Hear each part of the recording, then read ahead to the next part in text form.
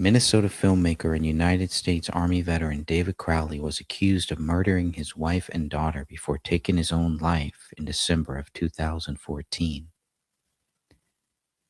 The Apple Valley Police Department suspects the bodies were inside the Minnesota home for 3 weeks after they were found by neighbors on January 17, 2015. Within 24 hours of finding the bodies, authorities assumed this was a double murder suicide. The culprit was deceased, and the public was not in any danger. Initially, authorities did not see a bullet hole in the living room ceiling or a bullet in the living room carpet. These were two of the most important items in the case, as they were tied to David Crowley and his daughter. It was only after investigators were told of their existence that they returned to the crime scene on two separate occasions and retrieved two spent rounds. What did authorities find in the Crowley house that proved David Crowley murdered his wife and daughter and then killed himself? Without a motive and with the absence of guilt, the case was closed with the status of exceptionally cleared. If David is truly guilty of this crime, then authorities should be forced to prove their theory. The gray stage exists solely because of the official conclusion, as stated on page 92 of the Apple Valley Police Reports PDF. With the conclusion of the review of digital devices, Detective Brian Bone reported on October 7, 2015, there is no other information available for further investigation. Throughout this investigation, the AVPD has not discovered any information or evidence that shows anybody but David is the perpetrator of these crimes, including the killing of his wife, child, and himself.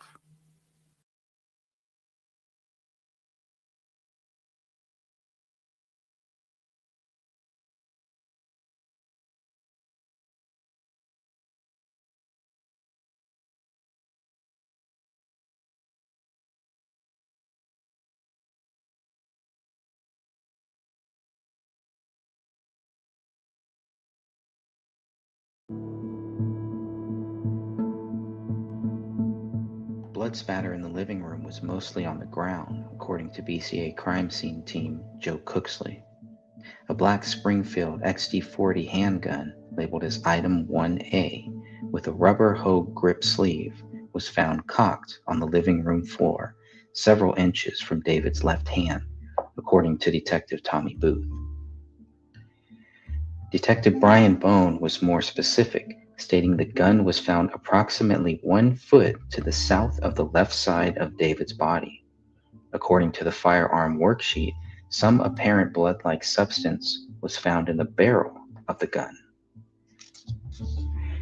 The worksheet also mentioned apparent rust-like material, which could have been found on one of 3 unspent cartridges in the gun. The presence of blood was found on the grip, Item 1A-1, the slide, Item 1A-2, the trigger, Item 1A-3, and the muzzle, Item 1A-4 of the gun. Item 1B is the magazine inside of the alleged murder weapon. Ridge detail blood found on the magazine was labeled as Item 1B-1. Several blood mixtures were found on the gun, specifically on the trigger, Item 1A-3, and the magazine, Item 1B-1. DNA results show blood of 2 or more individuals on the trigger, with one of those individuals being David Crowley. The blood did not match Kamel, but Rania could not be excluded as a possible contributor. 2 or more DNA profiles were found on the magazine. The major DNA profile on the magazine matched David Crowley. An estimated 99.9997% of the general population was excluded from being possible contributors, but Kamel and Rania could not be excluded. 2 cartridges were removed from the magazine and labeled as Item 1B1 and Item 1B2. Item 1C is an unspent cartridge found in the chamber of the handgun. Latent prints were not found on these 3 items. Item 1D is listed as a bore patch from item 1, and item 1E is listed as test-fired specimens from item 1. Hairs and fibers found on the gun and magazine were labeled as item 1A-5 and item 1B-2. Latent print results revolved around 2 of 3 latent prints suitable for comparison, 1 found on the gun and 1 found on the magazine. LP1A-1 is a latent palm print on the gun. According to latent print results, no known palm prints for David Crowley were submitted or found in the BCA files for comparison to the palm print on the gun. LP1B-2 is a latent fingerprint found on the magazine. However, this too could not be tied to David Crowley due to the limited quality and quantity of information in latent print. Jennifer Kostrowski consulted with Dennis Randall about this latent fingerprint. He agreed, Kostrowski wrote. It could be 1 or 2 prints, plus that LMP was unusual, coupled with low quality makes it difficult to determine. The crime scene team found a total of 6 empty spent cartridges, Detective Bone reported. The crime scene team also found 3 bullet fragments in the carpet. According to Detective Bone, the BCA crime scene team processed the scene in detail. After the scene was processed, Bone continued, we were able to move the rug that the bodies were found on. These results did not include item 53, which rolled out of a living room carpet on January 20th, nor did they include item 57, which was found in the attic above the living room ceiling. The results of the laboratory firearms determined that item 1, which is David's gun, fired items 2, 3, 9, 30, 36, and 37, which was 6 Smith & Wesson .40 caliber cartridge cases, and items 42, 43, 44, 45, 53, and 57, which were 6 bullets. Comparative examinations of item 31, a bullet fragment, against test-fired bullets from item 1 and item 57 were performed with the following results. Item 57 against item 31 showed the presence of matching features. This means that item 1 fired 31.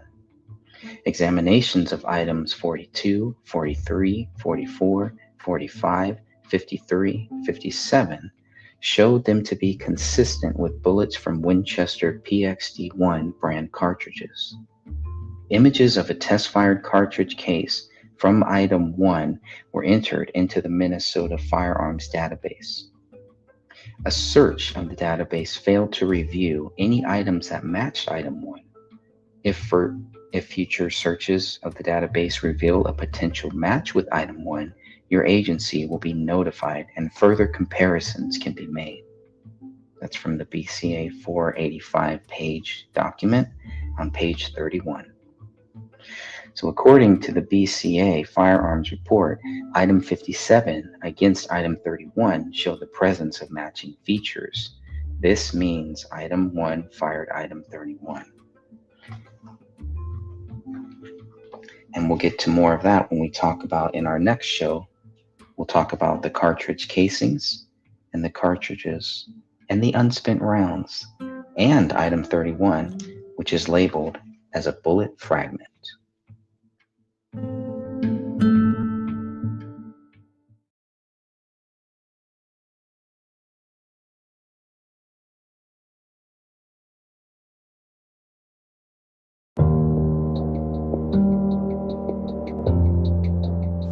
The bullets.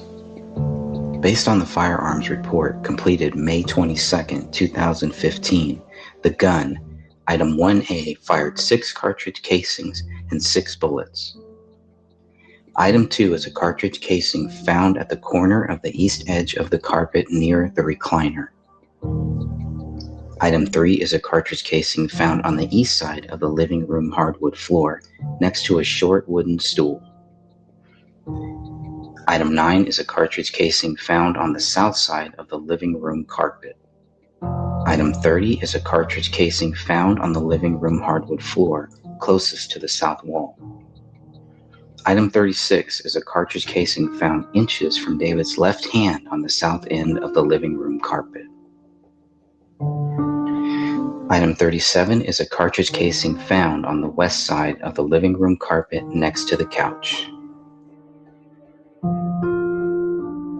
The spent cartridges found on the west side of the living room carpet on January 17, 2015 are labeled as Item 42, Item 43, and Item 44. All three spent cartridges were found close to the living room couch with hair on them. Test results for all three items showed a single-source DNA profile matching Kamel while excluding Rania and David as possible contributors. Item 42 weighed 167.96 grams, contained a blood-like and hair-like substance with expanded damage to the nose of the spent cartridge.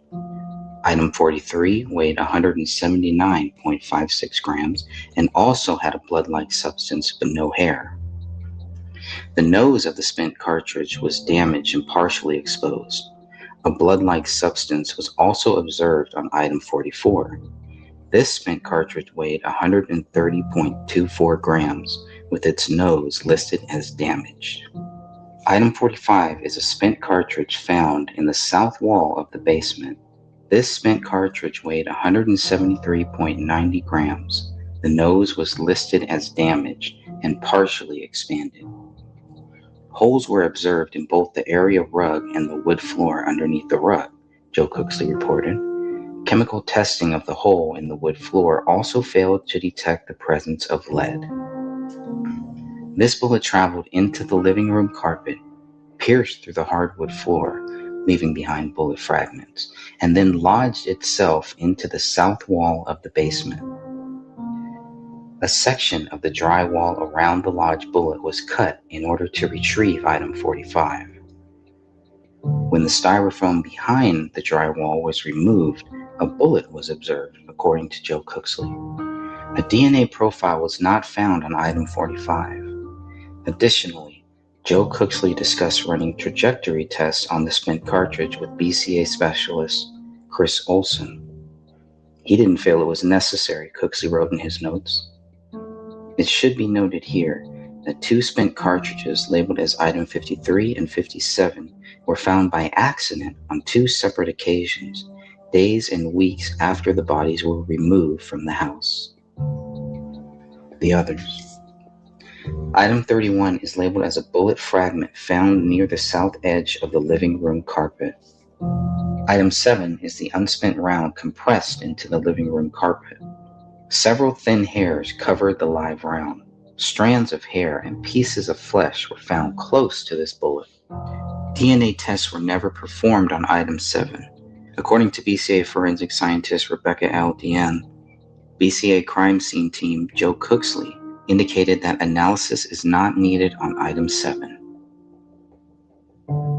Once the processing of the crime scene was completed between January 17th and 18th, investigators left the house with 4 spent cartridges instead of 6. Of the 4 bullets recovered from the scene, only 3 had blood on them.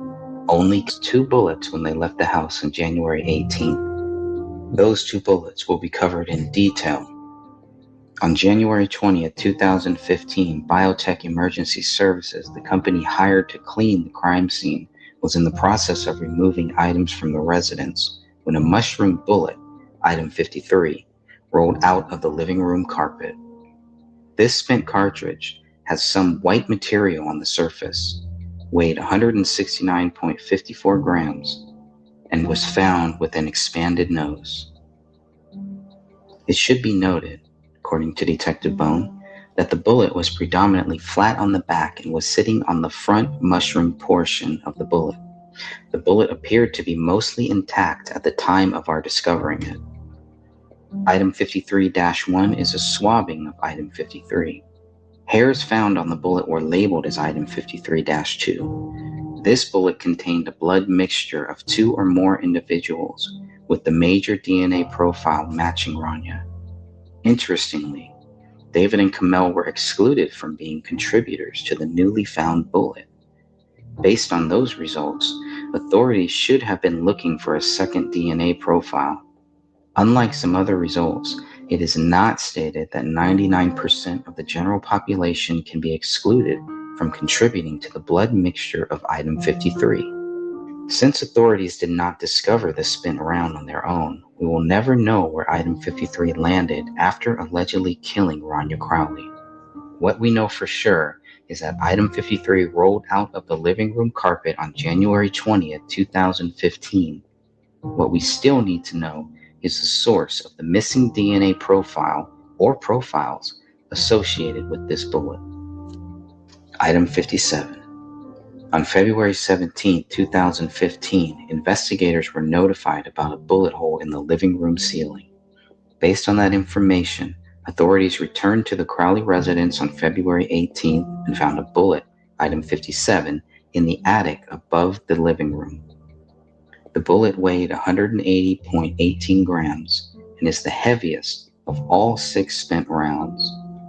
Like item 45 and item 53, white material was also observed on this spent cartridge. The nose of the bullet was partially expanded.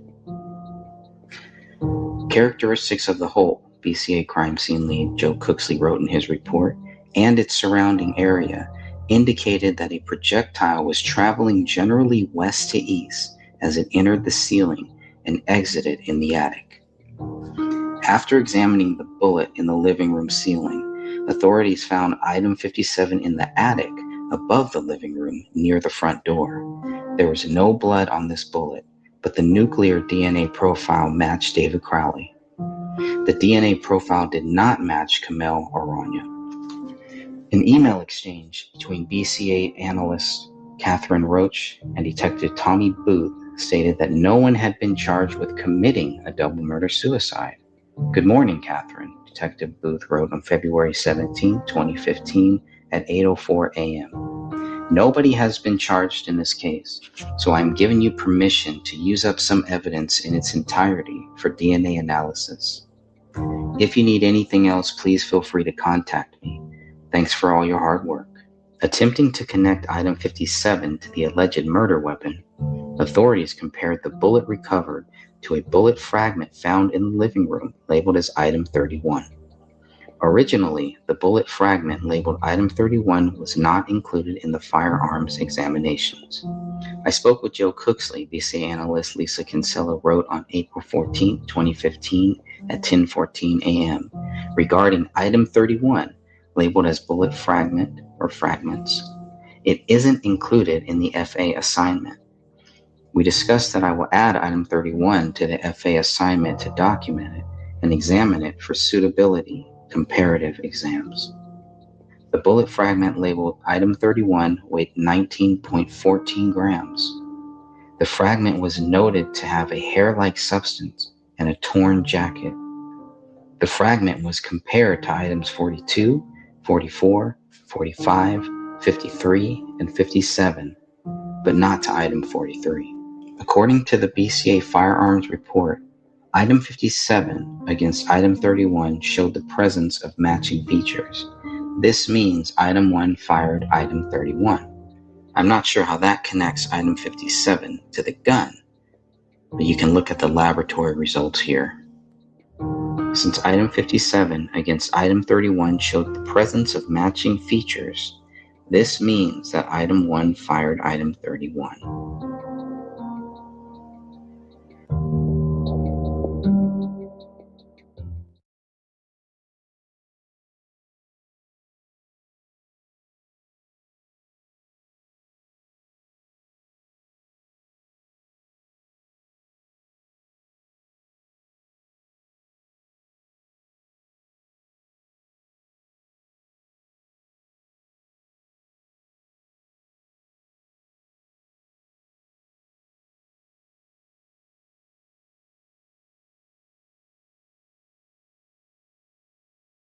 Be powered on and active.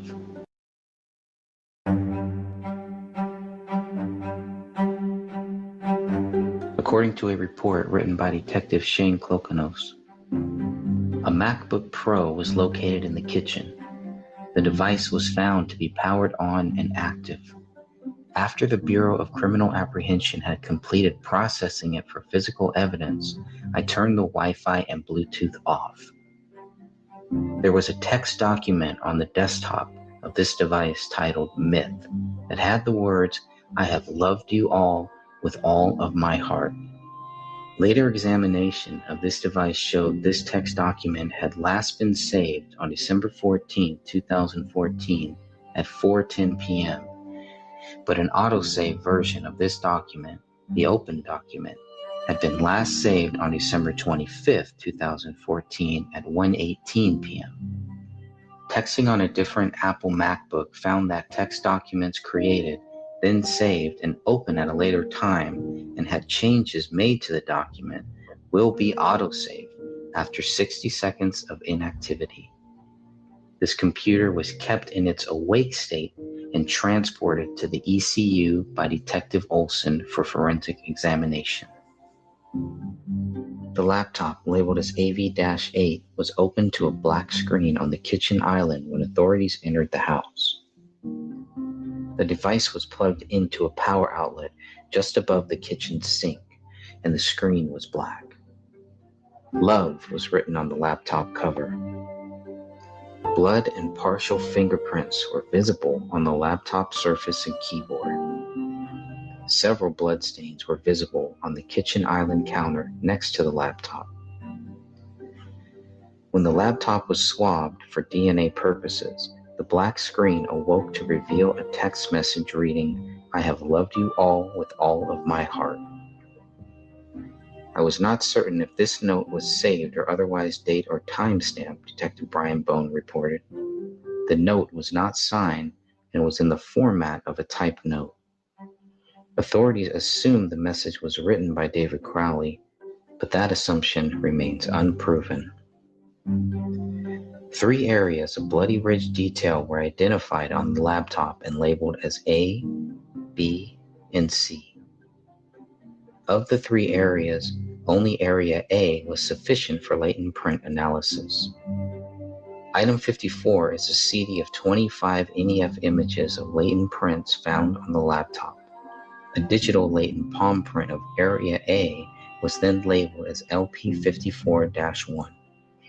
LP54-1 was searched in the Midwest Automated Fingerprint Identification Network database, and no suitable candidate was generated. Additionally, no known palm prints for David Timothy Crowley were submitted or found in the BCA files for comparison to LP54-1. Item 23 is blood swabbed on the surface of the laptop. DNA results tie the blood to Kamel while excluding David and Rania. According to Joe Cooksley, the item 23 bloodstain was in close proximity to apparent bloody ridge detail. A chemical was used to enhance the ridge detail. The ridge detail was documented with photographs prior to and after the application of the enhancement chemical. Blood found on the A key of the laptop was swabbed and labeled as item 24. Though collected and itemized, the blood on the A key was not submitted for DNA testing. The blood wall. BCA crime scene team lead Joe Cooksley noted no latent prints observed on writing in blood on west living room wall. Item 11 is a swab of the blood writing on the living room wall. Specifically, this item is the second A in Ala'u. The blood pointed to a single source matching Kamel while excluding David and Rania. The writing appeared to be in blood, Detective Brian Bone wrote in his report, and written with somebody's hand and fingers, as you can see individual finger marks in the writing. Similarly, the B in Akbar was swabbed and labeled as item 12. However, item 12 was not tested for a DNA source, which is interesting since Joe Cooksley requested DNA analysis on both items 11 and 12. Item 40 is the pen found next to the notepad on the computer desk. Blood found on the grip of the pen was labeled as item 40-1. The pen was not one of the items submitted for nuclear DNA testing. The pen was not one of 3 latent prints suitable for comparison to David Crowley. So how do we know David used the pen to write on the notepad nearby? Item 41 is the notepad found on the computer desk in the office bedroom. Authorities found the notepad flipped open to page 30 of 59. On page 30 were 2 strange, unexplained sentences. The first was, "Open the Rise most recent version." The second message was, "Submit to Allah now." Neither of these 2 messages were ever labeled as suicide notes by authorities. More importantly, who can prove David wrote the 2 messages? Bloody visual ridge detail was found on the following pages: 41A-30 back, 41A-31 front and back, 41A-31-30, 41A-31-1, 41A-32 front, 41A-33 front, 41A-34 front, possible RD, 41A-58 back. Items 41A-35, 41A-36, and 41A-37 had minimal apparent blood on the bottom edges. BCA analyst Jennifer Kostrowski's notes dated July 14, 2015 states she spoke with Joe Cooksley about which items should be processed for latent prints. Kostrowski was told it was sufficient to only process pages with RD in apparent blood. Other pages returned to item packaging, no LP processing on item 41. Results of the alternate light source examination were conclusive. Examinations of the front and back cover of the notebook, item 41, and the 59 pages that were originally within the notebook, items 41A-1 through 41A-59, failed to reveal any latent writing material. Item 41-1 is blood found on the front cover of the notepad. This could mean the notepad was closed before 2 messages on page 30 were written. The item was never tested. Item 41-2 is blood found on page 30 of the notepad.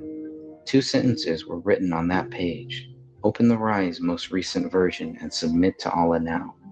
The blood on this page contained a mixture of 2 or more individuals, with the major DNA profile matching Kamal. David and Rania were excluded from being possible contributors to the blood tested on page 30. So who is the source of the other DNA profile or profiles? Regarding the latent print examinations, item 41A-30 is page 30 of the notepad. LP 41A-30-1 is a latent impression, finger/palm, observed on page 30. Latent print results were inconclusive to Crowley due to the limited quality and quantity of information in the latent and known prints. Similarly, item 41A-31 is page 31 of 59. LP 41A-31-1 is a latent fingerprint on page 31, which was identified as David's left middle finger. This is the only conclusive connection between David and the notepad. Separately, 2 SDA lifts taken of impressions found on the front side of page 20 of the spiral notepad were examined and labeled as item 41A-20A. Item 41A-21A consisted of 2 ESDA lifts taken of impressions found on the front side of page 21 of the spiral notepad. Can we safely assume pages 20 and 21 were the only notepad pages with indented impressions? Handwriting comparisons between what was written on the notepad and the writings on the refrigerator door and checkbook in the kitchen never happened. 3 pages, labeled as 41A-39, 41A-40, and 41A-41, were warped from being wet from something. These are the 3 writings found inside of the Crowley home on January 17, 2015.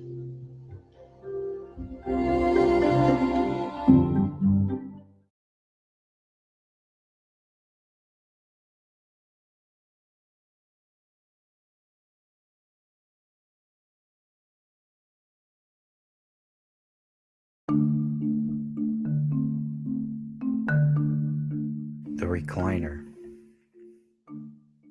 What happened at this recliner? The blood on the recliner, item 34, wasn't examined, even though there was a huge blood stain on the bottom left corner. Considering the huge circular stain in the image, I was surprised authorities decided not to swab the item. Hair and small blood stains were also present on the upper right portion of the recliner, but not mentioned in reports. The blood on the recliner does not line up with where the three bodies were found. BCA 4984 shows this recliner in its reclined state.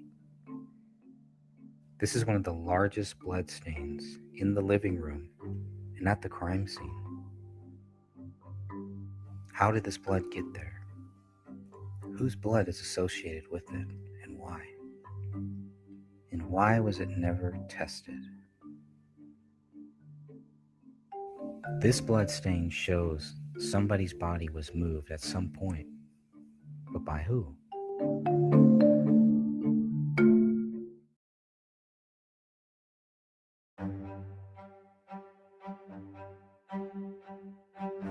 The gunshots. Of the 12 neighbors that were interviewed about the Crowley family, only 2 neighbors reported hearing gunshots: Colin Prochnow and Alan Olson. Colin lived one house left of the Crowleys. Alan Olson lived behind the Crowley family on Lowell Drive. According to police reports, Colin Prochnow reportedly heard gunshots between December 2nd and December 19th, 2014. Mr. Prochnow was able to narrow down the date to December 9th or December 10th, sometime between 1 a.m. and 2 a.m. most likely. Mr. Prochnow also believed the gunshots came from the direction of the Crowley residence. Colin did not contact law enforcement, Officer Tara Becker reported, but stated that he checked out his front door and didn't see anything, and checked out the back of his residence and thought it was fireworks. The second neighbor who heard gunshots was Alan Olson, who lived on the street behind David Crowley. Detective Brian Bone first spoke with Alan's wife, Gina Olson, who mentioned her husband heard, quote, 3 rapid-fire shots from somewhere outside their residence. A day later, Detective Bone followed up with Alan Olson to learn more about the gunshots heard before December 31st, 2014. Mr. Olson stated he was sitting in his living room one evening with his daughter when he heard 3 rapid-fire gunshots somewhere outside of his house. Olson could not remember exactly where the sounds came from, but he was certain he heard gunshots. Olson told Detective Bone that he and his family were home between 1 p.m. on Christmas Eve and 1 p.m. on Christmas Day. However, Mr. Olson was unsure if he heard the gunshots on either of those days. Detective Bone's report ended by stating Alan explained that he had not called the police because he did not have any specific information about when he heard the shots. How many gunshots should have been heard? 6, if the fragment, item 37, belonged to one of the 4 spent rounds found on January 17, 2015. Yet there was a maximum of 3 possible shots heard sometime between Christmas Eve and New Year's Eve. 3 rapid-fire shots, not 6. 3 shots could have accounted for what's in Kamel and Ranya's autopsies. The reports state Kamel was shot twice and Rania was shot once. That doesn't line up with the DNA results, which show there were 3 bullets tied to Kamel, and another bullet was tied to Rania and an unknown DNA profile. If the 3 bullets tied to the 3 rapid-fire shots were truly tied to the deaths of Kamel and Rania, That still leaves 3 bullets fired after their deaths. Only one of those bullets would account for David's death. Another bullet was fired into the floor of the living room, landing in the south basement wall. But that still leaves a bullet found close to Kamel, which only has her DNA blood on it. How could this bullet only have Kamel's blood, considering where the bodies were found? Let's take a look at the simple truth here. Kamel was shot at least twice, ruling out a suicide on her part. If Kamel died last, which is something we will consider in a future episode, there is no way she could have killed herself. The autopsies state Kamel was shot twice, but DNA results have her blood and only her blood on 3 bullets. Rania was found on top of Kamel's back leg. If Rania was shot where they say she was, it's possible some of that blood should have been on one of those 3 bullets tied to Kamel. Yet the bullet tied to Rania completely rules out Kamel and David as contributors, but does include an unknown DNA source. So the bullet tied to Rania did not just have Ranya's DNA on it. Another simple truth is that neighbors did not hear 6 fired shots in the area. Of the 12 neighbors who were interviewed by the police, only 2 of them reported hearing any type of shots or fireworks between December 2nd and December 31st, 2014. What Colin Procknow heard on December 9th or December 10th is not relevant to the deaths of David, Kamel, and Rania Crowley, for the simple fact that David, Kamel, and Rania Crowley were still alive on December 9th and December 10th. That still leaves Alan Olson. He was certain he heard 3 rapid-fire gunshots between December 24th and New Year's Eve. Rapid fire, 3 shots. That leaves 3 gunshots he did not hear. But if those 3 rapid-fire shots came from the same gun, what targets did they hit? And does that line up with DNA results? Perhaps. But only if someone's body was moved at some point, then placed later where the first responders found them. In the end, no one heard 6 shots. They should have. But that doesn't mean that there were not shots fired in the house between late December of 2014 and mid-January of 2015. The order of deaths and the body placement will be covered soon.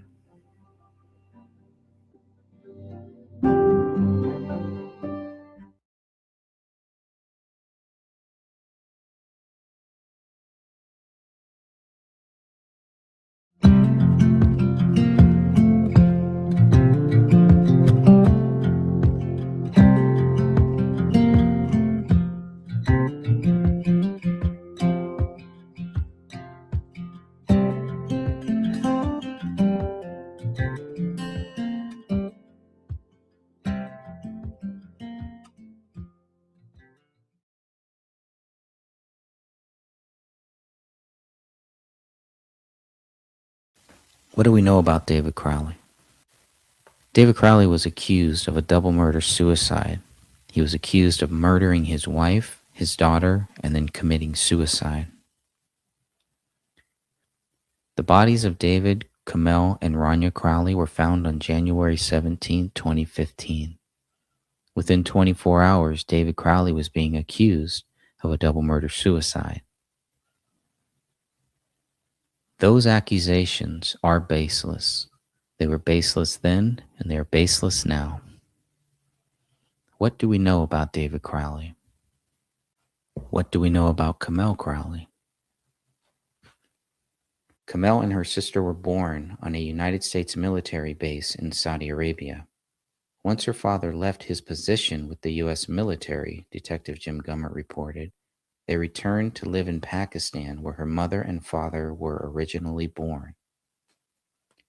The Alam family stayed in Pakistan until Kamel was 17 years old and then moved to Texas. Kamel then met David while attending Baylor University, a private Christian university in Waco, Texas. David grew up in Owatonna, Minnesota.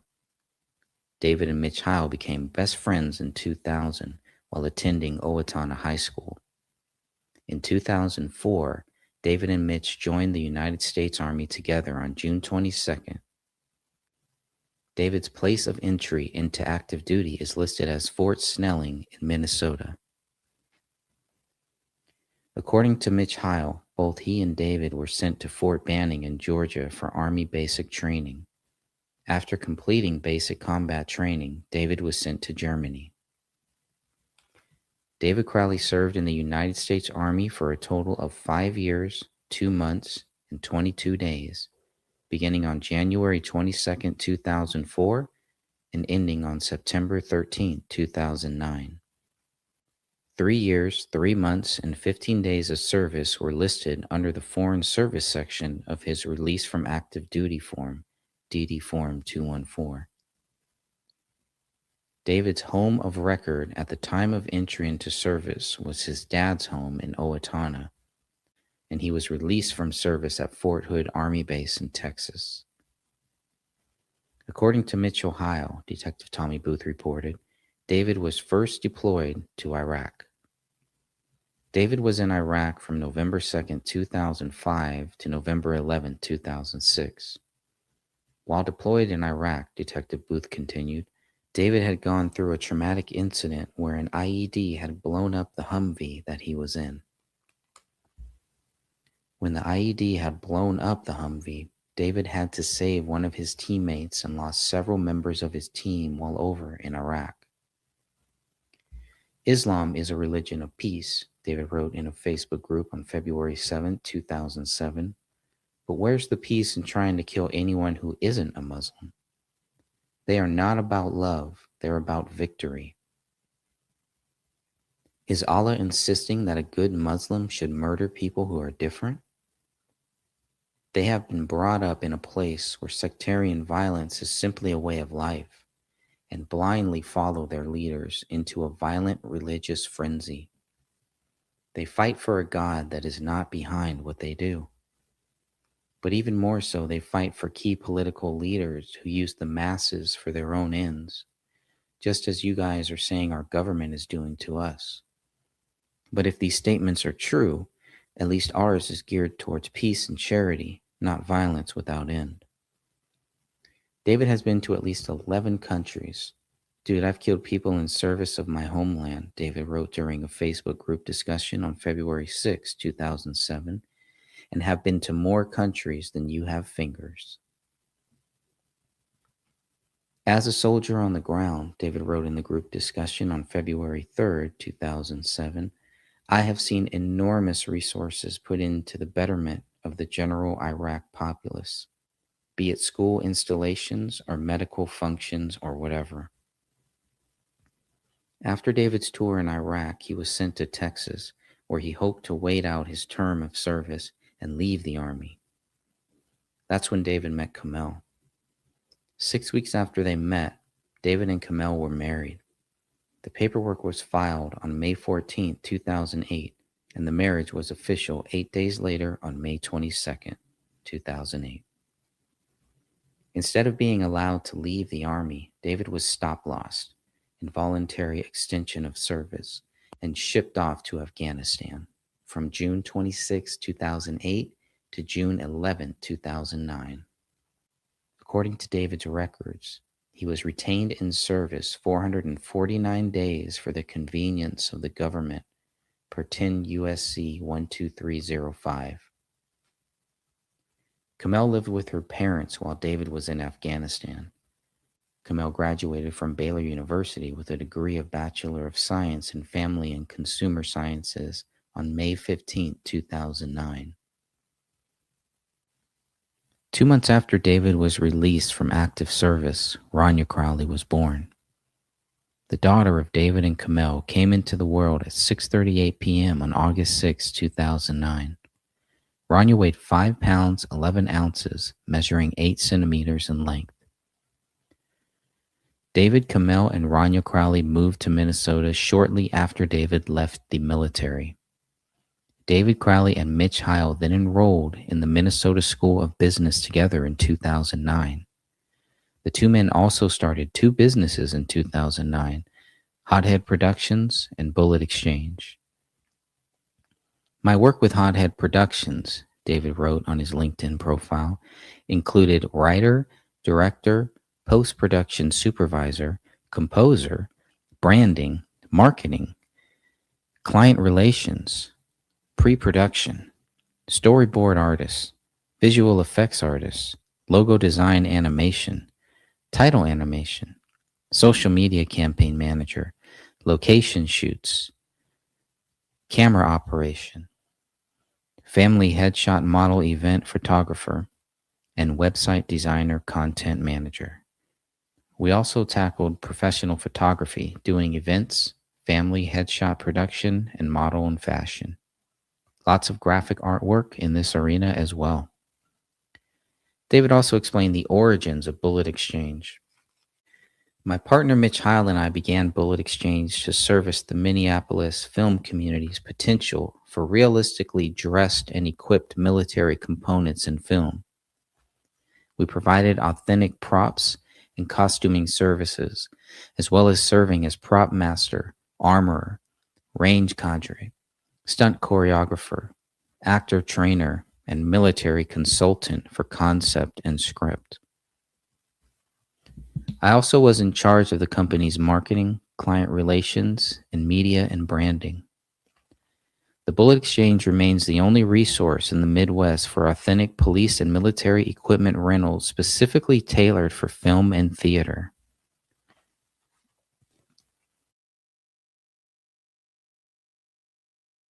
David volunteered at the Progreria Research Foundation as a language translator from October of 2009 until May of 2010.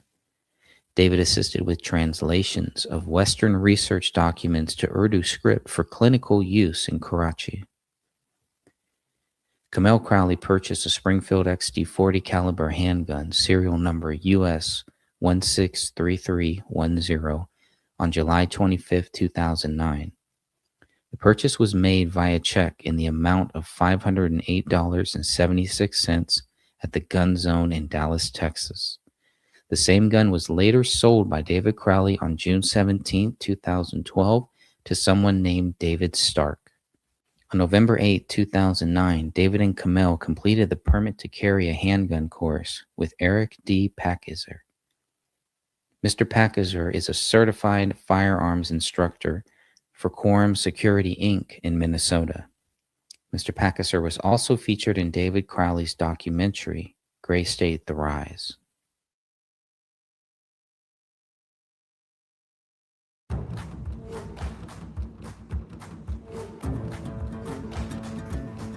Officer Tara Becker recorded audio statements from both Colin and Judy Prochnow.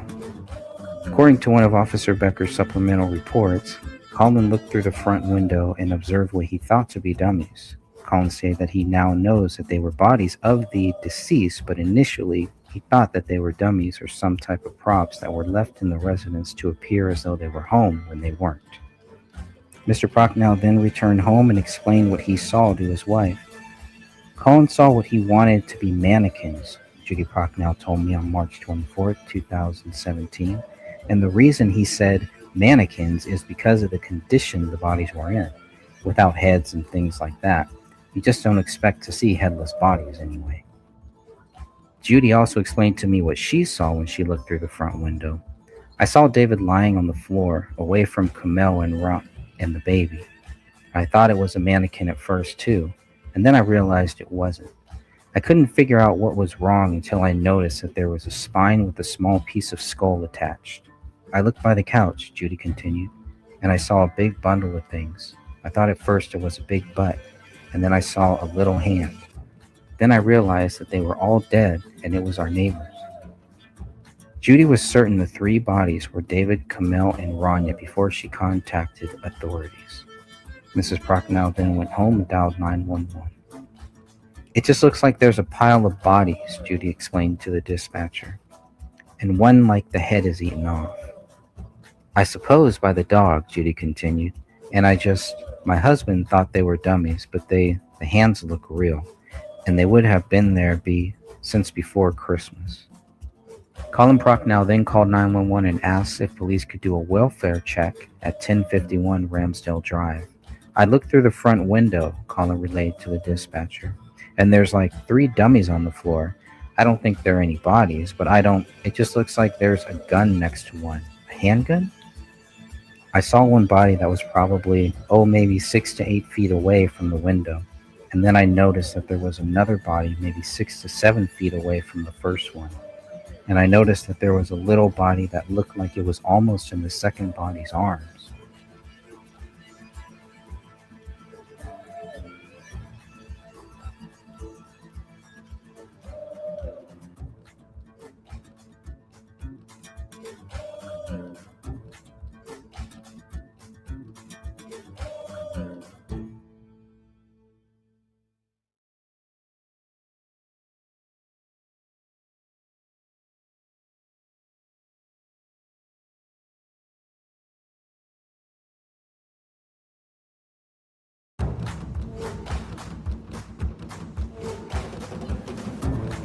At 1:04 p.m. on January 17, 2015, Apple Valley Police Sergeant Greg Dahlstrom arrived at the crime scene. There he saw Colin Procknow standing in Lorraine Tuppy's driveway. Mr. Procknow approached the officer, stating there were 3 bodies in the living room of the Crowley home. Sergeant Dahlstrom then approached the front window and looked inside the residence. I noticed several obviously dead bodies lying on the floor near the front picture window, Sergeant Dahlstrom wrote in his supplemental report. I noticed a black handgun on the floor as well. Lastly, I noticed a medium-sized dog barking and running among the bodies. I advised dispatch of my findings, Sergeant Dahlstrom continued, and requested the channel be restricted to emergency traffic. Officer Tara Becker was the second responder to arrive at the crime scene. Sergeant Dahlstrom advised me that there were in fact 3 deceased parties that could be seen from the large picture window at the front of the residence. Officer Becker did not report seeing the bodies in any of her supplemental reports we received. Officer John Broughton arrived third. While all 3 officers were standing on the west side of the house, they could smell the odor of decaying bodies. Officer Broughton was the first officer to check the back of the house. I was instructed to check the rear of the residence for any signs of forced entry, Broughton documented. The backyard is fenced in with a chain-link fence, and the gates were closed but not locked. Officer Broughton entered the backyard and saw fresh animal tracks in the snow. Signs of forced entry were not found on any backyard windows, but there was an open door. The rear sliding patio door was found open slightly 1/4 inch, wrote Broughton. I opened the door and found that it was not locked or secured with the bar lock. Paleo continued to bark as Broughton opened the rear slider. When I opened the patio door, there was an overpowering odor of decaying flesh. One light was on in the dining room, Broughton continued. The Christmas tree lights and other strings of Christmas tree lights were still on. After walking around the back of the house, Officer Broughton looked through the front window and saw 3 bodies on the living room floor. They were all badly decomposed, Broughton wrote in his report. One adult body was laying on its back with a black semi-auto pistol nearby. The second adult body appeared to be laying on its stomach and/or side. Between 2 adult bodies was the body of a small child.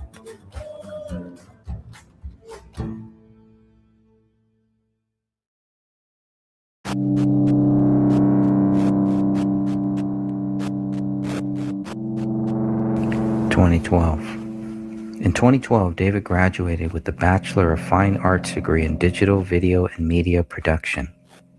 After 2 years in the making, the Gray State movie trailer was released to the public on August 7, 2012. A month after its release, David Crowley was interviewed by the Freedom Fiends talk radio show. The interview, conducted by Michael W. Dean, came out on September 15, 2012. The Gray State movie trailer cost David Crowley and Mitch Heil $6,000 to make. That's just out of pocket through our production company, David explained to Michael Dean. That's just money spent harnessing the actors to our set and getting the props that we needed, but we spent another year in post production, doing 17-hour days. So, how do you put a price tag on that, really? The story of Gray State continually evolved. It's gotten deeper, David said of the Gray State story. It's gotten very much darker. So, people, when they see this, their response is, as I knew they would be, they're very divided. First of all, they're very supportive, like, wow, this is like a future scenario that we can face, that we are facing right now unless we wake up. Then what they want to do is they want to assign their responsibility for activism to my project and assume that that's what I want to do, is wake people up with Gray State, when in fact I can't make any such moral distinction because I'm a filmmaker. I'm an artist.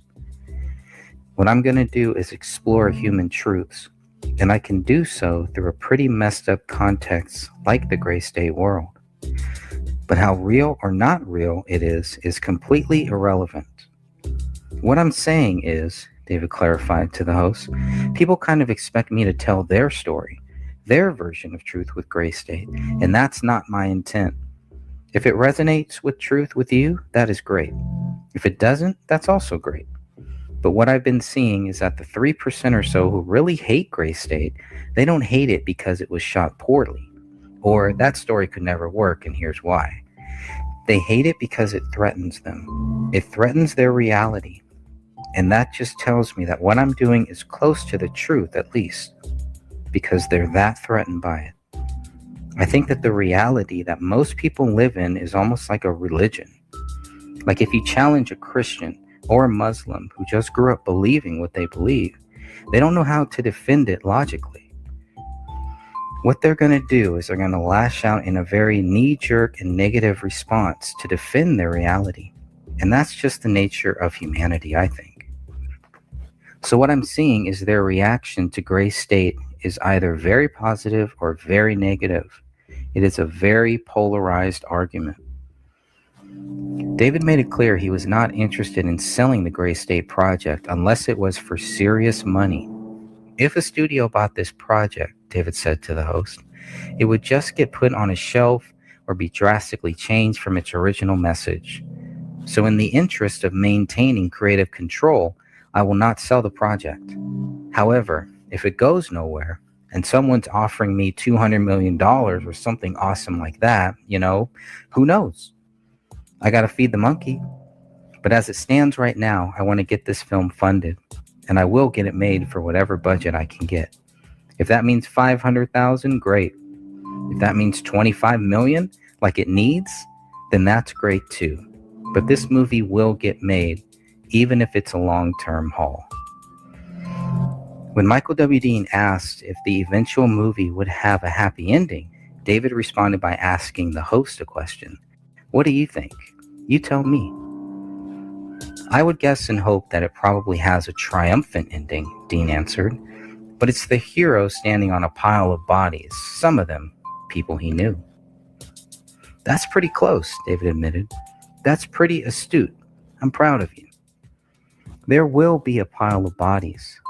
You won't know who's going to end up in that pile when you're watching it. A film has to follow convention. A film has to follow convention. It has to follow that storytelling formula. Otherwise, the story doesn't work. But once you know the rules, you can break the rules. And Gray State breaks the rules in that it's not only immediately physical, it's interdimensional. It's very layered. It's spiritual at times, without adhering to any sort of Western philosophy. But it's deep. It's taken me a long time to craft this story. And while it might not be a physically surface level happy ending, anyone who's paying attention will extract some real values from the ending. The Gray State trailer did not put David Crowley in debt. It's all paid for. We paid cash for everything. If Gray State takes off and starts to pay the bills, that'll be sweet. Otherwise, it would have to take a back burner while we make a living. David also explained the filming process for the movie trailer. We wanted to do it for real, but a lot of it was guerrilla, unfortunately. A lot of the scenes we did, it was like it had the real scale of a real production. So a lot of them, yes, we went to the city. We got permits. We hired cops to babysit for us for a few hours, and we did it for real. But a lot of the stuff was just guerrilla, just because we couldn't get a hold of the city liaison who does that stuff, or they didn't know what to do. It was only a 3-second shot, anyways. So there's a couple things like that, but for by and large, it was a real production. Minneapolis is a bitch to deal with, David continued. They want to charge you like $150 an hour, even if you're just a freelance photographer. The initial park scene we shot in guerrilla style, just real quick. But the St. Paul people, I mean, Twin Cities is Minneapolis and St. Paul, those guys are a delight to deal with. They'll give you a cop. They'll make all the communications for you, and they'll set it up for you. And all you got to do is send them a check at the end of the day. During the interview, David Crowley was asked if he had made any enemies as a result of the Gray State Project. I do know that I've already made a lot of enemies, Crowley responded, and that this was a long time ago, actually. I made enemies just by releasing little bits and talking to people about my idea for this film, long before it was even released as a trailer. And I have made no shit enemies just because they don't want to hear it, and a lot of them have been family. Not my family, but I'm talking about other actors who've spoken to their family about it and people who don't want to hear it. And what they do is they assign, like, well, that can't be real, so it's going to be a terrible movie, so I don't want to hear anything about it. But I wonder if they thought the same thing about Toy Story. Like, hey, toys don't talk. This movie sucks. So the negative reaction has largely been not reputable. So it's just been a lot of silly banter about, I'm a Zionist pig and don't support my film. Michael Dean also asked if Crowley had ever been contacted by a government agency. If I were contacted by a government agency, David responded, I would not know about it. So I can't really answer that question. I'm sure that I have been. A lot of the reactions I'm getting about the trailer, they want to peg me as some kind of Zionist Jew, I guess, because my name is David. I guess that's proof enough for them. My lead actor's name is Danny Mason. Oh, you mean like Freemasons? So they want to develop their own conspiracy theories. They want to say the whole film is COINTELPRO. I'm just trying to develop lists to put them on. It's all very, very silly. David also mentioned being accused of being a Marxist. Asked if he's a Christian, David responded, I am. But I don't know where to draw that line between what I've been taught my whole life and what is probably more closer to the truth, if that makes sense. I've done a lot of spiritual exploration. I tend to end at the same answers, though. David also addressed the critics and negative responses to his project. A lot of people say that Gray State is just fear porn, and they're not going to support it, and it's fear mongering and stuff like that. Just because Gray State is scary doesn't make it fear porn. Even though you may be killed resisting, the act of resistance on a metaphysical level has value. David Crowley, 2012.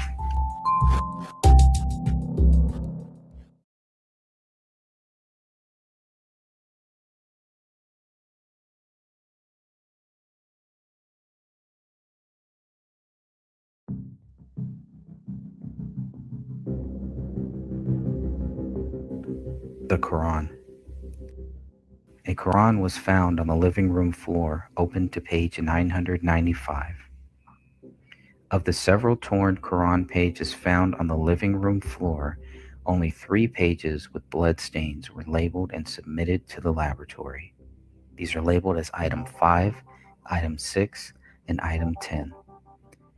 2 of these pages, Item 5 and Item 6, were found next to David. Item 6 was found under brown fabric. The other page, Item 10, was found on the opposite side end of the living room floor next to Kamal. Looking at the BCA lab results, the Quran and the 3 pages were not tested and not mentioned further.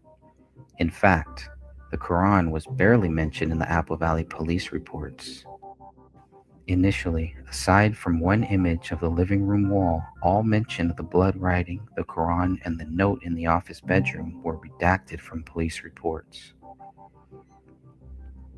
Even when the Quran was mentioned in BCA documents, it was simply referred to as a book. This is the Quran found on the living room floor.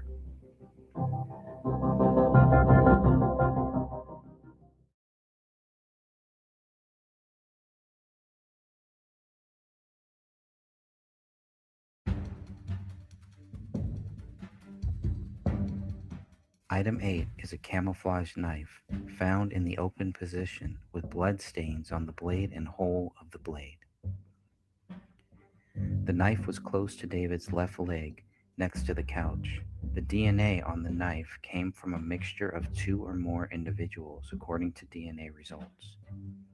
David, Kamel, and Rania cannot be excluded from being possible contributors to the mixture, but 99.9998% of the general population could be excluded. Item 8-1 is blood swabbed inside the hole of the blade.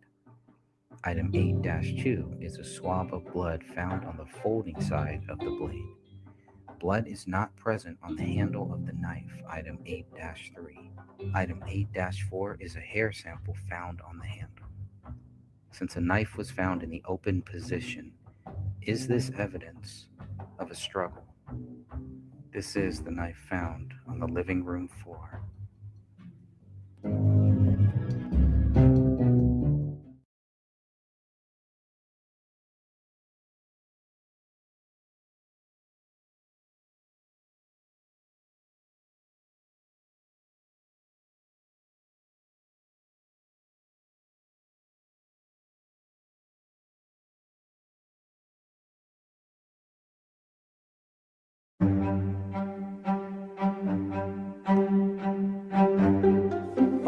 The fall of Gray State. The fall of Gray State did not happen when David died. Gray State fell when those who worked alongside of David took the project and tried to make it their own. Gray State fell when those associated with the social media pages claimed David was guilty within weeks, if not days, of the bodies being found. This is long before the DNA, ballistics, electronic records, and financial records all proved there was no evidence of their friend's guilt. The team simply jumped the gun and concluded David was a child killer, a wife killer, and a coward who committed suicide. That is the fall of the Gray State. Bury truth in a shallow grave. Grab your shovel and keep digging. On the surface, we were told David Crowley was guilty of a double murder-suicide. We were told the case was closed, that David was the perpetrator, and the public was not in any danger. We wanted to believe them. But what they told us was not the truth. The more we began to dig for the truth, the more truth we found buried under the surface.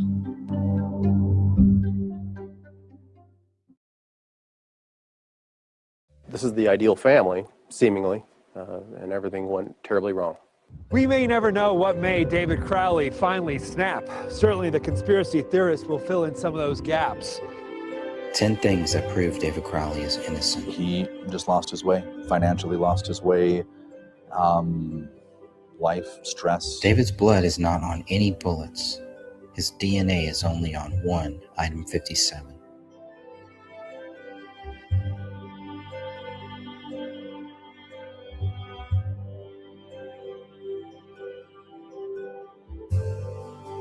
Police could not find a motive.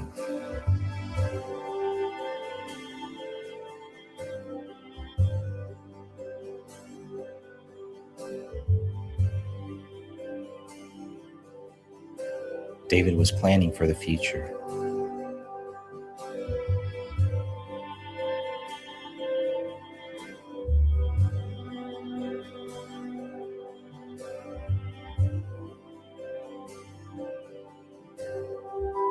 David had a working deal with Michael Entertainment Group to turn Gray State into a TV series. We didn't fire David or we didn't get rid of David or however that went. He didn't walk away from us. I mean, there was never any of that. David was wounded as evidenced by the blood on the magazine.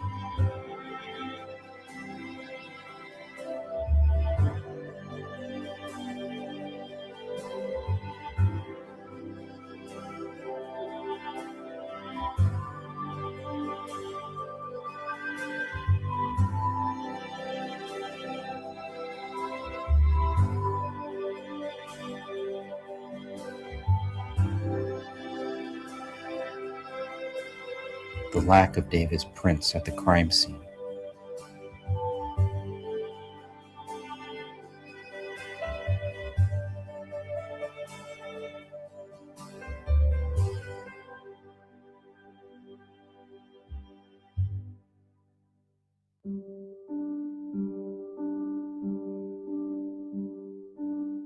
There is no evidence David committed suicide.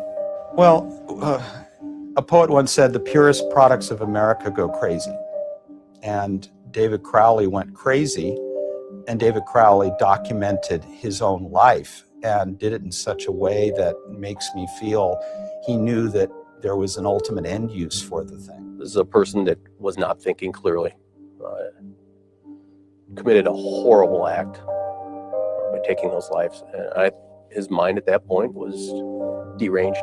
He just was not in a normal state. He wasn't thinking rationally. It almost embodied him, almost to the extent of where it would dictate a lot of his thoughts and his ideas and his, I guess, outlook in reality. He looked like he literally was eat, sleeping, and breathing on his computer.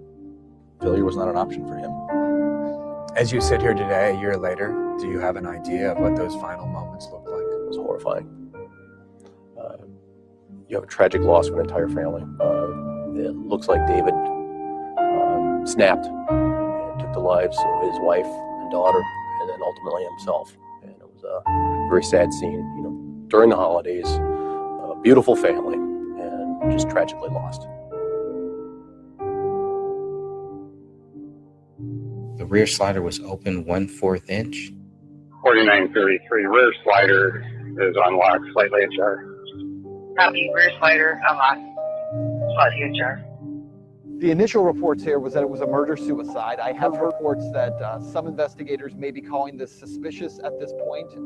That may just be, people hoping that it's suspicious. But I'm hearing that it may be suspicious. And I also have heard that there is reports of a sliding door that was left unlocked. I don't know how much you can say about the investigation. I know you're following it closely. What can you tell us about that? The only thing I can confirm on right now is obviously the investigation's ongoing. I haven't seen the reports about it being suspicious on it.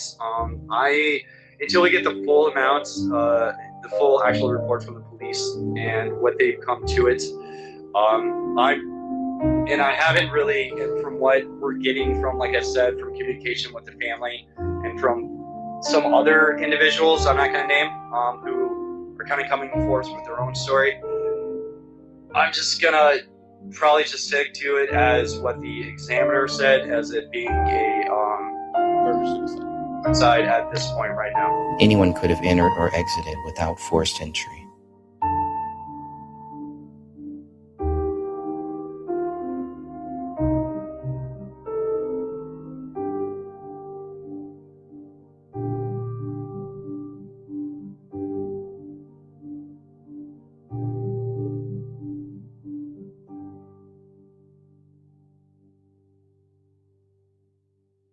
Who wrote Allah Akbar on the wall?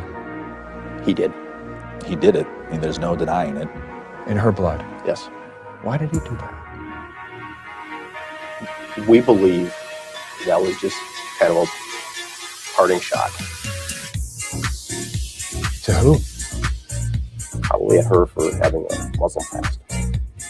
That, I believe, that's David being sarcastic. That's him possibly throwing a jab. A jab at Kamel's family? Possibly. There's no evidence to show David wrote Allahu Akbar on the living room wall. If David didn't write it, who did? More importantly, if police know they cannot prove David wrote the blood writing, why are they blaming David for it? But we have no idea what pushed him over the edge. Right, we don't know what the trigger was, what was the breaking point. Investigators spent months sifting through 20 terabytes of video David Crowley had kept on more than a dozen hard drives, looking for clues. How much of this do you think had to do with the film? I think a great deal. From all accounts, he was consumed with producing this film, and as a dark topic. You're talking about conspiracy theories and potentially the fall of society. And if you're focusing on that day in and day out, and those are materials you're working with, and you're filming exclusively on that topic, that can take you to a very bad place. So you think he literally went down the rabbit hole of these conspiracy theories and just couldn't separate himself from it? I believe so. And the Crowley case certainly fit the pattern of domestic violence. Kamel was everything to David. And if there was no Kamel, there is no David. According to hundreds of pages of police reports, no one ever saw David physically abuse his family. There is no suicide note. Danny, let me ask you about this, because there is a report that's out now from, I believe it's Canada Free Press. And an interviewer who had had Danny on a show says that, and this was back in 2012, so it was a little while ago, but says he had Danny on the show and he was talking to him pre-interview. And in that pre-interview conversation, he jokingly said something about, Danny, I hope you don't have any thoughts of suicide. And he was joking about it in reference to Andrew Breitbart dying and Michael Hastings dying, and just saying off the cuff, I hope that, essentially, I hope you're not killed over this project. And he says that David had responded to him and said that no, he had no feelings of suicide and he had no suicidal thoughts. And so they had talked about this prior to the interview. I'm just wondering if you've seen that report and if you can comment on that at all. That I can't comment because I don't know, and I don't totally, I'm not familiar with the interview on it, so I won't be able to comment on. That would be news to you. You weren't familiar with that conversation prior to. I'm not. No, I wouldn't. If the only part of that conversation I would have been familiar with would have been on what would have taken place during the part of the interview. I know that knowing David, any point, of the suicide and the extreme of the tragedy doesn't, like I said, it doesn't, for us, it still doesn't make sense. Danny, I just want to ask you this. Did you guys ever have this conversation? And the reason I ask that is because, look, I've been asked this question many times before. A lot of people have asked me dozens and dozens of times, do you feel safe? Do you worry about being killed for what you're doing? They jokingly say, are you suicidal? And they don't say it making a joke out of suicide. They say it, in reference to Andrew Breitbart. They say it in reference to Michael Hastings. And they say, look, I hope that you are safe in what you're doing. And so they ask the question, you're not feeling suicidal, are you? I'm just wondering, did you guys ever have this conversation about him fearing for his life, feeling threatened? Is that a conversation about death that you guys ever had? We've had that conversation early on it, and this is when, but then there was a period when David started putting distance between his friends and his family on it, and that I know that he was going through a personal transition, and I don't know if he was battling a lot of the bigger questions on spiritualism and his placement within society and also as a filmmaker. So I don't know if that part, but the discussions that we had before, I know that he wouldn't be suicidal because David was one of the strongest guys I've ever met before in my life, not only intellectually, but just physically all around. When you think of alpha males, he was like to the T of that. So that's why, and like I said, for me to say that it was a suicide and murder, it's hard enough to actually have those words come out of my mouth. Do I truly believe that? I'm going to look at the reports. I'm very analytical. I know David, but at the same time, I got to look at the bigger picture and all the facts and from the information that's coming in and what David was doing and kind of where he was emotionally at that time. Some of it is up to speculation because the contact with him became less and less in the course of a couple months ago, and that just wasn't me. It was his family and his friends on the same time. So what Mr. Alam said to me was, he goes, I can't believe how the Apple Valley Police would rush to a judgment that soon without knowing the facts. To have a suicide note, first you have to prove David wrote one with his handwriting. Even if we assume the handwritten note in the office was written by David, it is not a suicide note. Police never call this a suicide note, and rightfully so. There is blood all over the notepad, and there is a bloody print matching David's left middle finger.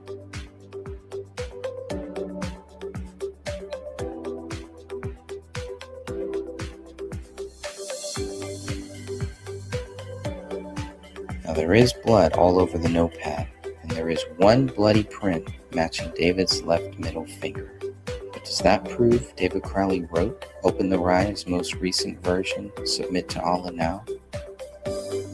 These are the 10 reasons, but there are many more. Apple Valley police also know that despite thousands of hours of forensic work, they'll be accused of a cover-up. If life can imitate art, so can death. David Crowley leaving behind a legacy of paranoia, revealing just how dark the gray states can be.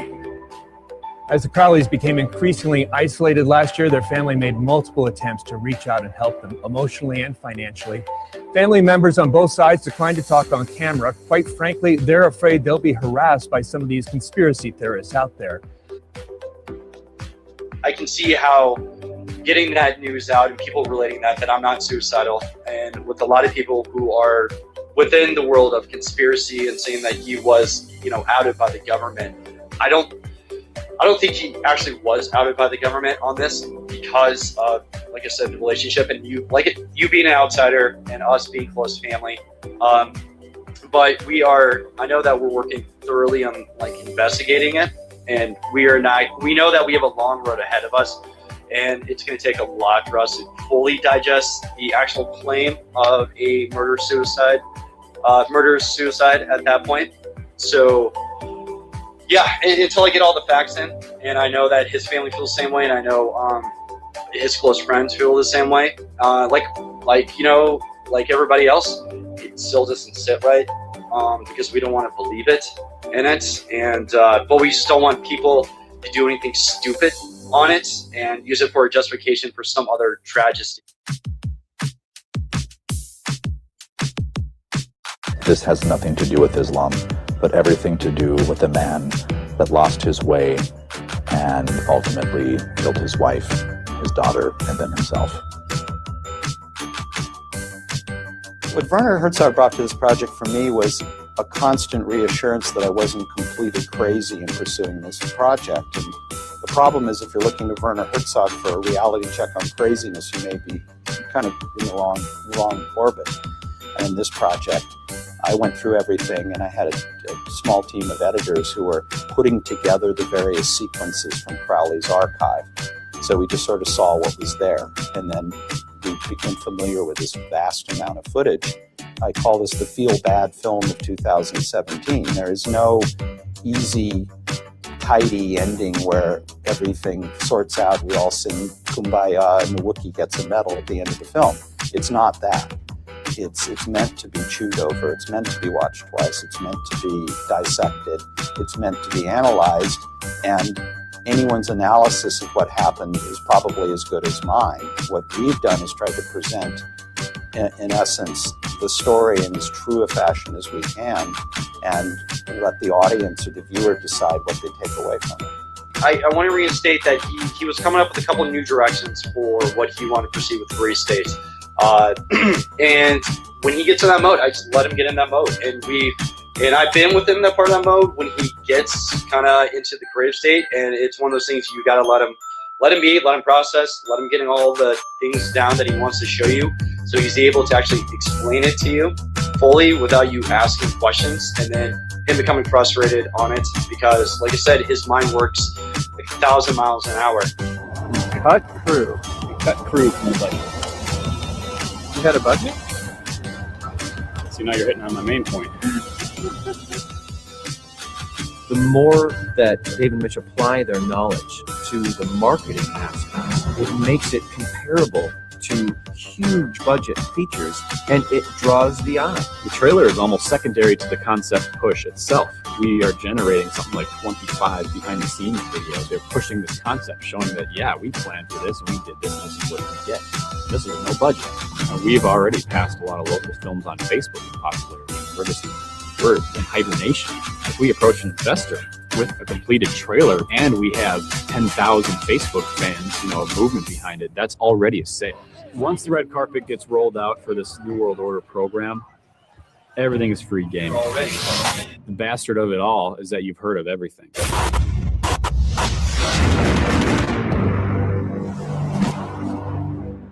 Americans believe that they can't do anything. And day by day, they're becoming correct.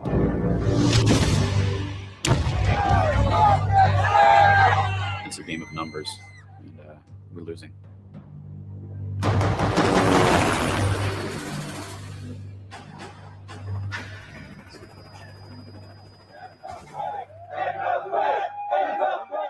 I think Gray State would definitely run into some problems because they're pushing the envelope. With anything that's pushing the envelope or trying to get a message out there that maybe not everybody agrees with, you're going to have some things you're running with. I think it's going to go over well with whomever you show it to. I think it'll go over well with them. Whether they want to actually give us money to do it, who knows?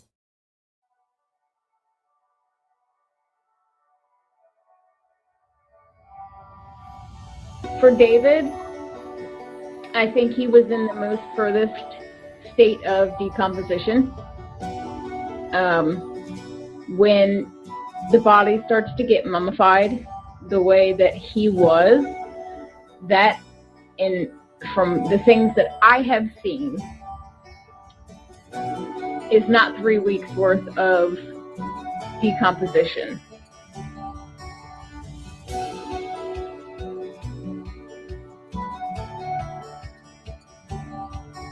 They were in, I would say, maybe a week to maybe a week and a half, from what I've seen personally, into decomp, with the bloating, the skin slippage, things of that nature.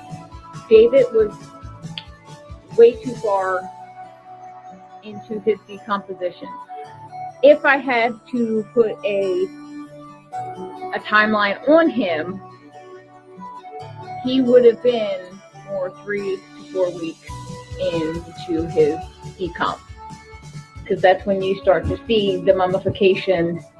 He had mild bloating in the abdomen not mild, but he had the bloating in the abdomen. It was mild, yeah. It didn't get to the point, as you know, they will, but he wasn't nowhere near that. There was no putrefaction. Mm-hmm.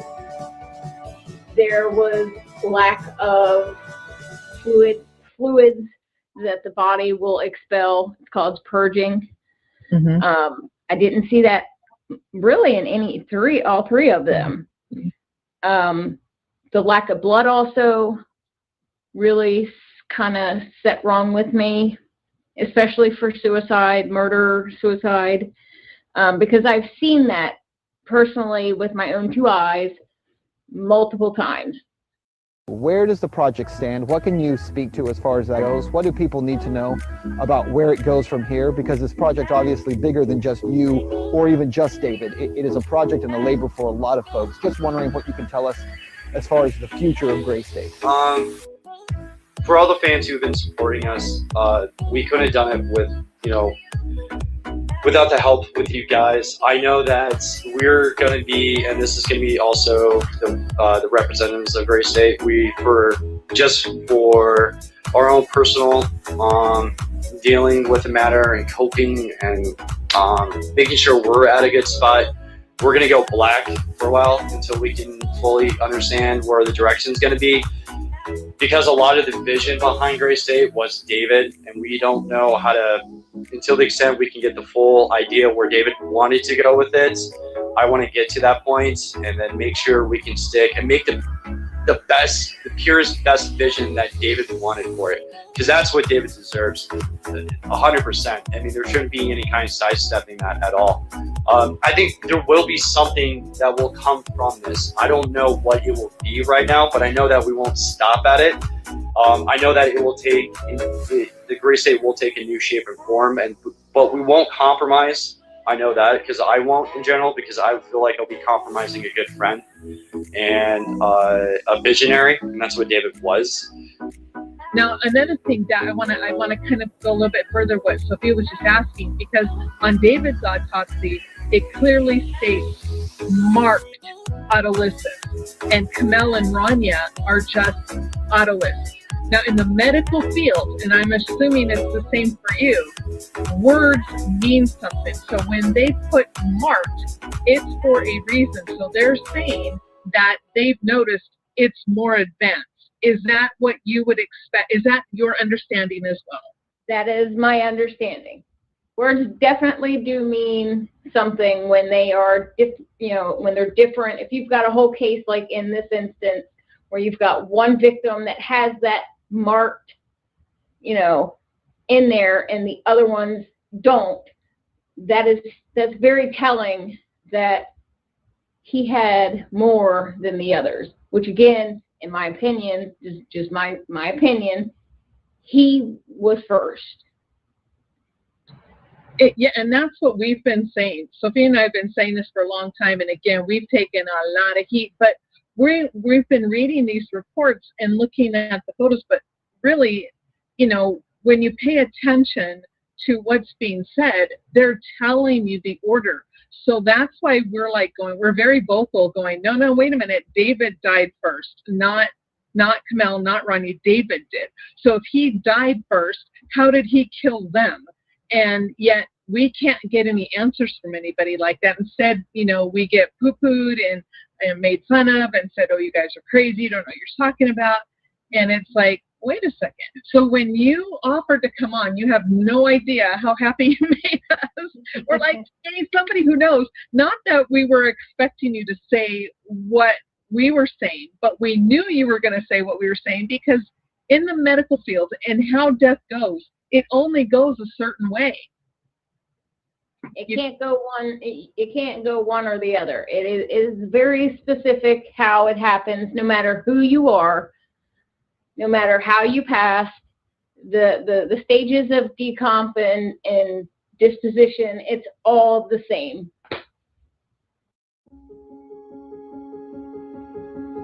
I was able to touch base with him, left him a message, and to my surprise, he gave me a call back, and we chatted on the phone for 37 minutes one afternoon, and he was real open and forthcoming.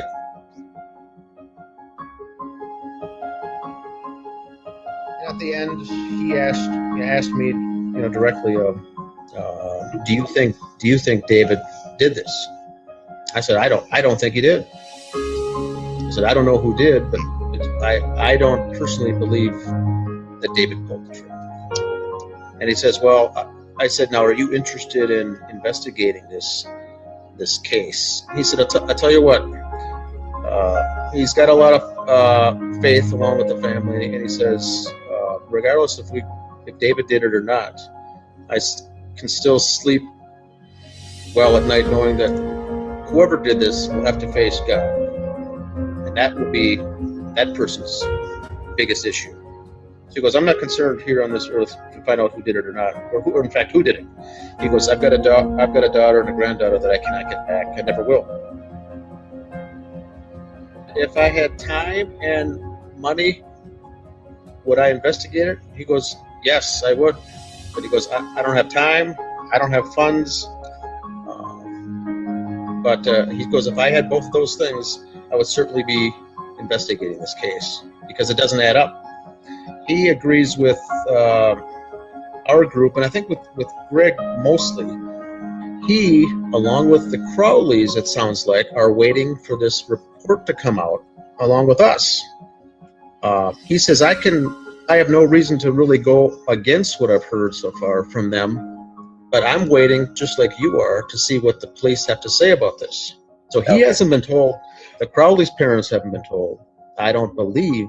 I think they've been given some parameters of what more than likely took place, but I don't believe law enforcement gave them details at all. So they're still in the dark too, and that's why they've been quiet, he thinks, is why you haven't heard anything from the Crowleys or the Alams, because they haven't been given anything to chew on.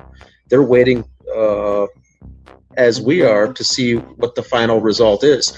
Then once this report comes out, that's final and marked closed, and everything's finalized, then you might hear the uproar from the families if they agree with it or not. But right now, he says there's really nothing to say on a public statement or to go public with anything, because we don't know what happened. Could it be that they're just really taking their time to make sure they really get their story straight, because they know there's a spotlight on this whole case, and there's people like us who's going to be picking apart the official story once it's released. So they want to make sure that they don't have to backtrack on something they said in an official investigation. They want to make sure they have all their bases covered, and maybe someone in federal law enforcement, or maybe someone has spoken to some of the investigators to tell them to make sure that they have to be very careful with this case about what type of information is released. I believe it's something along those lines.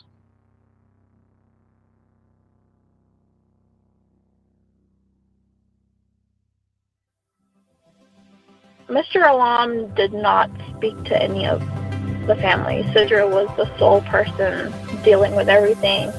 Miss Alam was really sick at the time, and they were in Dallas in another hospital. So Sidra basically told Mr. Alam, you know, don't worry about anything. I'll take care of it. You worry about Mom. Her husband will take care of the businesses. She'll handle all of it. So that was what was decided. Do you think that any of that was encouraged by the Gray State team? I believe when the whole documentary thing happened, yes. I think they took advantage of Sidra, her being naive and wanting to see the good in everyone, which, I mean, even from certain things that had happened and while I was there, I kept telling her, you know, just don't trust everybody. And, you know, it stuck out to me, especially with Mason Hendricks. He really didn't want Mr. Alam on the documentary. He kept pushing for just Sidra. He even told her not to tell Mr. Alam about this documentary. He put her in a position where she was very, you know, she didn't know what to do. But yeah, I definitely think they kind of liked that they were just dealing with Sidra and not Mr. Alam. Because in all reality, if Mr. Alam had been dealing with all this would have been a whole nother thing. It wouldn't have transpired to all of this. It wouldn't have gotten to this, especially with the documentary.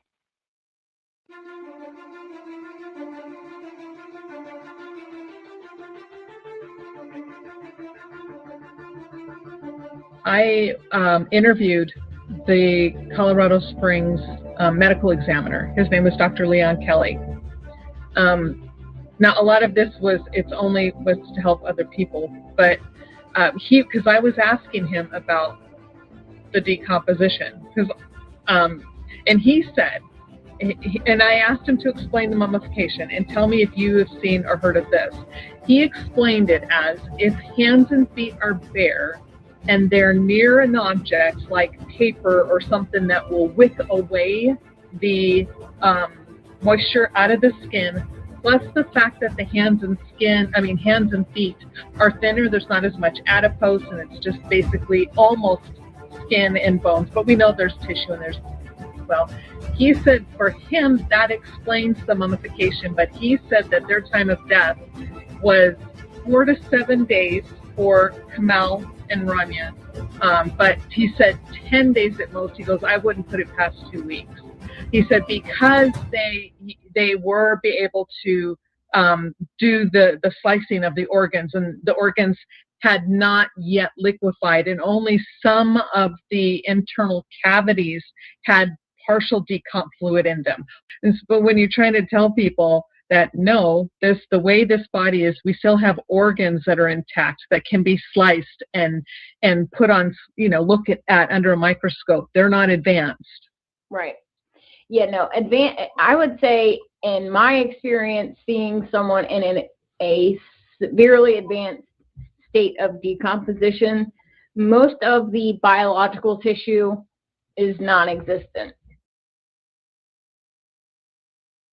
And just know that it could be a little while, but it's not going to stop us in our tracks. Right now, we just have to take some time so we can grieve and just, you know, take care of ourselves first. Because if we don't, then what we try to come out with the idea with Gracie and the vision that David had will not even come close to it. And the last thing I want to do, and everybody else associated with part of the team, we do not want to let the fans down and not get what we wanted to out originally if David was around. All this buzz that people have for Gray State, we didn't start it. You know, we just started shooting. We started doing a scene here, a scene there, involving people that we wanted. and it just generated from there. The people who have worked on Gray State already are like evangelists. I kid you not. The more people that were brought on to Gray State, the more they started talking about it and publicizing it. And it just became this huge buzz. Like, tell me more about Gray State. Hey, how can I get on that set? People working on feature films being shot during the same time. The cast and crew on that feature film was talking about Gray State. I think everybody's in anticipation. But we knew we had to use that hype for our own good and push that, because we knew it being successful was going to be built on word of mouth and grassroots. The things that we're showing, the things that we're saying are appealing to people. It's making it a very popular idea. I think people are finally seeing a film that it's a direct reflection of what reality is actually becoming. And I think people are, at this point, are extremely happy and excited for a project like this to show that. We have generated this concept that has resonated with people. With just the promise of a concept trailer, we're competing with other local feature films that have already got their budget, already shot, and they're on the downslope already. We're looking at the upslope. I can't see Gray State not being a success. It's definitely gonna knock it out of the park. It will get funded, it will be shot, and it will be made. This is the rise. We're just starting out. That is my favorite part of Gray State, is that I hardly need to sell the concept. Herein lies the biggest issue with all of this, with his passion, Greg's passion, and Dan's passion, Dan Hennon, and the rest, is that the chances of actually getting the truth, actually having justice for David Crowley, are pretty slim, and that sucks. Okay, so why would they off this guy? Well, A, he did 3 tours. B, he was a veteran and became awake to what was going on. And C, he had the funding. So supposedly this guy lost his mind and decided to kill himself, his young daughter, and his wife right after he got the funding to make this movie, which would show nothing you've seen on Netflix, nothing you've seen on Prime, nothing you've seen will expose what he was exposing. Because he was showing you straight up, and this was the scariest thing, I think, to people, was that they're watching your every move. They're watching you through your devices, and they called people like Alex Jones nuts for talking about this, and that was a fact. But they were showing you there's actually people in the room. Anyway, again, I got to calm down, because it's been a long time since I had a chance to talk to this. But what David Crowley was going to expose, what was more than the general public probably could handle. What got me so thrilled about this whole thing was when the police went into the house and they didn't even look up into the ceiling near the doorway where there was a bullet hole.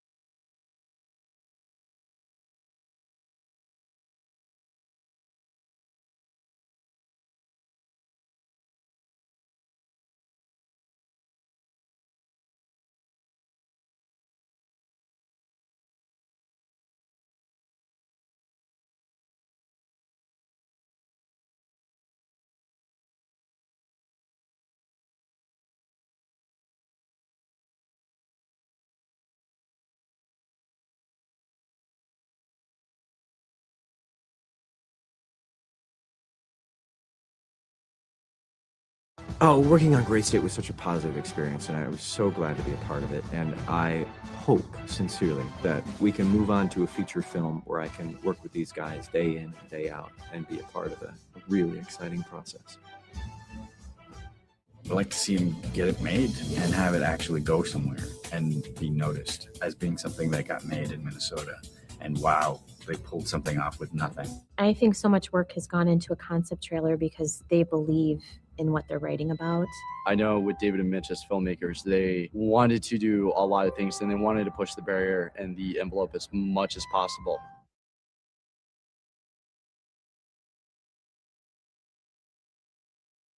So, Eric, we do have that 911 call in the private chat here in StreamYard. I got to get my freaking recorder ready, man.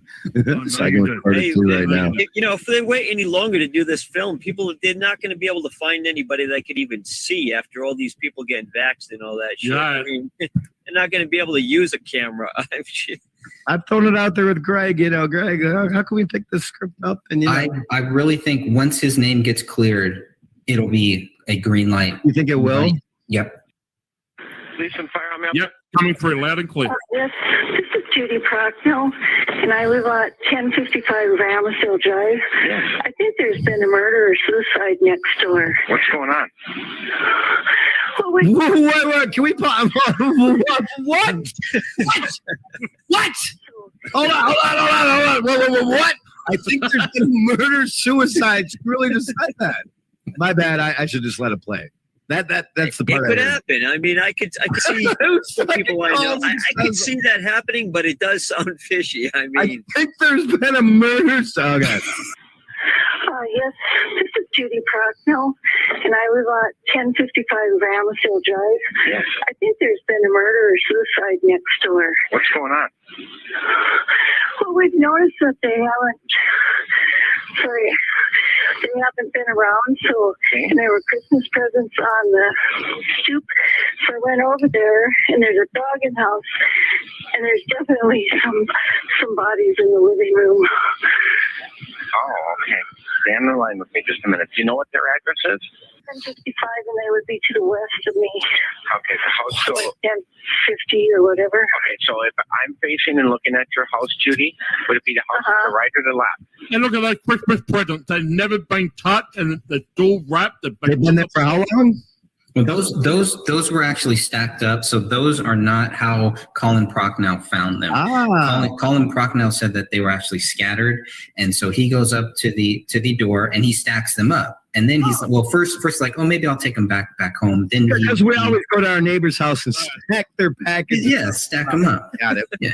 The neighbor came over and stacked them back up because that was one of my points of contention a while back. Was the fact that how could they just be still stacked like that after 2 weeks in the winter, So in the wind, and that even makes it goofier. I went over and I restacked their bag. Look at you, stacked them all nice. Got the this is insanity. Yeah. Now, Greg, at what point did the neighbors say they went and stacked them up? Is that they stacked them up and then looked through the window, and that's exactly okay. So they stacked them up like that, and then looked at got it. Thank you. Yep. Right. What are you seeing in there?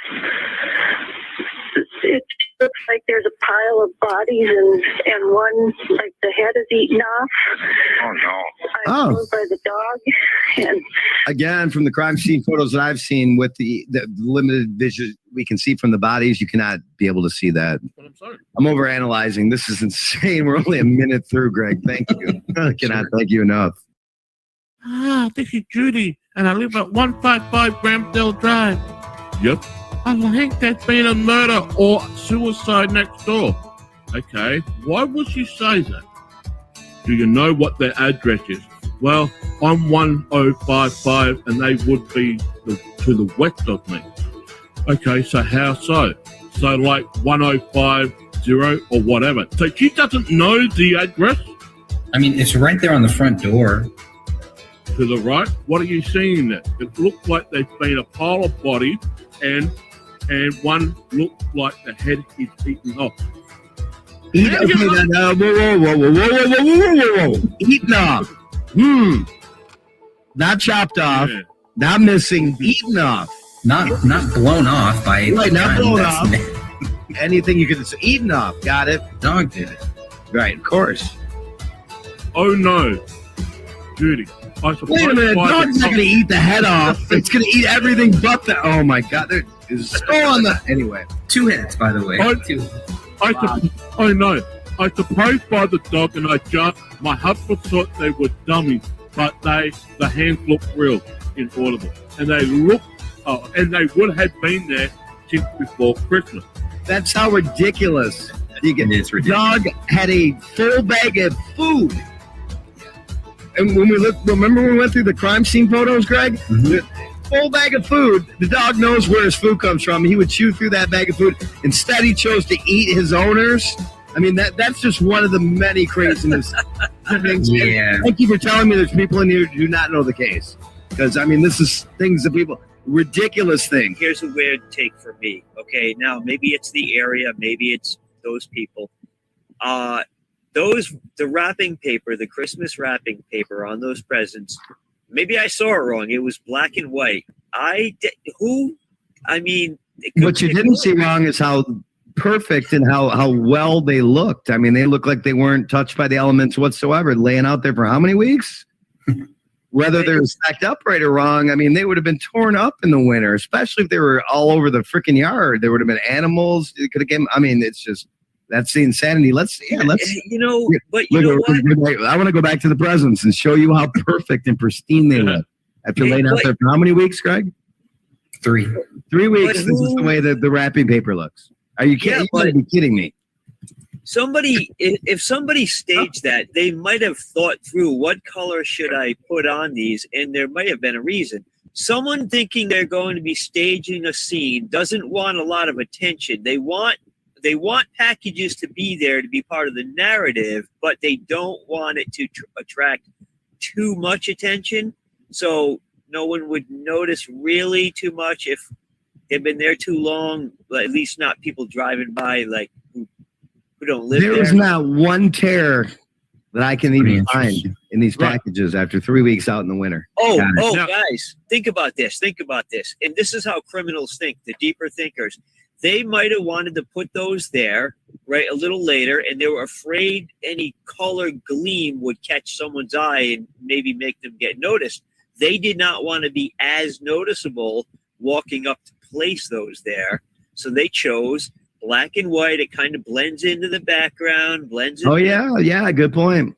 Well, here's another thing: when the dog eats human remains, or obviously when a human becomes deceased, it lets go of his bowels. I'm sure the dog definitely dug into that, because there's actually food in that, so a dog would definitely eat whatever.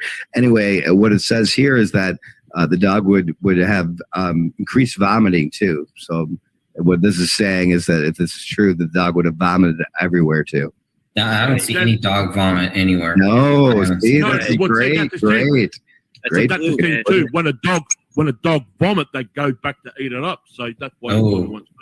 Well, and then vomit again, and then eat up, and then vomit. Yeah, you'd see it on the rug though. You'd see those stains. Absolutely, you would. It's just it's just being a dog owner. You know, anyone who's a dog owner can attest to what I'm talking about here. We got Pigeons Returns. G'day, Pigeons, in the chat room. How much weight had the dog lost when found? I can't imagine a distressed dog would have a great appetite. That's what I was thinking. I forgot to say that. From what I'm reading here, it'd be dead from eating human remains for 3 weeks. That's what So, Greg, how much did the dog actually lose in weight when the dog was found and taken to the vet to get checked up? Well, I can only speculate on it, but very, very little from what I've heard from sources. Yeah, because we don't know what he weighed to begin with. Beforehand. Yeah, we don't know what it weighed beforehand. But if he was, we do have photos. Yeah. Okay.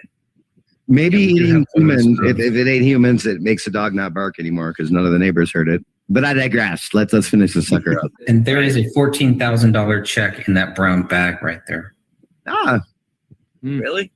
Yeah, from David's dad. And Greg, what about the newspaper that was found in the letterbox? Yes. So there should have been 3 newspapers. There was only 1 that was found there. There should have been 3. The dog's been Judy probably grabbed them and was reading them. The dog took the papers and started reading, I guess. We know he's a fast learner. Well, he needed the newspapers to read while he was sitting on the toilet, crapping in the toilet and flushing it to get water. I mean, it's uncertain. It is. I mean, we have to do this because it's that ludicrous.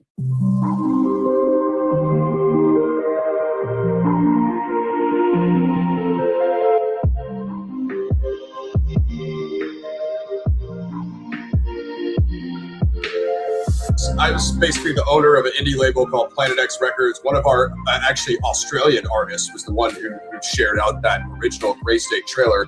That's how I saw the concept trailer. So he put me onto that. That was around the time the crowdfunding campaign was going. Me and my co-host Gaz, who currently does my Paradigm Review, it's kind of a movie TV review show that is over on my channel, youtube.com/PlanetXFilm. We did an old audio radio show together, and so we had reached out to David, or at least Gray State crew. We didn't really know it was David at the time.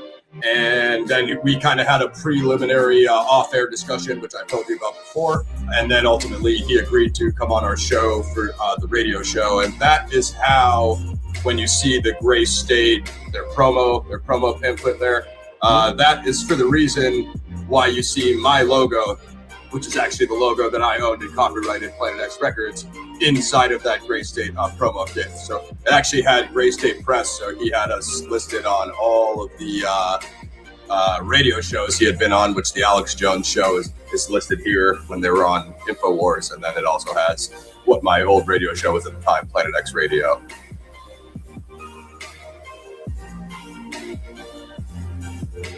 As for what the funds were for, as I was saying, those are pre-production funds. That's just David's writing, prepping the script, travel back and forth from California, trying to get it in front of producers, trying to get it in front of the studio.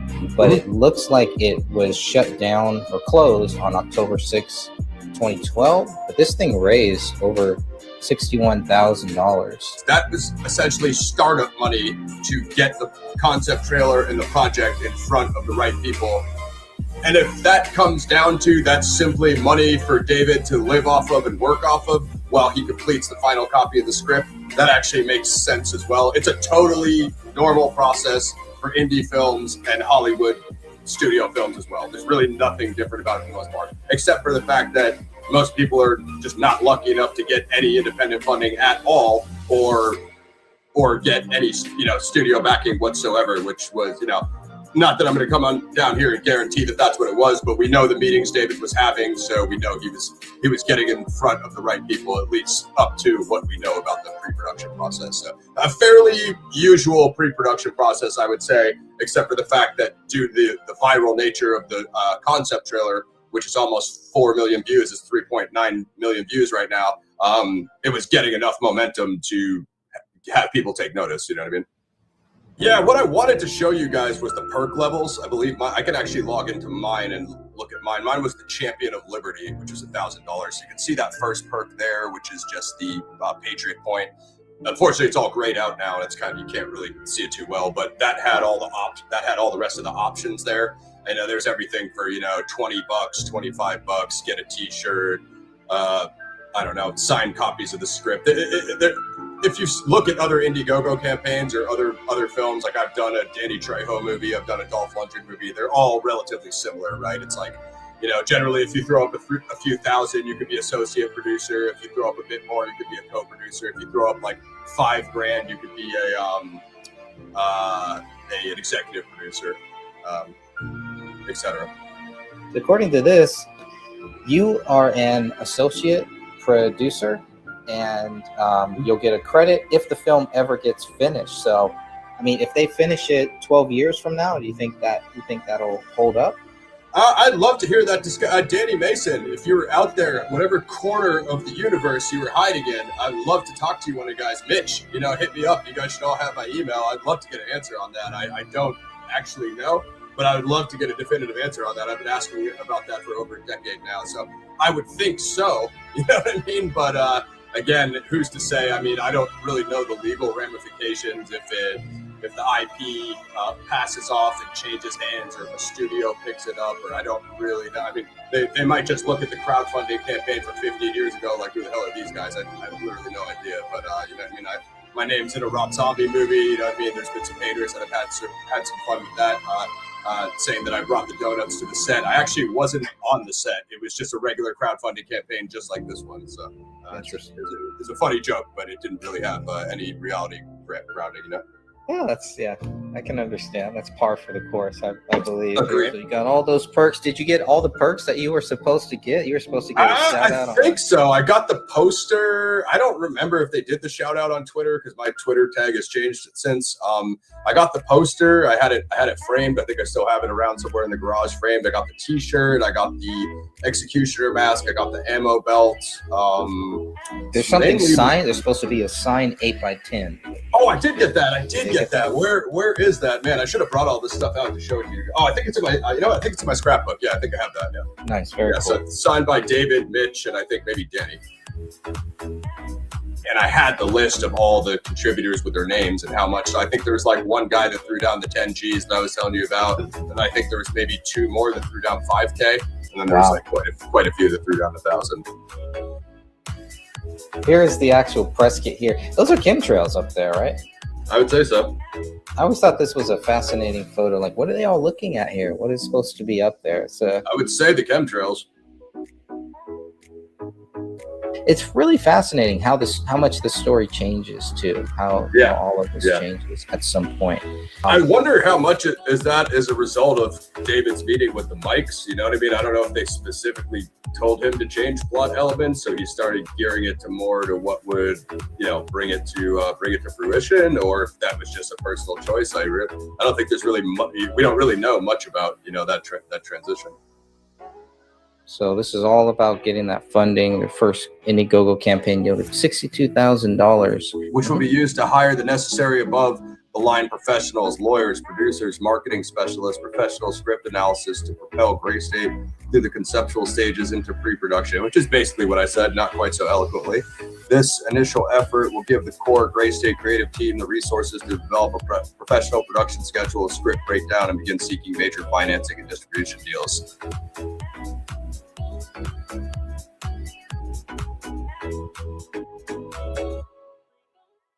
Now check that out. Written and directed by David Crowley, produced by David Crowley, production design, edited by David, music composed by David. I've told Greg about that before. Visual effects by David, sound design by David.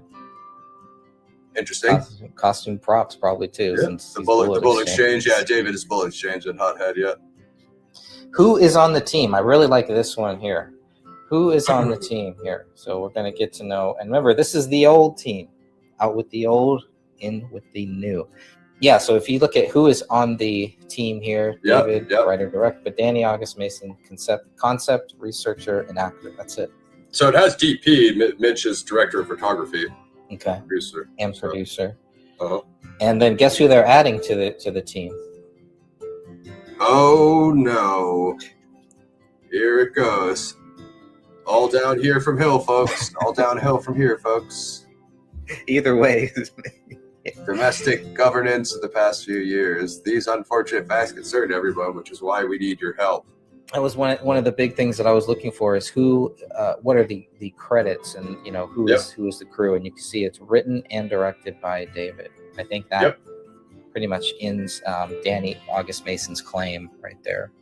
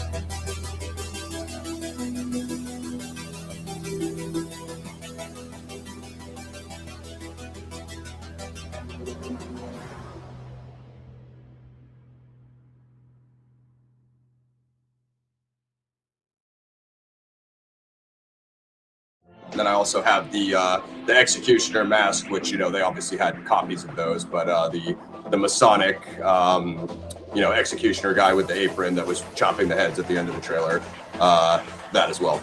Is it plastic? Is that mask of plastic? Yeah, it's kind of, I guess it's plastic. It's almost like paper, you know. It's pretty flimsy. I don't know if that's exactly what they use. Maybe they use something a little heavier duty in the trailer, but it's the exact same look. It looks exactly like that. That's one of the more creepier scenes, I think, in that whole trailer there. Yeah, I found it. I think, you know, actually you guys could head over to my channel, youtube.com, Planet X Film, and check out the deep dives that Greg and I did on both versions of the script. But if you revisit my interview with David, he actually came up with another device. He invented a device that would be used instead of just the, you know, kind of stereotypical guillotine. And I believe, he didn't elaborate on exactly what that was. Of course, he wanted to, you know, keep some things, you know, be a surprise for, you know, when the film drops or whatever, a new trailer or whatever.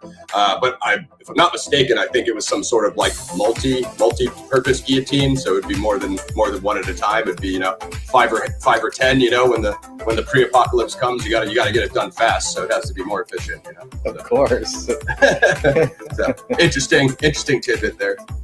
David obviously had a music interest. We both essentially came from a music background. It's been so long since I listened to that interview, but I believe we discussed it live of how he's the one who produced that music, the Gray State theme music, and he wrote and composed music. As we said, I think he is credited in the press kit. And obviously, my independent hip hop label at the time was Planet X Records.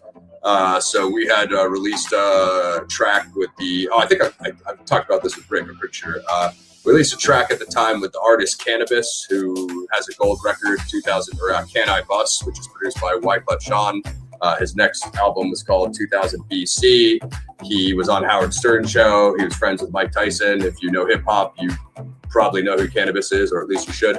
So my group, Guerrilla Alliance, we have a record called Empire of Fear. On that record, you guys can check it out on Spotify or whatever, should that be your cup of tea. And we have a track called Ordo ab Chaos, Latin for Order Out of Chaos, featuring Cannabis. And it was just kind of the single we were promoting at the time. Our Empire of Fear concept is like very close to what the Gray State concept is. It's just a hip hop record, right? So we were discussing that, and I was like, you know, even on the interview, David's like, hey, I don't really listen to a lot of hip hop personally, but he's like, I respect it. I think he had reached out, or somebody had reached out to Immortal Technique at the time, so they were going that route. And we were, my group was loosely affiliated with Immortal Technique through the organization Guerrilla Republic. They're kind of just an activist organization that did merch and such. I believe they're still around. And so I sent him Order Ab Chaos, and I was just like, hey, if you ever want to use this, you know, whatever. And he was like, oh man, he was like, you know, actually, you saw his response, I believe, Greg. Yeah. He was like, yeah, no, this is brutal. He was like, you guys mind if I use it for promos and such? And I was like, please do. So I had sent him that, and then what we were discussing on the interview was, I guess he said there was one guy who did a kind of Gray State hip hop track. I think it might still be on YouTube. It wasn't great in my opinion. But what David was saying was he had the essentially music files of that Gray State theme song on Dropbox. And this is actually, this is quite an interesting story. I think people who are interested in the crowdfunding campaign and the concept trailer and whatnot would want to hear this. And so I was like, he's like, you know, I'm willing to let people take that music and use it for samples to kind of do your own thing with. And the other MC in my group, Guerrilla Alliance, is Mac the Rebel from the Bronx, New York, so a Puerto Rican artist, and he's also a producer. So I was thinking like, oh man, this would be crazy, you know what I mean? Mac takes the music samples, he makes a new hip hop beat for us, and then we do this kind of like, you know, Gray State like epic track, like essentially exactly what the Gray State concept trailer was, but a hip hop version using those exact samples. So when you watch the trailer, you're like, you hear, you can see the affiliation because it's, you know, that similar kind of background music with the beat. So he sent me access to the Dropbox, And I did. I don't know if I should say this on air because I don't know the legal ramifications, but I did back up those music files, which is interesting because when everything happened, how it happened to David and his family, somebody went into that Dropbox and they wiped the files. They started pulling everything out. So we don't know who that was or who deleted it, but I assure you that somebody definitely did, because when I don't know if you've used Dropbox before, Greg, I'm sure you have, but when you have a shared folder and files get added or deleted, you get notified. So I pretty much saw it happen in real time, and I'm like, okay, this is, you know, it's right around the time all those pages were posting weird stuff and everything got strange. You know what I mean? Yep. Right around that time, somebody went in the Dropbox and wiped out all the music. You know what I mean? Wow, interesting.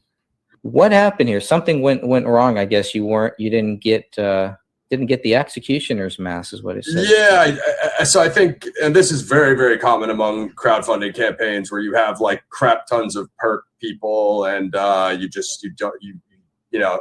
you got to ship out all these, you know, hard copy items out to people and whatnot. So I at first time around, I didn't get the executioner mask. And then what I actually wanted was the shock trooper mask. That I think it might be Danny who doubled as that character, because he played multiple characters in the concept trailer, obviously. But the shock trooper is kind of like that New World Order guy with the assault rifle, kind of like a SWAT looking dude with the backpack and the camo, and they have that kind of skull. It's like a bandana, but with the skull mask. You ever seen like bikers when they wear that that skull mask over their face while they're riding, so they don't get, you know, like dust and bugs in their mouth? That's what the shock trooper mask was. It was like that bandana, like black bandana with the white skull on it. Definitely. I think that's on the cover of the original Gray State poster. You know, it's like kind of like the New World Order dude with the AR. Oh yeah. I remember that one. Yeah. I mean, yeah. So people should be able to easily look that up. But so yeah, I wanted the shock trooper mask. I think they ran out, and I was like, okay, I'll take the executioner mask. And then it didn't come out. But actually, I'm not sure if I sent you Mitch's response, but yeah, I think he hit me back and he was like, oh yeah, sorry about that. And then they resent it to me, and actually, I think I did show you guys that one. Luckily, I got the cordless headphones, guys, so I can actually step away. Sorry, Greg. That's unprofessional. It's okay. Your fan base will survive. They'll be all right. My fans love me. The Hot Greg fan club, baby. You got more fans than you want. 1-800. Get your head chopped up. So you got the so that I do have, and then I mean, maybe at the end of the show or something, I'll grab the ammo belt if you guys care to see it, and I'll show it to you guys. That's one thing that's never been on air before. So yeah, for sure, definitely want to check. I got it back there in the closet. Yeah, but I showed you and Rick everything, guys. So I got two guys that can vouch for me off air, guys. It's, you know, it's a simulation. It definitely happened. You know, internet, man. This was a email that David sent out, like I said, on Christmas Day, 2012. Merry Christmas. You know, we're at a dizzying pace here. So this is interesting. The list of people that he sent this to is very interesting too. Yes. But this is pretty cool. Did they regularly send stuff like this, or was this just this one time? They did send updates. If I remember correctly, when they post those Indiegogo updates, I think IGG automatically kicks it to you like an auto email, like your campaign received an update, like something like that. So I think you get both. Like obviously it's posted on the campaign, but I think you get an email output as well. But this actual one, that's the only one I recall, but there may have been one or two other short ones, you know, just kind of short email updates. This is how pre-production's going, blah, blah, blah. But yeah, that's pretty ominous there, right? I always wondered where that image came from. Now it makes sense. That's crazy. Nothing says Merry Christmas and will you marry me like getting dragged off by the New World Order of shock troopers.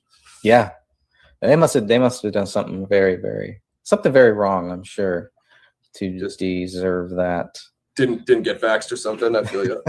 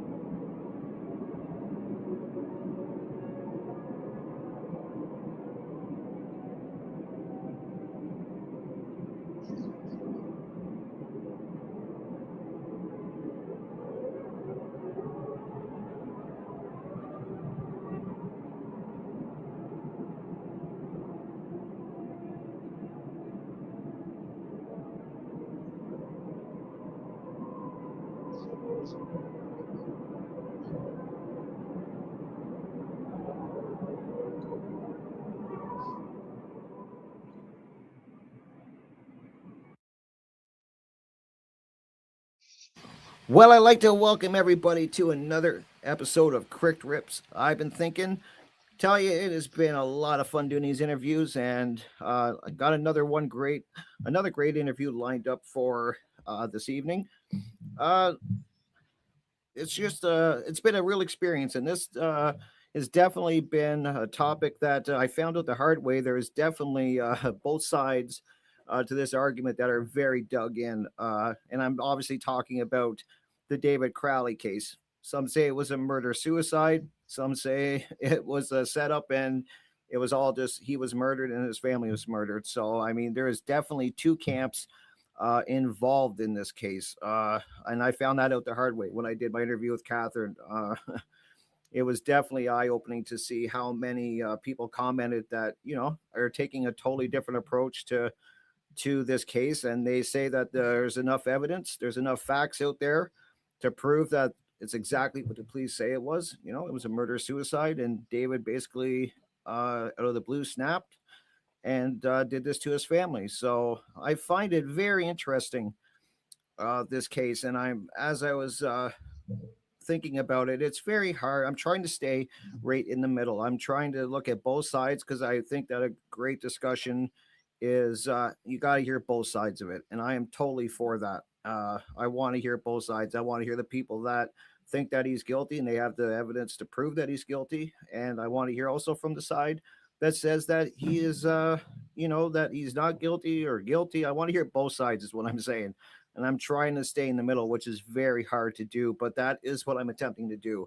So I just want to start off by saying that if there is any people there that have an opposing view, either for him being guilty or not for being guilty, I am definitely willing to have an interview with you. I just ask that you keep it respectful.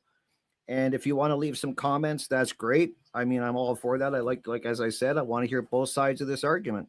And I just ask that you just don't put any links in my comments. If you do put any links in the comment section, I will remove those links, because I'm not having links to other sites on my comment section. So, but feel free to leave a comment. And at the end of this interview, I'm going to definitely give out my email. And if you want to do an interview, you have a different point of view from what we're discussing today, then by all means, send me an email and we will definitely set up an interview. I'll get you on the show and we can discuss your point of view. Because as I said from the start, I'm just trying to ride this in the middle, and I'm very interested in hearing both sides. So without further ado, you don't want to sit here and listen to me babble for on and on. So I'm going to go ahead and get my guest on here. And my guest is, here we go. There we go. Greg Fernandez Jr. How are you doing, my friend? I'm doing well. Thank you, brother. Oh, it's great to have you on here. I want to thank you for taking the time to come and speak with me. I've been doing a lot of research into this case, and definitely you are one of the people I've seen that have really delved deep into this David Crowley case, and been watching some of your videos, and actually watching all the videos of you, and find a lot of it interesting. And as I was saying before when we were talking before this interview, it's a very hard case to try to stay in the middle and not try to lean to one side. I'm trying, as somebody who's doing interviews, I don't want to kind of dig my heels in yet and basically say he was guilty or he wasn't guilty. I do want to hear both sides, because I've always believed that if you got to have a discussion and you got to hear both sides, and usually the truth is somewhere in the middle. You try to think that's the way it's going to work out.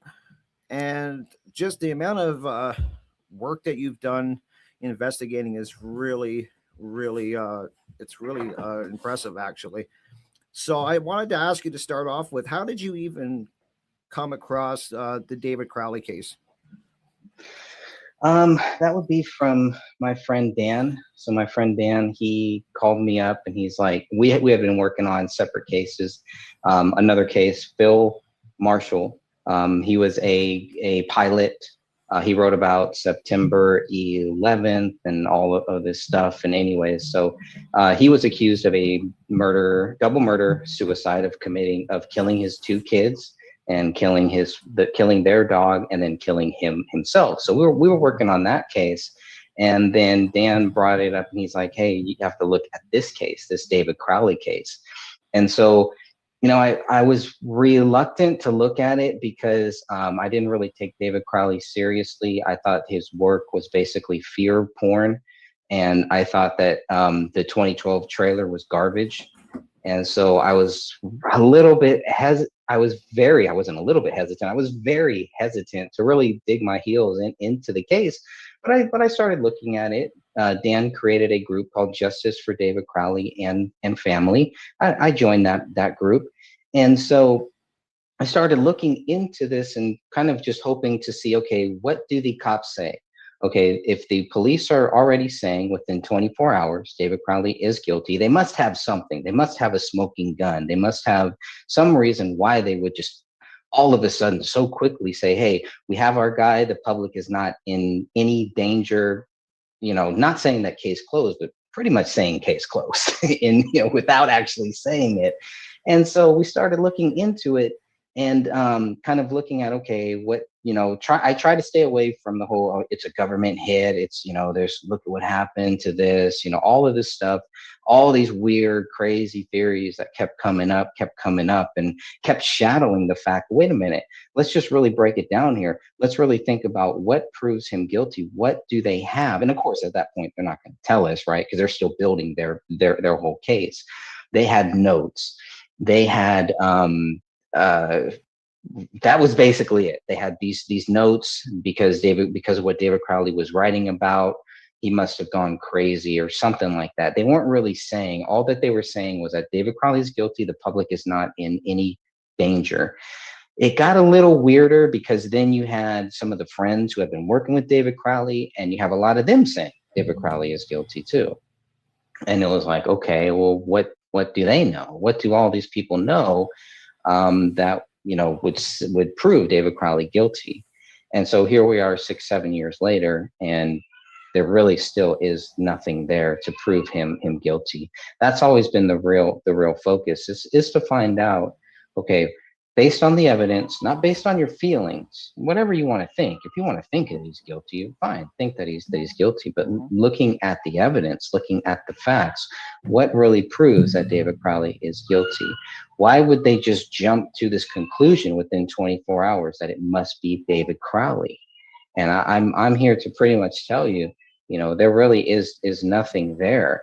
And the fact that they would do that within 24 hours is pretty shady. I mean, to really do that so quickly and to not even look at any other sides, to not even look at any other ways that, and anything else that may prove maybe it wasn't. In this country, you are innocent until proven guilty. And that includes David Crowley. David Crowley is a soldier who fought for this country, and he definitely deserves better than what he was given.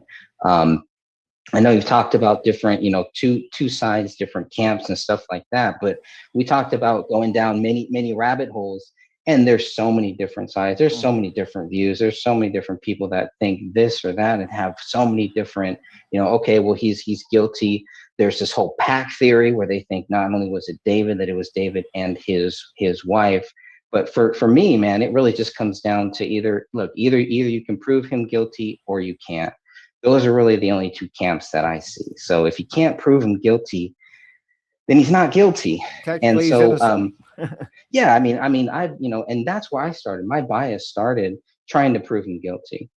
That was my bias. And I don't think that, now looking back, I don't think that was the right way to approach this case, because it made it a little harder for me to actually get to the point where I'm like, okay, he's not guilty. It took me a little bit longer because of that. But yeah, so that's where I got started, just getting involved with Dan's group. And we started getting documents. Then we started getting contacted by David's quote unquote friends. We started getting threats. All these weird games, all this weird stuff was happening. We're like, well, wait a minute, if this is such an open and shut case, Why is there all this drama? Why are there so many people that really just want to trick you into thinking David Crowley is guilty? They don't want to give you the proof. They don't want to say, hey, man, look, here is what proves David Crowley guilty. Because the police can't even do that. If the police can't do that, nobody else is going to be able to do that either, unless they're hiding something that the police don't have, which is not true. And so that's where I started. That's kind of where I'm still at now, and that's why I wrote my book, to kind of just go over and say, look, these are what the documents say, right? We can go about feelings. You can say, man, I think, David Crowley is guilty. David's own dad thinks that there was a pact between David and his wife to kill their daughter. Okay, so that means that's not a double murder suicide at that point. That's a double suicide and a murder. So even within the people that think David is guilty, there's still different factions of, well, not only is David guilty, but Kamel is too. Right. And so it gets so weird. I'm just like, dude, let's just really talk about what proves him guilty. And if you can't do that, I mean, then I don't really know why you're even trying to convince me that David Crowley is guilty. Show me some evidence. Show me some facts, and Right. I just don't see it. Right, and that's the thing. Like, and I totally agree with you that when you think there's so many different theories out there, that's the one thing that I'm very surprised at. And I have recently just come upon in the last few days upon this pact theory. Like that him and Camilla had a pact, and to me that is just that's it's very, if it is true, it's very disturbing for one thing to me. That an innocent But that goes against what the cops say too. Right. So then right. at that point, the people who believe there is a pact are actually on the same side as us, saying the what the police say is not true. Right. So it's like they want to have it both ways. Sometimes. Right. And that's what I'm saying. And we have to look at the evidence. Now, when you started investigating this, what was some of the evidence that really made you, when you looked at the evidence and really had a good close look at it? Because I know that I'm going to hear it in the comments from the other side. I already know it's coming.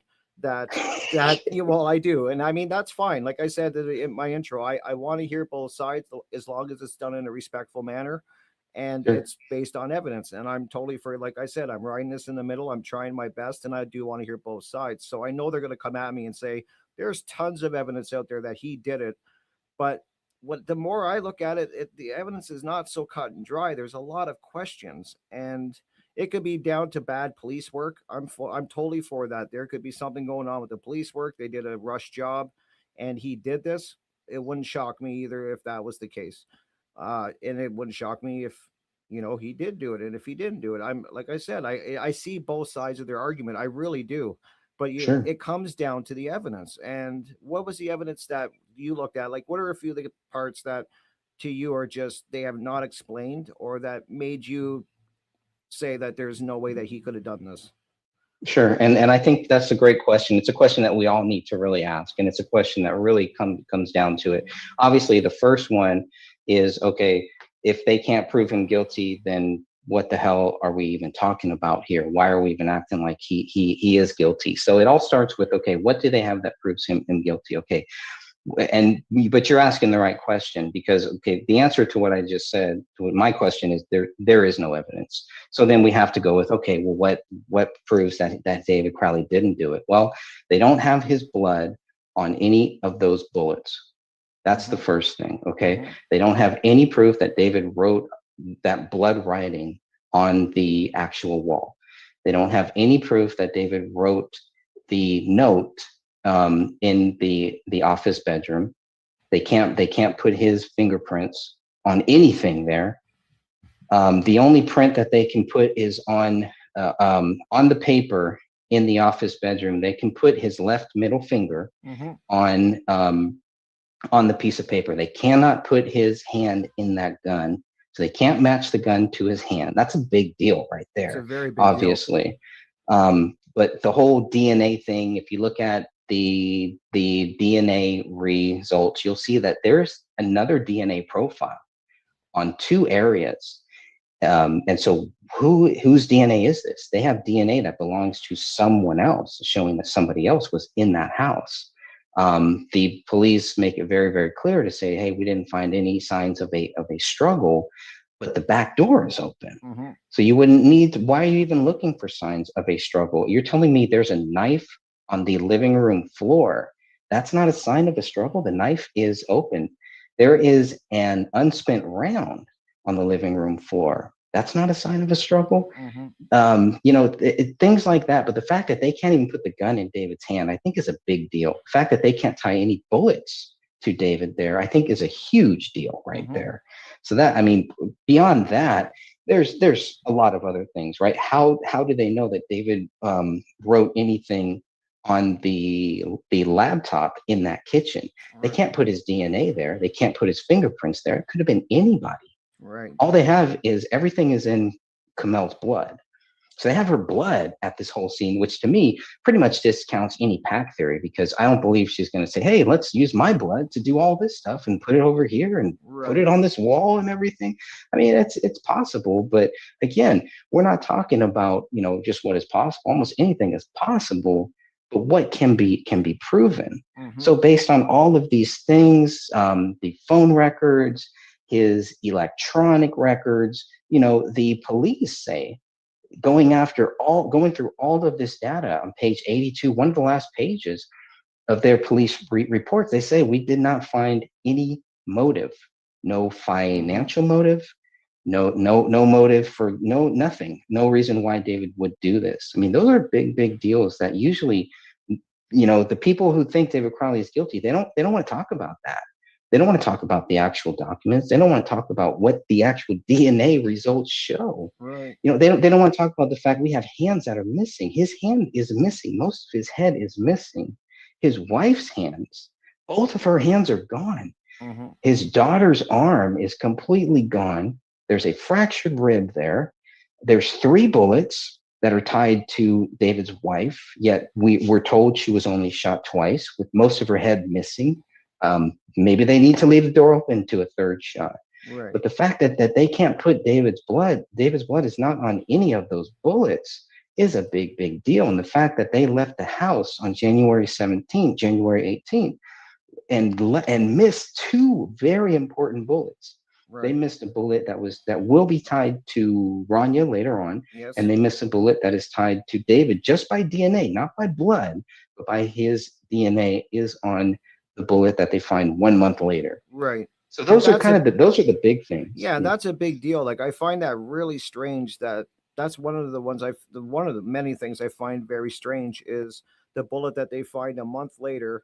And a lot of people say, well, they missed it, or the tree was in the way, or something like that. But I mean, I'm quite sure, like, the amount of people that were in that room, in that house, and I saw the picture of the bullet somewhere. I think it might have been even on one of your pages. I saw the actual picture, and that's a noticeable hole. I thought maybe it was like a little hole in the ceiling that you would barely see, and you really had to get up. But from that picture, from what I can see, I could be totally wrong, but it looks very obvious. Like, I mean, if anyone would have looked up, they would have saw that in the ceiling.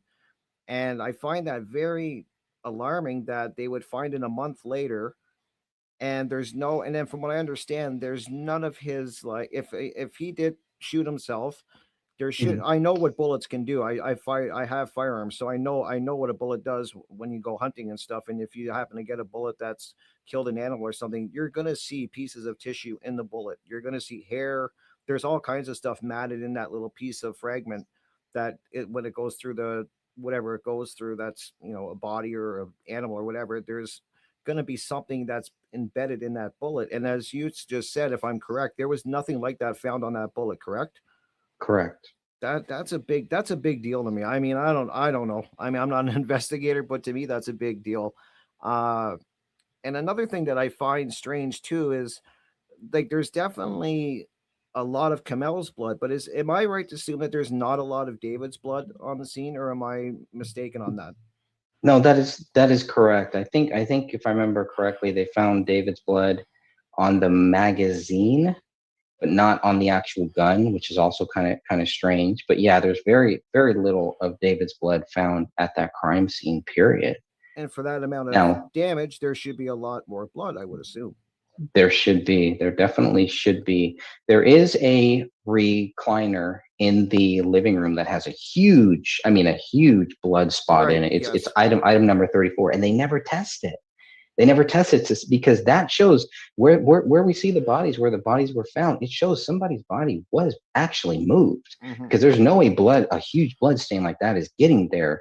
Where if these 3 bodies are actually, if they died where the bodies were found, there's no way. Right. So somebody's moving those bodies, definitely. Right. At least one of them. Right. Yeah, I've heard that too, and I could definitely see that. I have my own theories on what kind of Sure. why they would do that, but that's just my theories. It really means nothing.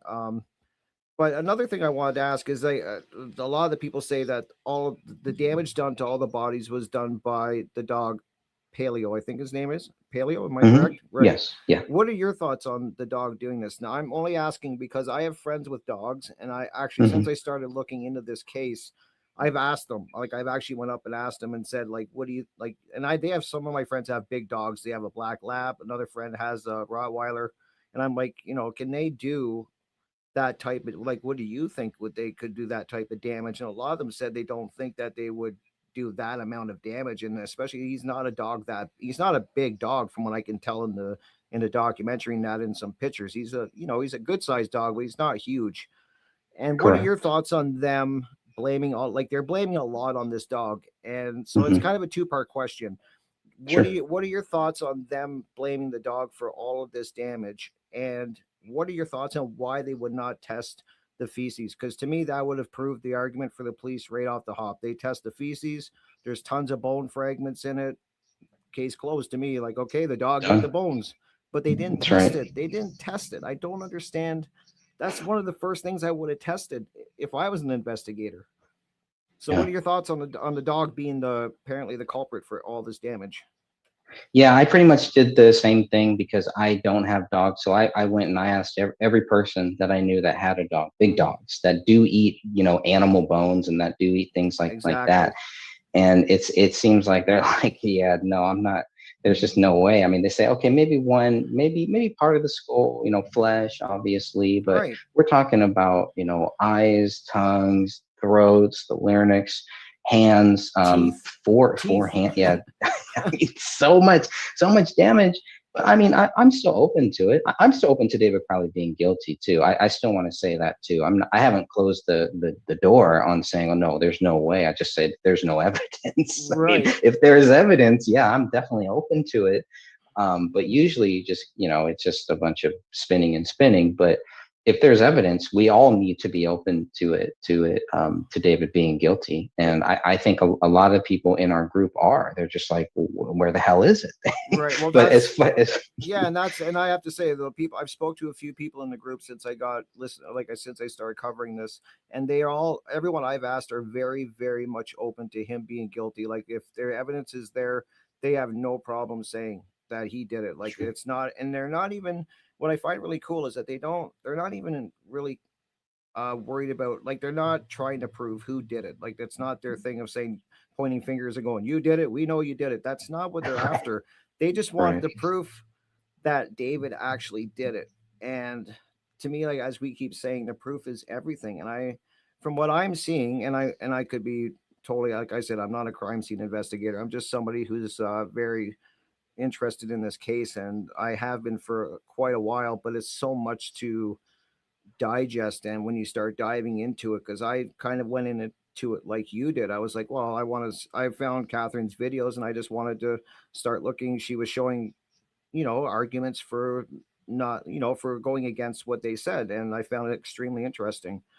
And that's where I got my start. And it's kind of like I find it a big deal that there's just, like, you think David's prints would be, if he murdered 2 people before himself, you think he would have blood on him, or he would have their blood on him, or there'd be blood everywhere. There would be blood on the gun. There would be blood on everything. And from the pictures I can see, and I mean, pictures don't really, it's hard to tell from a picture.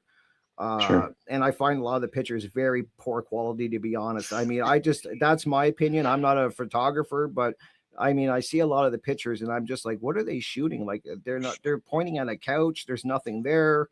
There's half a body. There's like a half a piece of the body over here, and there's just a blank rug over here. And I'm like, okay, I don't know what they're shooting, but I mean, whatever. I'm not a photographer in that area, so. But would you think there would be more, like of his blood and stuff? And what do you think about that? Like you totally agree, right? There should be his blood at least on the gun, on the magazine, or on something. It should be on a bullet. Yeah, it should be on the gun, right next to the barrel, at the barrel of the gun, and it should be on at least one of those bullets. Right. If it's not, that's a huge deal to say, wait a minute, okay, so what proves that the bullet that they found, that's the one that killed David? And if you really look at it, you can see that they really have a hard time tying that particular bullet that they find 1 month later. They have a hard time tying that to the gun that is found at that crime scene. Right. What they do is they actually compare a bullet fragment that is found. They compare that to the bullet that is found one month later. So right. But why not compare it to the other bullets that were found on the day that the bodies were found? It's just really, really odd the way that they have to run and do these little dances to try to prove that bullet fired from that particular gun. And so obviously for people who want to believe David Crowley is guilty, they're going to. And then I think for everybody else, it's kind of like, man, I don't know. You gotta, there must be more to it. And like, there has to be more that would prove that bullet is fired, from that gun, and that's the one that killed David. Like, if that's all that you have, I don't know. I have a hard time just putting my stamp down, saying, okay, well, that's it. Then this must have came from David, which is where I started, And then it's the more that I researched it, when these documents finally came out that we didn't get until years later, then it was like, oh, okay, well. Yeah, if they're not saying item one, the gun is item one fired item 57, which is the bullet found 1 month later. What they're saying is that a fragment labeled item 31 matches item 57. Item 31 must have come from item 1, so that means that item 57 came from item 1 too. Boom, case closed. I mean, right. Wait a minute. Right. And just so for my viewers that maybe have not followed this case, how many bullets were totally fired in that room? Like, how many are police saying were fired? Yeah, so I always get this wrong. I believe it's 6 or 7 bullets that were fired. We know that there was 1 bullet that was fired into the basement, or fired into the living room floor, went into the basement. There's no DNA on that one, so that one didn't hit anybody. That's item 45. Item 45 looks very similar to the one that is fired into the ceiling. That for whatever reason, it does have David's DNA on it, but not blood. So, and then you have 1 unspent round. So I believe that may be 8 rounds that they found total there. Then in the gun, there's 3 other rounds. So there's probably a total of, the gun was fully loaded. Maybe not fully loaded. If it has 12, it probably had 11 in there. So, but only 7 were fired. 1 may have misfired the bullet that the unspent round that was found. Yep. Which is weird too. That shows that somebody actually reloaded at some point too. The bullet got cocked or the bullet got stuck or something, and so they had to take it out of the chamber but left it in there. And to me, like, that's more signs of a struggle, to a bullet being fired into the basement, a bullet being fired into the ceiling. Those look like signs of struggle. Yeah, I would think that they were. Right. A knife open next to Kamel's body. That's another part that I found very strange. And from what I understand, all 3 of their DNA, like their blood, was found on that blade. Am I correct on that? That all 3 of their DNA was found on that blade? Yeah, I'd have to go back to my book I should have had my book open actually to kind of verify that one, because that is I'm quite sure I remember Catherine saying that there was definitely some DNA found on the knife, but it wasn't visible. Yes. Like, it wasn't like there was blood dripping off the knife or anything like that, which I find very strange that nobody's really thinking anything of this knife laying there for no reason. If it was a murder-suicide, why would that knife even be there? to begin with. I'm just wondering. Right. Why would it be open? If so, he had a knife in his pocket. Somebody's told me that. They're like, well, maybe he had the knife in his pocket. Well, it's definitely a break knife. I can tell by the look of it, unless I'm mistaken. But it does look like a break knife that you got to kind of fold, and like it folds up, and it just doesn't. I could be wrong on that. I mean, I could be wrong, so I'm open to that. If you guys want to light me up if I'm wrong, that's fine. But to me, it looks like a knife that folds up. Why would it be open? Why would it be open? A lot of strange things in this case, Greg. I'm just. Well, here's the thing about the knife is, okay, the knife was closest to David's left leg next to the couch. Yep. The blood on the knife came from a mixture of 2 or more people, according to their DNA. Right. Now, they're not specific, but they say that David Kamel and Rania cannot be excluded from it, but 99% of the general population could be. So, yeah, so it's highly possible that it was all of their blood, but again, they're not really sure. They found blood. Blood was swabbed on the inside hole of the blade. There was a swab of blood found on the folding side of the blade. So you're right, it is a folding knife. The blood is not present on the handle of the knife. And then there is also hair that was found on the actual handle there too. Wow. So yeah, so that's a little odd. Yeah, I just find that strange. I always go back to thinking about that knife, and I'm like, why would that be there? Like, if it was a murder suicide or whatever, why would that knife even be there? It doesn't make any sense to me. Like, why it would just be laying beside him? It's just one of those questions, and I have so many questions. Like even when we talk about the door, I remember. Well, let's kind of go back. I was mentioning that I heard that you did the interview with Judy. Now, I'm still learning all the names. Please forgive me. Is Judy the neighbor? Yes, Judy lived right next door. Before we get that, I just want to say one more thing about the dog, just to kind of finalize on the dog, because the dog. You're right. They didn't test the dog feces, which would have definitely proved it. So why are they just guessing that the dog ate anything in that house? First of all, they do find that there is scavenging. The animal scavenging is in the actual autopsies. So there is proof of scavenging. If you look at some of the most recent photos that we got that show some of the tattoos of David and his wife, you can kind of see some scarring on there. So that could have came from this actual dog, but because they didn't do those tests, they can never say, they can never prove. And it's once again the same way they don't really try to prove that David Crowley did it. They don't try to prove that the dog did this either. Right. The last thing I want to say about the dog is that a couple of days after this, that the dog is pooping out like Barbie parts, Barbie toy parts. The dog is pooping out things, but it's not pooping out anything that would lead you to think that it came from humans. Wow. But so it was eating like toys. It was eating stuff. But it was not eating, that's all that I know. I can't say for sure that it was or that it wasn't eating human parts. It may have well have been, but there were Barbie toy parts and things like that were coming out of it days after. See, I didn't know that. That's really strange to me. That I didn't know that. That's the first I've heard of this. So wow. Yeah, see, I have a friend that's a vet, and I actually have a meeting set up with them. I wanted to actually go and talk to them.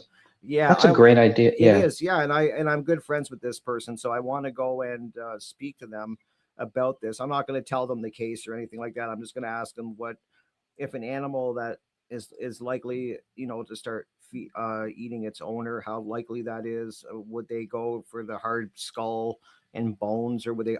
To me, I would think that the animal would go to the softest tissue and the most accessible tissue, and that's what I would think if I was, but I don't know. So I want to ask the vet that. Sure.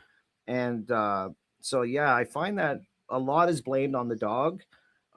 So I'm kind of find that they didn't test the feces is another big thing to me. I mean, I could assume that they're thinking like the dog did this, he ate it, so we don't have to test it. But I would think as an investigator, just to rule that out, that you would test it. And I mean, they have it all there. exactly. They have it all there. Is it that difficult? Now, maybe they don't have the technology. They don't have any way to test it. That would make sense, but they don't tell us that. So when you talk to your vet friend, maybe ask them that. Ask them about what does bones do to the intestines of the dog. You know, if a dog is to eat that, what does it do to the dog? Because there's no damage to that dog. That dog is pretty healthy afterwards. And I also want to bring up to the vet too that it's not like he ate like a little bit of a bone. Like if he did eat these, there's a lot of bone he ate. Like he ate an arm, he ate hands, he ate a skull. Like I mean, there's not like it's not like he had a little piece of bone. You know, is that going to do damage over the course of these supposed 3 weeks that they're saying this happened? He ate a lot of bone. And another thing that I find weird is it not true that there was bags of dog food that were actually on like they weren't open bags, but there were bags that I know my cats can get into a bag of cat food if they really want to. They will claw into it and get into it. So I'm assuming that if there was dog food there, that he would have went to the dog food first, tried to get into it. I would think. And yeah, there were two bags there. One was about halfway opened, but it was rolled up. Right. And then the other one was just there, and they're both in that kitchen, not too far from where those bodies were found too. Yeah, I'm just wondering, like, I'm really wondering if the dog would not go to that as a, you know, the bodies would be a last resort thing, I would think. But now that you're telling me that he was pooping out baby, you know, like Barbie doll pieces and toys, that's really puzzling to me too. Yeah. And that's almost like, well, he was trying to eat something, but he didn't want to eat. Exactly. And what about water? Like, I know that they're saying that there was a toilet that was open, but do you think there would be two toilets open? Is there enough water, do you think, for a dog for 3 weeks to drink out of? I don't know if there's be enough water in a toilet for 3 weeks of a dog drinking out of it. Yeah, I don't know. I mean, that's always been a big question that I still ask myself now, and those are one of the things that I ask people all the time. When you look at those toilets, if a dog has done this much damage to those bodies, it should have paws on it. It should have blood on its mouth. It should have blood on its paws everywhere. And if it's going into that toilet, you would think some of that would be there. Look at those toilets closely. They look like they've been wiped too, especially on the actual lid. They look like they've been wiped, which is weird. Now, obviously, it wouldn't take much for somebody to take the dog food from the dog, take the dog take the water from them, and so that they would kind of force the dog to feast on these bodies. But from what I heard about this dog would never do that. Right. That's what I've heard. Right. No, I can see that, and as I say, I'm open to the possibility he could have done it. I mean, by all means. I mean, I kind of have a little bit of problem with Kamel's hand that was underneath her body. I don't know how the dog would get to that. Good point. I'm glad you brought that. Yeah, like I mean, I found like these are just things I keep hearing, and you have to explain them away to me. And if you're going to blame the dog for all of this damage, then you have to explain away the hand that was eaten that was underneath her body. Now, either the dog did it, and that means the body was moved, possible, or the dog didn't do it because he couldn't have got to that part of her. He couldn't reach her hand. And then why just one of David's hands? The other hand, if you look at the left hand of David, it's there. Why didn't the dog go after both of David's hands if it's going to go after one? Right. That doesn't make sense to me either. Yeah, like, and that's the thing. Like, a lot of it doesn't make sense. That, you know, his right hand is missing. He's right-handed. The gun's found on his left side. Right. And I know that guns are quite heavy. Even a pistol is a heavy gun. I can't see it could. I'm not saying it couldn't, but I'm saying I find it very hard to believe that it would, if he shot himself, that it would land. Like, I don't know. It's so confusing. I don't understand how it would land on his left-hand side, because we do know that the shot, from what the autopsy says, he was shot in the right-hand side, from what they can tell, and then that the exit was on his left-hand side, from what if I'm remembering right. So obviously he had his hand attached when he apparently shot himself, and I don't know how the gun would end up on his left side. I mean, it's possible it bounced, or the dog. I'm very open to also, a lot of people I don't see mentioning is that if the dog was there for 3 weeks, true, he would be doing a lot. He could be moving stuff around. Like, I know I see my friends' dogs, and they'll grab something and they'll carry it and put it somewhere else. They'll move stuff around, and so I'm totally open to the possibility that a lot of the scene would be contaminated by the dog like if it did happen the way they say it did, the dog for 3 Absolutely. weeks. Yeah, and I don't see a lot of people talking about that. No, I the think dog, that is a great point. right. Yeah, that is a great point, because if you look at, it's possible, and I think about this often too, about the daughter. I think about the recliner where that big blood hole Yes. is, the big blood patch is, and I think about maybe the dog trying to move Rania closer to Ranya's mom, Mhm. and that's why we find Rania on top of Kamel's left leg. It's just a theory. I don't have anything to back it up, but it's something that I do think about often. No, and I can see that too. And then even I was looking at a video that Catherine did, was showing, it was a recent video of David's clothes and how bloody they were. Like there was a lot of blood on David's clothes. I was actually quite surprised if in her video when she was showing the photos of how much blood was actually soaked through I think two of David's shirts, through his boxer shorts. Like there was a lot of blood that was on those clothes. And she was mentioning that there was a kind of a part that was torn on the front of his shirt, and it looked kind of like, to me, it looked like something a dog would do. Like if a dog is kind of scratching at I know that my friend's dog will scratch at him if he wants attention in that. And I can only assume that if they were lying there and the dog was there that long with them, that he would be trying to wake them up and stuff. So he was digging at their clothes. Makes sense, Right. so I kind of can explain away that tear in the clothes, but I do have a hard time trying to figure out where all that, like so much blood on his, like he's got the most blood on his clothes from everyone else. And I just find there's a lot of blood right down the front of his shirt. And I don't know if a gunshot wound would necessarily have that much blood down the front of his shirt. Like, what Right. do you know the video I'm talking about that Catherine Yeah. did? What do you think? Yeah. What do you think of those pictures? I think if he's running around, putting his wife's blood on the wall, and he's, the blood everywhere that they find is Kamel's blood there. Mhm. So if he has her blood, then of course he should have the most blood, because he's walking around, going in this room, going in that room with bloody hands, with blood here, which is all Kamel's blood. So that to me does make sense. But again, it's like, okay, it's a theory. It's theorizing, but it's like I just expected to see more. I expected to see more of, okay, how do they know that David wrote the blood on the wall and that somebody else didn't? I mean, how easy could it be for anybody to have done that, except for Kamel? But if it's aside from her, it could have been anybody. But so that's the only thing that I can think of as far as that. Right. And now So much blood. what I wanted to ask you was, if he was the one he was taking Kamel's blood and writing it on the wall, I would assume that and I haven't found out, maybe you can answer this. There would be a trail of blood, I would assume, right? From Kamel's body to the spot on the wall where he was writing. You would think so. Is there no blood trail? There's no. Not that I'm seeing. Wow. No, I mean, where did the blood come from?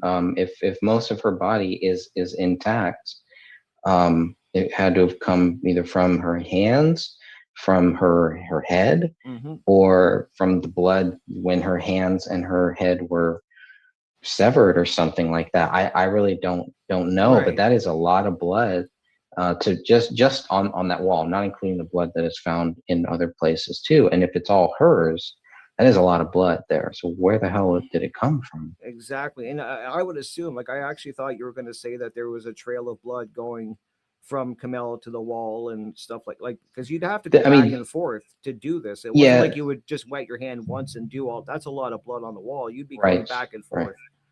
Yeah, there's no trail mentioned in the police documents. There's no visible trail, but like you said, the images, man, it's hard to see. I give the police the benefit of the doubt as far as blood, because of how bad their cameras are, and because of the way that carpet is and the color that the carpet is, and how blood could easily just kind of mix into that carpet. So, I've never really spent too much time focusing on where the hell is all of this blood. I mean, it does seem like there should be a lot more blood. I'm not saying that there shouldn't be. There definitely should be, but yeah, I mean, there definitely should be a lot more blood on that wall. Dan Hinnon did a great video on that, and kind of actually took a couch and kind of, went over that. And it was like, wow, to kind of see it in a visual way is very different to just say, okay, well, they just took Kamel's blood and they just did it. Like, think about how much blood they would have had to have taken, how much time they would have had to have spent. And then why write Allah Akbar?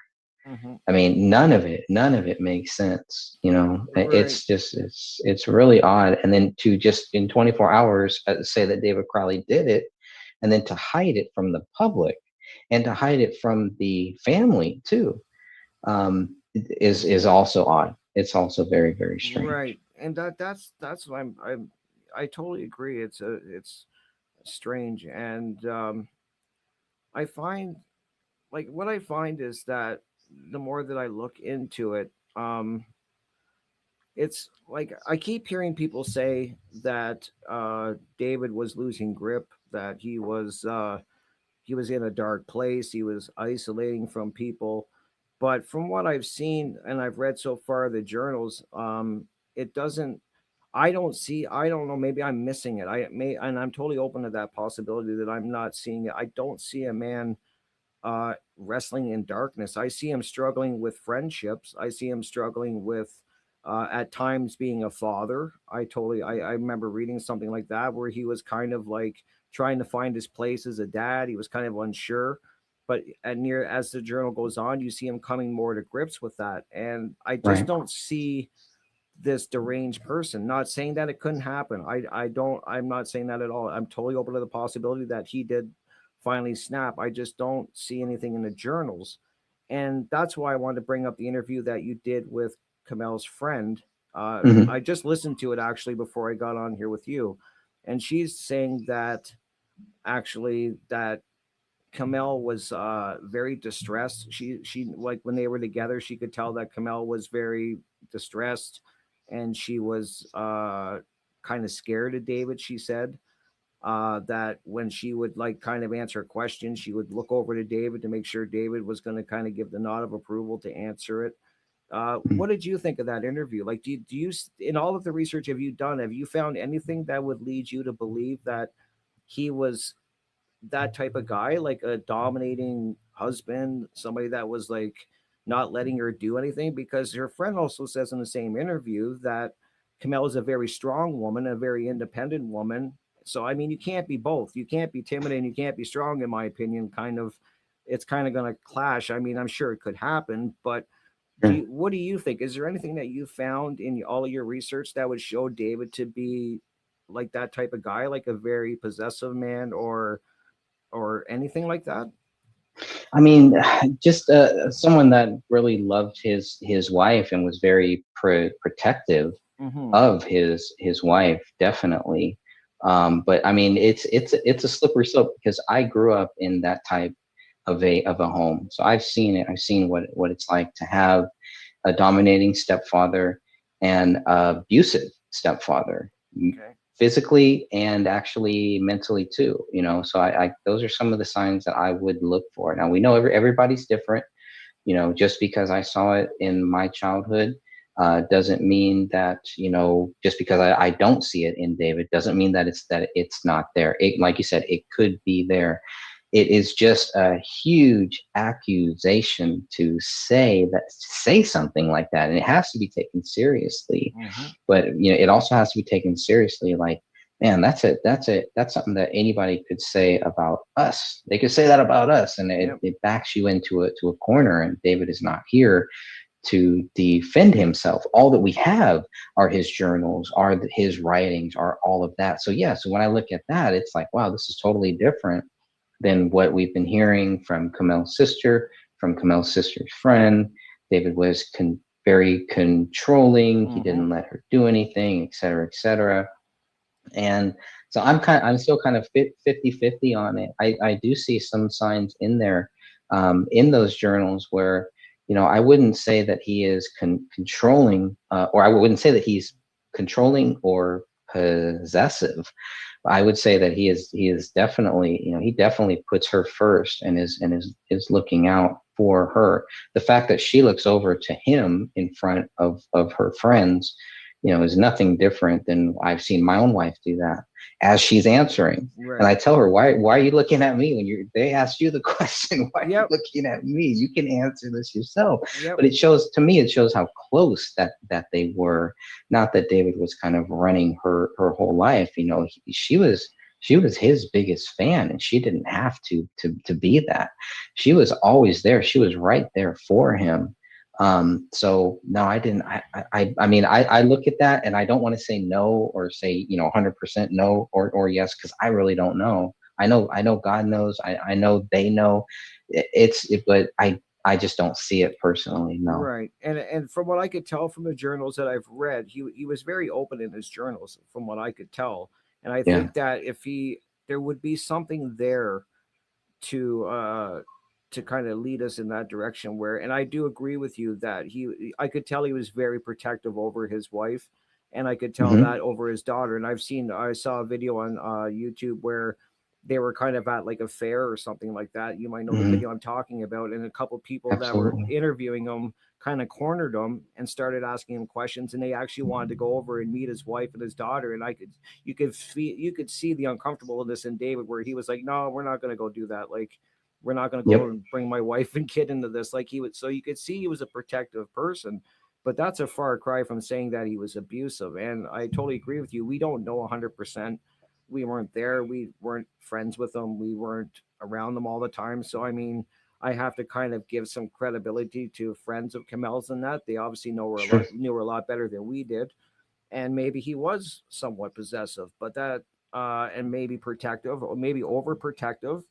I could totally see that. Like you gotta admit, he was going there in the research he was doing. It's dark research. I know, because I've looked into it, and I do look into it. And you have to definitely pull away once in a while, because it really can get you in a dark mindset. And I totally admit that when you're talking about FEMA camps, you're talking about the elites, you're talking about all of that, you're going, and police, the police taking over and martial law, you're starting to go into some pretty dark territory, and you have to be ready for that. So I could definitely see him struggling with that.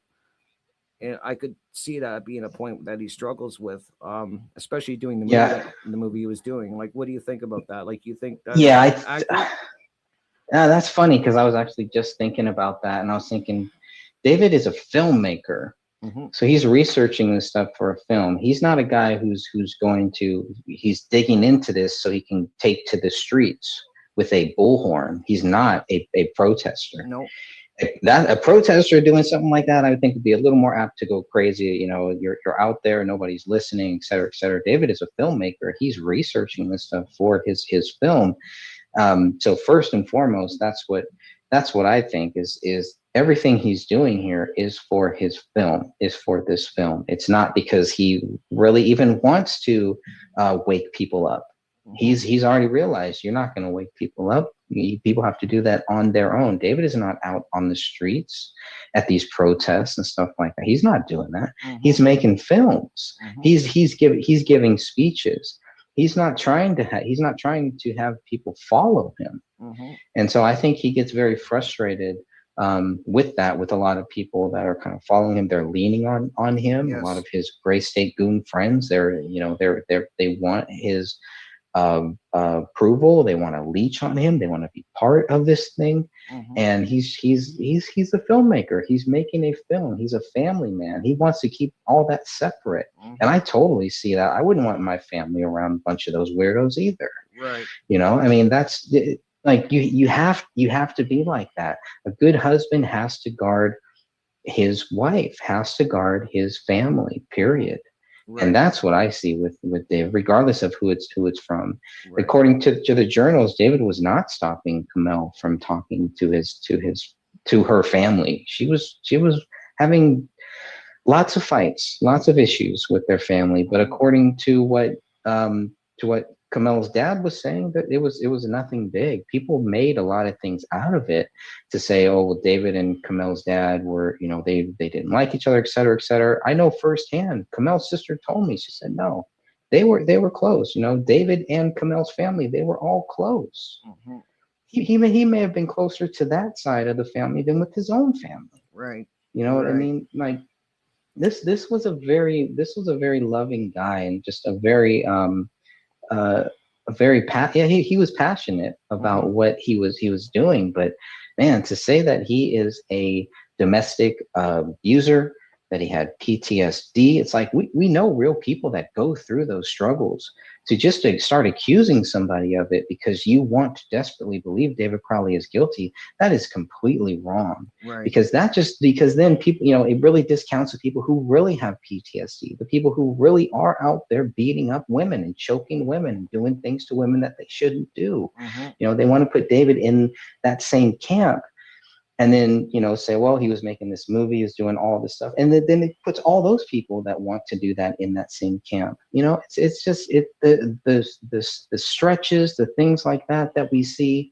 But I definitely think talking to Kamel's friend, I think you're right. I mean, I don't doubt anything that she's saying, really. Right. Yeah. There may have been one or two things that, she may have gotten wrong, or I think, she was wrong on, but for the most part, hey man, this is directly from the source. She was there. I wasn't there. Exactly. So this is That's what the way I see she's it. saying. Right. Yeah. And that's another thing that you were saying, like, as you were saying, David Crowley was a filmmaker, and that he actually, you're 100% right on that, because I was watching the Gray State extra on your channel, where it shows an interview with David, and I think Danny doing the interview. Danny Mason doing the interview. And a few times in that interview, you can hear David, you can watch the video yourself. I'm not making this up. He says, I'm not trying to change anybody's minds. I'm not trying to lead anybody to a revolution. I'm just a filmmaker telling a story, and hopefully it's something in this movie will touch you to make you go and research it yourself if you want to. I don't think he had any type of agenda where he was trying to rally everybody together and start a revolution or anything like that. He was telling a story. That was what he kept saying in that interview, was up front, is that what the most important thing was to have the story. And it was actually a movie, and it was a fictional movie. So I definitely think that a lot of people were using David as kind of like their the tip of the spear, if I can try, lack of better description. But I think a lot of the groups that are into that all of those topics kind of gravitated towards David, rightfully so in a lot of ways. I mean, he was, sure.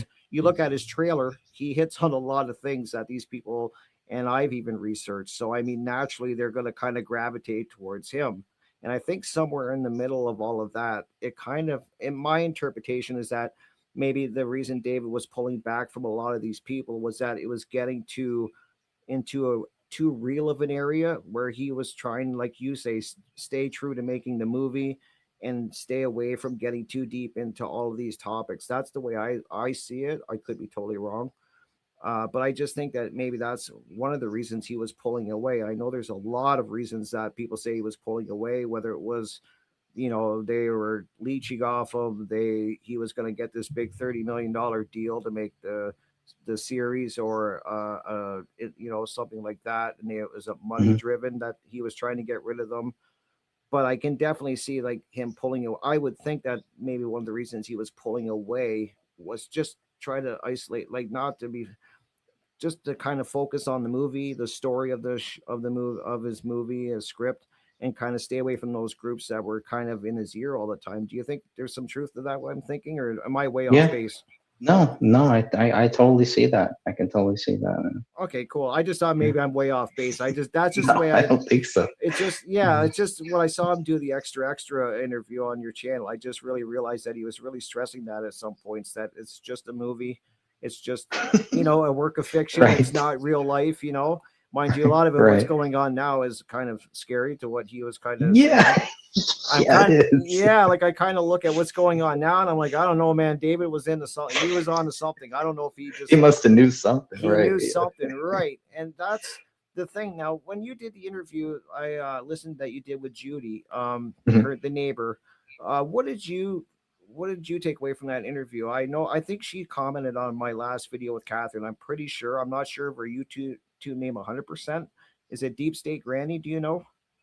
I'm not sure. I'm not Okay. sure. You're talking about Judy Prochnow, Right. right? I'm not Judy sure if that's Prochnow. her or not. I'm not. I had a few comments from people, and I think somebody told me that she was one of the people commenting. I could be wrong. If I am, I apologize.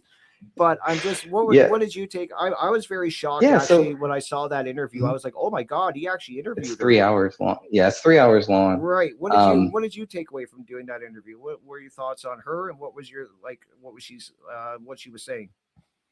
Yeah, so I think the main thing is if you listen to the last couple minutes, the interview ended great. Mhm. We ended on good terms. Yep. You know, she even says one of the last things she says is this wasn't that bad. Yep. You know, and that's the way that those things should always go. Now, it was supposed to be a debate, but obviously, since she couldn't provide any facts that proved David Crowley guilty, that was quickly done. Yep. I feel like I pretty much won that within a couple minutes. She couldn't prove David Crowley guilty. Okay, and then the rest of the talk was just us kind of talking, me asking her questions. I had a list of questions for her. She was open to answering those questions, and I thought it went really well. You know, I really did. And then all these weird things happened. You know, then she started posting my bankruptcy from 2013 or 2014, and I'm like, what the hell is this about? I thought we ended up on good terms. We could have even done a second one. Right. And then you go and you do this. I just thought that was really weird. There were a lot of things that I thought that she got wrong. There were a lot of things that I did put in my book too. So people, if you read my book, you'll find some of that in there. Especially regarding her the 911 call is probably the strangest thing, because I don't know anyone who calls 911 and one of the first things that they say is, I think there has been a murder or a suicide. Right. Weird. Okay. Right. I want to just tell people, please don't ever do that. You know, just report what you see. Right. If you see something like that, please don't do what this lady did. It is not the right way, in my view. You know, just report what you see. Then she goes on to talk about that the dog was eating these bodies. So by the time that the cops get there, obviously they have to take that into consideration. It's just, to me, that was just kind of weird and totally unnecessary. And so it's like, wow. So I always think about, well, the police jumped to the conclusion within 24 hours. Here you have this neighbor who jumps to the conclusion within 24 seconds. Right. You know, it's just odd. And I think some people, when I say that, I think some people take, oh, well, then you're saying that she's in. I'm not saying she's in on anything. I don't know anything about, and I don't go into who did. Oh, it had to be these people. I'm open to all of that, but I'm also open to the possibility that David Crowley did this. Right.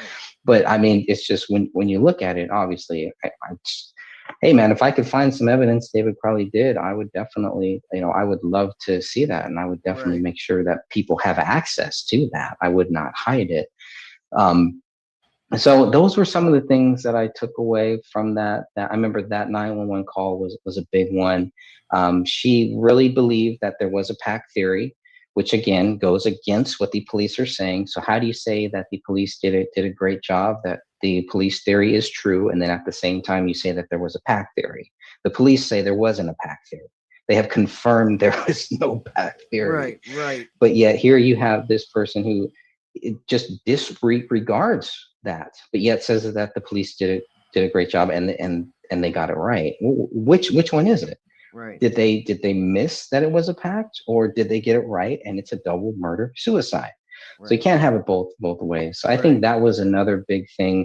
I think the only other big thing that I had an issue with was about Chris Klein. So Chris Klein was a guy who came. Chris Klein is the only reason, by the way, that we know about the bullet that was found 1 month later. Right. He's the only reason. Right. Nobody saw it. Yeah, and I do remember in that interview, if I remember correctly, she was quite adamant, saying, like, you guys kind of went back and forth on that interview, saying she was saying that you were saying he was actually probably there alone. She was saying that I could have that reversed. It was the other way around. Yeah, there was he wasn't there alone, and there was multiple cars there. You guys definitely didn't agree on that one, and you guys agreed to disagree on it. Yeah, and that's cool. I mean, I'm just going by what the police documents say. Right. The police documents say that he was there on January 19th. Okay, it's clear that he says that. I talked to one of David's other friends, and he pretty much said the same thing, that he was there. You have 5 or 6 people that were all there in this house. The problem is Klein says that he was in the house with David's father and David's brother. The police questioned David's father, and David's father is like, I was not in the house with them. So you have some issues there. It's like, when people are telling the truth, everybody's story will line up. Right. Right. It's as simple as It's true. as that. And Now Judy is she's just giving her view, and there's nothing wrong with that. If she thinks, she said that there were two cars there. Right. That Mason Hendrix's car was also there. When I talked to him, he was not happy that she mentioned that, by the way. I don't blame him. Yeah, he was like, what, just called her crazy and stuff like that. But the police report, the actual 911 call on January 19th mentioned a suspicious person at the house. That's it. Now, speaking of that, we were able to speak with someone who, we were able to speak with a source, and the source said that Chris Klein's car, it wasn't like Chris Klein's car just kind of, pulled up and then got out, et cetera, et cetera. Chris Klein's car drove by slowly at least 2 or 3 times. That's why somebody called the cops, because it was 2 days later. This was on January 19th. The bodies were found on January 17th. The police were gone by January 18th. The cleaners had not come to the house yet. The cleaners may have come that same day. January 19th is a big, big day, by the way, just for so many reasons. But the main thing is because of Chris Klein being there, saying that he was there with all of these different people. Hendrix is saying that he was there with him, that Hendrix, as soon as he walked into the house, he saw the bullet hole and said to Chris Klein, or said to somebody else, that the police couldn't see this. And it's like, Hendrix, how do you know that the police didn't see this? And if you know that the police didn't see this, why didn't you tell them that? Right. So it's just a lot of, these things. And this is why I wanted to talk with you. This is why I wanted to talk with some of these other guys. I think they got spooked after the 3-hour conversation I did with Judy, because they saw exactly where I was going to go, what I was going to do. I was not going to attack them. I was not going to go after them. I was going to catch them in any lies, and anything that they said will be used against them later on. Right. And that's it. Right. And that's the thing, like you were bringing up the 911 call that I found weird too, is like, as you said, she went right to that it was a murder suicide. And I mean, if she was just looking through a window, I have no idea how you would come to that. Because if I looked through a window and my neighbor's window and I saw that would not be, I'm just saying for me, and that could be where she went, but I'm just saying for me, I would not immediately think, oh my God, it's a murder suicide. I would be like, oh, but there's bodies in there, I got to call the police. And that's probably where it would end. I would call the police and let them do their job. It only came out later that she had said that she hated David. And so since she hated David, once I heard that, then I could understand why she would want to accuse David and want to believe that he was guilty, that he killed everybody. Right. But that's totally biased, and that is definitely not. If you're going to look for the truth, and if you're going to help other people find the truth, and you're not telling them that you hate David, that's where you're starting out, I mean, that's not right. That's not fair. I tell you exactly. I did not like David. I didn't know him. I didn't live next door to him, but I did not like him. I did not like his 2012 trailer. My view has completely changed 7 years later. I do like the trailer. I do like a lot of things that David was doing. I have a lot of respect for all of our soldiers. Right. So that is just a whole. So that's my bias there. But that it was just kind of weird to hear that. It's like, wow, you already hate this guy. You're saying that there was a murder or a suicide, and I mean, it just gets odd. It just gets odder and odder. And that's why I just.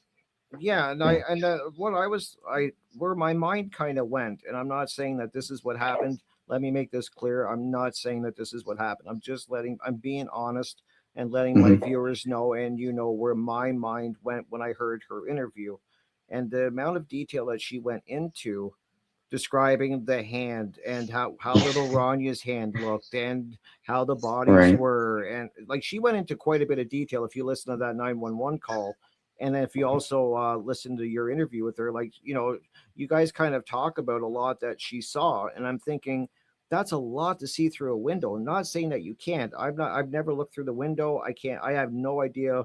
I can only go by what I see in pictures and that.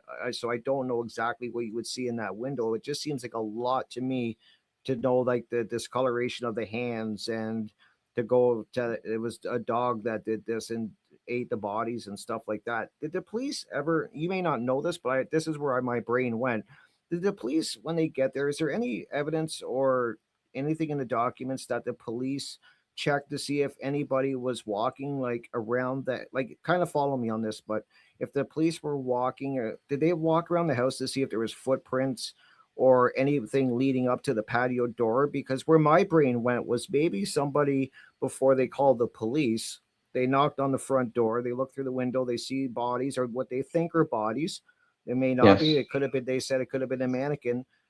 Is That's it right. that far of That a was stretch? Colin. Yeah, like Yeah. what is it that far of a stretch to say that they would go to the back of the house and maybe see if the patio door is open, give the door a little bit of a nudge, open it up, walk in, and this is how they saw everything that they have so much knowledge of what they saw, and then kind of get the hell out of there when they saw what happened. Like that's where my brain went.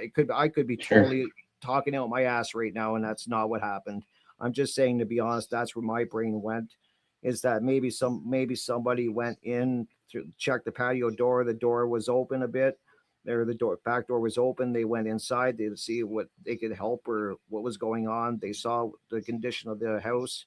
They got out of there very quickly, not shutting the door totally, which kind of explains why the dog didn't open the door if he was there for 3 weeks to try to get out of there.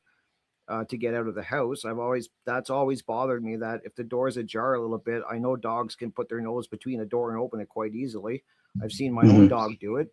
So was there any evidence that there was feet print around the house, going around the house, like they were looking in the windows and all the house? Anything leading up to the patio? Is there any photos? I haven't seen any photos that I could even tell if there was anything like that. Do you know anything if I'm even close? Yeah, I mean, the problem is that the police were doing that because obviously they don't, when they get there, they don't know, if there's somebody in that house either. Right. So the police do walk around 360. Okay. So if there are any prints, it could be theirs. And so they could have trampled over somebody else's Right. prints. And, so they don't really know. They do find some animal tracks in the backyard. I saw that picture. Right. Yeah. But even if somebody did, even if one of the neighbors or somebody around went in the back and kind of opened it up, that still shows that it was open still. You know what I mean? Yes. But according to the police documents, there's nothing in the police documents that says that anybody did that. It looks like they all looked through the front window. Okay. Even the police were like, whoa, what the hell? But they did have one or two cops that went 360 around the whole house. Okay. And so there were tons of prints Okay. there. That's what I There were kinda also figured.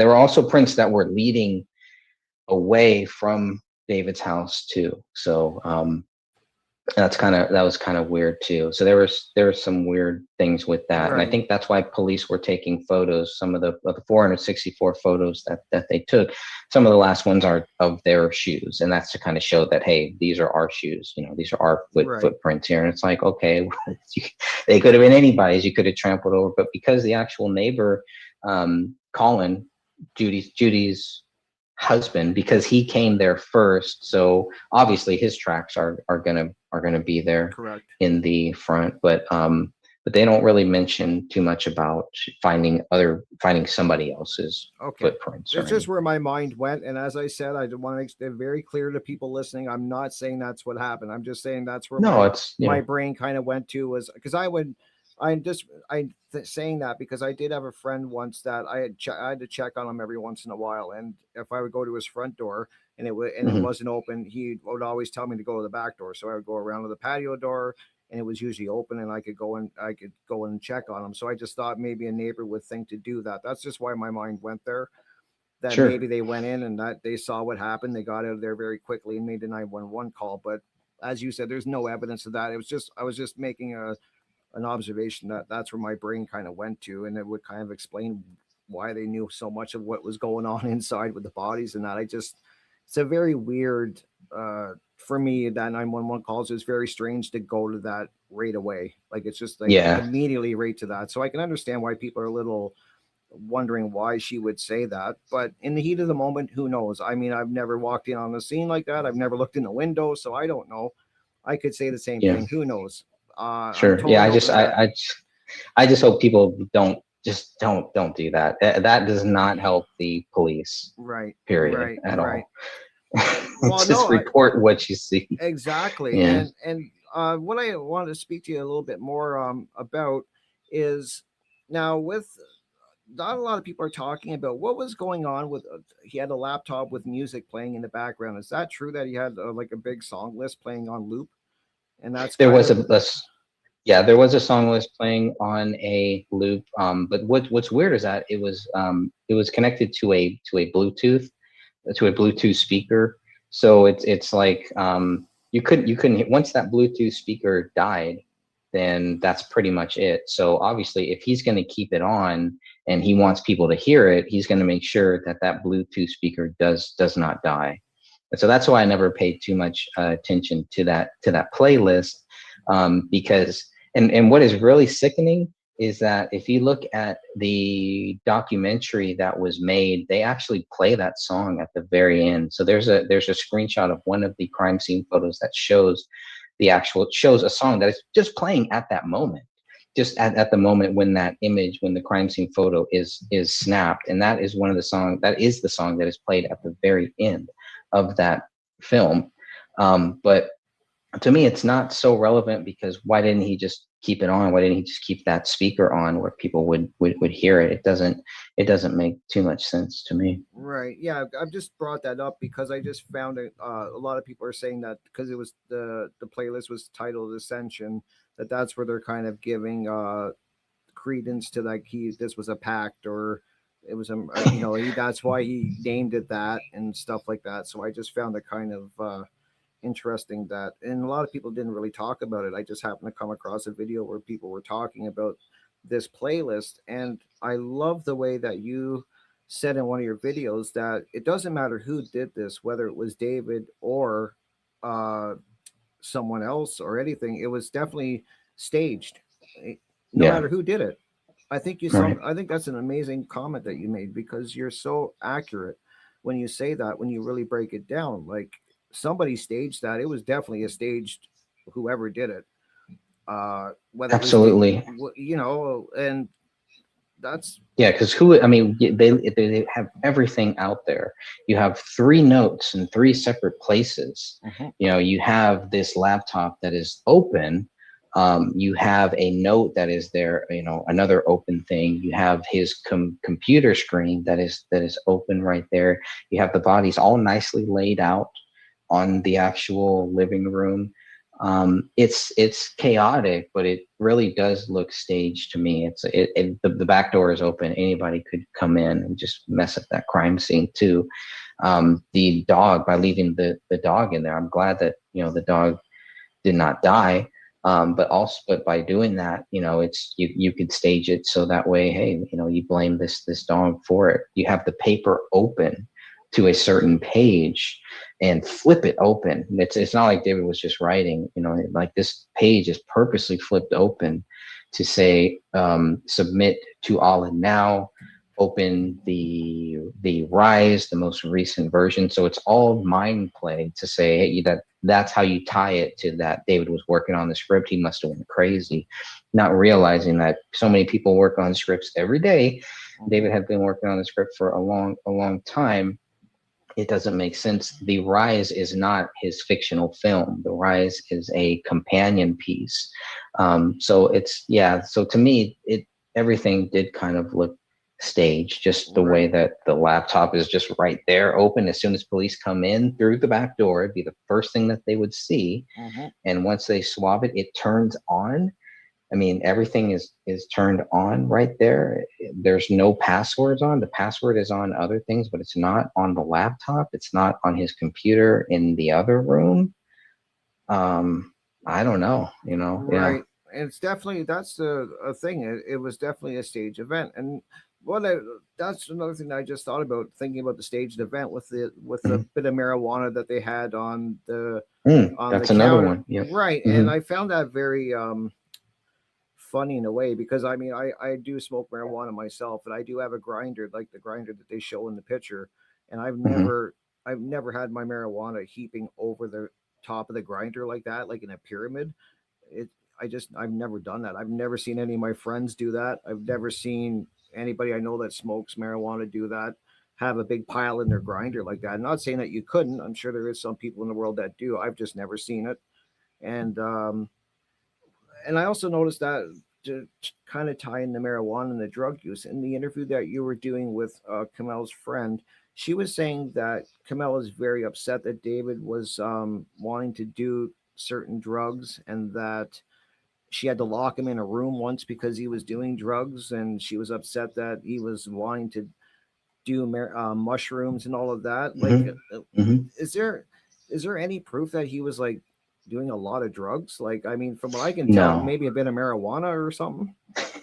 Yeah, I think the journal gives us a really good view of that. So what Kamel's friend was talking about was something from Kamel's journal, which we've never been able to get. She hasn't been able to give us that proof of what is said in Kamel's journal, because the only thing that is said in David's journal is that he tried shrooms once. You know, David only didn't start smoking until he was 28 and a half. He died when he was 29. So he had been smoking not even a year, maybe, you know what I mean? So, but it was weird that he compared shrooms, the one time that he mentions it, that he compared shrooms to weed. I had never heard that comparison. So that made me think maybe they're very weak shrooms. Because when I hear people talk about shrooms, I've heard my friends talk about shrooms, man, they throw up, and after they throw up, they are just ripped. Things are talking to them and like weird, and that scared the crap out of me. I'm like, I'm never doing that. Right. I've done shrooms a couple times, and I would never compare them to marijuana.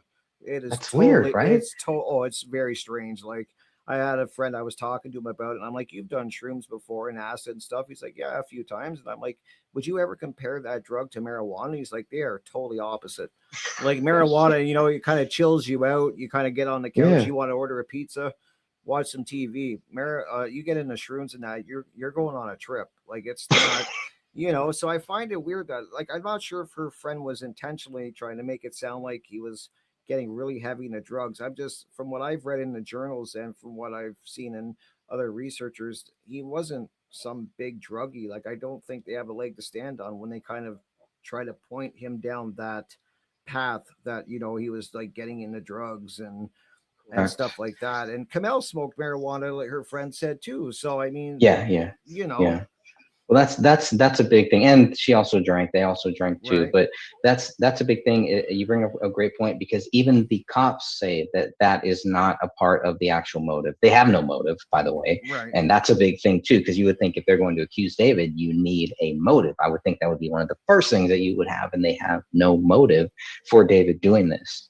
They just say, because we couldn't find anybody else that did it, David did it. Well, that is not how you do this. You can ask any cop, maybe not in the AVPD, but you may be able to ask some cops in the Apple Valley Police Department, but obviously they don't want to lose their pension, their retirement. They may not publicly talk about things that they may privately talk about. But, you know, Yeah, that was just one of the strange things is that, they're talking about weed and, but there's no motive for that. But yet you still have people that are saying, well, he was doing this and that's what led to it. It's not in his system, which is weird. That's another strange thing. It's like it makes it look more strange because the weed is out there, but yet it's not in his system there. I mean, he has pipes, he has bongs, so I have no doubt that he was smoking weed as, casually or in a general way.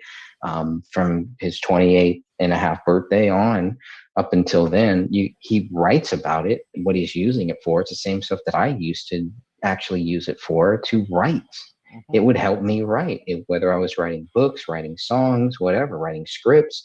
It helped me write. So I used to use it for that same thing too, so that's not a big stretch for him to do that. But he even writes in his journal that he saw there was a light at the end of the tunnel, that at some point he couldn't do that. And it sounded like because of his daughter, he needed to keep a clear mind for her. He had already sacrificed so much stuff for her. With this movie, with this project, he had already sacrificed all of this stuff, those years that you just can't get back with your kids.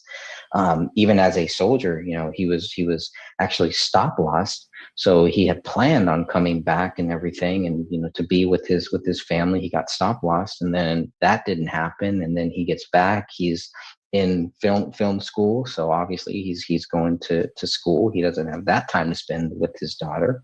I don't know if his daughter was autistic, but Kamel did say in a comment that she cured her daughter of autism. That is a fact.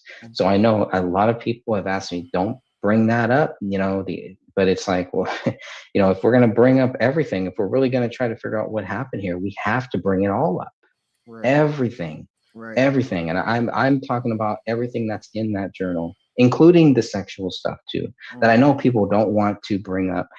It may be relevant. It may not be relevant, but this is a crime here. Okay. That's why everything in their life is open, in my view. And I know some of my closest friends totally disagree with that point, and that's fine.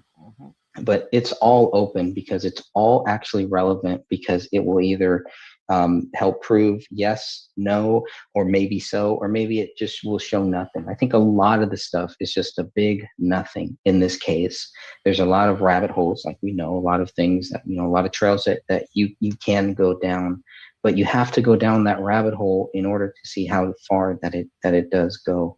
Right. So it's, for me, man, I go down every hole. So people may hear me talk about things, twist it, take it out of context, and think that I think that the government killed them. No, but I'm going to look into that for sure. Yeah. I'm going to look into everything, uncover, leave no stone unturned. And I'm also not going to keep documents that I think that the public shouldn't see. I'm never going to do that. If I get it, you'll get it. Everybody gets it. Case closed. That's it. That's my view on it. Just one more thing about the whole weed thing is, remember that fake document that we were talking about? Yes. The fake document pretty much tries to go down that route, that the motive was David smoking weed and doing drugs. And so that is completely, that's one more reason why the document is fake, but it's completely counter to what the police actually say and to what they found. They're very clear. There's no motive in this case. And definitely weed. For anyone to think that weed was, you'd have to think maybe Reefer Madness was a documentary in order to believe something like that. So, and I just don't think that he would leave how protective he was over his daughter. He wouldn't leave it on his dresser like that. Like, that's weird too. Yeah, I just find that really strange. I mean, I've never left my weed out on a dresser like that. I'm not saying other people can't do that. I'm just knowing how protective he was, I think he would try to keep that so far away from her. And so I think you're right. Yeah, it's just something to think about. And another thing I wanted to ask you about too was, at the time of his the murder suicide, what was, from what you've researched and what you can tell, was David they keep saying he was in this dark place, and that he was he was losing grip, and that all the story that people say. Right. From what the research you've done, where right up to the point of where this happened, what have you found? What do you think? How is his life going from what you can tell from his journals and what you've researched? Was he going and was it everything that you can tell going in a positive place? Like what was the trajectory that he was on at the time of this happening? Sure. Yeah, I think what we found in the documents, in the crime scene photos, looking at his house, is he was planning for the future. And I think that's a big thing. If you're planning for your future, it's a pretty good chance you're not going to kill yourself, which is another motive that police could not find, right? They should have seen the downward spiral. That's why they didn't talk about David's deal. They didn't want people to know about David's deal. They didn't want people to know about the $14,000 check that was found outside of his house. They just, it was a subconscious thing. So people who wanted to believe David Crowley was guilty would think he didn't have money. The deal was done, which apparently some of his family even thought, which is a whole nother thing that we should definitely, because there's some interesting theories on why David wouldn't tell people that he actually had this deal. Who did he really trust? Who was he really trustworthy of? But he had this deal going. He was writing, he was posting on Facebook, talking about the documentary that he was working on. He was talking about that, saying, it's done. It's got a few more weeks. This was on December 9th. And that's one of the posts that was removed from David Crowley's Facebook page after David died. And that's one that the police found too. But so there was a lot of evidence that David was planning for his future. And so you would have to weigh that against, okay, what is the evidence that he was planning to kill everybody and himself? And I just, I see lots of evidence of him planning for his future. He's got a deal that is working. He is supposed to be working on a treatment for this new TV series. The deal is not dead. The deal is fine. In his journal, he's talking about his future. He's talking about his daughter's 18th birthday. He's talking about all these things that he wants to do. He's talking about moving to California. There may even be some evidence that they were really moving to California, that they really took some of those major steps to get there. But if you compare all of that stuff, of all of the planning for his future, it's hard to discount that. It's hard to discount all of that, and then to just say that he went to this dark place and just snapped. It doesn't line up. It's like two parallel worlds that are just converged, that haven't converged. Let's converge them and let's see what the real truth is here. Right. Was he planning for his future? Was he planning to kill everybody and then kill himself too, when he had everything going for him? Exactly. That's the way that I see it. I see, and that's the thing too.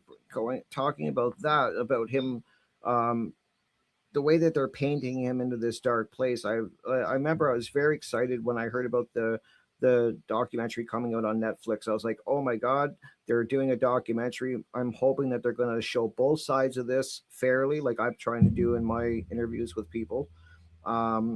I was very excited about watching it. I remember I was right there when you were able to watch it on Netflix, and I watched it and very quickly got a little discouraged, because they definitely they really hammered this going to a dark place. I find that kind of disturbing, that in this documentary that they really lead the person down this path of him going into a dark place. And this is what happened. And it could have been PTSD. Nobody knows. And supposed friends that these people in his life are great friends of his and best friends, and they're on the team. But meanwhile, he's not talking to them. They haven't talked to him in a month and stuff like that. I'm thinking, okay, you can't be that good of a friend, in my opinion. It's kind of weird. And so that kind of really, I just found, what did you think about the Netflix series? If you did see it, did you get that same feeling that they were definitely trying not to look at both sides of it and to lead you down a path? Yeah, it was so bad that Kamel's family had their footage taken out of that film. Oh, really? That's how bad. Yeah, that's how bad it actually was. They had gotten an early screening of it, and they were like, "What the hell is this? What is this film? What are you guys trying to say?" They were trying to push the pack theory. Okay. because Sean Wright believes there is a pact. We know David's dad also believes that there is a pact. Okay. And so they were trying to push that, and of course, Kamel's family is like, what? Right. Where is this coming from? So at that point, I think Kamel's family kind of opened up to us too, and they were a little more willing to talk and like, man, we need to get our side out too. And these are the only guys that are actually open to it. Right. So they started reaching out to us too.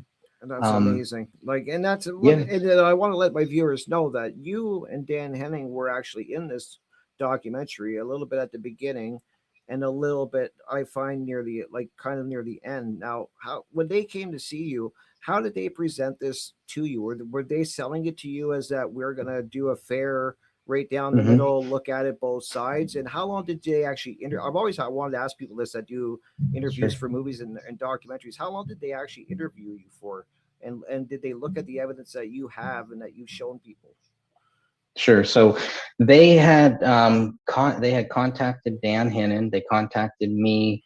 I was very reluctant to do it, but I figured, okay, whatever. Let's do it. I talked to my wife. She did not want them coming to our house. At the time, I was like, why? What's the big deal? I understand now. Because it was a big setup.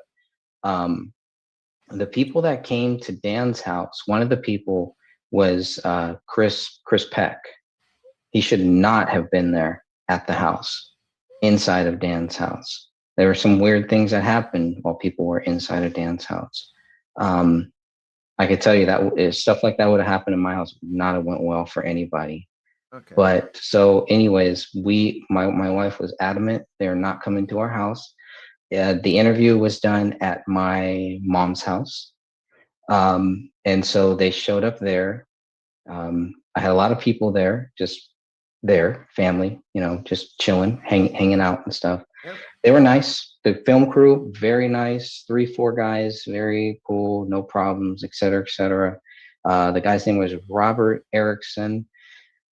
Streetcar Dreams, and he was like a contractor, so he was hired to come to the house. And so I was chatting with him, very nice guy. We were learning more stuff about Jim Gummert. We didn't have any of the documents at that point. We didn't have any of the DNA, the phone records, the electron. We didn't have anything really. We had the 94 pages and the 464 photos, and that's really it at that point there.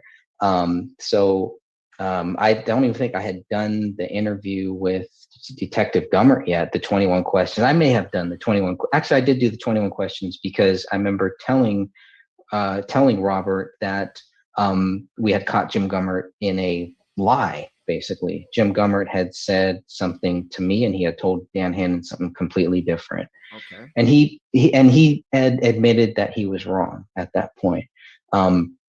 But Robert Erickson, he interviewed me for about 1 hour, and then he hung around for another hour while Dan Hennon and I did a live show. That show is still out there somewhere too. Okay. But during the interview, I completely felt like he wanted me to just bash Sean Wright. He wanted me to just, he wanted to talk about, he wanted the dirt, basically. He wanted all of the dirt, wasn't really looking at, okay, look, man, they have this bullet hole and they missed it. They have this bullet, they have this thing, they said they don't have any actual motive. They don't have any proof, et cetera, et cetera. They weren't really interested on the facts. They were just more interested in getting me to talk bad about Sean Wright. That's the way that I really felt. It was more about that than about, and I didn't understand why they were even talking to me. I didn't know David Crowley. Okay. I was just some guy who was doing videos on it, and that's really it. Like, why what do you guys want to talk to me about? And so, but I was very disappointed because I tried to focus on the facts. I tried to focus on what those 94 pages showed and what these documents showed, and how there was no evidence that David Crowley was guilty. And you can see what they put into the documentary and what they didn't. The part that they put into that, where it says, I don't care about my credibility means nothing to me, that is a direct quote from the conversation that I had with Sean Wright. Okay. So they use that out of context, which is fine. I really don't care, because that's how I really feel. But it was just weird the way that they use that. And I was like, what are you guys trying to do here? You're trying to, that to get me to admit that I don't have any credibility. I don't give a shit about my credibility. My credibility means nothing to me. I care about truth. That is 100% accurate then. It's 100% accurate now. Okay. I don't care if I'm right, if I'm wrong. I want to find what the truth is here, and I want the people to have access to it. That's it. And to be able to decide for themselves. That's what I was hoping that this documentary was going to do. And they did exactly what I hoped that they wouldn't do. Right. They just set out to make David Crowley look guilty without providing evidence, without providing any facts, and that was troublesome. Oh, Very troublesome. I totally and it probably definitely left a bad taste in your mouth about the whole documentary, the way they shoot documentaries and that. Like, I know I would be a little upset about that, because you think that they would have, if they were doing a fair assessment of the whole case, that they would show some of the evidence that you were showing them and bring some of that up and have you a little bit more in it. And as you clearly stated too, you can see by halfway through the movie that they're leading you down a path that they want you to believe. And right. I mean, I've had people argue with me on that. I've had a friend argue with me that I'm close to say, no, I didn't see it that way. And I'm like, well, you're entitled to that. I'm not telling you what you're seeing or what you're not seeing. I'm just showing, my opinion is that they're leading you down that path. And I was really troubled by the ending too. It just seemed to kind of abruptly end, and they kind of throw like a happy song at the end with the dog Paleo. And I just found, did you find that it ended kind of abruptly like that? I found it really a weird ending. Like they tried to, it was really dark. And then it was like the producers like, okay, we needed to put something happy in here now. So let's play a nice song and show the dog. That song is the song that was in the crime scene photos. So that was kind of weird. It's also kind of weird that they used David Crowley for the whole soundtrack. So they're actually using they're calling David Crowley a killer, but they're using his music for the soundtrack of that film, which I thought was kind of weird to kind of have the way you guys playing both sides again. But the film was not supposed to end like that. The film was supposed to end with Kamel's sister having a baby, and it was supposed to show them coming full circle. But when Kamel's family, did I lose you? No, you're there. I see you. Okay. Yeah, but when Kamel's family had their footage taken out, they had to scramble. Okay. And so what you saw was the dog at the very end, which to me it also didn't really make any sense either. You're showing this dog, and then the dog was very uncomfortable too, with the people that were also there. Right. So it was just a very weird thing. It really, to me, it made absolutely no sense. Why, what, you're happy that the dog ate all the people and didn't die or something? I didn't get it. I really didn't get it. And I'm sure somebody's going to ask me, do you know what happened to Paleo? Is he alive still? Is he been adopted by a family member? What's the status on him? He went home. He went back to where he was actually born. Okay. So he was where he was born, and where David bought him, I guess. I don't know what the correct term, whatever. Yeah. Right. Where he adopted him. It's the same place that Sean Wright also adopted his dog too.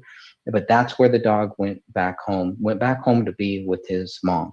Okay. So so the dog that's what happened. That's amazing. It's good to know the dog is still doing good. I've had somebody ask me that. They're like, well, whatever happened to the dog? I said, I'll ask them. I didn't know. Yeah, I mean that's what they should have. I don't know why they didn't put that in the documentary. If they're going to put the dog in that, do the whole happy ending. Exactly. And they did interview a lot of people for the documentary. Now, before all of this happened, were you friends, or did you know anybody that was part of the Gray State team? Like, were you friends with Sean Wright? Sean Wright, yeah. Danny Mason? I did know Sean. Who? No, just okay. Yeah, just Sean. Yeah, Sean was the only one that I knew. Right. And were you good friends with them, or was it just casual? No, it was casual. I was in the We Are Change East Bay group, the We Are Okay. Change San Francisco group, and and he was running GCN.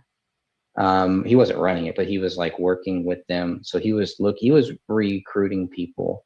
And there were a lot of strange things that I found out later that people felt like he was some type of informant. I don't know if that's true, but I've had multiple people from We Are Change tell me that that's how they felt, that they felt like he was hitting on girls there when they would go to these different things. I can't verify that. I'm just saying people that I trust have that's what they've told me. I never saw that. I never witnessed that. You know, I know he does have a criminal record, an extensive criminal record too. But it always felt like he was recruiting people. And so I never had really any issues with him. He was recruiting people. He tried to recruit me to do some blogging, basically. And so I think I sent him something that it really sucked at the time. Whatever I did was not good. I'll tell you, it was not good. So I kind of knew him from that, and that was it. And then a couple of days after David's death, I get a call from Sean, and you know, he's like asking me, or I don't know if he called me first. No, I think he sent me some messages on Facebook and was just pretty much telling me to stop asking questions. You know, and all that is public. All that's out there too. That's all public stuff. But yeah, he was basically telling me to stop asking questions. They know David is guilty. They know what happened, and they will tell everybody when the time is actually right. And 7 years later, here we are. We're still waiting for that. Okay, so is he leading? Do you feel he's leading you to believe that there's more to this case than is being presented, and they're kind of sitting on it? Is that not a crime? Like, you have to, if you know something, you have to tell the authorities. Yeah, you should. I would think. Yeah. And so yeah, he was acting like he had some knowledge, some secret knowledge, right, about stuff. When I asked the police about certain things that had come up about him, where he had said that he saw his hand in the basement or something, there were hands in the basement. The police were like, "There's no hands in the basement." You know, it really just felt to me like Sean was just trying to mislead people and was trying to tell people, hey, we know David's guilty. Let's just not talk about it. We still want to move forward with this project. We can't do that if you guys are going to keep this up. You know, don't do this, all of this stuff. He actually told me, you know, that I should not be associated with Dan Hinnon and this other guy named Thomas Lapp. They both created a Facebook thing at the same day, at the same time. It was pretty crazy. But he told me that I should not be associated with those guys because I would not want a spotlight put on me by the DHS and the feds. Okay. And at this point, I'm like, what the hell are you talking about? And even when we talked to the cops, one of the 21 questions that I asked Detective Gummer was, were the feds ever involved? Was DHS ever involved? And he's like, no, they were never involved in this. And why would they put a spotlight on you just for asking questions? I don't know. Yeah, I don't know. That's the weird thing. Like, unless they're involved in something, why the hell would they care about some guy who has 30, 40 views on a video? It didn't make any sense. It was just all to just kind of scare me, to get me to stop making videos, to stop asking questions. That's really strange. And have you had any, like, when's the last time you were speaking with him or anyone from that team, or have you? Once he threatened me, I stopped talking to him. He threatened to come over to my house with some off-duty police cops. Okay. And so at that point, I'm like, dude, like, you know, that's pretty much it. So I stopped talking to him. Wow. So it goes that there is people actually being threatened. There's people for real. There's people being like I said, I'm writing this in the middle, so I don't know, but like, there is actual people being threatened for just asking questions. Like, correct. That is crazy. It makes no sense. It makes no sense. Like, if you're so sure David's guilty, you got the evidence, you got the proof.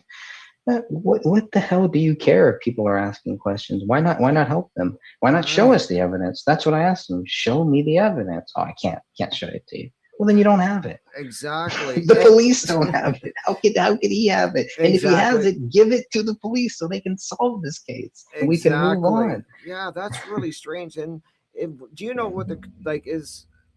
Is there anything actually moving with the gray state? Do you know if anybody's trying to get this movie made? Who owns They this? had tried. Who owns this movie now? Like, is it just in limbo now, or is there actually It's owners in to it? it's in limbo. I mean, there's theories about that. I really don't know. I don't really think anybody does really. David's dad might have the most legal rights to it. Danny August Mason obviously thinks that he has rights to it because he tried to go forward with it too. When he did that, I was still in talks with Mason Hendricks, and I was continuing to talk to him until I felt like he was lying to me. Then I stopped talking to him. But while I was talking to him, he said there's no way Danny Mason can go forward with anything without David's dad.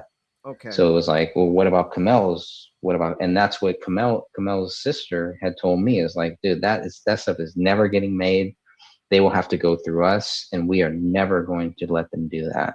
Wow. So it's the craziest thing. Think about this. They are accusing this guy of killing a 5-year-old child, of killing a young woman, and then killing himself. And they want to take that project and make money off of it. What Hollywood company in their right mind is going to say, "Oh yeah, this is great. Yeah, let's take the project from a killer and go forward with it." Right. Once David is accused of that crime, the project is dead. Right. That's a motive. Oh, for sure. That's what I was going to ask you about. But kind of bring this all around, like, who,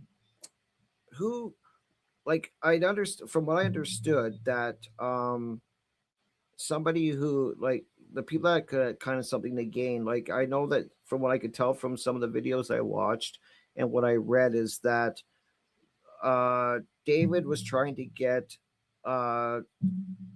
was it Dan? Okay, Danny Mason. Danny Yeah, Mason you're right. Yeah. to sign over all. What was he trying to get him to sign over? Like all rights to the gray state? Like Basically. Okay. Yeah. And then how did that go? Did that ever get resolved, or was Dan fighting him on this all the way? Danny August Mason was basically stalling all the way up until David died. Wow. So David is pushing for this. And what's weird about this is, I don't know if you've seen the interview that Dan Hennon did with Mike Boggio, the Hollywood producer that David was actually working with. He had no idea that David was doing this. He didn't understand why is David even doing this. He didn't feel like it was necessary, basically. For whatever reason, David did. And he had his friend Mitch Heil. He had him sign the same document. Mitch Heil did, no problem. Danny August Mason kept delaying it. They were going back and forth on what would Danny August Mason get, what he wouldn't get. He wanted rights to this other film. He wanted rights to the character, et cetera, which is weird. When we got the 2014 script, and you can see Danny August Mason's character is not in that script. So by 2014, Danny August Mason's character is completely gone. And that's probably why Mike Boggio was like, what does this have to do with anything? His character is not even here. But obviously, from my view, I believe Danny August Mason does have some rights to it. He has a story credit. I agree. And David clearly gave him story credit. David, makes it several references of Danny August Mason being involved in this.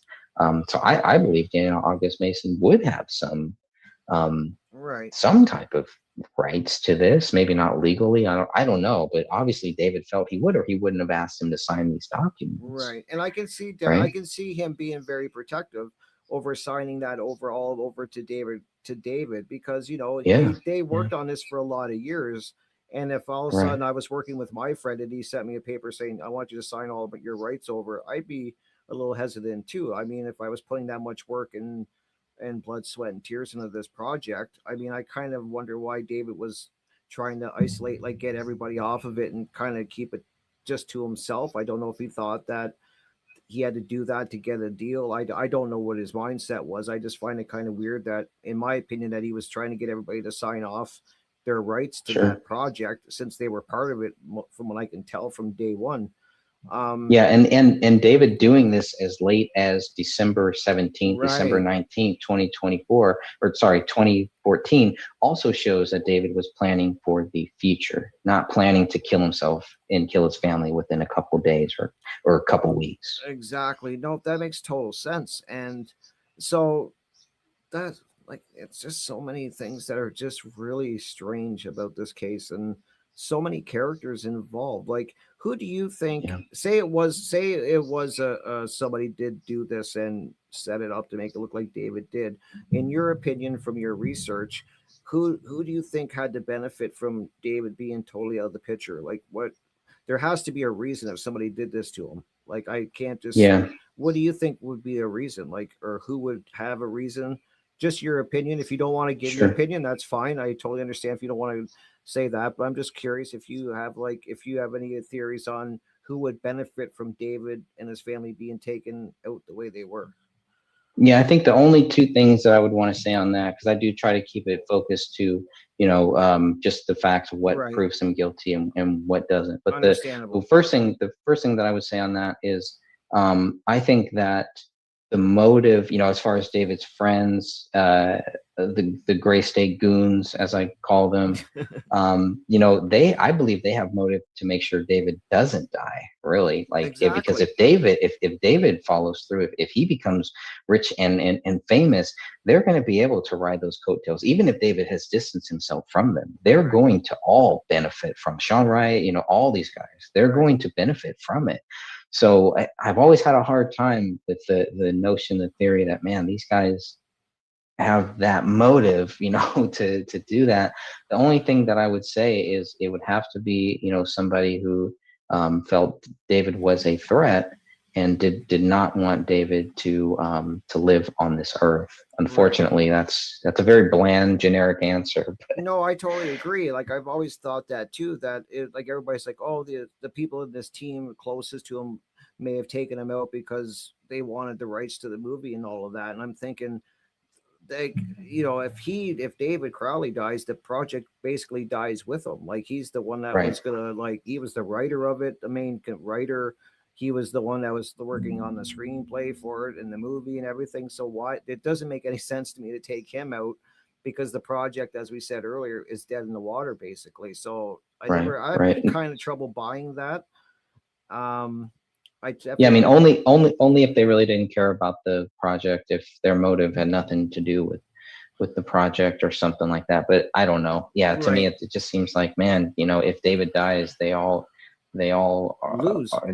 They all lose. You're right. Right. That's a great way No, to say and it. yeah, they all lose. So I've never really bought into the whole government, like the government came after him and stuff like that. My wife was the one that brought that up, because I was like, well, maybe it was a government. When I first started looking into it, my wife was like, maybe this is maybe he was getting so close to the truth in this trailer that the government came and got him. And I'm like, my wife said, there's a lot of people that make movies about the topics he was talking about. There's a lot of people that make videos, and they're not all getting killed basically for a concept trailer. I think that's a big stretch. What do you think? Like, that the government I tend to lean towards that. The more that I research David and the more that I realize how talented he is, Mhm. how brilliant he is, maybe not this project, but maybe a project later on. You look at what year this is, 2015. Right. This is about 1 year before Donald Trump gets in office. This is about 3 years before the whole coronavirus thing, which Yep. does have the lockdown, the police state. I mean, it pretty much is. It's different, but it's very, very similar. It's very similar. I agree. It's very similar. Right. So, I mean, picture David working on a film about this stuff happening right now. So, I mean, but again, it wouldn't be the government. It's not like it's like, the president sitting in the White House, oh, we got to get rid of this guy or something like that. Exactly. It could be, and people who know how the whole Black Ops work, the whole deep state thing, whatever you want to call it, these cults, the stuff like that, which, I think there is a lot of stuff. I believe David was involved in some paranormal stuff. And I don't know how far back that stuff goes. I believe that there is proof that there is. He talks about it in his journal. Exactly. He talks about seeing this orb or something like that. And so yeah, I think that there is something there. And if you're involved in stuff like that, your enemies are now not of this world. And that takes it to a whole new level. So the motive, the people, all the things that could have happened, that takes it to a whole new level. And there's so many different theories, and I'm fascinated by all the theories. I love hearing them. I love talking about them, working them out. Right. Like I totally agree. I'm fascinated by that topic too. And what I wanted to ask you was, from what the only bit that I've researched so far is I definitely saw that in the documentary on Netflix that you could see Kamel was having some weird things going on, where she was talking about seeing figures, and her daughter was hearing voices, if I'm correct, and stuff like that. Can you, through your research, do you know how far did they ever talk about paranormal stuff back, like in their journals, or from what you can tell, has this been going on for a while, from what you can tell? When I spoke with Kamel's sister, she had a paranormal experience, and that would have had to have been back in 2013, not when they were at this house either. So whatever it is, it didn't start at this house that they died in. What the sister basically said is she was sleeping with the daughter. She woke up. She saw this dark figure standing over their bed. She thought it was David. She called out to him. It didn't answer. She realized that it wasn't David. She freaks out, runs out of the bedroom. She sees the daughter's toys flying off the shelves, books flying off the shelves, stuff like that. She sees David down on his hands and knees praying. And he's just saying that something felt off this night. And that's pretty much all that she said. That was supposed to be in that film too, but once Kamel's family stuff got cut out, that got cut out too. That's kind of why the stuff that you see in the film is kind of like, it's a weird context. There's no real context to it because a lot of the footage that probably would have added more context to the ghosts, whatever that they were seeing stuff, that would have been there. But the fact that Kamel's sister said that, and she's like, I didn't believe in demons, and I didn't take it seriously until I saw it. So I think it probably goes back, and we don't know whose side. I tend to believe it is something from David's side. Okay. But I don't know. It could be something from Kamel's side too. They know about jinn. They know about these demons, these things in the Pakistan, Afghanistan region. Even in like Russia, where my wife came from. She came from that area. Talking about demons and stuff like that it's a more common thing. I've talked to my father-in-law before he passed away. He's seen a lot of stuff. Thank God I've never seen anything. I don't want to see it. I have no desire to see any of that stuff. But that stuff is real, and I think some people kind of shy away from that with this topic because then you have to worry about the credibility, your credibility, because now maybe you're crazy. You think this stuff is all real. Danny August Mason was a ghost hunter. He was hunting ghosts, and he's done some ghost stuff. So he kind of knows about all of that too. So I don't know. That's all that I know about. Wow. And is the there anything paranormal stuff. Is there anything in David's journal other than what we saw in that documentary? Was he ever talking about this continuing, or was he being what was his? Did he mention anything about this?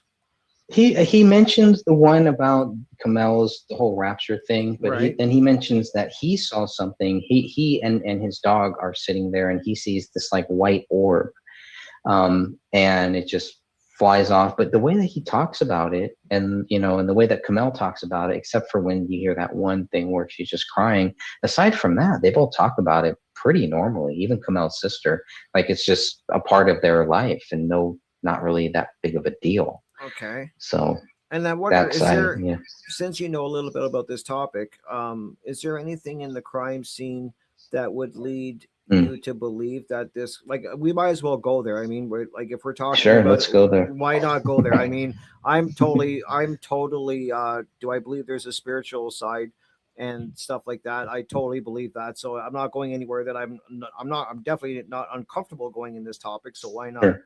Is there anything that, just from what you think, this is just your opinion, is there anything in the crime scene that would lead you to believe that there was something more, this was a spiritual, this was something that was done spiritually or demonically, or an entity? Is there anything other than, I would think, to put the blood on the wall kind of thing? The only thing is that I just plugged in my charger. Not so a problem. Okay. Sorry, I didn't think Yeah. I was. Oh, it's okay. No, the only thing, let's see. Well, I mean, the whole blood thing obviously is kind of weird, right? There's nothing like in the house that I saw there. The submit to Allah is kind of weird. It kind of, that's where the whole jinn and demon thing kind of comes in too. Not really. I mean, the missing hands, but all that stuff is just kind of like, it could be, but then it couldn't be. My view is that, because I'm sure you have too, we've looked at other cases with demons are involved, and a guy thinks there's demons, and they're not this clean, really. And I know it's like, it's a staged thing. This would not have to be staged. I believe if there was a demon involved, like if a demon was in David, and David thought that Kamel and his daughter were demons, so he had to kill them or something like that, which is one of the scenarios that I've been playing out.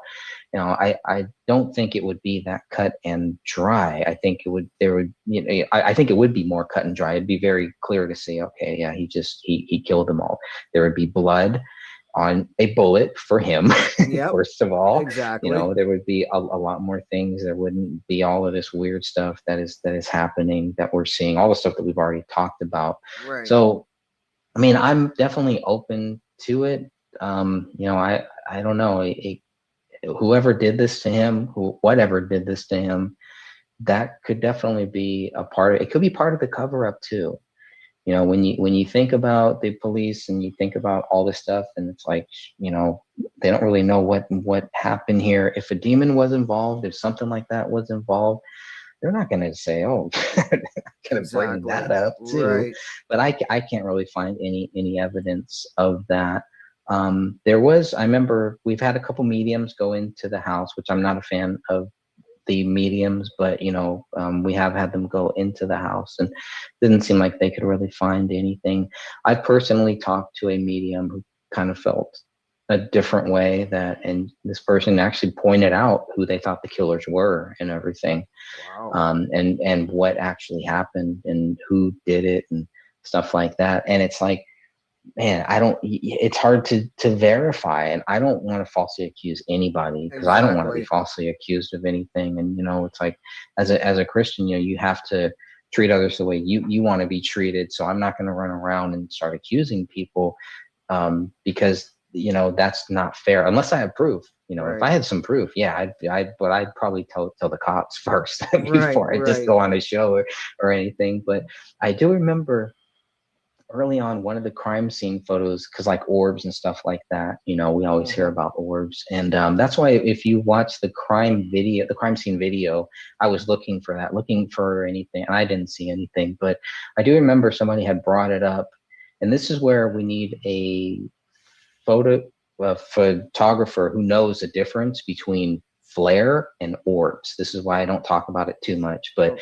there is one of the photos in the bedroom where people say that it looks like orbs. It looks like flare to me. It looks like flare, but again, I don't know. And I've never had somebody who is a professional photographer say no, this is a flare because of this. It looks like a flare because everything looks in line. Orbs tend to be a little more out of focus, or just over here, over there. But it just, to me, it looked like flare. That was the only physical thing that I saw as far as the crime scene, related to the crime scene there, that had anything to do with it. But as far as in the house, we didn't find any like occultist books or anything like that. That's what I was going to ask you, because I do, from what I could tell in the journals, he was definitely on a spiritual journey, and I think so Kamel was. I think they were kind of exploring, is what I like to call it. I think you're right. And I know people right now that are listening are going, oh my God, they're talking about demons, they're talking about spirits. But let's not forget, even in the documentary, you hear them talk about, she saw something. He That's saw right. something like, and That's right. the daughter reacted to something. So we're not, how far off the mark are we when we at least bring this topic up? I know it's a strange topic to a lot of people, but we're not just Yeah. pulling it out of thin air. There was actually, Right. you know, he mentions it in his journals, and we saw it in the documentary. So this was something that, whatever it was, they were experiencing, whatever it could be. I mean, I've heard people say that maybe the government was zapping the house and making them crazy. I mean, I've heard, you hear some crazy I've heard stuff. that too. Yeah, I've heard some crazy stuff, like theories of what was going on, but it's definitely something that they were experiencing. And I mean, I don't think it would be drugs or anything like. I've never heard of marijuana doing that, where you're seeing spirits and stuff like that. I mean, nothing that I've ever smoked done that. Um, I find it very. It's an interesting topic, and it's just it. It's a very. It wouldn't surprise me. Nothing surprises me anymore, and Right. especially Right. with this case. The more I seen this, the more I read about it, and the more I watch videos on it, it's just leading me all over the place. And I think it's kind of, you got to be kind of careful not to get too lost in all of these different rabbit holes, because everybody's kind of got an opinion of what happened. You got one camp saying, like I was saying at the beginning, that firmly believe he did it. Then you got the other camp saying that there's no way that he did it, and it's a fine line to walk. So, I mean, like, does your gut tell you, like, what do you really don't think there's enough evidence to say that he did this, right? Like, you're in that I don't camp. think there's any. I don't think there's any evidence. Not. I think it's zero evidence. Zero And evidence. I based on the documents, the police documents, the police photos, it's very clear they have no evidence that David did any of this stuff. It's all right there. Okay, I'm just saying, I think that's a bold statement. I just know what people are going to say. They're going to be like, he's crazy that there is no evidence. And I mean, they're entitled to think There that. isn't. I mean, okay, maybe there's maybe there's circumstantial evidence, I Right. guess, right? Maybe there's a lot of theories, but if you read what the police are saying, their conclusion to why David Crowley is guilty is because they couldn't find any evidence that anybody else Did it. is guilty. Right. Yeah, that's it. Well, that has nothing to do with the evidence that shows David Crowley. What evidence did you find that David Crowley is guilty? That's what we're looking for. The Right. physical evidence. If this was in a court of law, okay? I mean, come on. We can't, because here's the precedent, the bad precedent that this sets is that anybody could stage a suicide and make it look like a suicide after seeing this case and think that they could get away with something like this too. We don't want that. Right. That's why it's very important if David did it. And again, I'm open to David Crowley being guilty, doing this. You've got to have the evidence. If there is no evidence that David Crowley did this, then he is not guilty. It's that simple. And I have found zero evidence. Wow.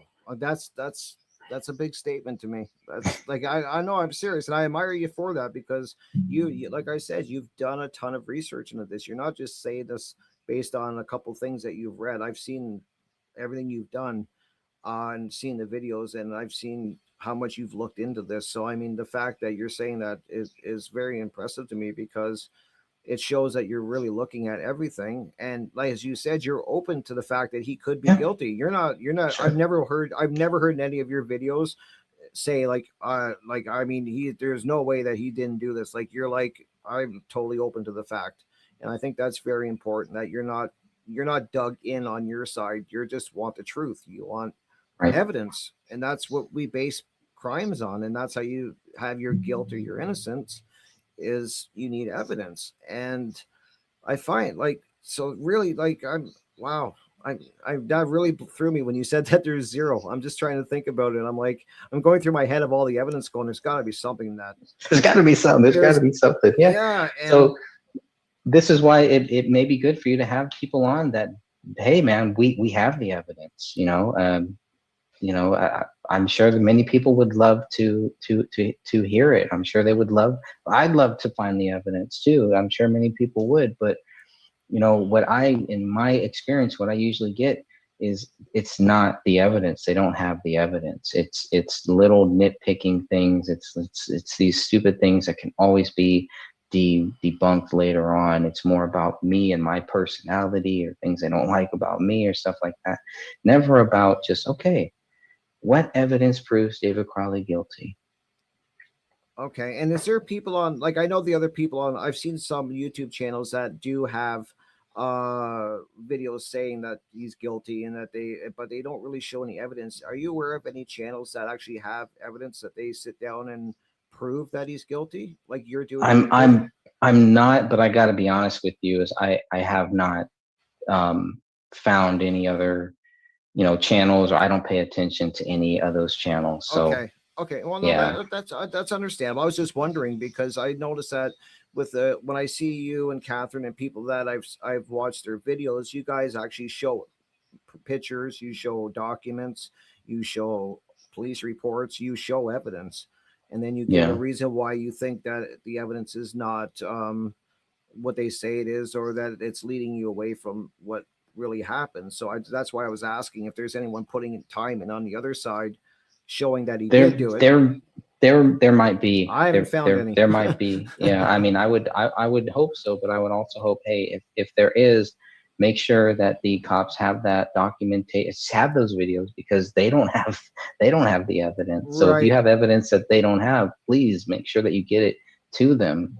Exactly. Because as far as they're saying, the case is ruled exceptionally clear. It's not David is guilty, case closed. There is a difference here. Okay. So, and that's what I was saying at the beginning too, is I'm more than willing to bring on other people from the opposing side. If they want to bring evidence or have a debate with you or anyone else, I'm willing to set that up, as long as it's kept respectful and it's based on evidence. I just don't ever want to get into a situation where I'm doing an interview or in the comment section where people are just lobbing insults at people. And yeah, I've made 2 short videos, a 2-minute video, a 3-minute video. Ask them to debate that video. Okay. And you'll pretty much be able to gauge if they're really serious or if they're full of shit. Okay.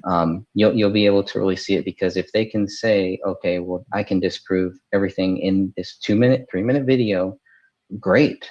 Okay. Great. Then I would consider a debate with them. But I will debate Danny August Mason, no problem. Okay. No problem with that. He's challenged me. He has not accepted. He has backed away from it for whatever reason. People that were involved in it, that would be great to kind of get them on and to have them prove it. But the problem is they're not going to be able to prove David Crowley guilty. So the debate thing was always kind of just a way to get them to talk. So that they could get tripped up. Okay, and it worked. It worked with all of them.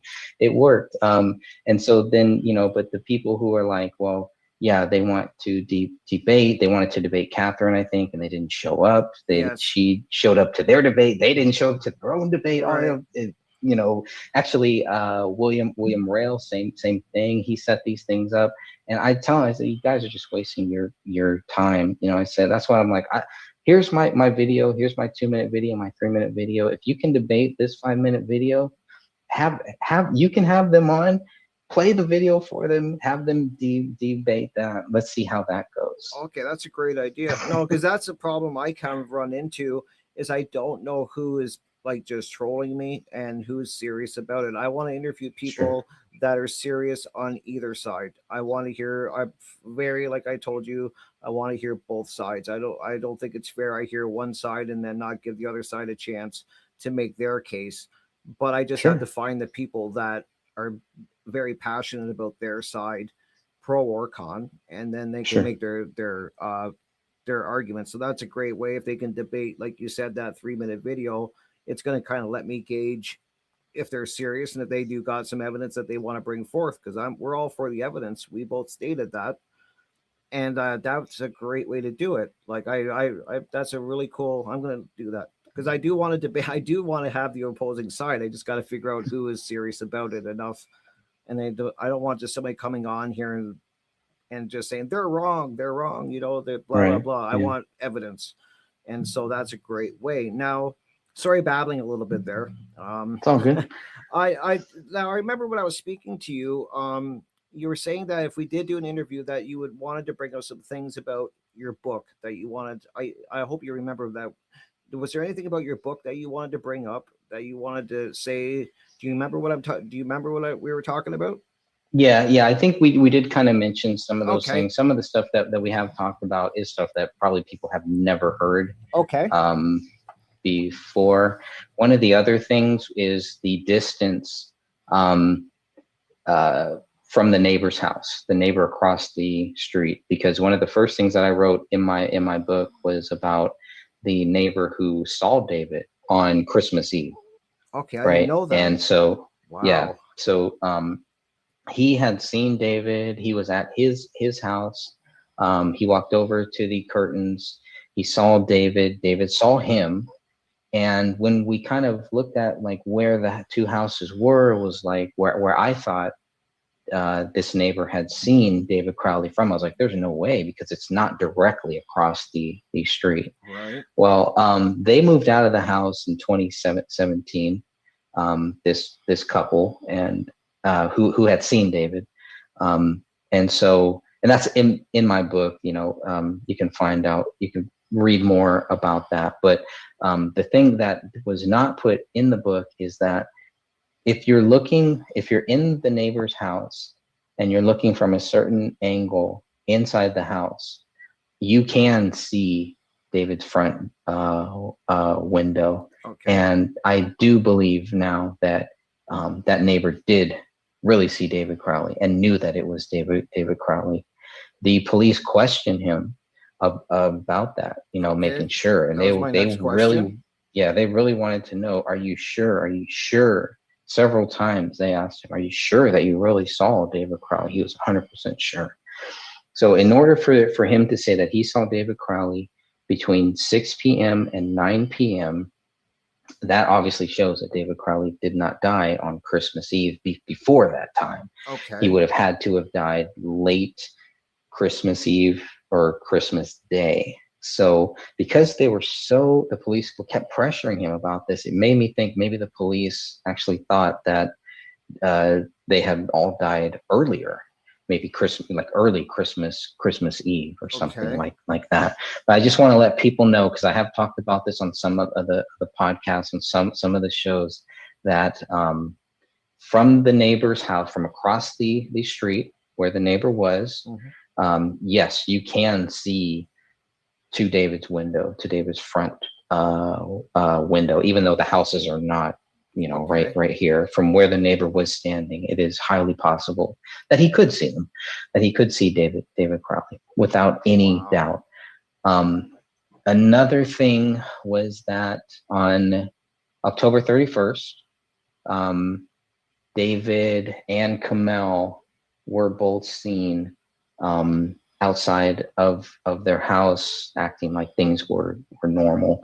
Now, if you remember, on October 18th, October 17th is when Kamel's sister had come to their home, and she felt like David was holding them hostage. And this neighbor pretty much had seen David. They had talked with David and Kamel, and they were there, like, you know, everything was kind of cool. Everything was basically normal. There wasn't any issue like that. So it kind of disproves what Kamel's sister was thinking, that David was, you know, holding them hostage, which doesn't seem like it. Just seems like David and Kamel did not want to talk to Kamel's sister for whatever reason. Right. Which again is, you know, kind of strange. No, I find that very strange. And another thing that before I forget, I keep thinking about it while we're talking, then I remember it. So I wanted to ask you before. I do too. I do the same thing. Exactly. So I don't feel bad. Yeah, I'm learning as I go here. So now, in the police reports, do they know who died first? Like, do they know the order of death? Because to me, as I stated to you before in your last, when I was watching your video when we were in the live chat, to me, that's the heart of this case. Like, if they can prove who died first, is there anything in the reports where they can definitively say who died in what order? No, because they don't even know what day that they died. They guess, and there's internet activity, I think, up until December 25th.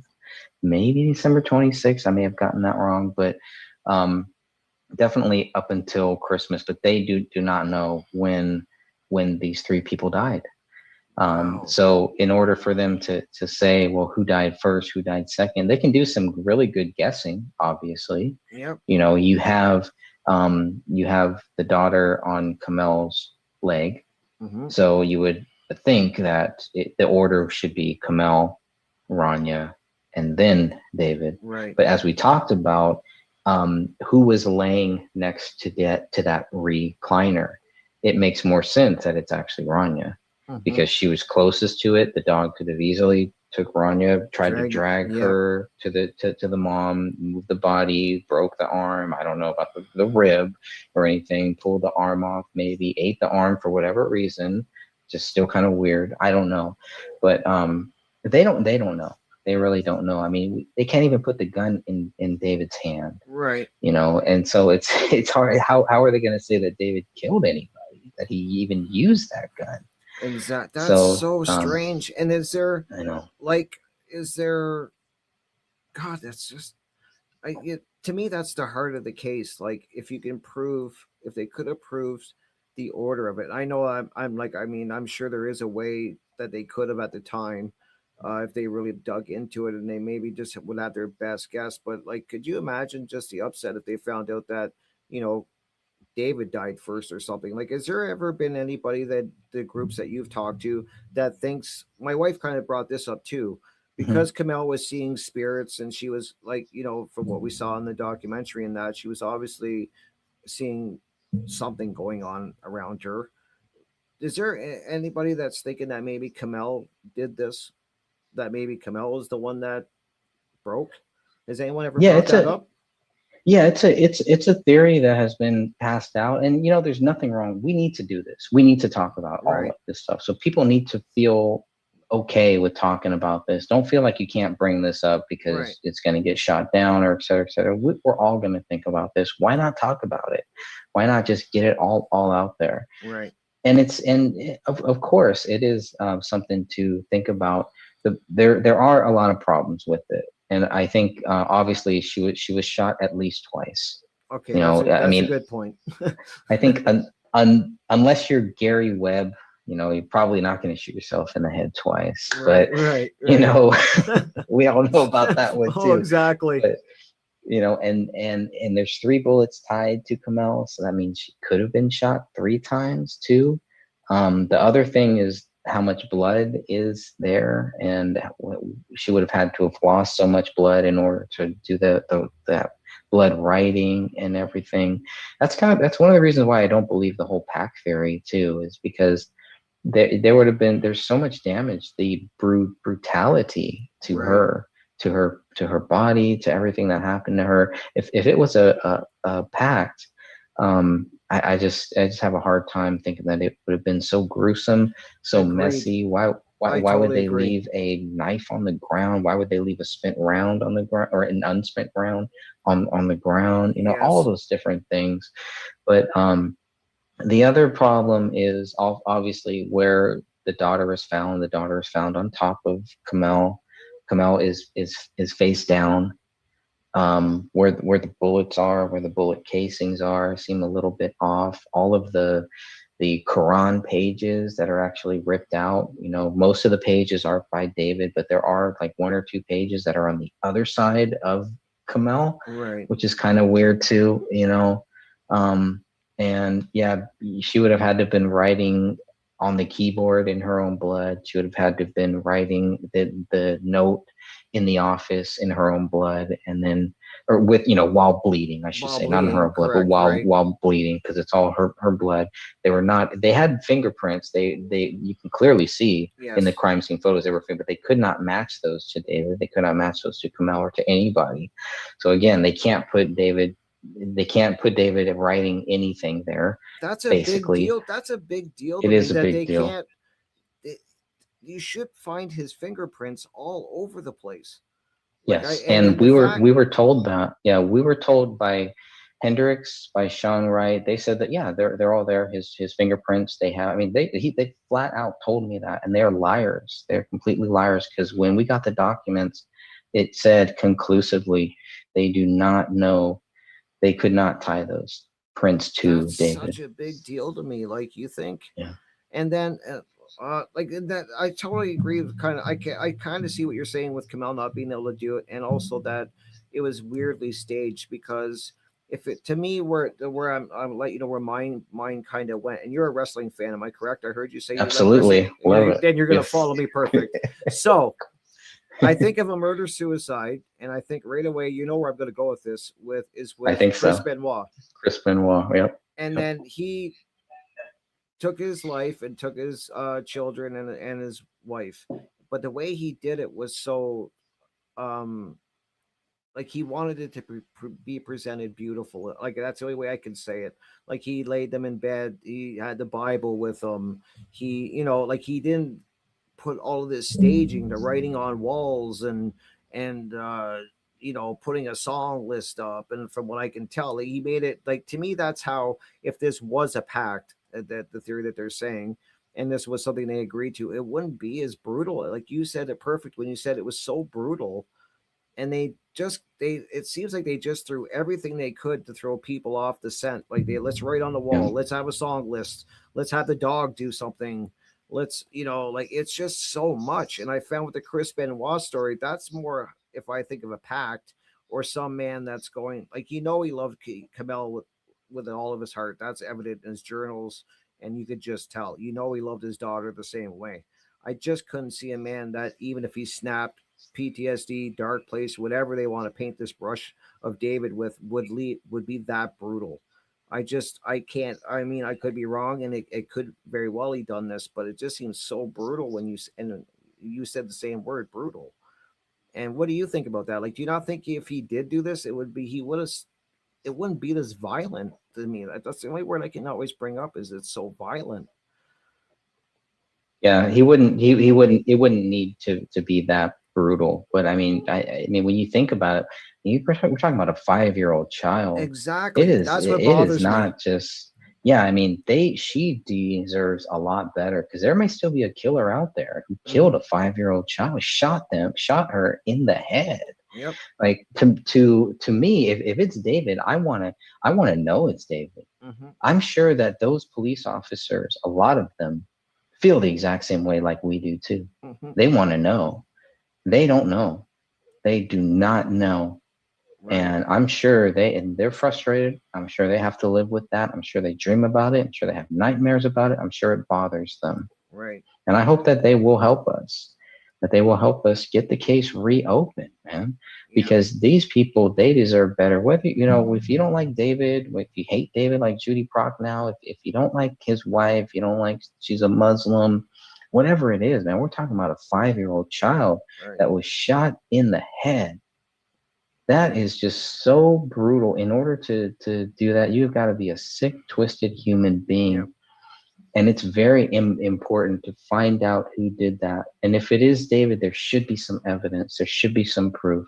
And if then they don't have that, remember, they didn't have that bullet. That's the bullet that rolled out of the carpet on January 20th. Okay. So, up until that point, you know, when they left the house on January 17th, they did not have the bullet tied to the daughter, which is item 53, and they did not have the bullet tied to David, item 57.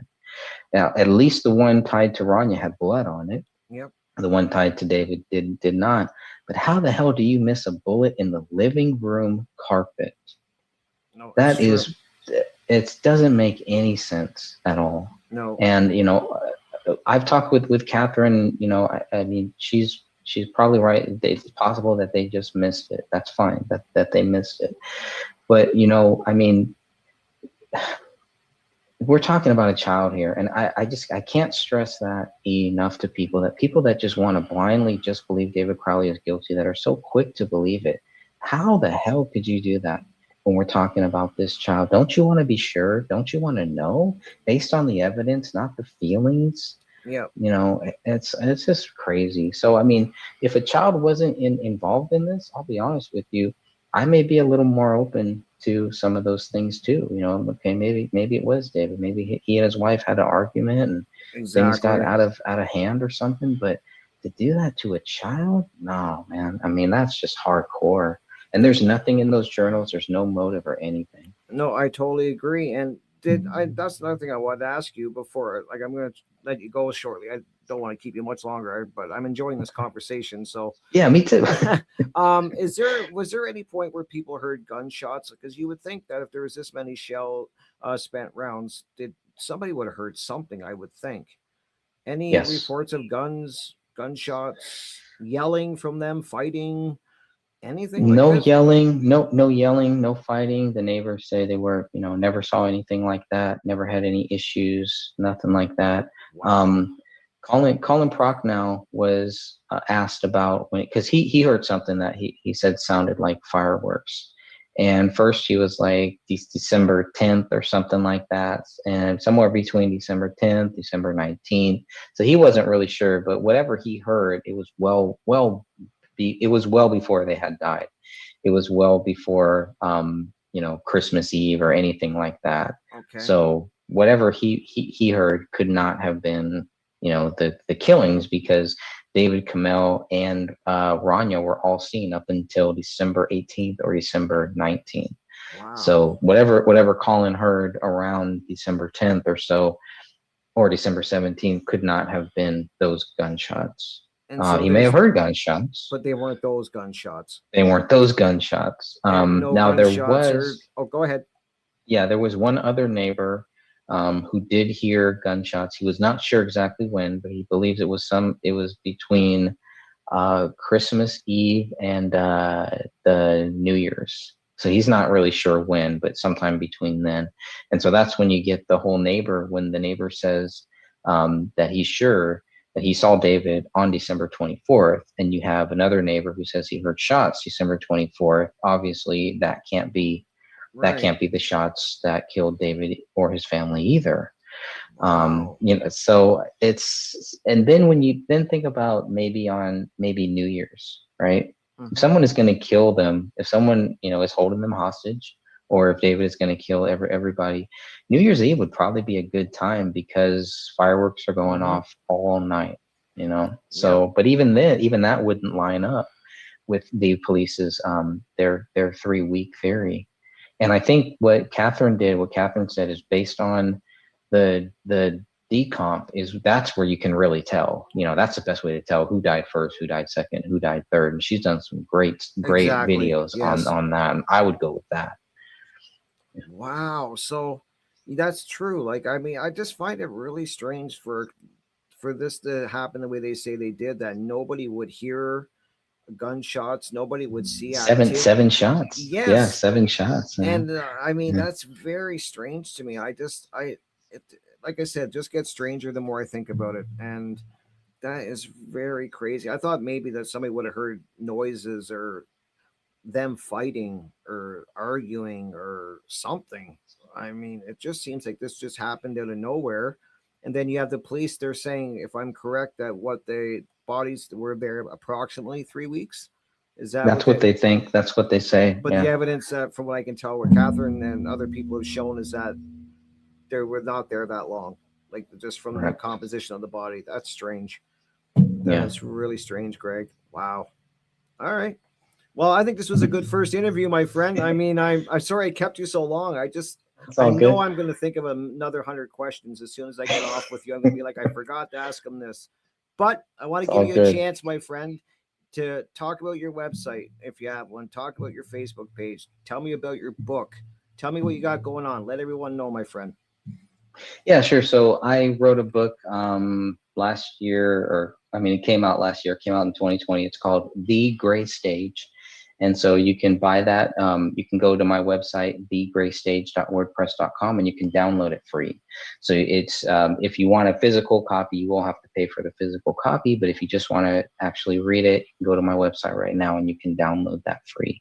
All of the documents that I have, all of the photos that I have, everything I have, you can find on the website, and you can download them. You can read them for yourself. You can go through them. We have a podcast with the same name, The Gray Stage, and we have a YouTube channel with the same name. I have a Facebook page that I haven't really utilized that much with that same name, but I'm now starting to post stuff on that Facebook page because I've decided to work on kind of a documentary on this case. I don't know, it may take me another year or so, but That would be amazing. so I would love to be a part of that.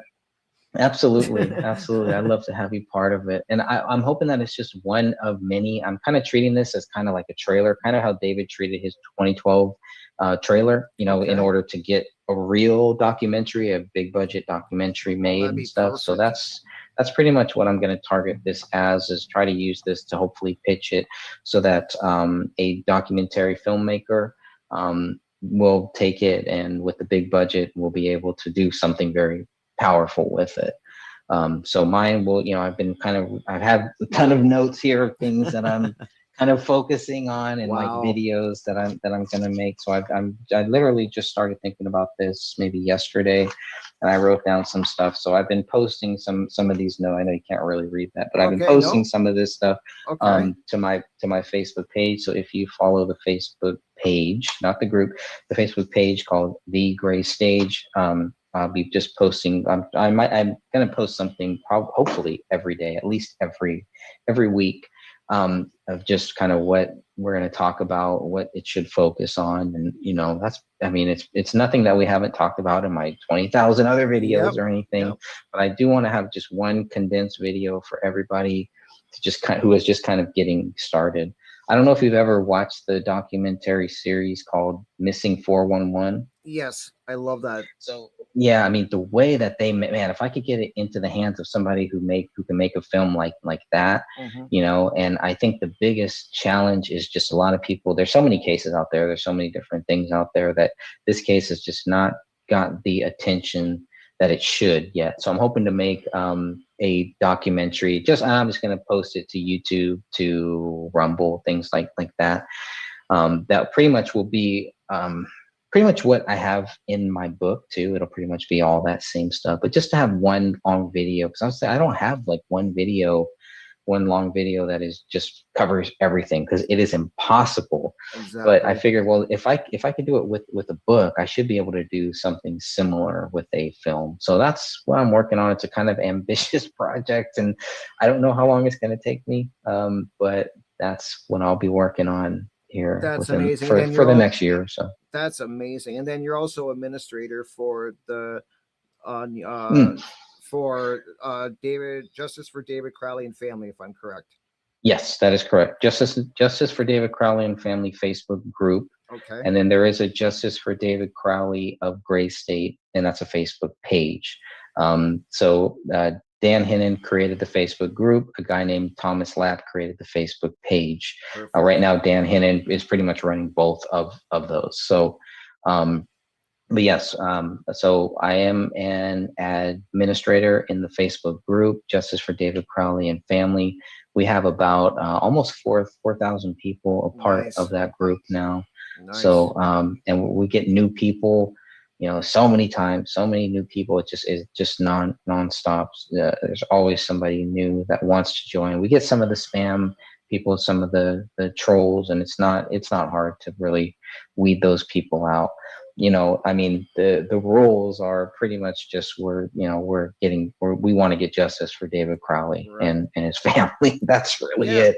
And we are very, very lax on it. You know, Dan Hinnon, when he created it, he was very lax, and we still keep that too. So, you know, obviously you'll be able to tell those trolls, and they do get weeded out, but you know, we do try to respect everybody's freedom of speech, and as much as possible, we'll let you go. We'll let you talk about whatever, as long as it's relevant to the case.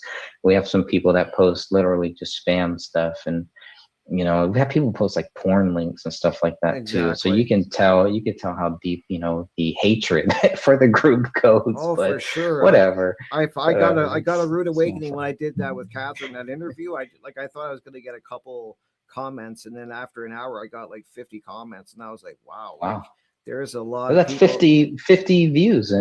Yes, and I'm totally, and I didn't mind it. I'm, like I said, I just didn't. Anybody that posts a link, I'll say it again. If you want to post a comment, keep it respectful. You can say whatever you want, you know, as long as it's important to the case. If you do want to do a debate or an interview or anything like that, I'm open to that too, and I'm sure I could set that up. And just don't post any links because they posted a lot of links in my comments, and I just removed them. I'm not going to let people start posting tons of links in my comments. But if you want to leave a comment, I'm all for that. Like I said, I want to hear both sides. But is Dan Henning still doing work on this? I haven't seen many Yes, interviews with him. absolutely. Yeah. He definitely is. Yeah, he gets on some of them. He covers a lot of different topics, and he has a lot of different groups. But yeah, Okay. he's a big part of our monthly podcast too. So on the first of every month, we always put out a brand new podcast. So if people want to subscribe to that podcast wherever you listen to your podcast, just type in The Gray Stage, and I'm sure it'll pop right up. We have tons of shows. We're on episode number 22. The next one will be coming out at the end of this month. So again, on the first of every month, we are putting out a brand new podcast. It's based on my book. So we just kind of read through the book. Dan Hennon reads through that book, and we just kind of talk about it.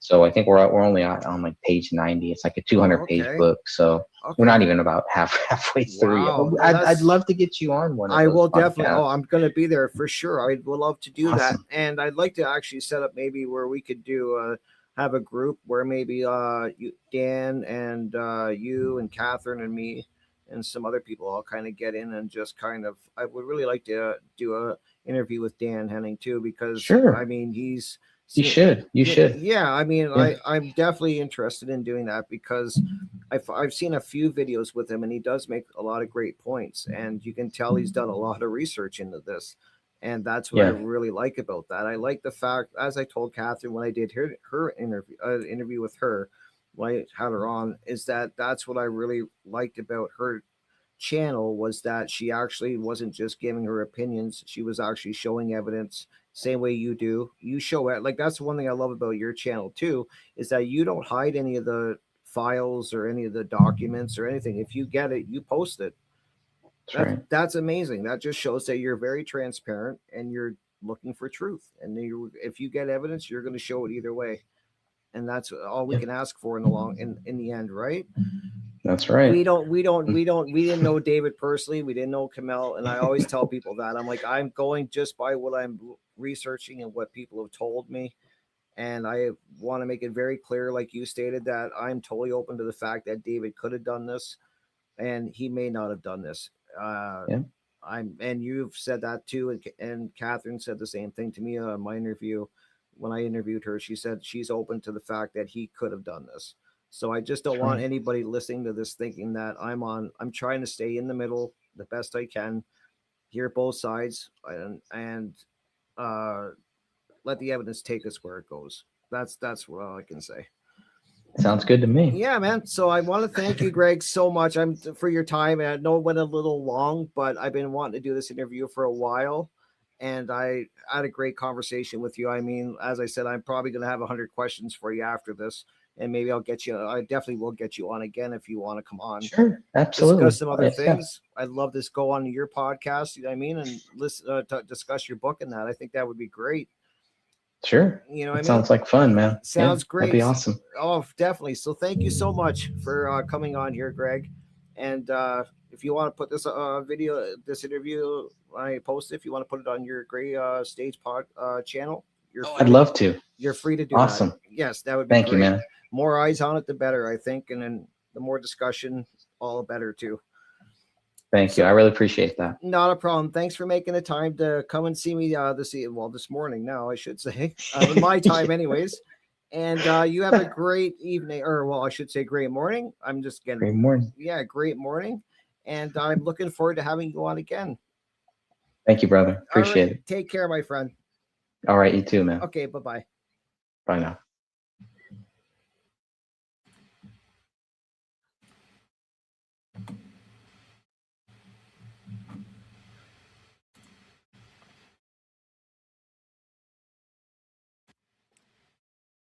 Well, there we go, friends. Another great interview. I tell you, I am really, really enjoying this doing interviews with a lot of great people that are very passionate about what they speak about, and this was just another example of that. Great conversation, and as I keep saying, the more you look into this David Crowley murder suicide case, the deeper it just keeps going for me. There's so many different theories about what happened, and oh, let me just get comfortable here, people. There we go. And it's just so many theories out there, and it's hard to stay in the middle, as I keep saying.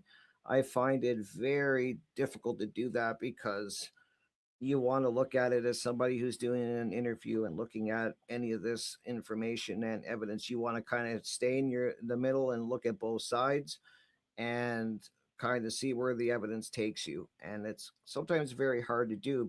Keep your personal feelings out of it, your personal emotions out of it.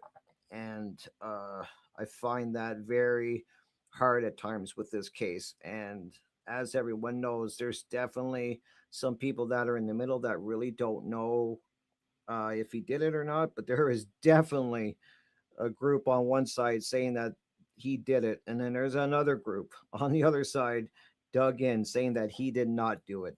That I can guarantee you. That's the one thing I can say with for all certainty. And I wanted to just let everyone know, if you've made it this far, thank you for watching so much. Like and subscribe if you enjoy these interviews. I got many different interviews coming up in the future with many different topics. It's not just going to be all just Gray State and David Crowley. It's going to be like a lot of other things, crypto, talking to other fields that I find interesting, maybe some paranormal stuff, kind of like what we were discussing tonight. I find that very interesting. That's why it's called Crypt Rick's.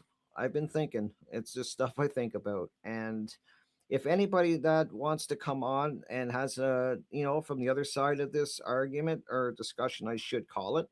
If there's anybody on the other side, that wants to come on here and wants to be respectful and be serious, and they think that they have a good case to prove that David Crowley did do this and that he is totally guilty of this and doing this, and you guys anyone feels that they want to have a good discussion about that, I am all for that. As I said at the beginning, and I've said it several times during this interview, I'm just looking to find where the evidence takes me and find the truth. And if that proves he's guilty, so be it. If it proves he's innocent, so be it. That's the way, evidence is evidence, and that truth is the truth. And I would love to have you on. Definitely, I'm willing to do that. I'm not just trying to look at one side and not give the other side their moment to have their discussion. So I am totally for that. And I would find that, it'd be a great interview. So if you do want to do an interview with me and you have an opposing view and you think that David Crowley, all the facts are there and the evidence is what it is, and you have the evidence, that he did do it, and that's where you want to stand and discuss, I'm for that. Just go ahead and send me an email. And my email is basically www.cryptricktattoos@yahoo.com. So CRYPTRICKTATTOOS at yahoo.com. I'm sorry it's a long email. I am going to get a better email name for this show. It's just one that I use all the time. So I figured I'll use that for now till I get one that's a little more appropriate for the show. But definitely send me an email if you want to come on and have a discussion if you have an opposing view. I just ask, as I always say, keep the email respectful. If you leave any comments in the comment section, I please ask that you definitely voice your opinion, but leave it. Please keep it respectful, and don't post any links. I'm just warning you now. If you start posting links in any of the comments, I will remove them. I don't want it just spam full of links, and that's just the way I'm going to run it. So don't even bother posting a link, because if you do in your comment, I will remove it as soon as I see it. So there's no point even doing it. Leave all the comments you want, and you have my email. If you want to send me an email, just for the title of the email, just you can say podcast interview, or David Crowley interview, whatever you want, just to give me an idea of what you basically are requesting. And I'll definitely read that email. And if I know you're serious and you want to have a serious discussion, I will definitely get you on this show in the future. I'd love to hear your side of the story and your thoughts and everything like that. I think, as I said at the beginning, I think that, you know, people have opposing sides. The truth is usually somewhere in the middle. That's not always the case. I'm not saying that at all. But that's what we're hoping to get to, is the truth. And I just find this a very interesting subject and a very interesting case. There's so many things moving and so many, as I said, theories going on, that it's just very interesting to me. And love having discussions about it, as you can see. So enough of me babbling. I tend to do that. I babble on and on. And if you made it this far, I want to thank you for joining me. If you enjoyed this interview, like and subscribe. I was told to say that. I always forget to say that. That would be great. And I wanted to thank you all. Have a great evening or a great morning, depending on where you're listening from right now, what time it is. For me, it's morning. So I just want to thank you all once again. Great having you here. And I hope that you come and enjoy me for my next interview. And have a great evening, guys. Take care.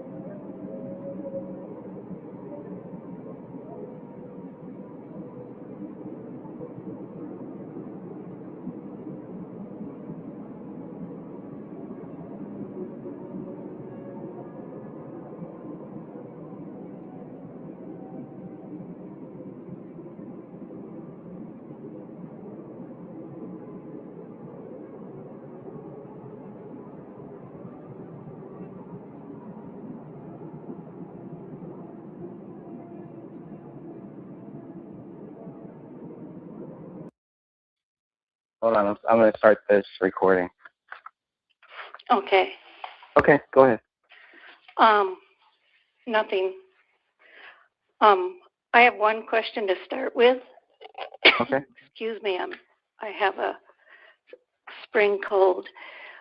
You know David Crowley from his social media posts and a few tapes he made before December 2014 on social media. David was a loving family man, brilliant screenwriter who loved his fans and was about to make it big with Gray State. What was David like when he wasn't on social media or behind a microphone or camera? You're asking me? Yes. How would I know that? Well, in order to state that David Crowley would never do this, you must know what he's like. I never stated that, though. Everybody does. I never did. I question that, but Okay. your turn. Well, I have proof. Every time that somebody has ever asked me, I've never stated that I knew, because I don't. Because I don't know. Right. So it's. But I'm keeping an open mind. But maybe it's possible, and maybe it's not. What I'm saying is that you make statements like David would never murder his daughter. You know, it's hard to believe. I've never made. He's happy on social media. He posted this. Doesn't sound like someone about to commit suicide. Things like that. And I think you should know who he was off the internet, in person. What was his personality like? How was he in December of 2014? Well, you're the neighbor, so you tell me. Well, I have told you constantly for 2 years. He was depressed. He was mentally ill. He was not the David that he was on social media.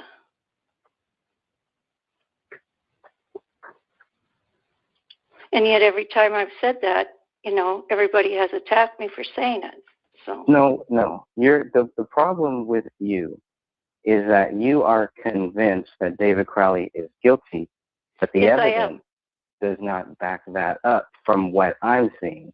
Now, it's okay for you to believe whatever you want, but you should also have respect for other people and allow them to believe whatever they want too. I have, I started out trying to just tell you what I knew. And from the first day, I started being called a liar. Ray Nix started giving me sermons. Yeah, he was giving me sermons too, and I just blocked them. And Case laughed. Closed right there.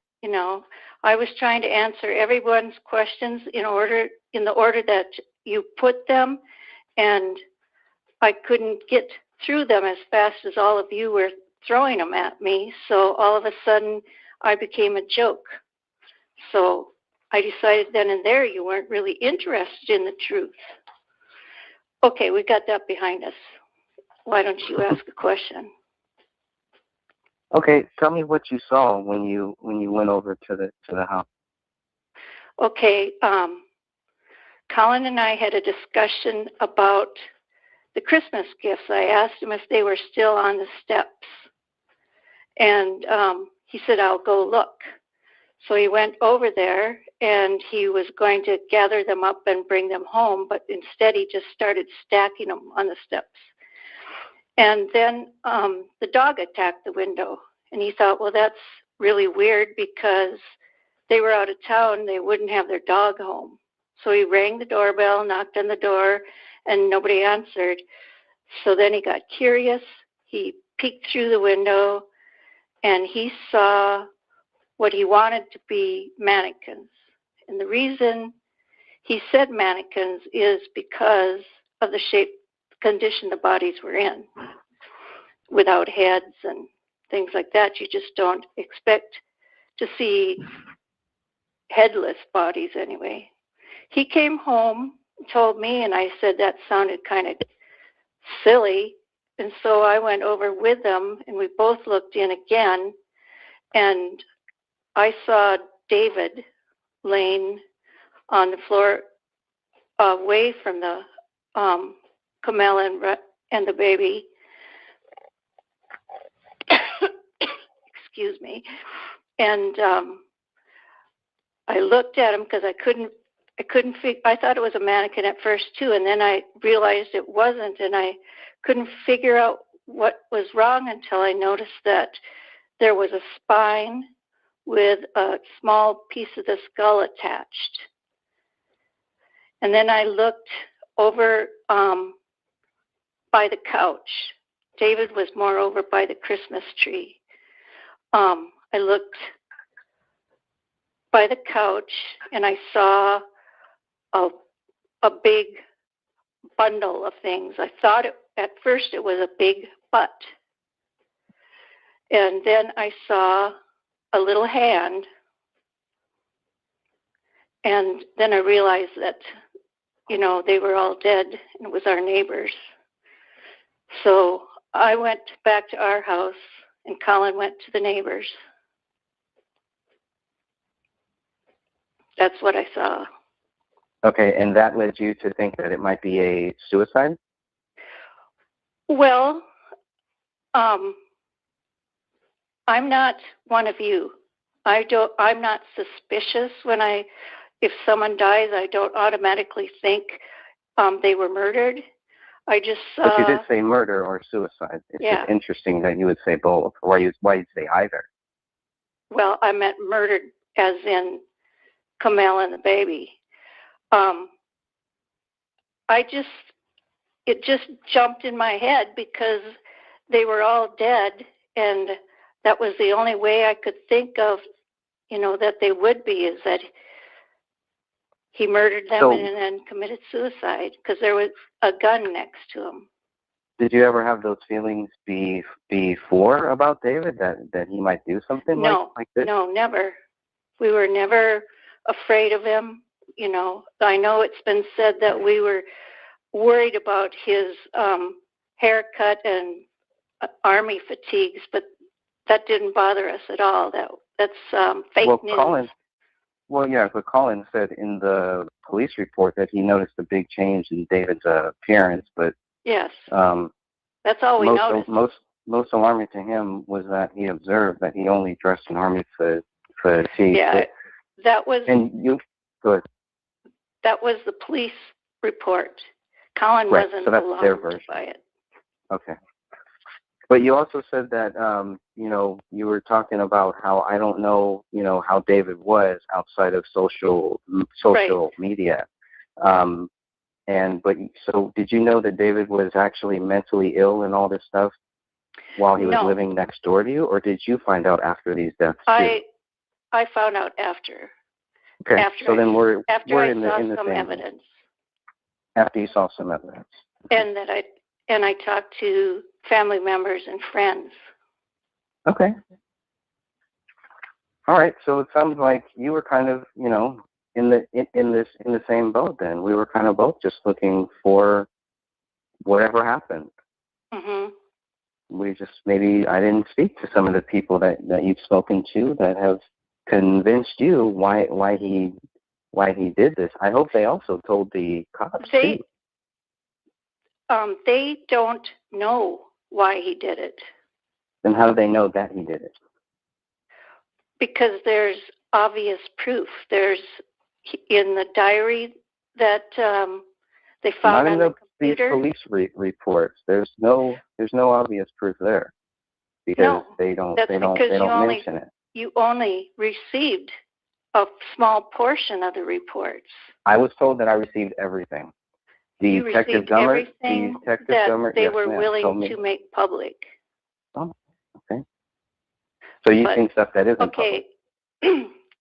David left the digital diary, the one on the computer that he hid in a file. And in that, he talked about their plans and, personal things. Is that the same diary that ended in November or no October or November? So there were two journals. 2 online journals and 1 handwritten that I'm aware of. And in that diary, that's the police miss. I don't know. I know that I've been told that the handwritten journal was given to the police by the Crowley family when they went in there. Was given to the police. So the police were in the house. Mm-hmm. This journal that a family member gave to the police was not in the house? It was outside the house? No, it was in the house. They just had not found it. The house was, what you couldn't tell from the pictures is the house was stacked with, especially his office was stacked with papers and books and notebooks, and it was in what I assume is that it was in a notebook. And why I assume that he was being mean to Kamel is because I read a part where he said that he hated the thing he loved the most, Kamel. It was her that he hated, that he loved the most? That's what he had written. I hate the thing I love the most, Kamel.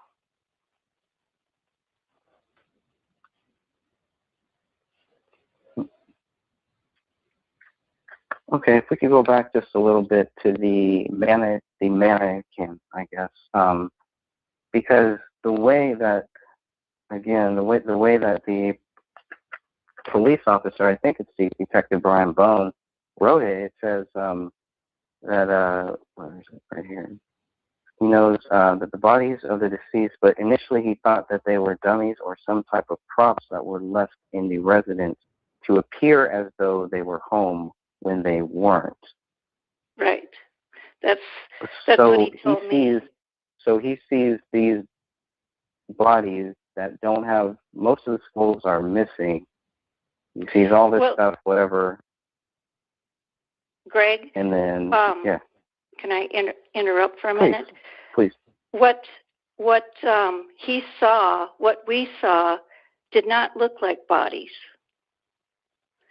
You know, they were bloated, they were missing heads, and he saw them and all the mess that was around them, and the first thing he could think of was that they had put props up to make people believe they were home, and that the dog had pulled them down and tore them apart.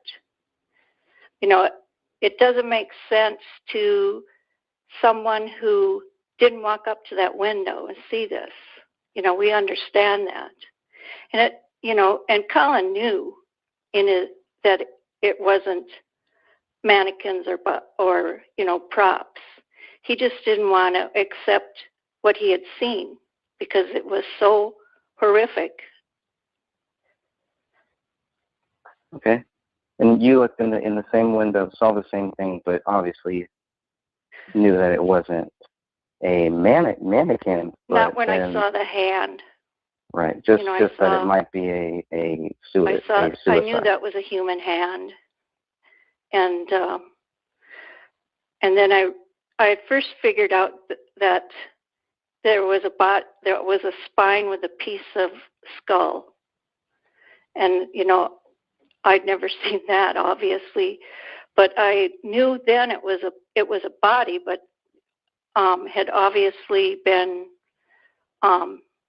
destroyed. And then I looked. I was standing closer to the couch. Colin was standing closer to where David would have been. And I looked down and I saw like what I thought was a bunch of clothes and some blankets. And then I saw what I thought was a big butt. And I thought, that can't be a big butt.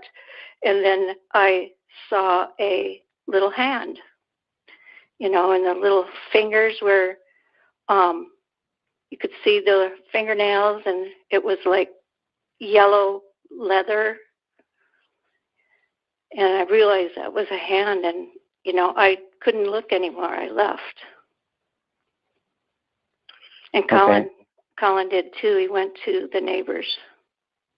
Yeah, and you guys both called the police, right? Right. I went home, and I called them. And Colin went to Tupi's, who are on the other side, and asked her if she had seen the Crowleys around. And she said, no, I think they're in Texas. And then she said, he told her what he had seen, and she says, well, I have his phone number, let me call him. So she called them, and she got no answer. I think she said it went to voicemail. And so then when they couldn't reach him, then Colin called too. He didn't realize that I had already called. I didn't tell him I'm going home to call 911. I just said I'm going home to throw up. And then call 911. Yeah. Okay.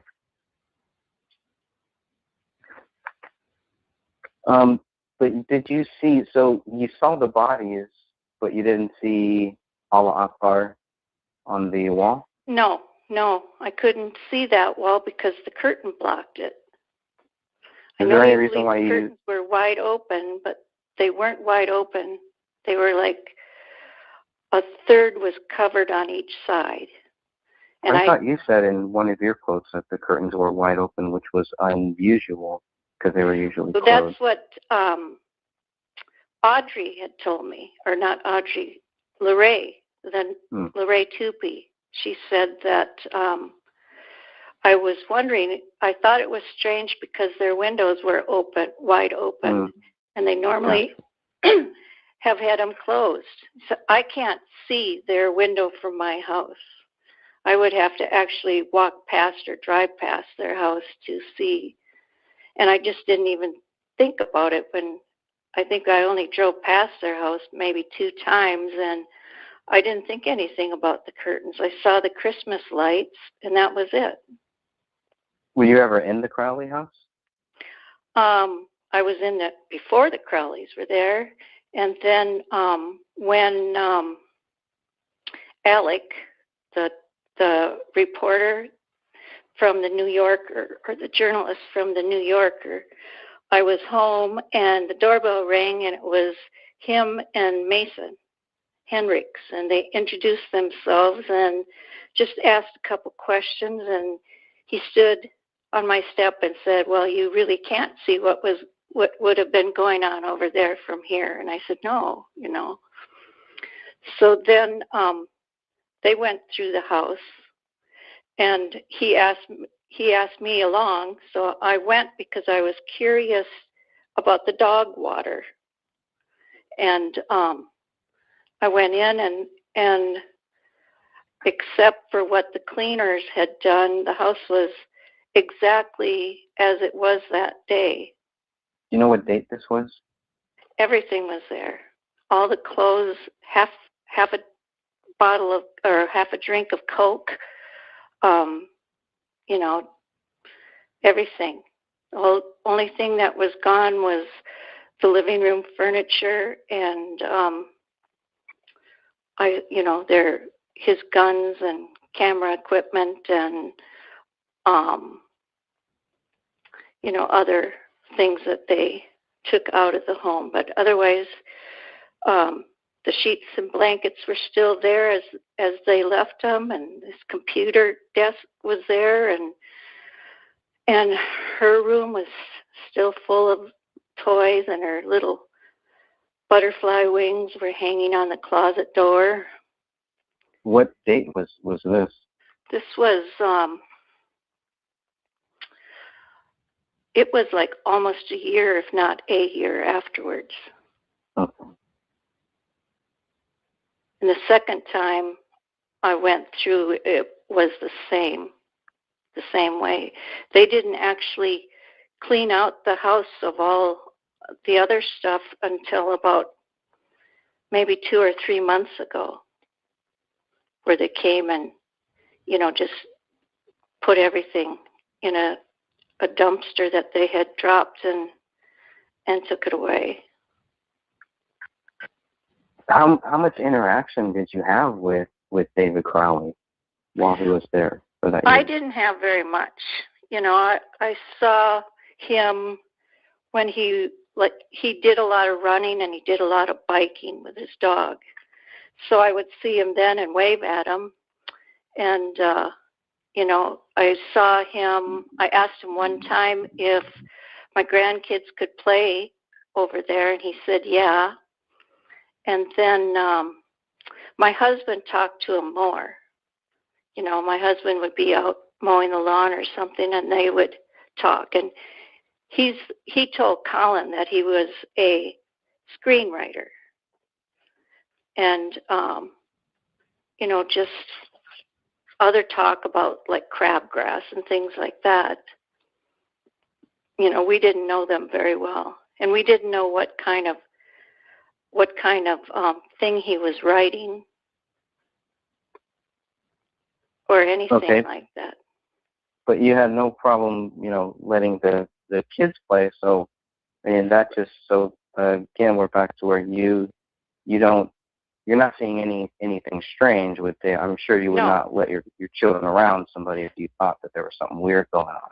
Right. I wasn't at all worried about anything.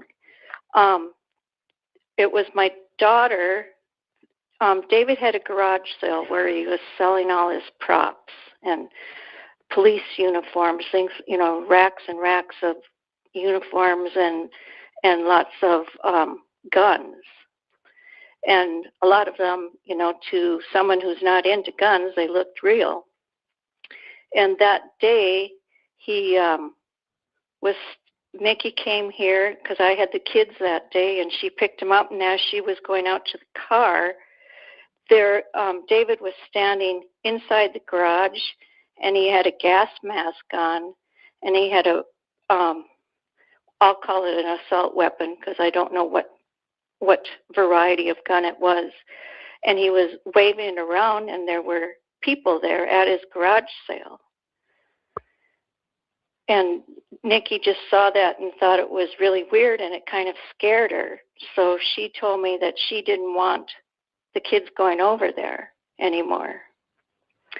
And what happened is someone, I don't know if I assume it was someone who was at the garage sale, called and reported him because of his behavior. And they did, I didn't see it, but they did come, and actually some of them bought some of his props.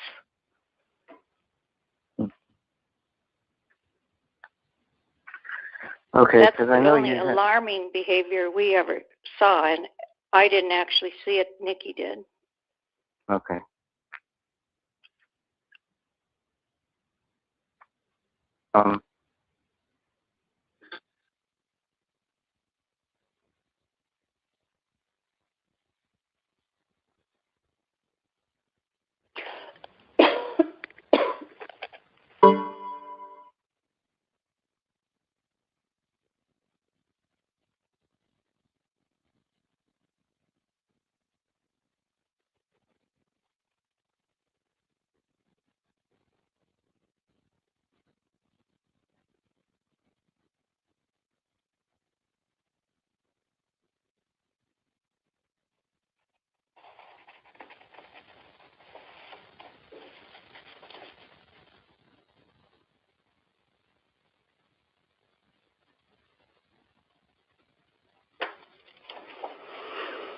Hello? Hello?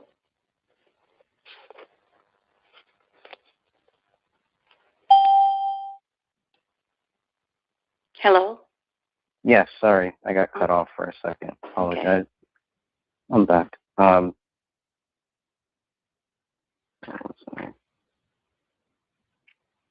Okay, so sorry. The question was, did you see his any of his social media posts?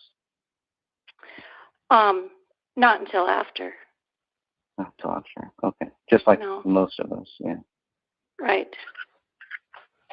Right. I had seen her business page because she had a certain certification that I was looking for, and I was going to actually call her up and talk to her. Okay. So I know you had at first said that you did see the Allah Akbar on the wall. I never saw it. When I went in there, it was painted. First. No, when I went in there, it was painted over. Was it painted white? The first time I saw it was when you saw it in the photos. I could not see it from where I was standing looking in. And Colin said he didn't see it either. I guess we were more focused on what was on the floor than what was on a wall. Right, but you did say that you lied about seeing that first. I was joking. That was a joke. Okay. Someone said something to me, and I said, yeah, I lied. Because I'm always accused of lying whenever I say anything. Well, that's what you wrote to me on June 17th, 2016. What did I say? You said I was lying when I said that I saw what David had handwritten about his wife and child. And since then, I have seen much, much more. But if I were to say that on your pages, I would be called a liar or worse, discredited. Okay, I was lying, was being sarcastic. I have a degree in it. You have a degree in lying? No, degree in sarcasm. Oh. I did not neither Colin or I saw the blood on the wall. Not until Channel 9 News showed it. And when I went into the house about a year later, it had been painted over. But when you looked through the window, you didn't look up and see the Allah Akbar on the wall, on the living room wall? From my point of view, I could not see that wall. Mm. Gotcha. Okay. And it wasn't, it wasn't bright light in there. It was, it wasn't dark, but it was just dimly lit. That's why it was so hard to make out what everything was that was laying there. Colin looked for longer. I didn't look that long. I saw that little hand and I left.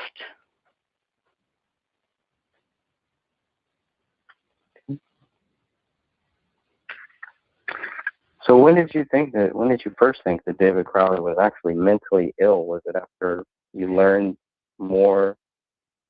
After I learned more about what was going on in his life from August till December. Which was? Just that he secluded himself and that his script, you continue to say that he got rid of his team members, that he didn't trust them or something. Hello? Yeah, I'm here. Okay, I heard that ding. So yeah, that just means somebody else has joined us. Let me make sure that they're muted. But no, I never said that. Okay, what was the question again?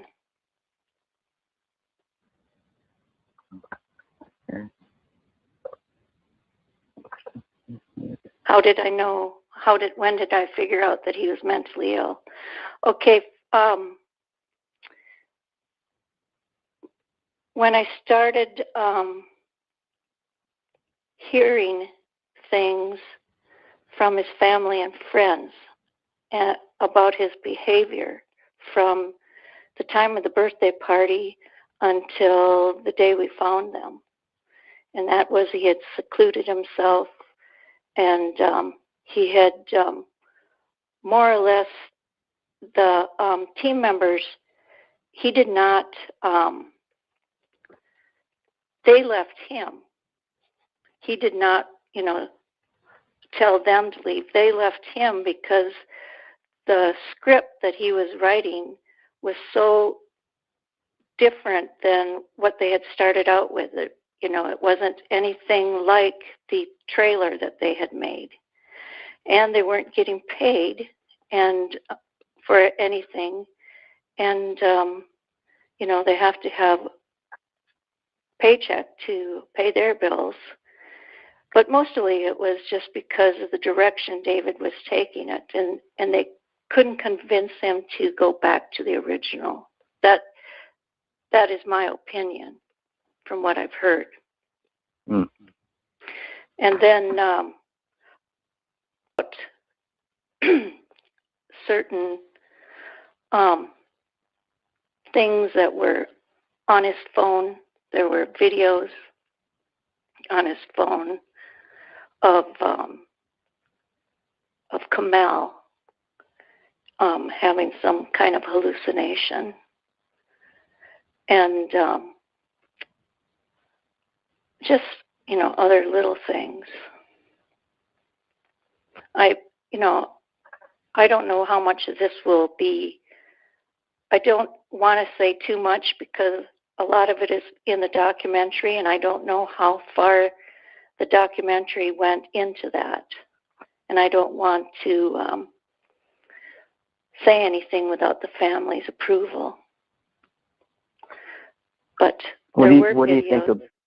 Mm-hmm. Go ahead. What do I think of?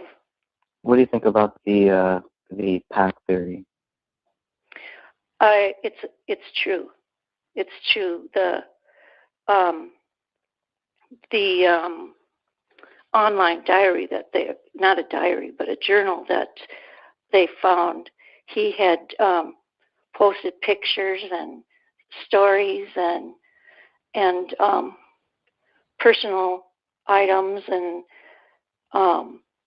in there was what they excuse me, what they called was their ascension. Their deaths would be their ascension. Matter of fact, the document. What makes you? I'm sorry. Go ahead. The documentary was going to be called "The Ascension of David Crowley," because in that journal, they talk about their death will be their ascension, and they talk about bringing their daughter with them. And Kamel talks about that too, or is it just David? I'm not sure if she talks about it. I just know that she had a part in it, and she knew what they were going to do. And she was cool with it. Yeah. But you got to remember that by that time, they were mentally unhealthy. How so? Well, I mean, who believes in that they're, if they kill themselves, they're going to ascend to another life somewhere, or they perform some kind of ceremony. And did they specifically say killing themselves or just dying? I'm assuming, I can't tell you for sure, that they talked about killing themselves. Because, why are you assuming that? Well, mostly because both Dan Sr. and Kate Crowley told me that they had gone together, that they knew, they would never, that it was an agreement. It had to be, because that's how close they were. And then there was something in this online journal that talks about it. But it's all coming from David, right? I mean, even when I can't tell you that. I don't know. I just know that there's a lot of information that was in that journal that will answer all your questions. And I don't know. And the police missed this? Or did they use this to help prove their case? The police? Yeah. I don't think the police had anything to do with it. Everyone agrees with you that the police screwed up in some areas.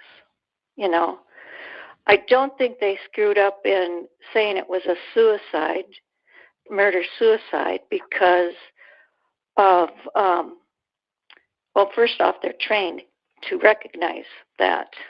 But they couldn't find a bullet hole in the living room. Right. Right.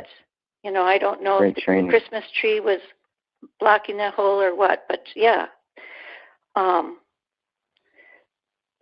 That's a big deal. It's a pretty big deal. It is a big deal, And the whole Chris Klein thing, Chris Klein no one was in the house before the cleaners. Chris Klein and them were in the house the day after the cleaners called about finding the bullet. Chris Klein was in the house on the 19th, January 19th. The cops might say that, but they weren't. Well, I believe that's what Klein told them. I don't, and he probably Klein also didn't know the dates, but... Well, Klein also said that he was in the house with David Sr. and David Jr., but David Sr. says he was not in the house with Klein. Well, David, they were all over there together. I don't know, David, the Crowleys don't go into that house. Well, I mean, the question is somebody's lying. So either Chris Klein is lying, or David Senior is. Well, David Senior isn't lying, and I don't believe Chris Klein is lying. I think he just got the dates mixed up. The neighbor, whoever called, took down the license plates of the cars that were there and called Chris it into Klein's the car. police. Right. Yes, well, one of them was Chris Klein's, and I know one of them was Mason's. And that call was made on the 19th. I don't know. So somebody was in the house. Yeah, somebody was in the house on January 19th, 2016. The only question is everybody's stories are different of who was in there. The cleaner was there. No, the police got a call about a suspicious person, and they traced that call. They traced that suspicious person back to Chris Klein, who was in the house on the 19th. They traced him through his license plate. So somebody drove Chris Klein's car, but it wasn't him on the 19th? No, he was there. He drove his car. The neighbors saw cars over there and took down their license plate and called the police because... Well, the neighbor reported a suspicious person in the house. You know, I don't know who called, but we were told to keep an eye out for anything suspicious going on. Mm-hmm.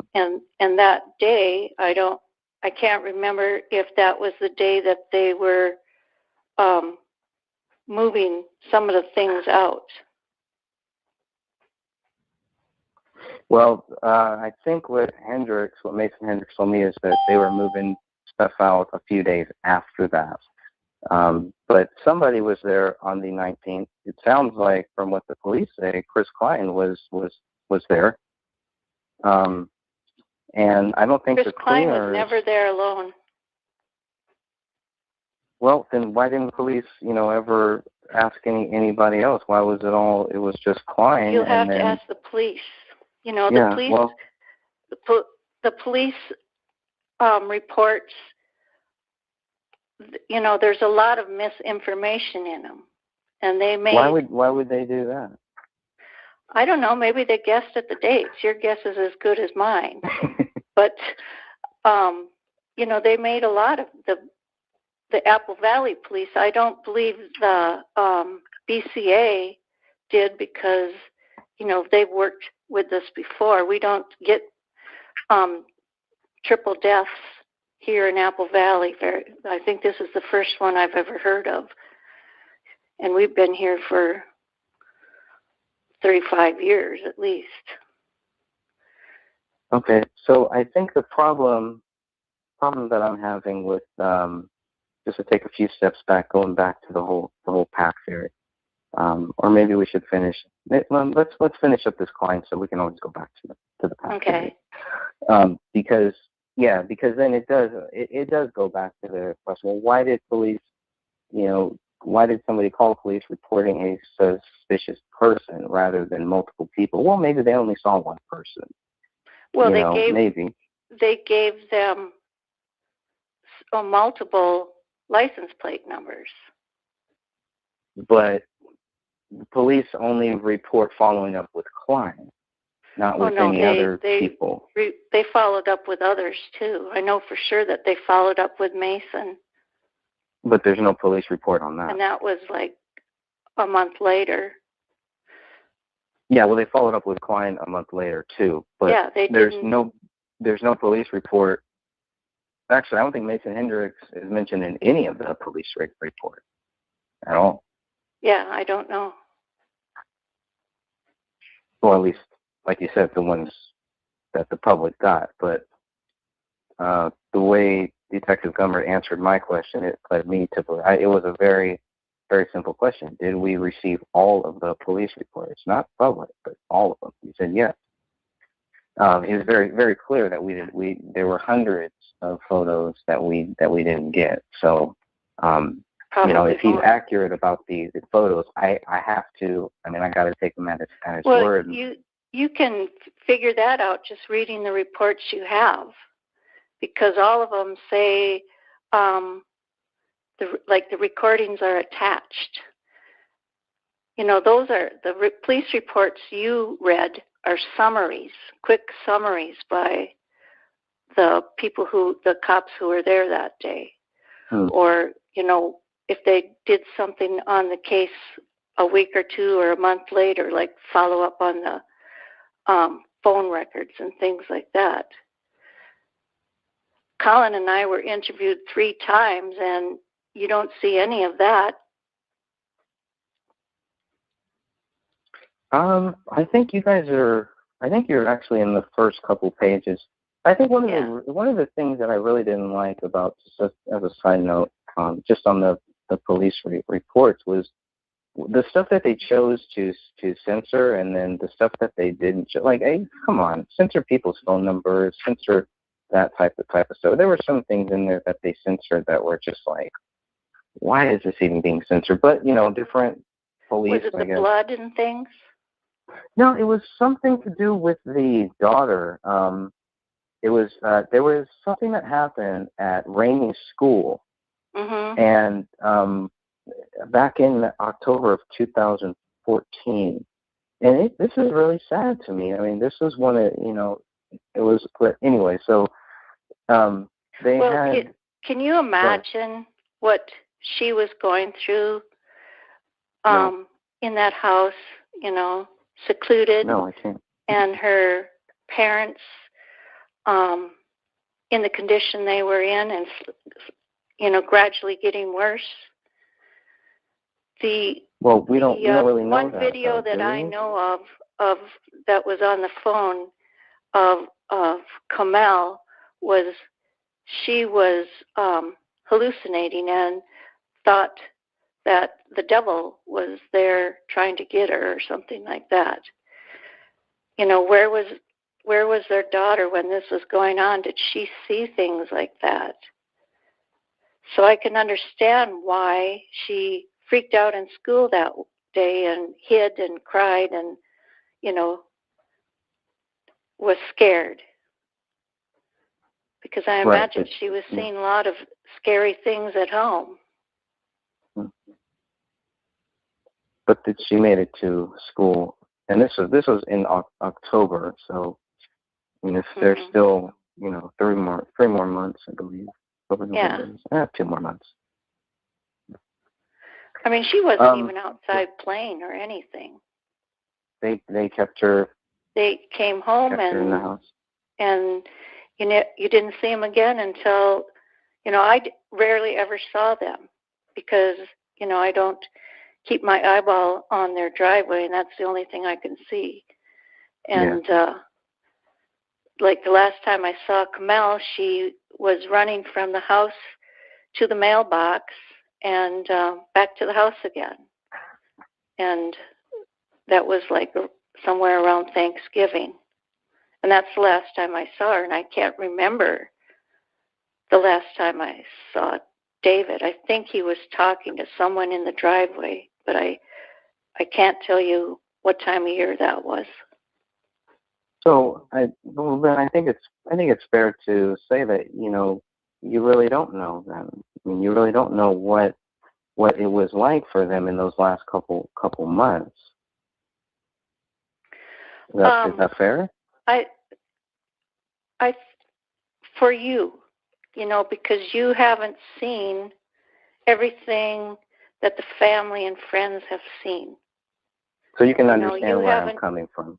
Yeah, I can understand where you're coming from, but you have to understand where they're coming from too. Mm-hmm. They know things that they don't want to share because it's just so tragic. And, you guys have been exploiting that. I know you don't think you're attacking them, but, every time you imply that, I'm not saying you specific, I'm saying you general. Well, let's keep it to me. That way, if you want to have everybody else on, and they can defend themselves, but I don't think it's fair to sit here and talk about other people who can't defend themselves. You blocked me 2 years ago. Yes, I did. Yes. I don't. And I will keep blocking you. I don't know what you say. Every once in a while, someone will send me something, but I don't know what you're saying. So how can I? When I talk about you, it's the general you people on those pages. Why is it general? I mean, we're having we're trying to talk about, like, I haven't brought up anything general about you people. I'm speaking for myself. You're speaking for yourself. Okay. So I don't think it's fair to just lump me into some category where it's like I'm supposed to be responsible for everybody else's actions. Because I wouldn't do that to anyone in some else. way, Greg, you are. You're kind of. I don't know if you're the administration on that page, the administrator, but you On the let a group whole or the lot page? of crap go by, and even on your videos, when Hennon goes into one of his tangents, you never drag him back. Well, I don't drag you back either. Here, I mean, you're free to say whatever you want to say. Yes, but I shouldn't I'm necessarily not have to say attacking that the I family. disagree. I'm not implying that Dan not Jr. either. killed his mother, or Nobody is implying that. Nobody is Dave implying that. Hennon has. No, That's he what I hasn't. mean. You have been in the videos with him when he goes off on a tangent, and you know darn well Do you what really he's think implying. Do you really think Dan Hennon believes that they killed him? Yes. He doesn't. He told me he did. He told me that he thought Dan Jr. Had a role in it. He told me that on the board about a year ago. Okay. That's what he thinks. All right. But I can tell you, I've spoken with Dan many, many times, and he doesn't feel like that. Well, now we can that's all what at he different said. times say, well, did you read his we've timeline? all said things. Did you Did I read read his his timeline? timeline just recently? Yes. What was that timeline for? The timeline is for people who want to really understand what happened here, not so that they get another person's version or anything, but it's a timeline of all of the different things that have been found out since It's all about Dan. Since we were following. It's all about Dan Crowley, Dan Jr. No, it's not. No. Yes, it is. Go back and read it. It's all about. There's nothing else but Dan. I mean, come on. The majority of it. Based on what? I mean, the majority. I guess we'll have to agree to disagree on that. No, I mean, the majority of it is here. He said this, and remember that he was jealous of his brother, and because he had a successful career and a beautiful wife and child, and remember that he did this or that, and then he posts a picture of Dan Crowley in a running gear, and says that, and then he posts this. And then when I question him about it, he says, well, it's pretty sick anyway.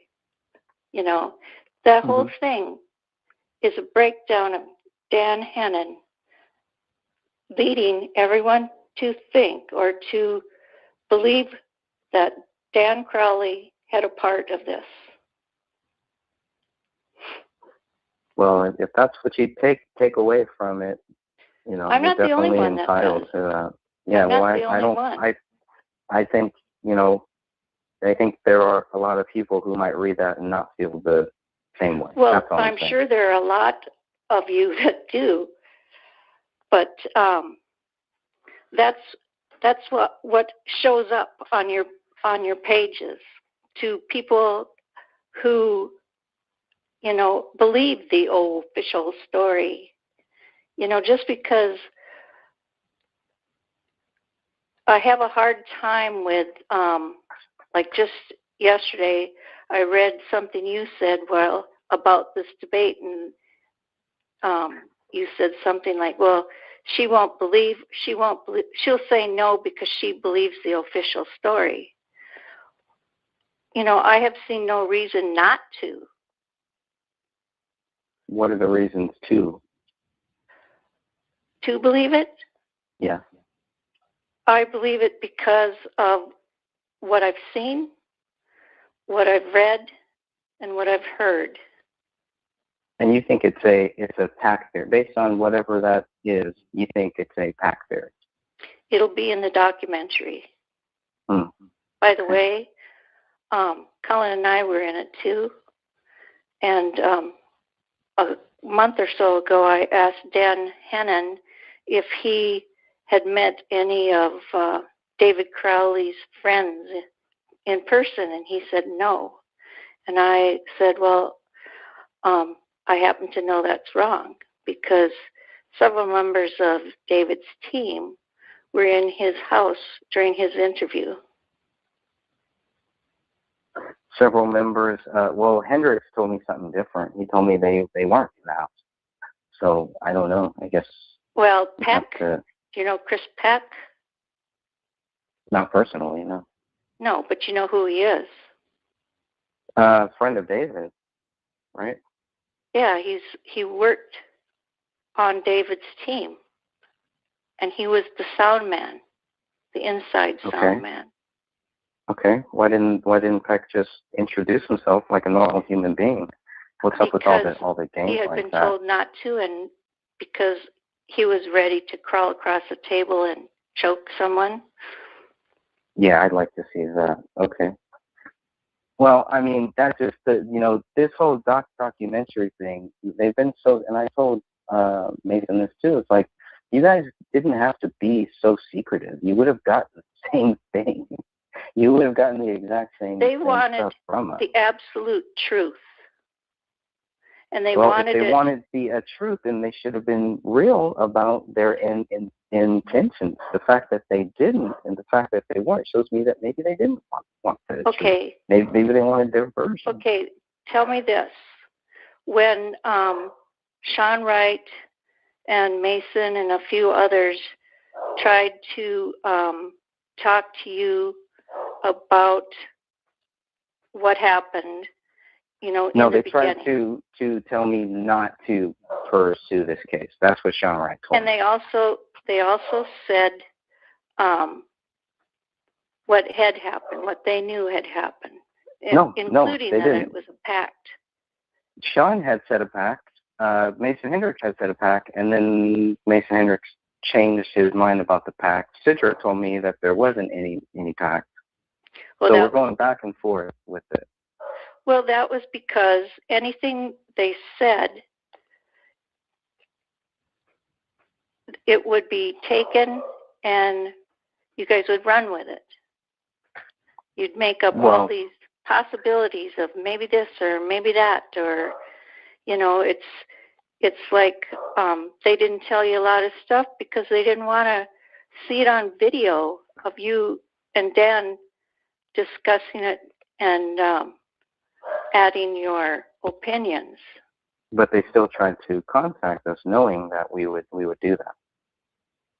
Right? They wanted to contact you because it was extremely hard on the family to read what you guys were talking about when, within days, if not hours, of finding out that their family members were dead. And, even when Kate Crowley died, all of a sudden it's this suspicious death, and did Dan Jr. get the inheritance? Did he get the insurance? Oh, look, he's taking flying lessons.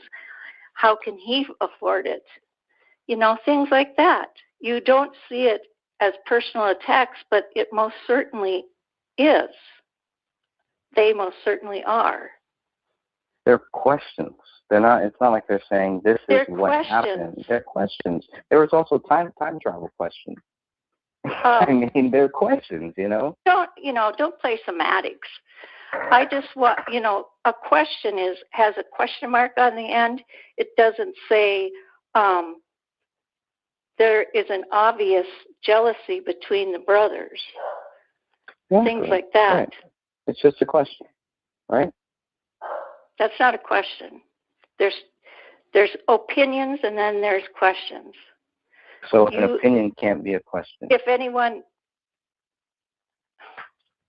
okay, we're going in circles, so Yeah, okay. let's move All right. on. Let's move on. So I'd like to go back to the pack theory then, because it seems like, yeah, we're hearing, okay, it wasn't packed, it was, and no, it wasn't, and now it was. The police have told us that it wasn't, and they believe that David snapped. Now, I would think that a pack theory would have to mean that it was pre-planned. So it's hard for me to say, okay, it's a pack theory, but he snapped.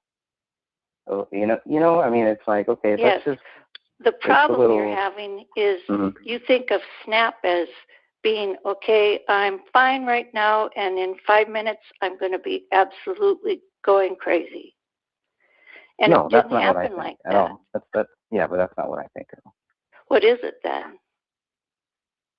Well, I mean, I'm just going by what the cop said. No, what I they want said you is, to tell me your definition of snapped in this I'm telling, situation. Yes, in this situation, my As the police definition used it. my definition of snap is still open to interpretation, because we're getting so many different theories on it. We're getting so many different stories of one saying, well, he snapped, he was going through, he was researching all of this stuff, and that's going to take you to a very dark place. Mm-hmm. Okay, so it's a slow snap. It's not like all of a sudden, it's a gradual snap.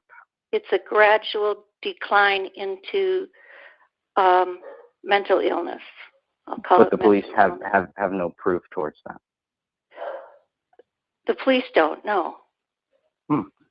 They have their opinions, but the police have Which is not their seen, job. That's not their job. Their job is to collect the facts, and then I think that's also been a big problem, is a lot of the people who are so quick to say that David was guilty so early on was just like, wow. To me, that was a big shocker, because especially a lot of these people do research the same stuff David is working on. And like everybody has said, David wasn't the only one working on this project. And there's probably, hundreds of other projects that are similar to this. But they're not doing this. So it does you're putting require. too much emphasis on what the police say and ignoring. Where else should I put it? Where should I put the emphasis on? Well, you should start believing the family instead of, saying that they've been convinced to believe the official story. But they do believe the official story, right? They had to see the evidence to believe that. When No, they were doing this 4 days later.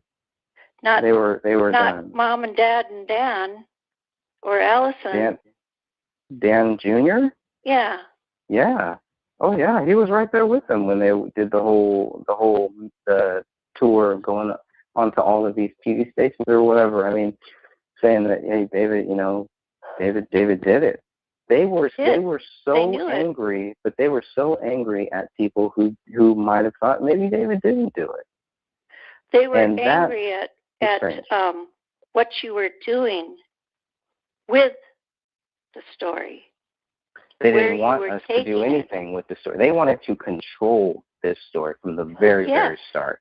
Yeah. They did. Well, if you don't need to control truth, all you need to do is put it out there. That's been their biggest problem, in my opinion. Just put it out there. Just be honest about it. Do you have any family things that you don't want out in public? I mean, not really. No. I don't know. Maybe. You must Nothing be I the could only think of off family the without top a of my head. skeleton. No, I'm sure I do. I'm sure there's something. I can't think of anything right now. They needed time to, they didn't believe that David could do it. Kate Crowley and them, they all said that he couldn't do it.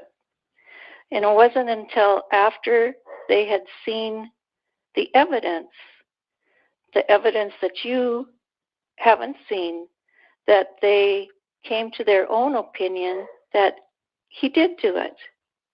And it was hard on them. I mean, I saw them in March. Dan Sr. and Kate and Kamel. And they were all in shock. They didn't want to believe what they had just seen, because they had just spent hours at the police station going over all the evidence and all the pictures, and that was hard. Just imagine what they had to look at, And that would have been in March you said 2015. March. Okay, sure. Gotcha. Okay, March 2015. So whatever police showed them that they had in March of 2015, they were satisfied by that, even though they hadn't seen they were this satisfied journal. and convinced that it was a pact. Okay, so that evidence, Kate Crowley, wouldn't that evidence be in both the police Kate Crowley report? and all three of them told us that they had planned it or done it together. Even though the police never said that. No. I don't know if the police even thought it, but they could tell, because they knew these people so well, that, I really can't speculate, because I don't know all the information. I just know that they were convinced that they had done it together, and they told us that, and it was hard for them to say that, because no one wanted to believe it.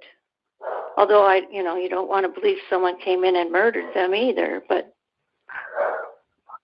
So shouldn't it be reopened then, if the police if they're wrong? Reopen it, add the evidence to it? I have to see if my dog has to go out. Okay. She has got to go out?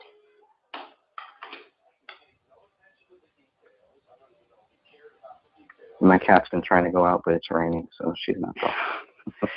Well, he's been barking. I don't know what's up. Anyway, what were we talking about? You said the case should be reopened on what grounds? Well, if they found this journal, and if this journal proves that there was some type of a pact theory, then we're talking about a double suicide murder. We're not talking about a double murder suicide. I think it's important. Well, I think whatever the truth police is. have to base it on the facts, and the fact is that David killed two people and then himself. I don't think it matters to them that Kamel knew it was coming. At this point, there wasn't going to be any kind of criminal charges out of this. I mean, where is the evidence that she knew? If it's only something that David wrote, to me, and if people are right of how controlling David was, and he was writing as his wife, I see no evidence of a pact. Exactly. You don't see the evidence. And police apparently didn't either. I'm not sure. If there is, well, I am sure. But if there is a pact theory, how are you then sure? How am I sure that the police don't believe a pact theory? Because they told me. It's the same reason why I'm sure that Sidra told me that same thing too. Now that could change too. Maybe whatever, but I think whatever the truth is here, it's very important to get those facts out. So the one good thing that I hope comes from this documentary is that the police realized that, okay, we were wrong. This was not a double murder suicide. I just don't see how anyone is ever going to really, prove that. And how can you say that the wife was part of some pact theory when She didn't kill herself, right? No, but she knew she was going to be killed. Based on what? Who knows that? The journal. The journal that David no one wrote, has not seen Kamel. except the Crowleys and some of their friends, and Sidra And the police, and apparently. her family. Have the police seen this since? I don't know. I know that they returned all the computers and things, and it was Dan Sr. Who found what he thought it was, and he's the one that contacted an investigator or someone, and that's when the documentary, Eric got involved. And it was, Dan Sr. has been in control of everything.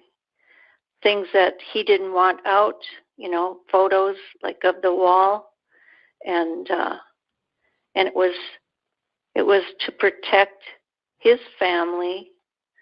And I think, I know you won't believe this, but David's reputation, and from becoming this big fictional murder mystery.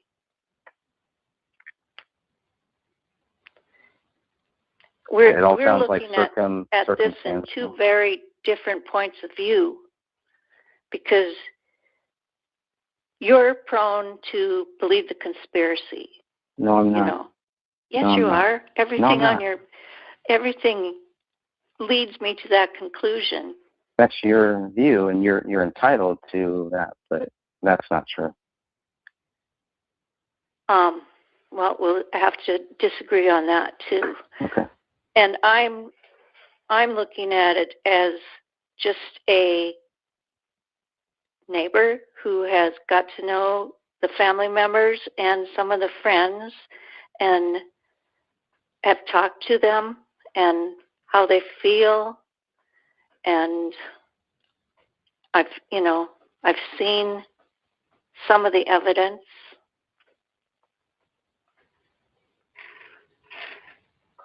Okay, but what's the evidence? The case will never be reopened, because there's no need for it to be reopened. If there's a pact, then yes. If there is really a pact. What do they have to investigate if there's a pact? Because that changes it from a double murder-suicide to a double suicide murder. It may already have been changed. The police. It's not changed anywhere that I've seen so far. The police were more out of the picture after within the first year. Well, they took a year to investigate, but yeah, they that's still because didn't they weren't getting their phone records and things like that back. But so there were three journals, and they basically missed two. Well, is that correct or no? The written one was easy to miss. And that's the one that had the pack theory, the written one, correct? No. That was just the one where David wrote a few things, and one of them was that he hated the thing he loved the most, and that was Kamel. And there's other things he said in there too, but what you don't know is that the family and friends, their first reaction was obviously shock. And then they went on to anger, where they were angry at David for doing this to Kamel and the baby. And then it went on to, I guess, acceptance. and then, you know, within there, that time period, you know, they saw proof that it was a pact. And I don't know if that helped or not, but I would But say that proof it did. was the police knew about this, whatever proves that there was some type of a pact theory. But if they is the pact, does Kamel mention the pact theory in one of these videos? To be honest, I don't know if the police even saw any part of the online journal after Dan Jr. or Dan Sr. and them found it. Because it wasn't at David's house. No, I mean, they returned all the computer equipment to the family. You know, and it was, and they returned that fairly quickly. I mean, they didn't hang on to it for 2 years, and I don't know if they ever saw what was in there.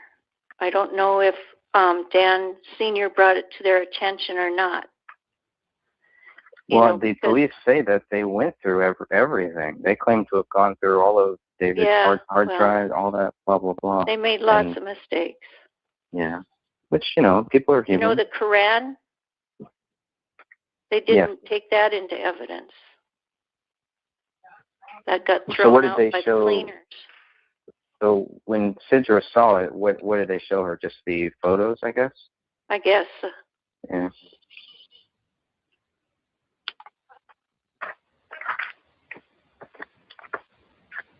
I'm sure that, you know, they saw better pictures than we've seen.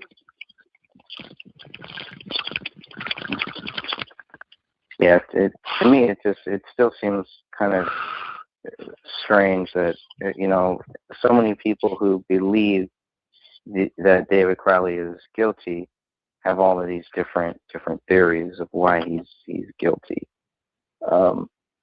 I don't think they have different theories. Well, I don't believe do you think they all believe in this pact theory? In that it was a pact? Yeah. Yes. Everybody that in that circle, you know, of the family and friends and extended family. Yeah, I was going to say they have a huge family, so yeah. I don't know. Extended family. Okay. But I don't think, you know, it's been a learning process for them, and they have all come, you know, the Crowleys and David's friends and Sidra have all come together as a big family to get through this. And they all believe because of what they've seen. I thought Sidra was kind of distancing herself from everything, but I guess, again, it goes back to different people tell us different stories. She's distancing herself. She can't distance herself from it because she lost a sister. But from people involved. She wants to live in the present.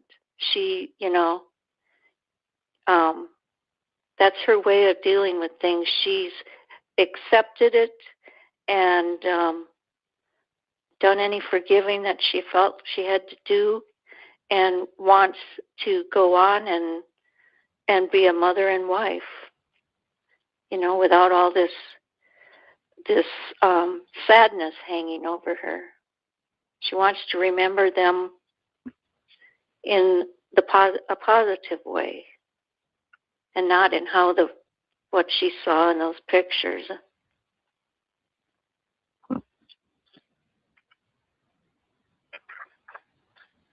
Okay.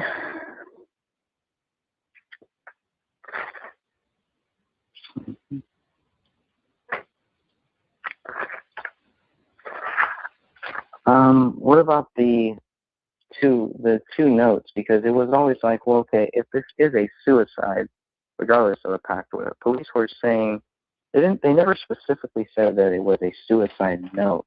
either of the two notes that were left in two separate rooms.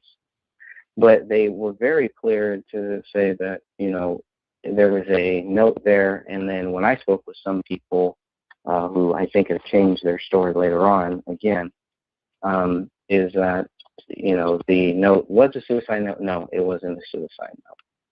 So we keep going back and forth on that. They were suicide notes. They weren't signed by David.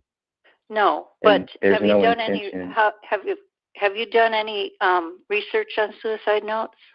Yeah, and the ones that I've seen are usually signed, but I guess everybody's different. Here, I wrote something down here that I researched, and it says only 15 to 38% of people who die by suicide leave a note.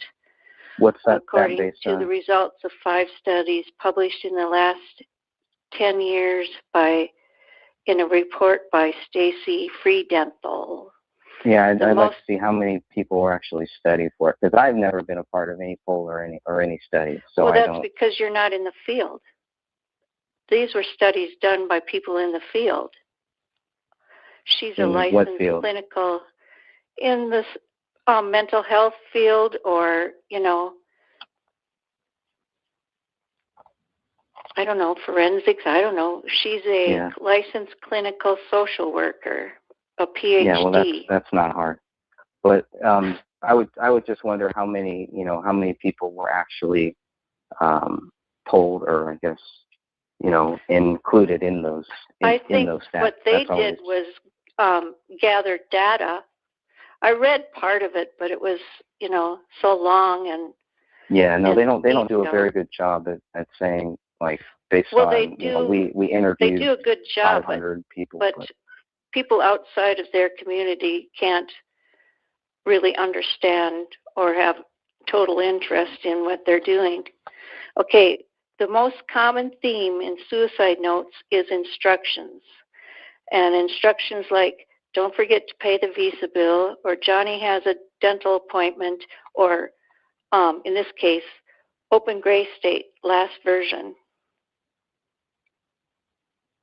That's the most common theme in suicide notes. Well, it also has Allahu Akbar, right? Or submit to Allah now. Right. How is that a suicide note? What qualifies that as a suicide note? What doesn't qualify it as one? Everything.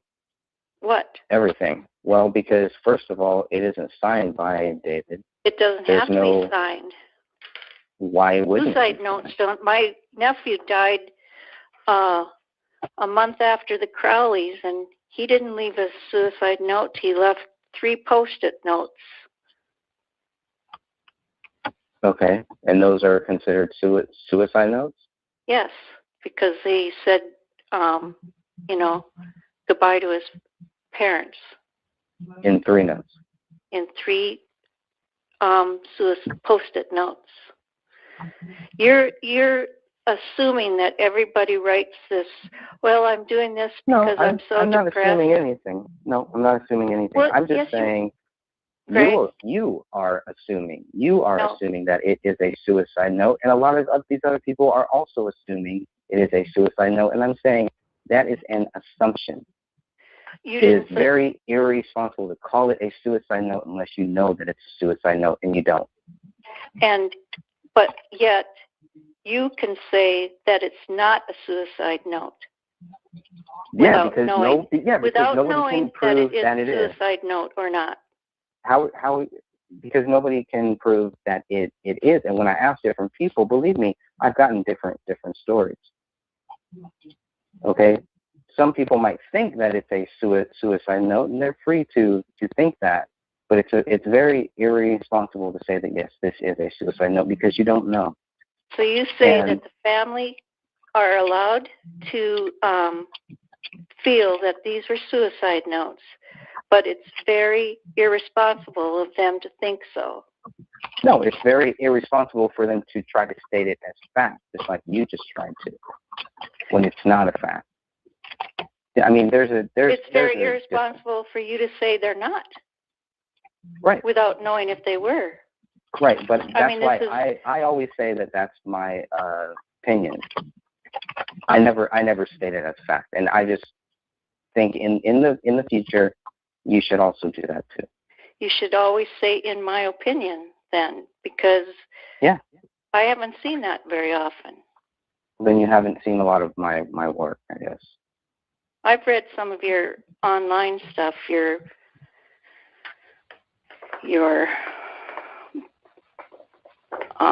posts on your pages, Yeah, website. but not the stuff where I say that this is all my opinion. Some of it. But you know, go okay. back and watch your videos too. But, you know, about the suicide notes. Mm-hmm. You are expecting a suicide note with a signature. Because you said it isn't signed, so how could it be a suicide No, what note? I'm saying, why would the police assume from the very start that it was a suicide note? Everybody, you know, you're saying it is a suicide note. You don't know if it's a suicide note, and I don't know that it isn't.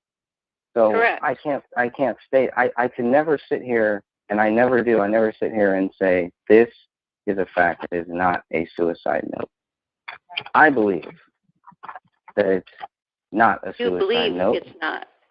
Mm-hmm. And you believe that their families believe it is. Right. And when you open the Gray State last version, I'm assuming that is where they eventually found this journal. But that's the documentary, The Rise, that came out after David's death, and I've watched it. And okay.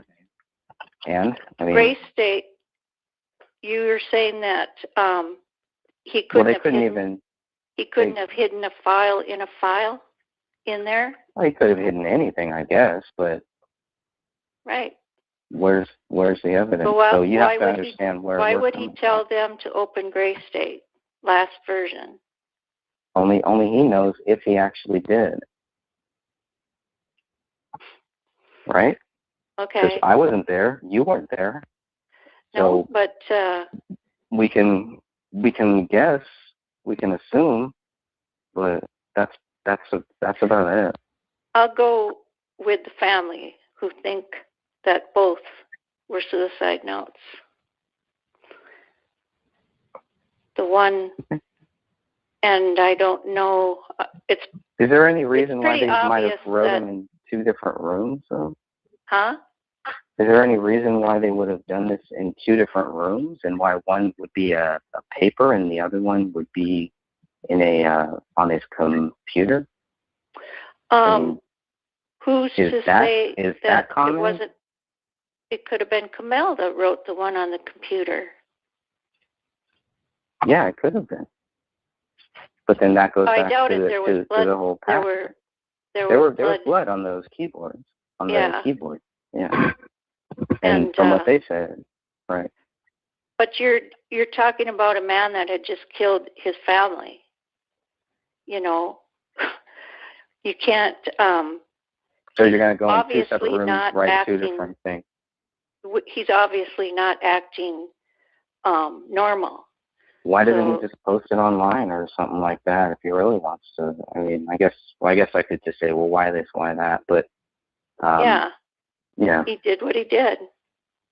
Well, I mean, is it common in those studies? That lady who does that studies, I guess that would be one of the other things that I would ask. Is it common to have two different suicide notes in the same house, but at two different locations?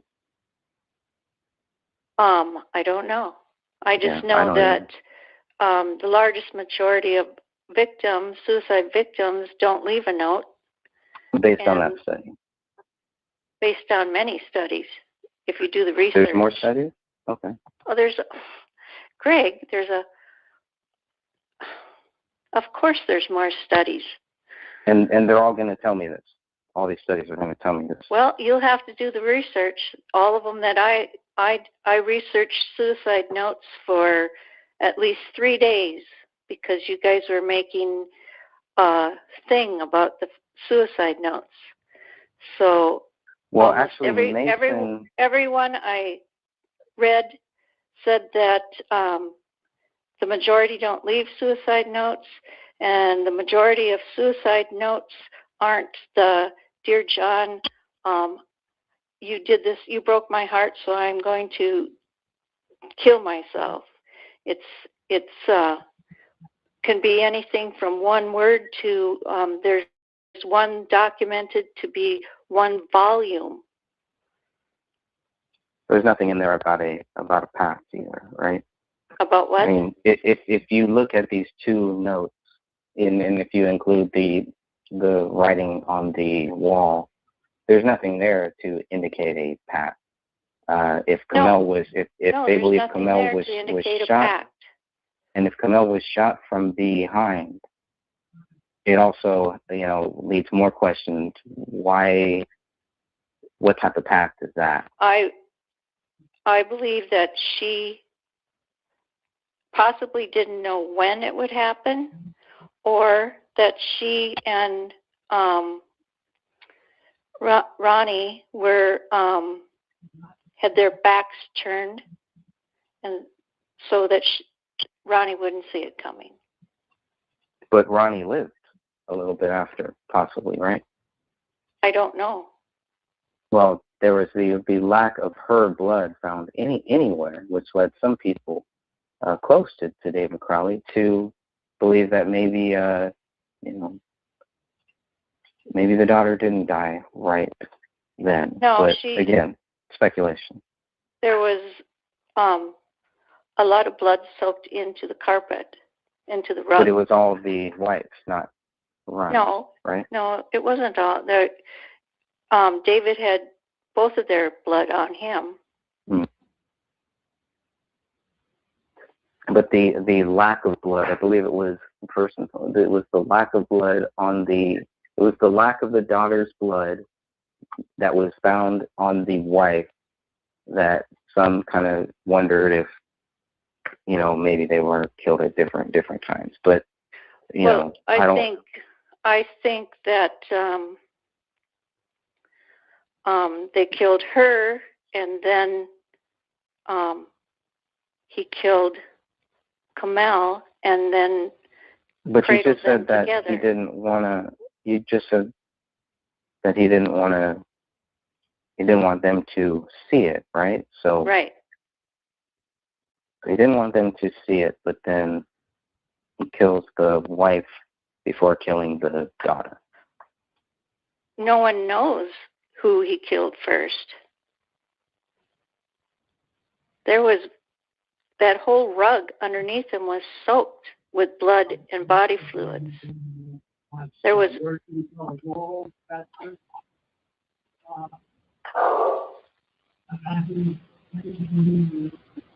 Hello?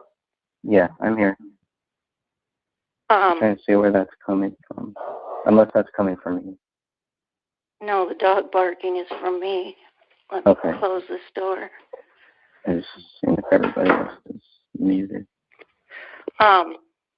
Where were we? Oh, the rug underneath them was saturated with blood and body fluids. There were there was blood on the couch, on the curtains. Where's the blood on the couch? I'm not sure. I just know that there was some. You can't see it in the pictures. You've seen the yeah, because so it's like, well, okay, we see the whole couch. Where is it just because of the resolution of the picture or something? Well, it's saturated in, so it probably looks like a dirty spot or something. You have to think that he's using his wife's blood to write on the wall. He had to, more or less step in it to scoot it out. And he had to be standing on the couch when he wrote it. But there's no there's nothing that looks like bloody footprints on that couch or anything. After 6 weeks, are there? It wasn't 6 weeks. Those photos were taken that same day. right? So death, it was the death, 3 weeks at 3 the weeks. most. Okay, 3 weeks. Yeah. Would there be obvious footprints? I would assume there's at least a possibility of it, yeah. Right? I mean, that's what I don't you know. look for. Neither one of us know. But I do know that they removed the couch because, they had to take everything out of that house that had biological material on it. Right, and then, okay, so he takes this blood, takes the wife's blood. There's no drippings, there's nothing, and, I mean, it's like, okay, did he go back and eat him? He would have had to gone back for a lot of times in order to do that. It's like there should be some type of blood on the couch, and right. I just really am not. But you haven't really seen a up close picture of the couch where he would have been standing. Yes, we have. They had blankets on there on the couch, and well, the blankets were put there later. The blankets were not there. If you look at the couch itself, down on the bottom, you can see stains of things on there. Yeah, and so then it's like, okay, if you see them there, wouldn't you also see them on the other side of the couch where David stepped on it? I mean, he must be really tall. He must be a very tall guy. I think he must be like 6 feet. I don't know. Yeah. Well, everybody's taller than me. I'm a short person. So. He wasn't very tall. That I remember. I mean, I just look at where he would have to be on that couch, and so he could have been standing on the cushions themselves, the back cushions.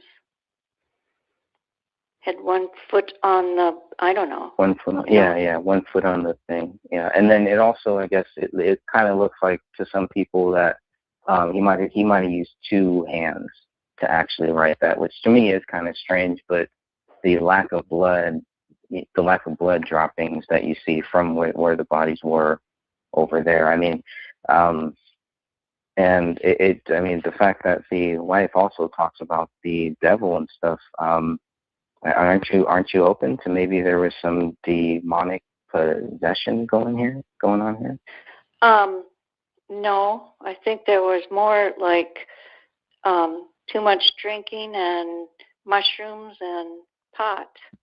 Which can be part of that. It can be part of, people who have demons in them or who are tortured by demons. She was hallucinating, Right, and you don't do that off of just, pot. You don't do that off of just drinking. Maybe pills was kind of the thing. There was some medication. I don't know of any pills that would really do it either, but Oh, there I don't know. Right. I just was told that there was a video on the phone of that and other things. Right, which to me is like, okay, and then the whole writing these are things that are done by at least just in my opinion, it's just like not done in the right state of mind, but the whole crime scene, it's clean. It doesn't. I mean, we're not talking. It's not like he stabbed everybody and went crazy and did a satanic ritual or anything like that. It seemed like it was 3 shots, four shots, and then also if it's a packed area, why shoot the wife twice? And we can I can speculate all day on why that would be. But again, it's the whole thing is. Go ahead. I was told that David had a knife on him, but he didn't use it.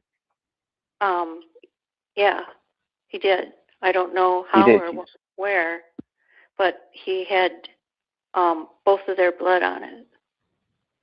Yeah, and I mean, some of the satanic sacrifices and stuff like that do include cutting out body parts, and weird things like that too. And it was kind of strange that the daughter's whole arm, basically, from the shoulder to the arm, that whole side, like all of that was gone. Yeah, but I think after you've been there a while, your limbs are pretty easy to pull off. Yeah. Well, and then David's both of David's hands, right? Was both of David? No, both of the wife's hands were missing, and David's right hand was missing, and the gun was found next to his left hand, even though David is right-handed. That was all done by the dog, though.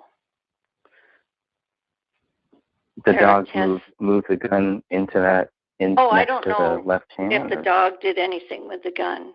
Yeah. Well, I don't either. I mean, I'm not, and I'm not trying to say that you're saying anything like that, but I mean, I just know that the condition of the body was a result of what the dog did. Right. Which Nobody also cut hands off to like put fingerprints places and stuff like that I've heard from. So David, so there's no proof, there's nothing to speculate that David might have used the hand, cut off the wife's hand, and wrote the blood or anything like that. No. And I believe that there's reports that show it was from an animal, the detachment. Like it was, right, yeah, okay.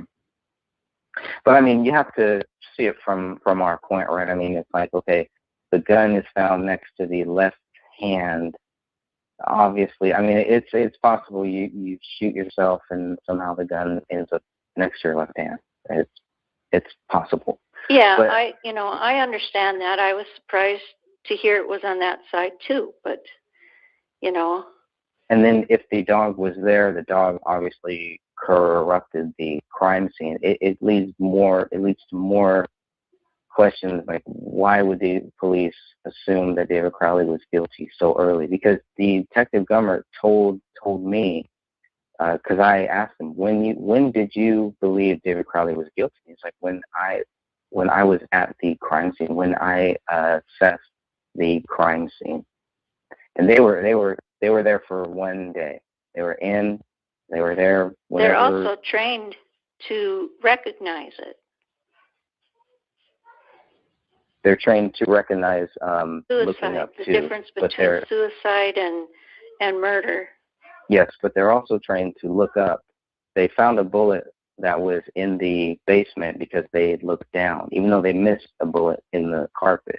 But they did not look up to understand where the bullet was that David allegedly killed himself with. So we can go back and forth about how well trained they were, or how well trained they should have been. Well, we're not talking about the police now. We're talking about the medical examiner was there right away because he had to pronounce them dead before anything. And he didn't done. see it either. So nobody saw it. He wasn't looking for bullet holes. He was looking for cause of death, which would include a bullet hole, I would think. But that's the BCA and the police. Well, yeah, he's looking, but I mean, I'm sure that police have all sadly had to look at suicide scenes. And, I looked that up too. I read up on the training of how to determine the difference between suicide and murder.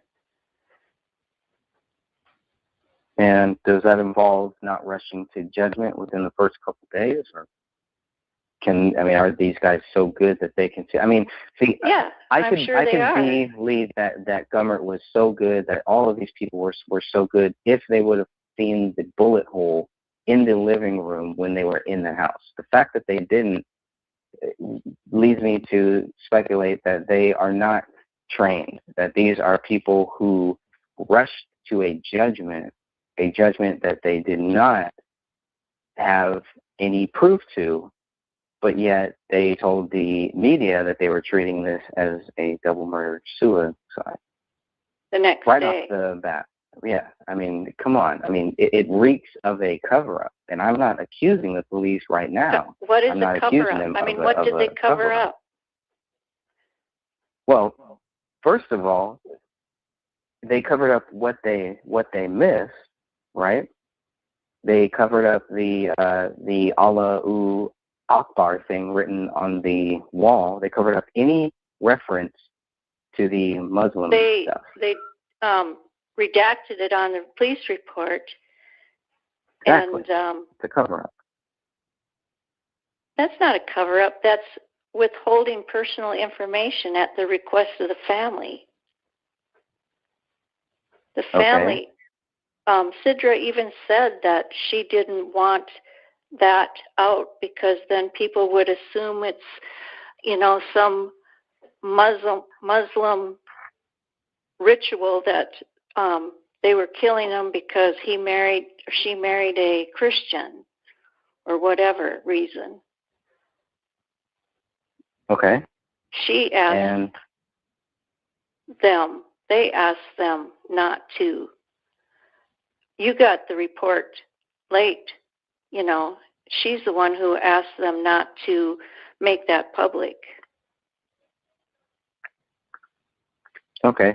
And maybe it wouldn't have been except somebody messed up and let the Channel 9 reporter see too much. That wasn't supposed to be let out.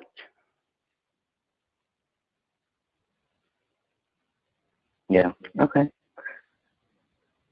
And they never. I mean, the whole cover up is not to say, and I'm not accusing the Apple Valley Police Department of a cover up, but I am looking at it, and I am looking at the possibility, the pros and the cons of the possibility of what they covered up, if it was a cover up, and why they would even cover these things up. To cover up,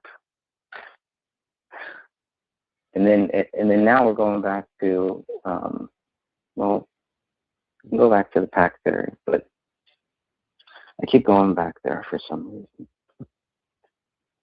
But I think the whole thing with the cover up is just what they chose to tell people, what they chose to tell the media so quickly. And it was like, okay, based on what?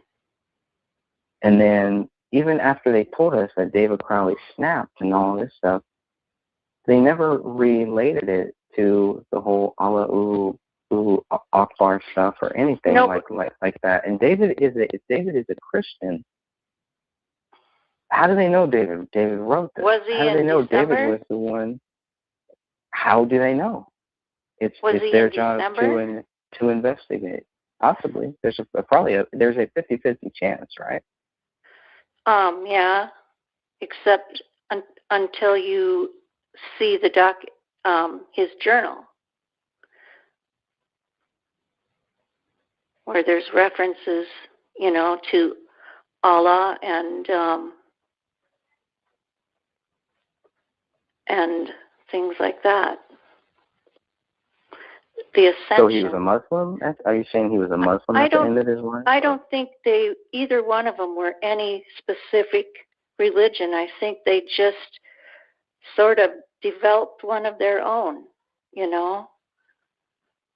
kind of took both beliefs and made one separate one. I don't know, I'm speculating. Yeah, I don't know. Yeah, I am too. I'm just speculating too. But the whole talking about their ascension, I looked that up, and I found I looked it up as it relates to the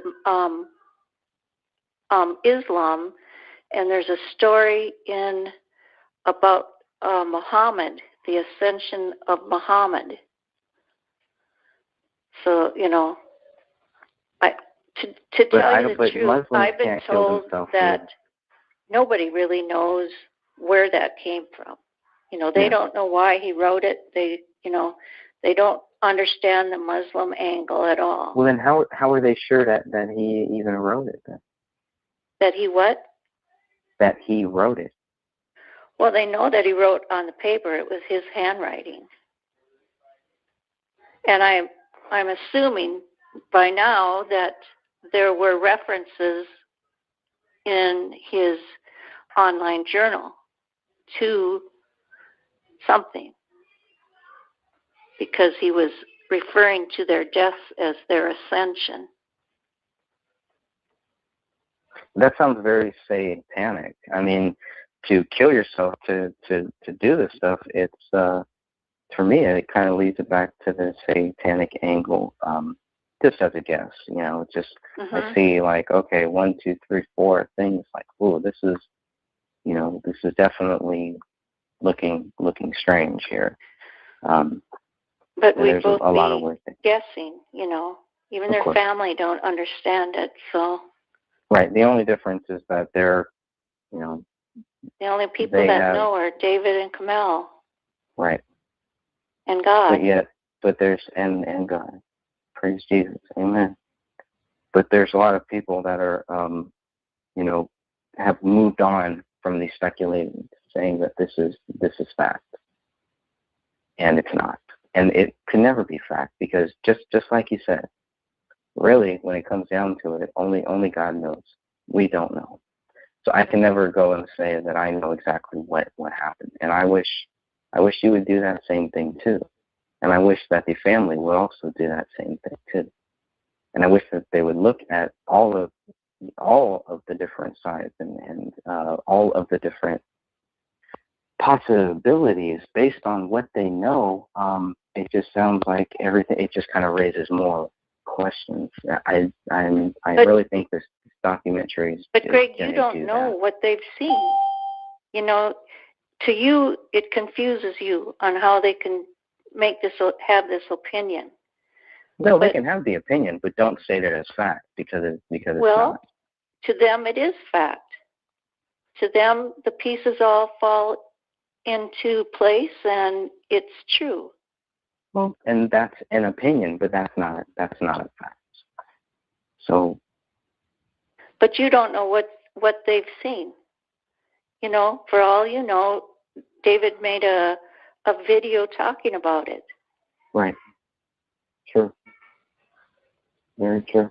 They've seen, a lot more than any of us will ever see. Yet it doesn't sound like they have any clear answers, because you just said that they don't know why David wrote this on the wall. They don't know why David did this. They don't know why David did anything, but they're convinced that he's guilty.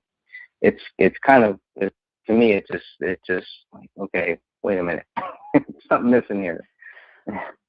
So maybe this documentary will tell us that. You're trying to find logic in an illogical event. I mean, suicide I'm trying to find is not logical. No, yeah, right. But I'm trying to find the logic in why people believe it. And that's been the biggest challenge for me, is to try to keep an open mind and try to understand why people believe David Crowley is guilty. Then try to understand why they're so vicious in their belief towards people who don't believe those same things.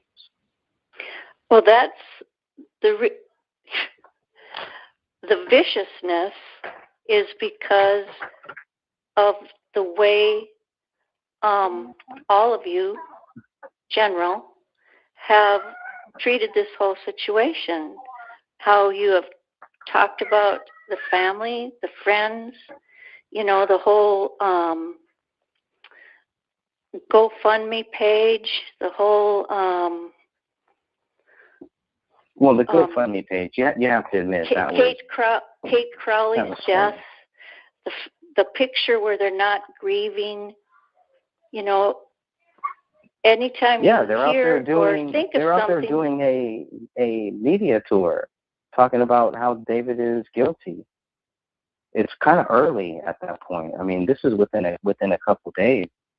Yeah, grieve. Take the time to grieve and all that. But if you're gonna, you can't have it both ways. You can't go out there, put yourself out there, and say David Crowley is guilty, and then when people question them on it, well, they're grieving. No. If you're going to go out there and make those public statements, then you should have no problem backing them up. And if this case was so clear that David Crowley is guilty, I just think a lot more people by this time would have accepted it. And I'm still open to the possibility that David is guilty. I'm not a supporter. I was never a fan of this film or anything like that. So it just seems strange to me. I just think, they read some of the things that were said about them and to them. And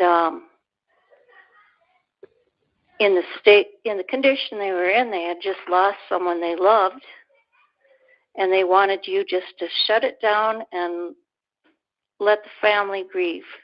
No, they wanted to control the Justice for David Crowley of Gray State page. That was their goal. Right. To control it. So they did want to get their version of the story. So the truth would come out and not opinion. Well, and not... they could have done that on their own Facebook group. They could have started their own Facebook page, but they didn't. They wanted to look at everybody who was questioning it and silence them. That is a big red flag. Huge. That is someone who doesn't want this story to become internet conspiracy. But they can't back up what they're saying. They can't back up, why they believe that. All that I asked from Sean Wright, and I don't mean to cut you off. I just want to finish my point. But all that I asked from Sean Wright is to give me the evidence. And his response was similar to yours. I can't give you the evidence. Well, that's out of respect for the family. Then why even contact me? Why even when I came online the first time, I didn't tell you what condition the bodies were in. And that was because, I didn't think it was anybody's right to know until, I didn't even know at that point if the family knew,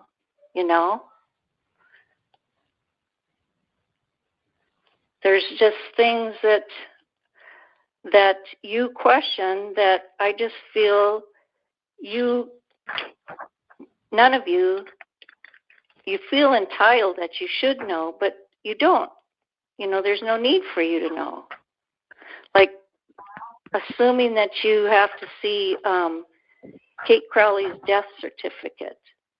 Why? Well, so we can put all of the speculation to rest. So then if someone does try to claim that it is part of a vast conspiracy, the only people speculating we can are you back guys. you up. Well, no, we're not doing that. We're looking for the evidence. If you give us the evidence, then we can back you up on it. Say, look, there's You're nothing accusing here. people of killing her. No, we're not. No, we're not. Maybe Nobody's not accusing you, anybody. but your group have. No, I don't have any group. I only speak for myself, and every person in that group speaks for themselves. That's the point of a Facebook group. Well, then that you can share whatever you want. You speak the same words, most of you.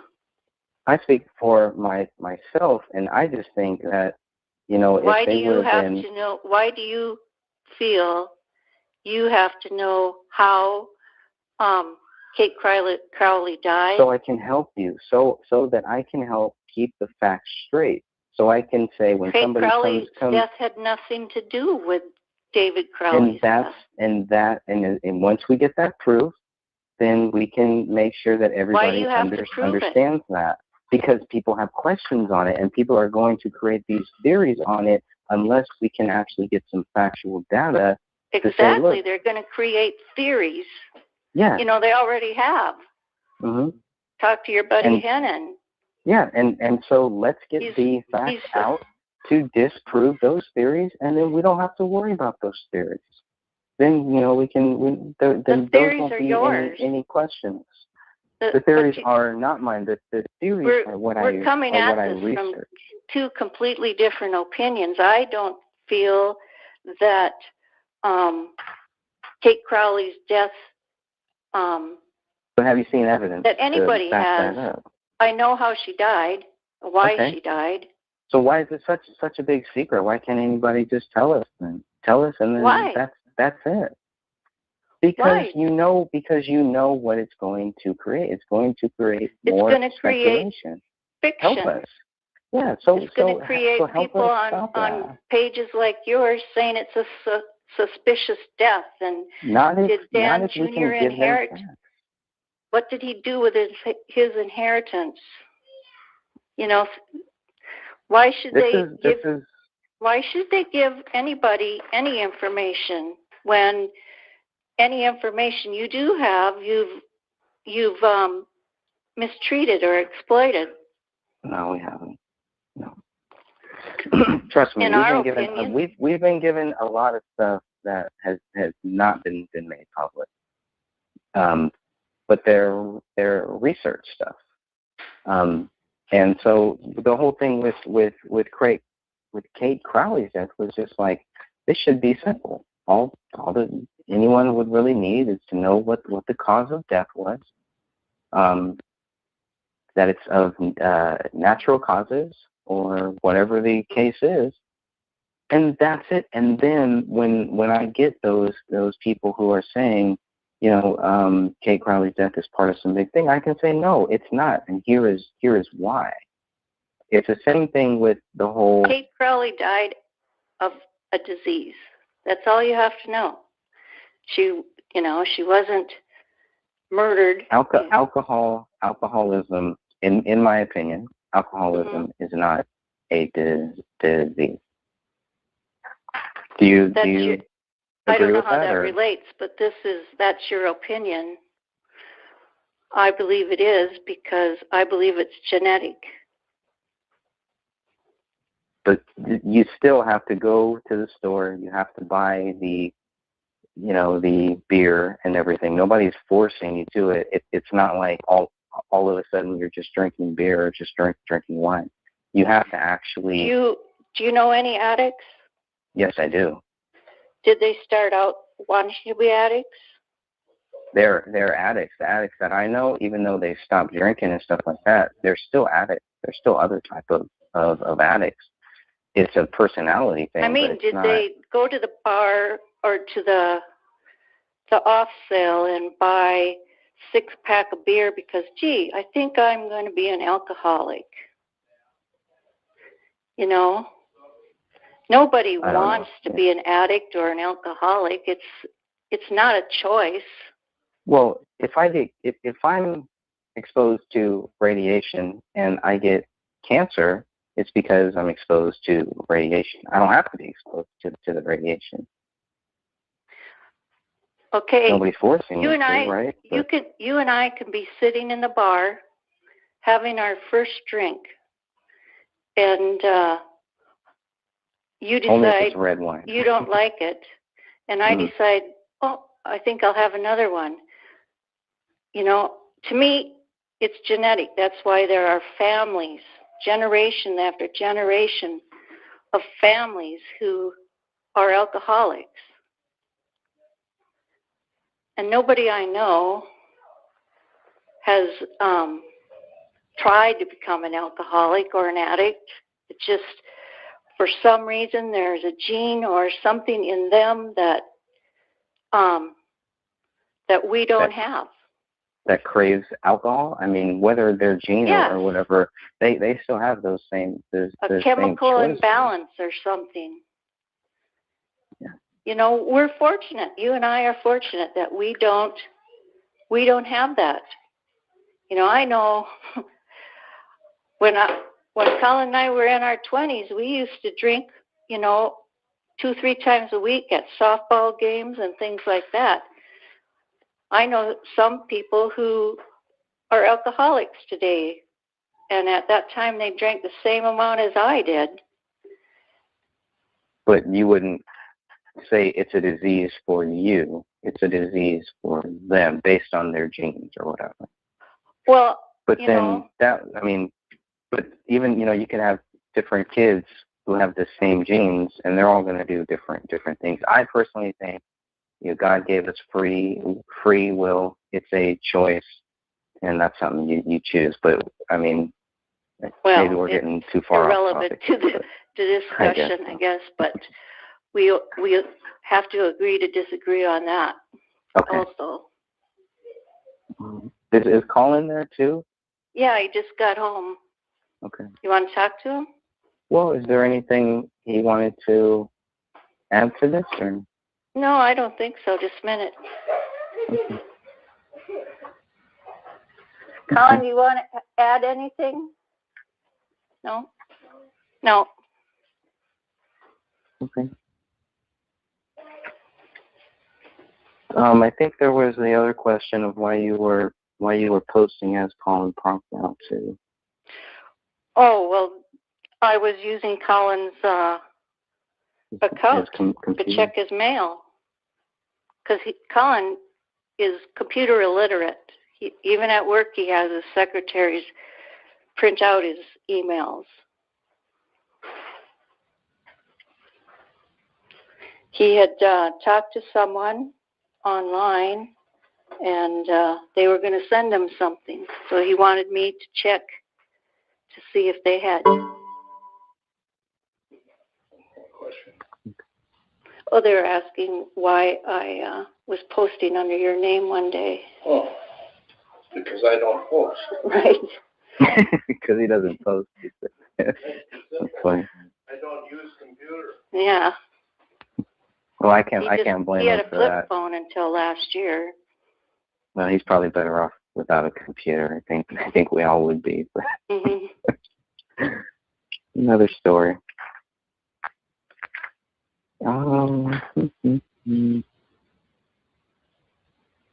Just trying to think if I have anything else. I don't know if you do. I really appreciate you coming on. I don't. I think we went over everything. I don't think we're in agreement on a whole lot, but I think the documentary will hopefully answer a lot of the questions. Yeah, and I think personally, the documentary is only going to raise more speculation. And I'm sure it will. From what I know, it's his journal is going to be read. It's going to be read in the documentary, the one online. Oh, in the film. Mm-hmm. And some of the videos or things attached to it are going to be shown. That's all. All I know is that it was darker at one time. I'm sorry, it was what? It was darker, you know. But they lightened it up a little. Well, I just wish they would have let us know. About it. That would have been nice, especially if their goal is to really search for truth. But I think we already knew exactly, what was going on. But it's just like I always think, transparency is always better, as much as possible, without putting people in a security risk or whatever their private views are. So it just seemed to me, it was like, come on, like really, all of a sudden Dan and I are a part of this documentary out of nowhere. How could it It's not out of nowhere. It's because you've been on all over the internet talking about it. Yes, but I was talking about it openly, and I have openly challenged anybody to do exactly what we're doing now. Yes, I did block you. Yes. Not only me, but you blocked others too that you challenge. No, I didn't block others that I've challenged. Well, maybe I have. Technically, yes, you are right, because I have challenged anybody. But as you can see, I'm not very hard to find, and we do live videos. Well, and to be honest, there is no love or respect for any of you on the Crowley side or Sidra's. You're going to speak for all the Crowleys in the Alam family? Okay. Yes. So if I find one on either side that is? I mean immediate family, friends, all the friends of David's and Sidra. I know that there's no love lost for any of you or respect for anything that you have been doing for the last 2 years, which is one reason why they won't share, is because, if they tell you something, it would be all over the internet and shared in, 10 different Wouldn't that ways help their by case? 10 different Wouldn't people. that help them? Yeah, well, wouldn't that help them? No. Why not? Why? What helps them about accusing Dan Crowley of, going to David's house to look through the window to see if the job was done? That was one of Hannon's posts. How is that helping them? How is that showing any respect? What helps is to have a dialogue to say, okay, this is why. What that helps theory is not to make up all this crap and post it or video it. Well, I think the official story is crap too, so I don't know why people are posting that and pushing that when everybody who believes the official story has different stories to the same theory. Well, Greg, the thing is, when it comes down to it, even after you've seen the documentary, you won't believe it. How do you know? I know, because, I know from reading all the things in the last 2 years. I know that you'll say, oh, they could have done this, or they edited that, or they didn't tell us this. How do you know that I'll do that? Because that's how you've been for 2 years. So you're just guessing? Yeah. Okay. But I'd make a bet on it. I'll take that bet. Just like tomorrow, I can make a bet that the topic of conversation will be more about me than what we've talked about. Well, I sure hope not. But again, I only control my actions. You only control yours, and I would never blame you for the actions of anybody else. And I would appreciate that if you would do the same thing. Well, I would appreciate it if you, when you see it, you would call it. Okay. How about I watch it? When I watch it, I'll do a live stream as I'm watching it, and everybody can see exactly as you what watch I think as I watch the film. Oh, I'm not talking about that. I'm just talking about, in general, that family page has turned into a Judy page. Well, you don't take any blame for that? No.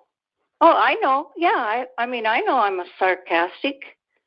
I'll take credit for that. But it's certainly not a page for justice for David Crowley and family. It's a page about how evil I am, how insane I am, You know what's said on there. Well, I mean, a lot of things are said on there. It doesn't mean that I believe them, and I don't expect that just because something is said there, that it's truth. And even if I don't... Okay, let me ask this. Mm-hmm. And it's not only about me. I'm not trying to be the center of attention that everybody accuses me of. But why don't you call them on it? Why don't you say, hey, okay, this is about David Crowley, not Judy, not Sean Wright, not, Dan Crowley. This is about David Crowley and what we know now. Yeah, I think we tried that. I think we, really tried that, and we should keep on trying to keep that focus. And Exactly. I do believe that's one of the reasons why I blocked you, and that's one of the reasons why you're no longer a part of that group, is so we can keep that focus and have a real, investigation about this stuff. You have just become a distraction, and I think that's what is a distraction? Is I ask questions. Well, we are too. We are too. You don't you're not answering. Yeah, but you don't. But I'm not I claiming. answer I'm not all claiming the questions. that they're guilty. I'm not claiming David is guilty. Did I answer all of your questions tonight? You've done a great job. Yes. Okay. I mean, I have. I would nothing gladly but respect answer for all that. the questions, but when you don't Kenan know or anything, someone, though. The problem is you don't know. I do. You don't. You really don't. You know secondhand, thirdhand information. You know what you've been told, but yet you're getting on other people's case about what we've been told. How do you know we've all been Here's told what I'm things? trying to say is Kenan will post something, and I'll ask a question related to what he posts that to me is the other side. He says, the sky's blue, and I say, yes, it has clouds in it or whatever. And he ignores those questions. He doesn't want a discussion. He just wants his side posted, and he doesn't want to think that there might be another side. There might be another answer. Oh, he's already told me that he's very open to that. So he's not. I have He is. asked him and asked him and asked him and asked him. I've reposted, and he ignores it. Well, maybe he doesn't. Maybe he feels like to move on. Maybe you're just not worth his time. But I can definitely tell you that his mind is not made up. He is not saying, okay, Greg, this is what happened. We need to go with this. This is it. And if you're not with this, okay, whatever. The guy is so tolerant. I cannot believe he has not banned you from the Facebook page yet. Okay, he's been very tolerant. I would have banned you a long time ago. Here's an example. In his David Crowley did it timeline, or Danny Crowley did it timeline. That's what he calls it? I call it. Yeah, you call it that, but he doesn't call it that. He in the front, in the beginning, he says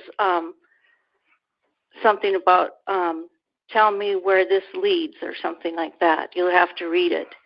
Okay.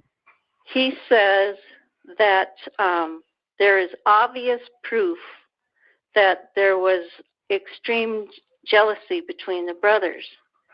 I ask him, what's the proof? He ignores that question. So you don't think there's any proof to that claim then, I guess, right? I mean, don't think... of all the people you've talked to, because I know you and him and I have probably talked to a lot of the same people. There was a rivalry or something going on there. So I think that's all he's saying.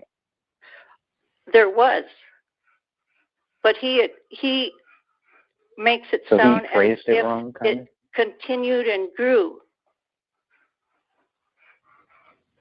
If it continued and grew, well, didn't it and then he continue says and grow? Because towards the end, David was not talking with Danny Crowley.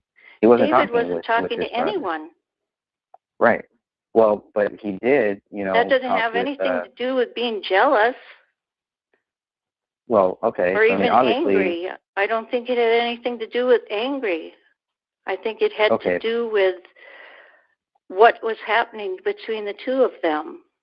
Which could have involved anger and jealousy, blah, blah, blah. Could have involved all of those things. But he states it as fact. He doesn't say I don't believe. I can understand where someone reading that might think that, but I can definitely tell you that he's not stating it as fact. Yes, he has. Believe me, because I've asked him.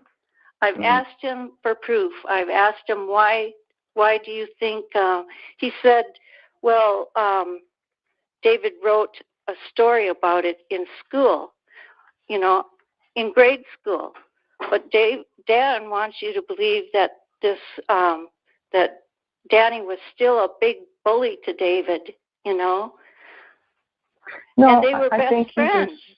He just posts it and puts it out there. But if they were, if they were so close, I mean, it raises more questions. And it seemed, if Dan Crowley Jr. Just by him trying, it seemed like he was trying to connect with his brother. Right. So I mean, and they're brothers, yeah, and brothers fight and they have problems and everything, but they get over it. Yeah. Not according to Dan. According to Dan, they were still jealous, and Dan Jr. was a big bully, and that's what he writes. Maybe he was. Well, maybe it's true. I don't know. Well, I mean, let's see. Why do you post it as fact when it's a maybe? I don't think he's posting it as fact. Yes, he is. I really don't. Go back and read it. Read my questions I don't to him. I don't have to read it. I can ask him. You're in denial then. Well, you don't if I want ask to him think. and he says no, then why shouldn't I believe him? If you said something and I asked you and you said no, okay, well then this is what this person says, regardless of, what they've written in the past. Maybe they've seen other stuff where they're like, okay, it's not, but Dan Hannon does not really post stuff as facts. As far as those accusations, and just hearing that is to me is just like, why would you even say that? Because the guy he's not posting it as fact. He's putting it out there. And then that's where people. It as fact. No, because he's putting it out there him, to hear both sides of it. Are you guys in bed? Okay. I got grandchildren spending the night. Okay. No, I ask him questions about what he says, asking him to prove what he's saying. I think. But doesn't that show that he doesn't see it as fact? The fact that he's not saying, okay, this is where he's stating it as fact, and I'm asking him, well, if this is true, what proof do you have? What proof do you have that there was this great jealousy between Dan Jr. and David? Yeah, no, yeah, he doesn't state it as fact. He's in the chat room right now, clarifying that. I don't understand why you don't want to hear that, though. Well, it seems like you want to take one thing that somebody said and you want to hold on to it, where we're saying, you know what? I mean, we've all said stuff. You've said stuff. Okay, here. Then why doesn't he say that? Why doesn't he turn around and say, I didn't say that as fact? That's not a fact. That's a guess. That's an estimate. That's an opinion. He just did. He's in the chat room, and that's what he did. I'm not in a chat room. We have 101 chats, and I was hoping not to keep you on too late, that we could maybe go through some of the posts in the chat room and see if you have any comments on them. Colin's here to watch the kids. Go ahead. Okay. I'm going to go back. There's 101. I'm sure a lot of these are nothing, but okay, let's see if I can look for this one. Let's see. There's a question of the thing I love the most. Why was that not mentioned in the police report? What? The thing you said about I hate the thing I love the most, the video or whatever police found, because police did have their phones. They took their SIM cards. Sidra did not get her SIM card back. She was given a laptop that apparently had nothing on it, and she didn't know the password and all this stuff, and it was just like white clean. But they missed this. So if police had their phones, then they should have found these videos that were posted on David's phone. What I said about the he loved or he hated the thing he loved the most, that was in a handwritten journal. Oh, okay, that wasn't the okay. No, that was in a handwritten journal. That was in a handwritten journal that when the police wrote these reports, they did not have. Right. Well, they had them the next day, but I don't think they saw anything that changed anything. Well, the police wrote many supplemental reports that kind of followed up on their first report from when they were at the scene. So it kind of is like, okay, well, a lot of this stuff probably should have been included in those supplemental reports, in my opinion. But, the kitchen. Go ahead. Like I've said, you've only seen a small portion of the police reports. No, I've seen them all. They told me I've seen them all. They say that, but you didn't. So they're lying. So tell me about the 3 interviews Colin and I had. Well, there's one mentioned on page 12, and I think there's another one. But what did we talk about? What did you talk about? Talked about the dummies or the mannequin. What you guys saw when you looked through the window, and that's basically it. I mean, there's no direct quotes or anything from you guys, but sure. I mean, maybe on that police report, I believe they say there was a tape or a recording attached. Did they give you a copy? No, I didn't ask for it. I've asked for it. I'd like a copy. Even a transcript. Not even all of them have something about that, something attached or put into. I don't think they are. Okay, here's a couple of Dan Hennon's. February 11th. We know that the autumn 2014 was a turbulent time for the Crowley family, but what we've been told is that David and Kamel Crowley pulled away from family, friends, and co-workers as they both began their descent into some sort of depression. Please follow the following timeline of events and come to your own conclusion. There you go. Come to your own conclusion. Cool. What was this in? I don't know what he's talking about, what he posted, but he's saying, was this in response to his big brother Dan Crowley busting his balls for something he said? I said, was it?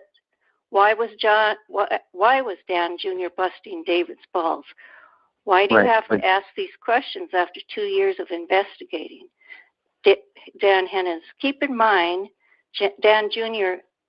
was a bully to younger brother David all the years of growing up, and he took pride in tormenting his younger brother.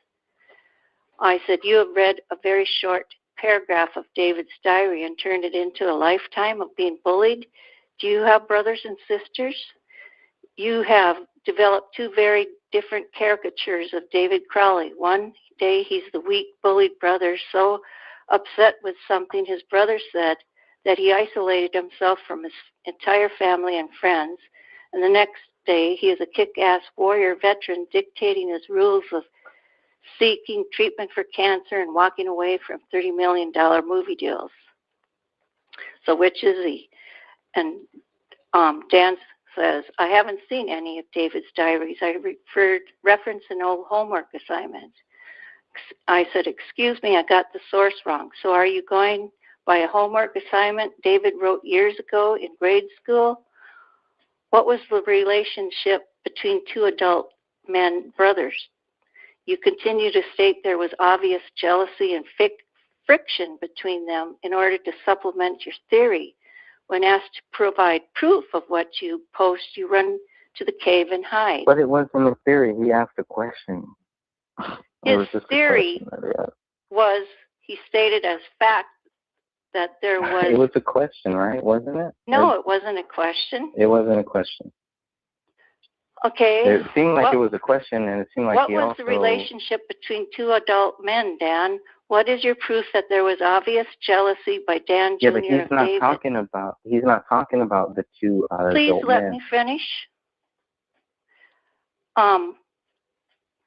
Don't you agree these questions are important to know before you post on a public forum seen around the world?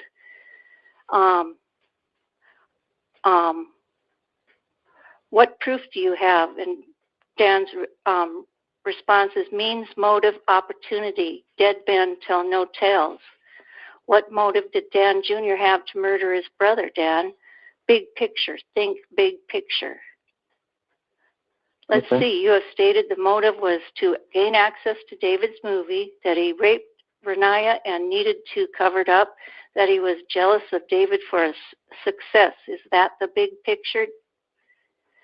How about the big picture, Dan? The story you are composing is fiction and certainly not an achievement. You stated, this is quote, the undercurrent fiction between these once close siblings was brewing big time. Okay, that's true. That's a statement of fact. That's not a question. He's telling everybody that there was a undercurrent of friction between these once close siblings that was brewing big time. Which is true, isn't With it? absolute, how is it true? Well, let's see. What's the your two proof? brothers were not. Well, first of all, Dan Jr. was working on the Gray State Project, and then Dan Jr. was not working on the Gray State Project. They had problems working on the Gray State Project. What problems did they have? Differing views, and this is what I was told from a Gray State. That's right. You were told. Was with the Gray State. That's right. Just the same way you were. The exact same way, because you were not there to understand. I didn't say that. Oh, there was huge friction between these brothers. If there was. If there was such huge friction, why did they run together? Why did the Crowleys ask all of these people who they supposedly had friction with to Renaya's birthday party? Yeah, but after that, there was friction where Dan Crowley Jr. tried to contact his brother, and David did not want to contact him. He wanted nothing to do with it. That doesn't relate to friction between two brothers. That's what happened after friction. They stopped talking. Dan is talking about friction growing. This wasn't afterwards. This was before. He's talking about leading up to their deaths. Well, that post was originally talking about those few journal pages that we saw where David said that we talked about his brother and him crawling all over his brother and didn't really understand why. I mean, just based on that stuff. That was when he was a kid. Right. And then not an adult. But at the end of their life, they're not talking either. So yeah, but that wasn't because of friction. That was because of David wasn't talking to anybody. Well, maybe David had friction with everybody. Maybe he had friction with them too. And you can't just say that it wasn't because of friction. We don't know. And that whole post. Well, that's a convenient word to use then. Dan is making the point that they have this big friction between them growing up, and it was brewing big time before the Crowleys died. He's not talking about after they died there was this huge friction. Well, no, because they were dead. After the birthday party, Well, there was he's stating that as fact without any proof that it was true. We just covered where the friction was and, why they weren't talking. They were not talking at all. If you have followed this story of his, you will know that it's not the fact that they weren't talking that he's talking about. Okay, ask another question. I guess we'll agree or disagree on that one. But let's see. Pizza in the oven in the kitchen. So I guess the scene, there was a lot of nasty, just on a side note, a lot of nasty things that I've seen on my YouTube video just about, why is this house so messy or blah, blah, blah. But to me, it just looks like a house that people live in, and they have young kids. So, it's just whatever. The house to me just looks lived in. But there were some things in the house that did seem like, okay, well, okay, they got the pizza in the oven, dishes, it's just, I don't know. The weed was left out on on their counter. It's just, I don't know. Anyways. Well, to me, the house looked extremely messy. Mm-hmm. Just like the toothpaste stuff in the sink, the mess in the kitchen, the bedrooms everything was scattered all over the floor. Beds weren't made, of course. That's how it looked to me. But you also have to look at the pictures, and you have to take note of the junk food, like the pizza in the oven, if that exists. And remember that Kamel was a dietitian who was very particular about what she ate, and gluten was part of that. And there's chips, and there's box cereal, and Coke. Those aren't the kind of things that they would be consuming if she was still, plus she had gained a lot of weight. Well, and also if they had money, because I don't know about in your state, but in California, if you want good food and real food, and if you want real water, it's costly. It's definitely worth it, but it's costly. But you can make a salad just as easy as you can make a pizza, and you can drink water instead of drinking Coke. Mm-hmm. To me, the junk food and knowing the fact that she had gained a lot of weight is a red flag to me, showing that there was something wrong with them. Because she would have never fed her kids that or made that. Interesting point. Okay, I see that. I mean, she let her dietitian license or whatever expire too, but I think the sister kind of felt like David, towards the last couple months, David was keeping her both of them as a hostage, kind of like very controlling. Just like you said, the one time you saw the wife towards the end, she ran out to the mailbox and then ran right back. Uh-huh. To me that's odd. When Sidra came over and the way that she explained, and her story is the same. The story she told me is the same that she told the cops, and I'm sure the same she told everybody, because that's what really, really, for her, that's what she really went through. But to me it was like, this looks like a hostage situation almost, where they're not being allowed to do anything. I think, Sidra also said that she had started talking more like David, and David had started talking more, had started talking differently too. You know, he was never one that was totally into what he was actually filming. He didn't believe a lot of it, but he had found an audience looking for it. But towards the end, you know, in that summer, spring and summer, he started talking about 9/11 being a conspiracy and Sandy Hook and all these other things that he never would have given time to before.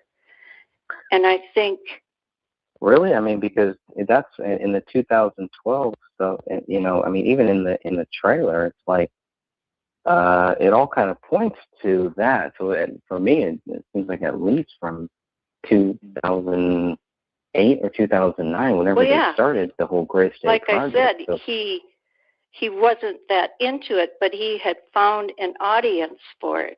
So he was doing the documentary or the movie for that particular audience because he knew it was there.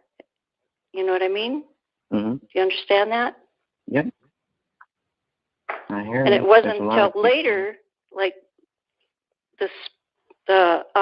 like June, I believe, is when they were taking care of Renaya, and David and Kamel went to California.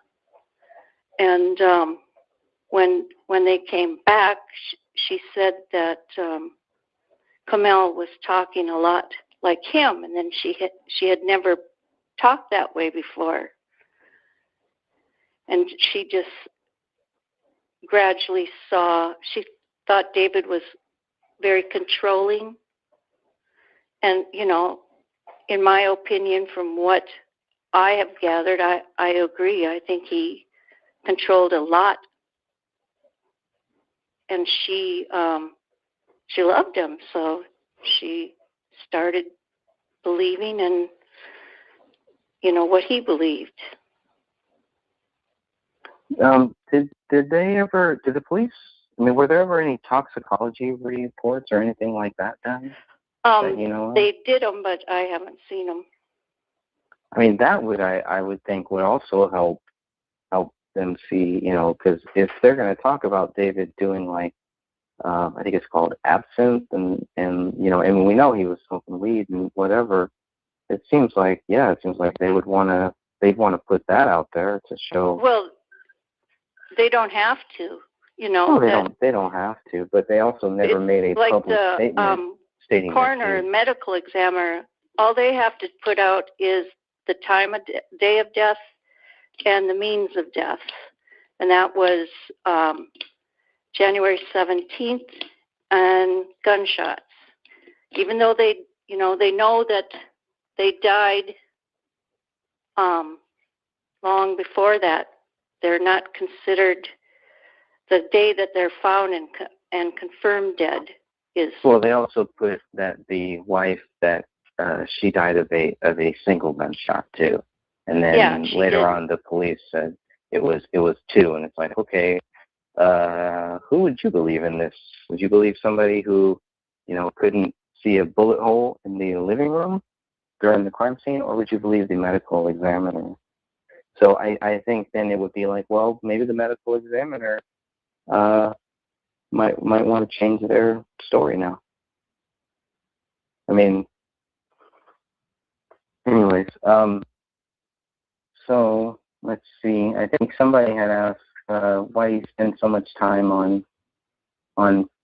online when your husband your husband's going through some therapy or something like that. Because so he's not. I mean, okay. He in 2015, I believe it was, he had some heart problems, but he has stents and a pacemaker, and he's been fine. Okay. Let's just go to the first part of that, because the first part of that was really what interested me. Why are you spending so much time online talking about this? Why am I? Because it Yes. just drives me crazy when I read what you guys write.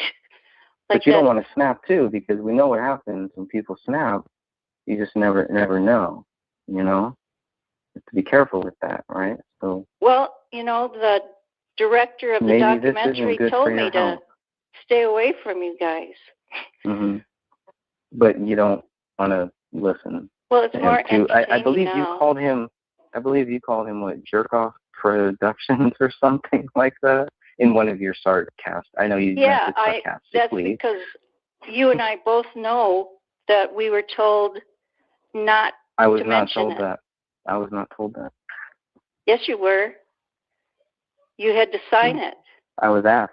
I didn't sign anything that said I couldn't speak about anything. Could talk about You whatever didn't I sign wanted. anything? I didn't say that. I'm just saying. Okay, Nothing what you that I signed read was that a said that I consent couldn't. form, and they explained it to me that it was, you know, not to be mentioned until the movie was made public, or the documentary. Even though you were the first one that actually mentioned it. So what When you wrote did I was, mention it? you mentioned it in the June 8th email to me, but wasn't too difficult to figure out all the fancy camera equipment. I know you posted something on one of the Facebook pages that was similar to this. Yeah. You said, was it Big Jerk Productions interviewing you for Jerks of the Month? Or was it an educational film about how to slander while putting on a guise of being righteous? That was a pretty good one, I think. Sounds crazy to me. Sounds like range of a crazy range. Well, you know, sometimes all that's left is sarcasm. Well, it shouldn't be. I mean, it really shouldn't be. Well, I know, but, you know, you guys don't want to talk about anything. All you want to do is... I think we're having a pretty good talk right now. I think so, too. Okay. But almost three hours. You go awesome. online, and that doesn't happen. It's like that first day that I told you when I... just a minute. Colin, you want to check Larry? He's limping again. That first day when I couldn't keep up with all your questions, and all of a sudden, you know, I was getting attacked from every direction. Even some of your most faithful posters now told, and Mike Sewer, is that his name? Yeah. Sewer said that you should all stop attacking me. I have the copies of that. Mhm. So, you know, yeah, all I'm going to do is get attacked or ignored. Sure. Right. Then there's no point. But yet you kept on going. Yeah. Yeah. Because it's so you had no I problem wanted with to see. I actually wanted you, Hennon, since you won't talk, to answer my questions. You know. I thought they were pretty logical. We were both talking when this first started. I felt like I gave you many chances, and it was just your answers to me were just like, okay, well, that's that. I thought the conversation was going to be a conversation, and it turned into something else. So, I'll admit, I got sarcastic and bitchy, and I gave up on having any kind of discussion. So I didn't try. But you're still discussing. Yeah, I know. And you're still, from what I hear, you're still actively posting a lot. You and I are probably the two most that post. I continue to post questions. You know, like the ones I said. Where's the proof that the Crowleys, that one Crowley was jealous of the other? Well, it's Where's in the proof of this? Well, it's Did you ever right think, there. like for instance, the curtains in the living room, and you mentioned in one of your videos that one day they're one color and the next day they're another, right? Because they were taken at 2 separate times, right? Yeah.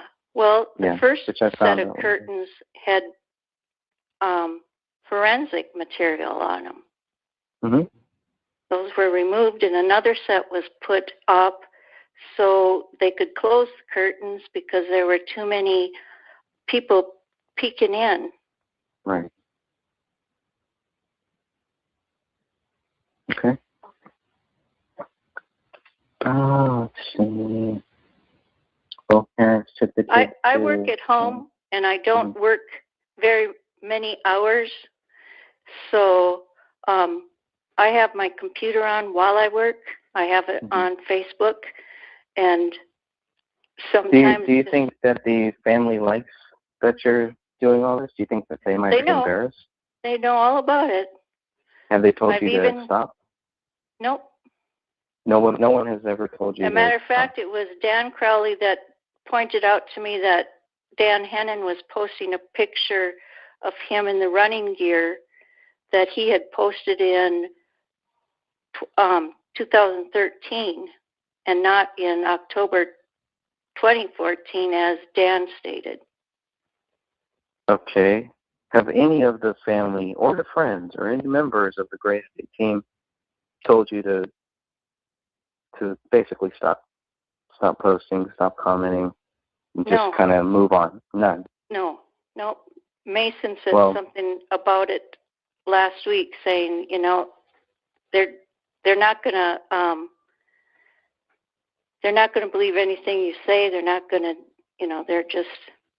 I won't comment on what he said, but just leave them alone, or it'll wear on you.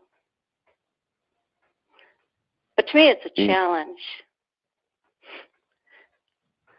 Pointing out the ridiculousness of some of the comments and opinions.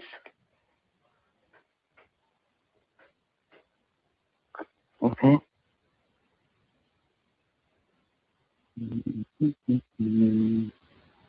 Okay, so Chris Peck was in the house. He was the lighting guy in Dan's house, in Dan Hennon's house.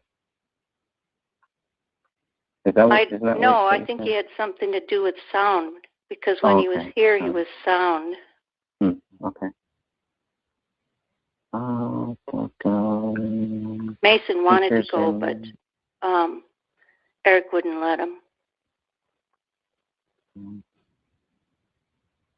Yeah, well, I mean, what they should have done is should have had Mason on one side, Dan Hennon on the other, and I think that would have been a little more truthful, but that's just my opinion. Let's see. Mason, nobody, none of them, want to get within sight of any of you. Although they have volunteered to meet Hennon several times, and he has never accepted. Yeah, and I don't think he should either. Why? I fully agree with him on that. So you say that he should be sitting on the other side, it would be more honest. But now you say you don't think he should see any of them. No, he should see them. He should see them when the cameras are actually rolling and when there's other people there, but not to meet them in a dark alley or at some bar or not a bar. We offered to meet him in the police station. Mm-hmm. We offered to meet him in a restaurant. We offered to meet him wherever he wanted, but he always ignored the invitation. Yeah, well, he should never do that separately. Now, if I was there, then I'd say, yeah, let's do it. I didn't understand that. How do you know the phone video of Camille's mental illness?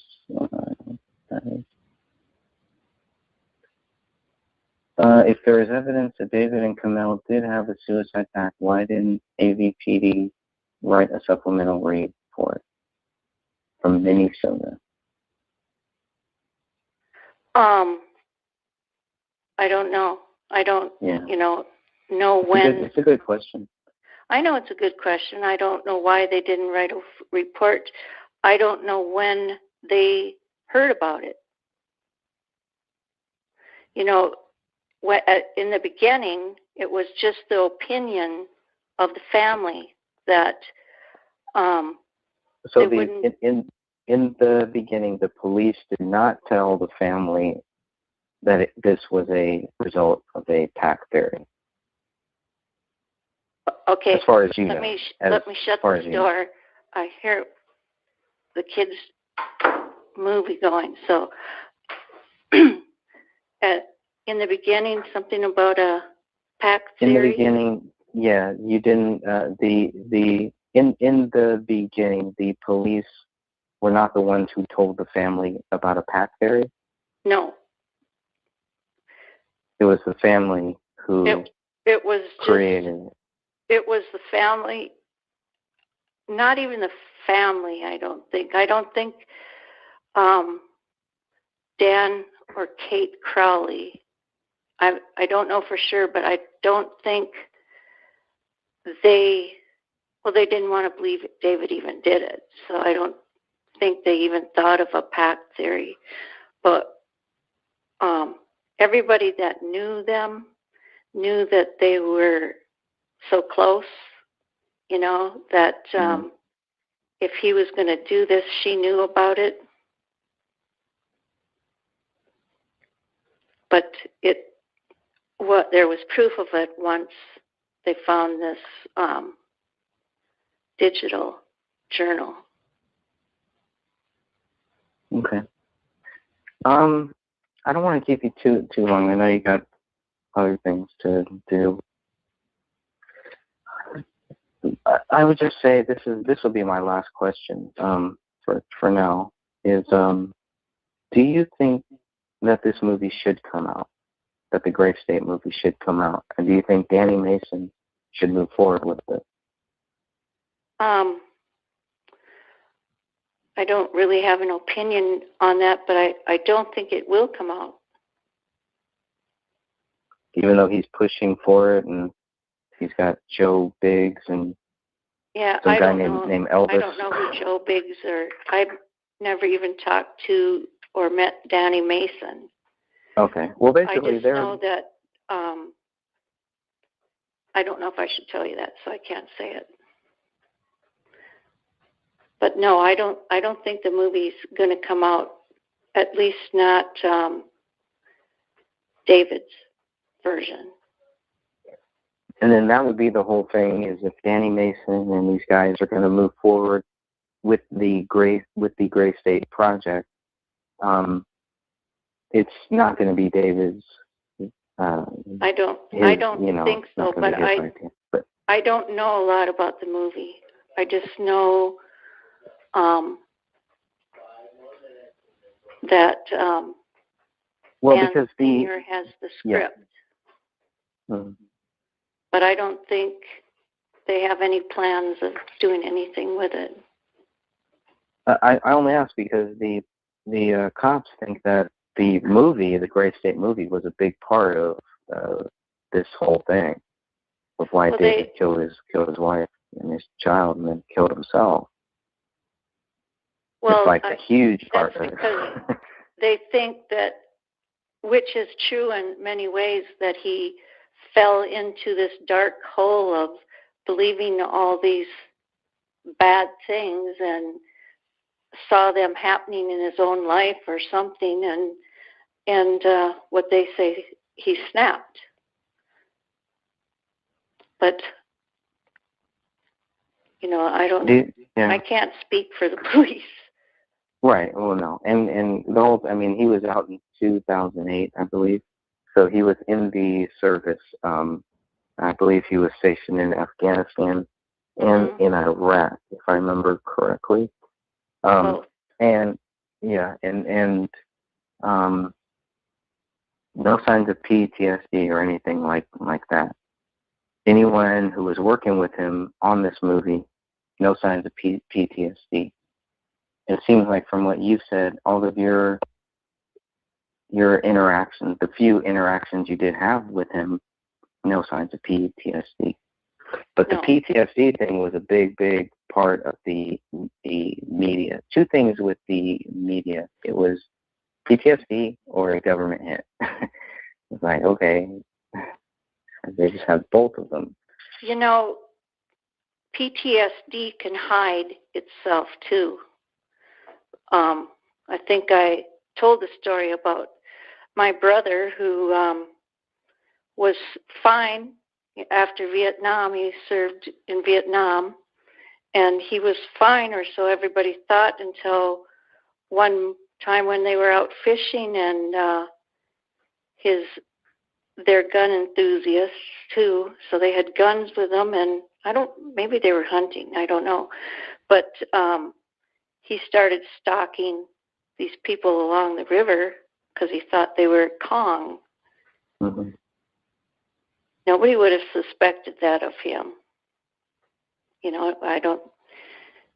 must have been some kind of flashback that he, of his service, that they just reminded him of that or something. But for that morning, he was not himself. So, I think PTSD, just like depression, can hide itself. Absolutely.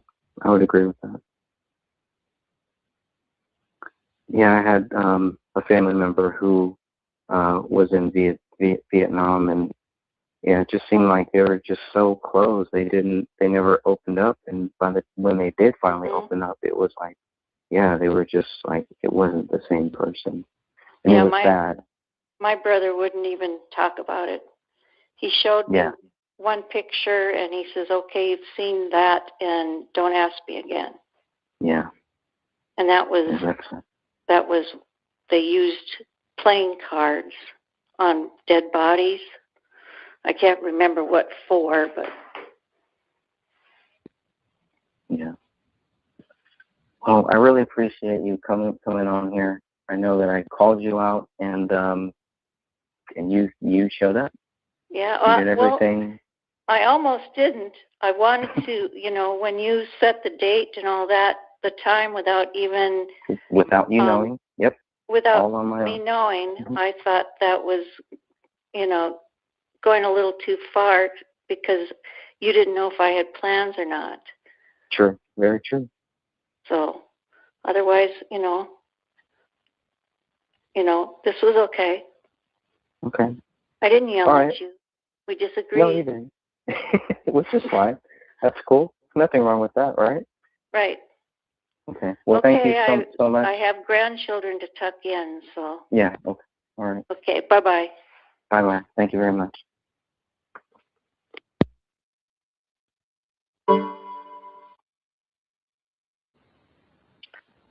All right. I think that was good. Thanks, everybody.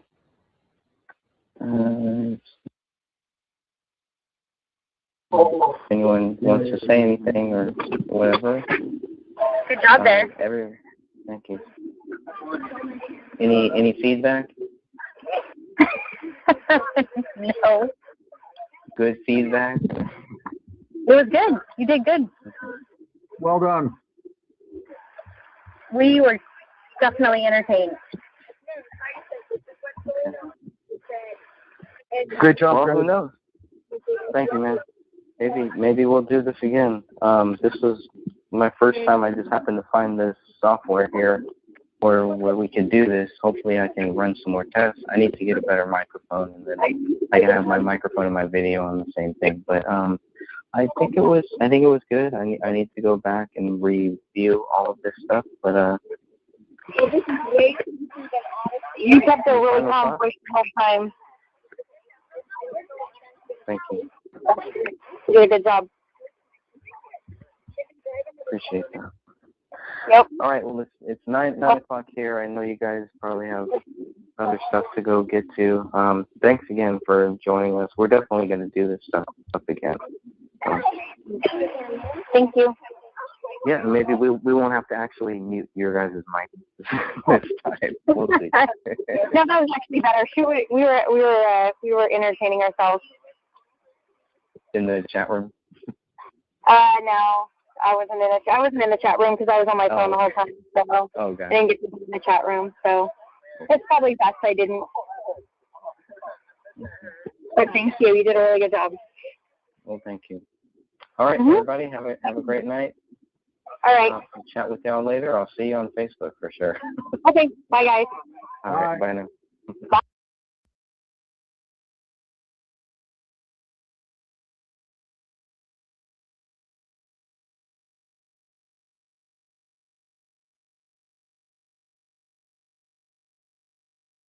I guess first let's go with your conversation that you actually had with the father and where everything got lost in translation after that.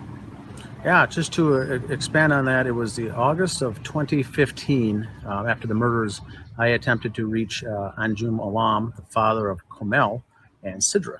And later that afternoon, I got a call back, and certainly enough, it was Mr. Alam, confirmed that it was him, and it certainly was, and we spoke for 35 minutes. A nice guy, easy to talk to, was very pleasant. We had offered... he had made the comment that if money wasn't an issue, he would look into hiring an investigative team, and do some research to bring to what really happened here in this case. I had offered directly on the phone and said, at any time, if you want to do that and give us the green light, we'd help you with fundraising efforts or whatever need to be done to do that, to bring the truth out. But he was very pleasant to deal with. I enjoyed talking with him, and he's very, very nice. Sidra, in communicating with her, the younger sister of Komel, also did reiterate that the family opened up their arms and accepted David in and had good times with him. Sidra said David, in fact, taught her to drive. They had hung out and watched marathons of the television series The Office, and had a good time. When David and Komel came to visit in Texas, the mother, Nyla, would make Arabian food that David loved. She would cook for him, and David and Anjum, the father, would play pool and talk and hang out. And so they all got along just fine. There had been some rumors or discussion that the family in the media. Now, the media had always said, I guess from the day one, that David was at odds with the family. The Alams were not pleasant, not happy with their daughter marrying a white veteran army military man from the United States. So I never got that perception myself. From what I heard firsthand from the family, is that they got along with David just fine.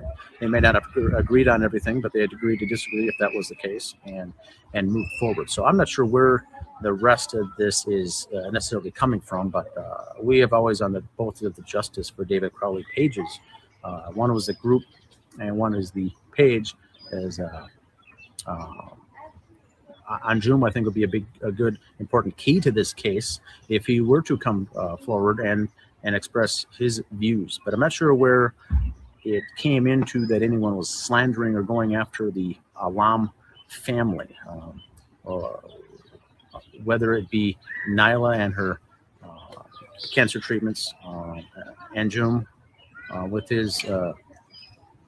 his background and what how he's been involved in this entire thing, but he's been kind of out of the loop. But so far, we've been on good terms with him since day one. And the only thing that I remember when things went not bad, but when he started not trusting anyone, was Judy Prochnow, the neighbor of the Crowleys, contacted me and said that the rumor is that I made a personal phone call to Anjum Alam under the guise of my name was Danny August Mason, from the Gray State Project. That's not the case. It's totally not the case. I've never done that. Now, if someone did call Alam, Mr. Alam, and say that they were Danny August Mason, or maybe it was him himself, and got Mr. Alam confused with that aspect, that certainly may be the case. But I've only spoken to him one time on the phone ever, so. And I clearly stated my name, and we had a good conversation that lasted 35 minutes. So I'm not sure where that is, but I think our group is still on the Alam's side with whatever help they may need in this case. But just want to clear the air on that. But I'm not sure where that's coming from. It might be misinformation. It may be deliberate disinformation. as well. So there's no problem during your conversation. It started well with Mr. Alam and it ended well, and the whole time you believe that he understood exactly who he was talking to. Yes, I mentioned that I set up the Justice for David Crowley webpage. Said my name is Dan Hennon. Created the page and would like his information on some things. And he said, "Sounds good. I'd like to, I'm interested in talking with you." And like I said, the conversation lasted 35 minutes. It was totally positive. It was good. We talked about the case and what we could do to help, and what I could do to help, but whatever we could do to get the truth out there. So. Okay. Yeah, to me, there was no room for communication error, whether it be the name or trying to go after someone. No one's going after him, so I'm not sure where that all came from, but just wanted to make sure we're on the same page with that.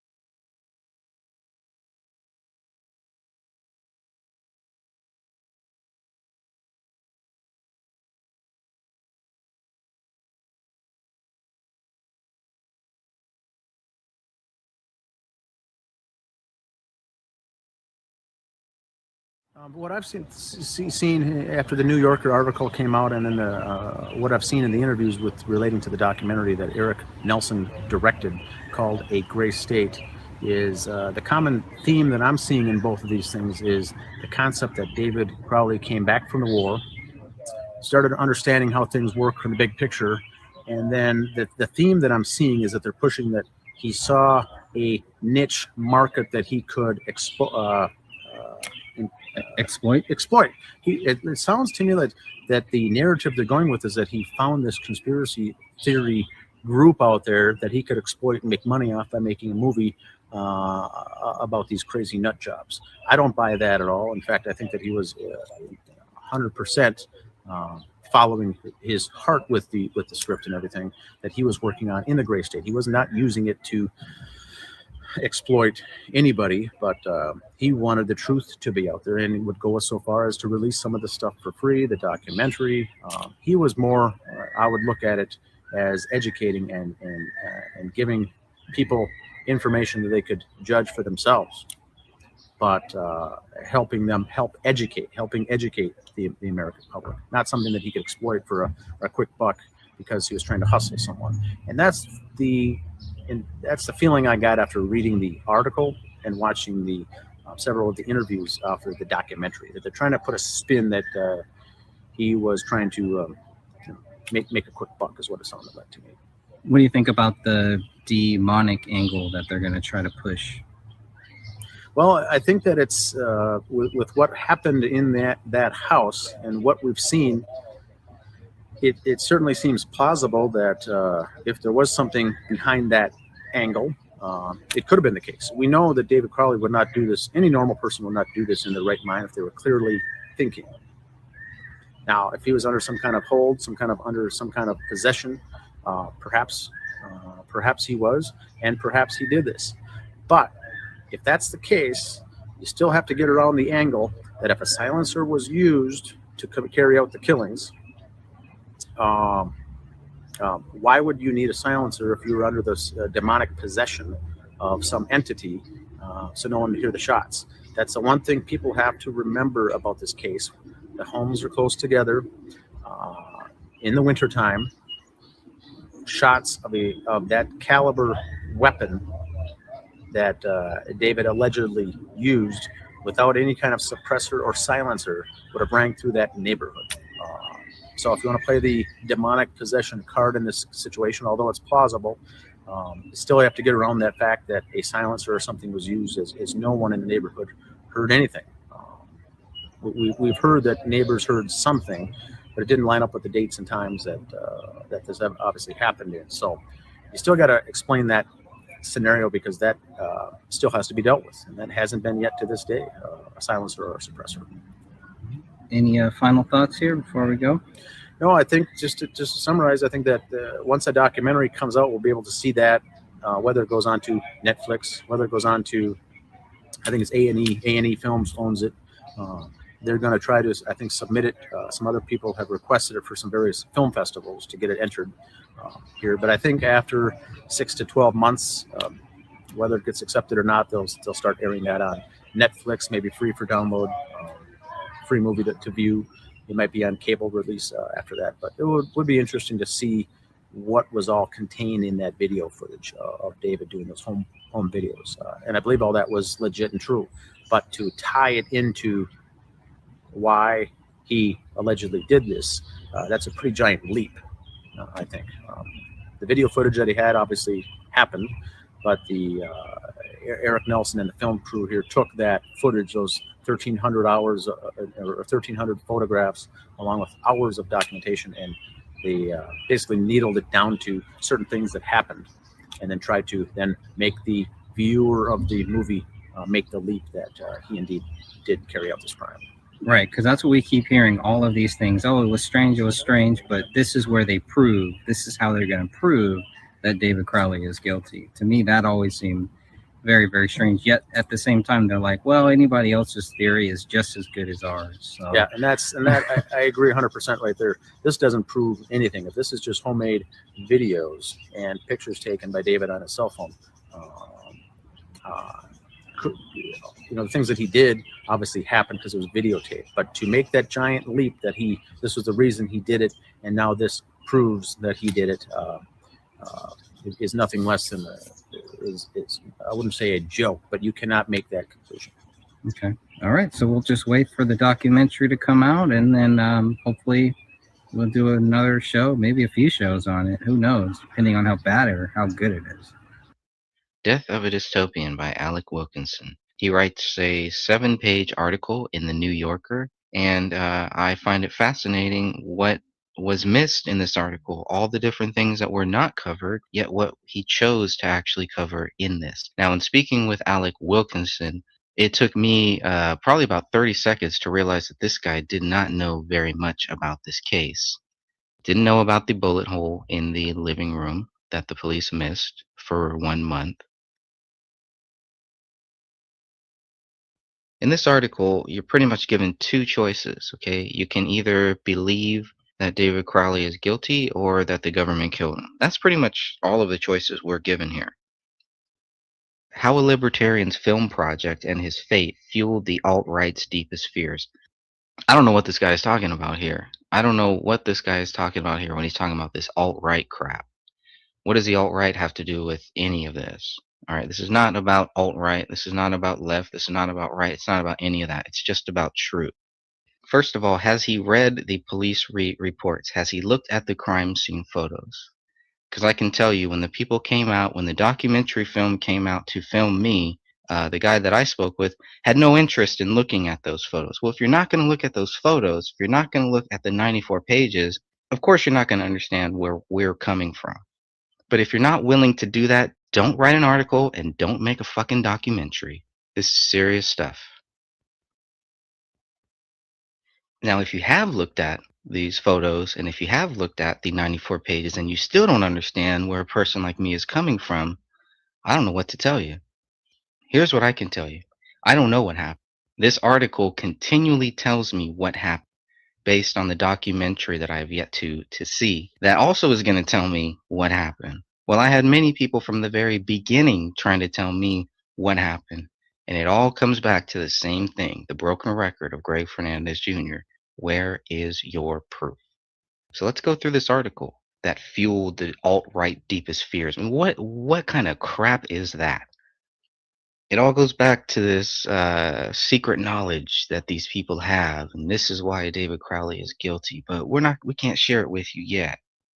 First, we got to go and go to every film festival that we could possibly get it into. Then we got to sell it to somebody. So again, where does it come down to? It comes down to money. Yes, it is an interesting story.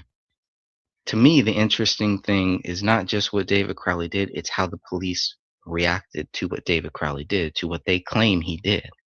So to me, there's many stories here. It isn't just, is David Crowley innocent or guilty? It's also, what did the police do to come to their theory? This article really doesn't cover that. Okay, it kind of glosses over that. Here's what I think really happened. I think Alec Wilkinson wrote a shitty article, 7-page article. I think there was a lot of things that he did not cover, and a lot of things he chose not to cover. Okay, but this alt-right crap is really bothering me, so I keep going back to that. All right, so the journal was a life report. Since I suspect my feelings right now and nostalgia and reflection might be of value. The timing of this article matching up with the documentary is not a coincidence. It's not an accident. Like I told the people that showed up at the house when they interviewed me, I told the guy later on, man, you guys did not have to be so secretive. If you're going to try to set out to find the truth, then be truthful. We didn't know who was making this film. We didn't know what this film was for, and we didn't care, because that's how strongly we believe in what we say. But on Facebook, there is a page called Justice for David Crowley and Family, which says that its purpose is to, quote, help to clear the good name of David Crowley. The page is overseen by an accountant in Minnesota named Dan Hennon.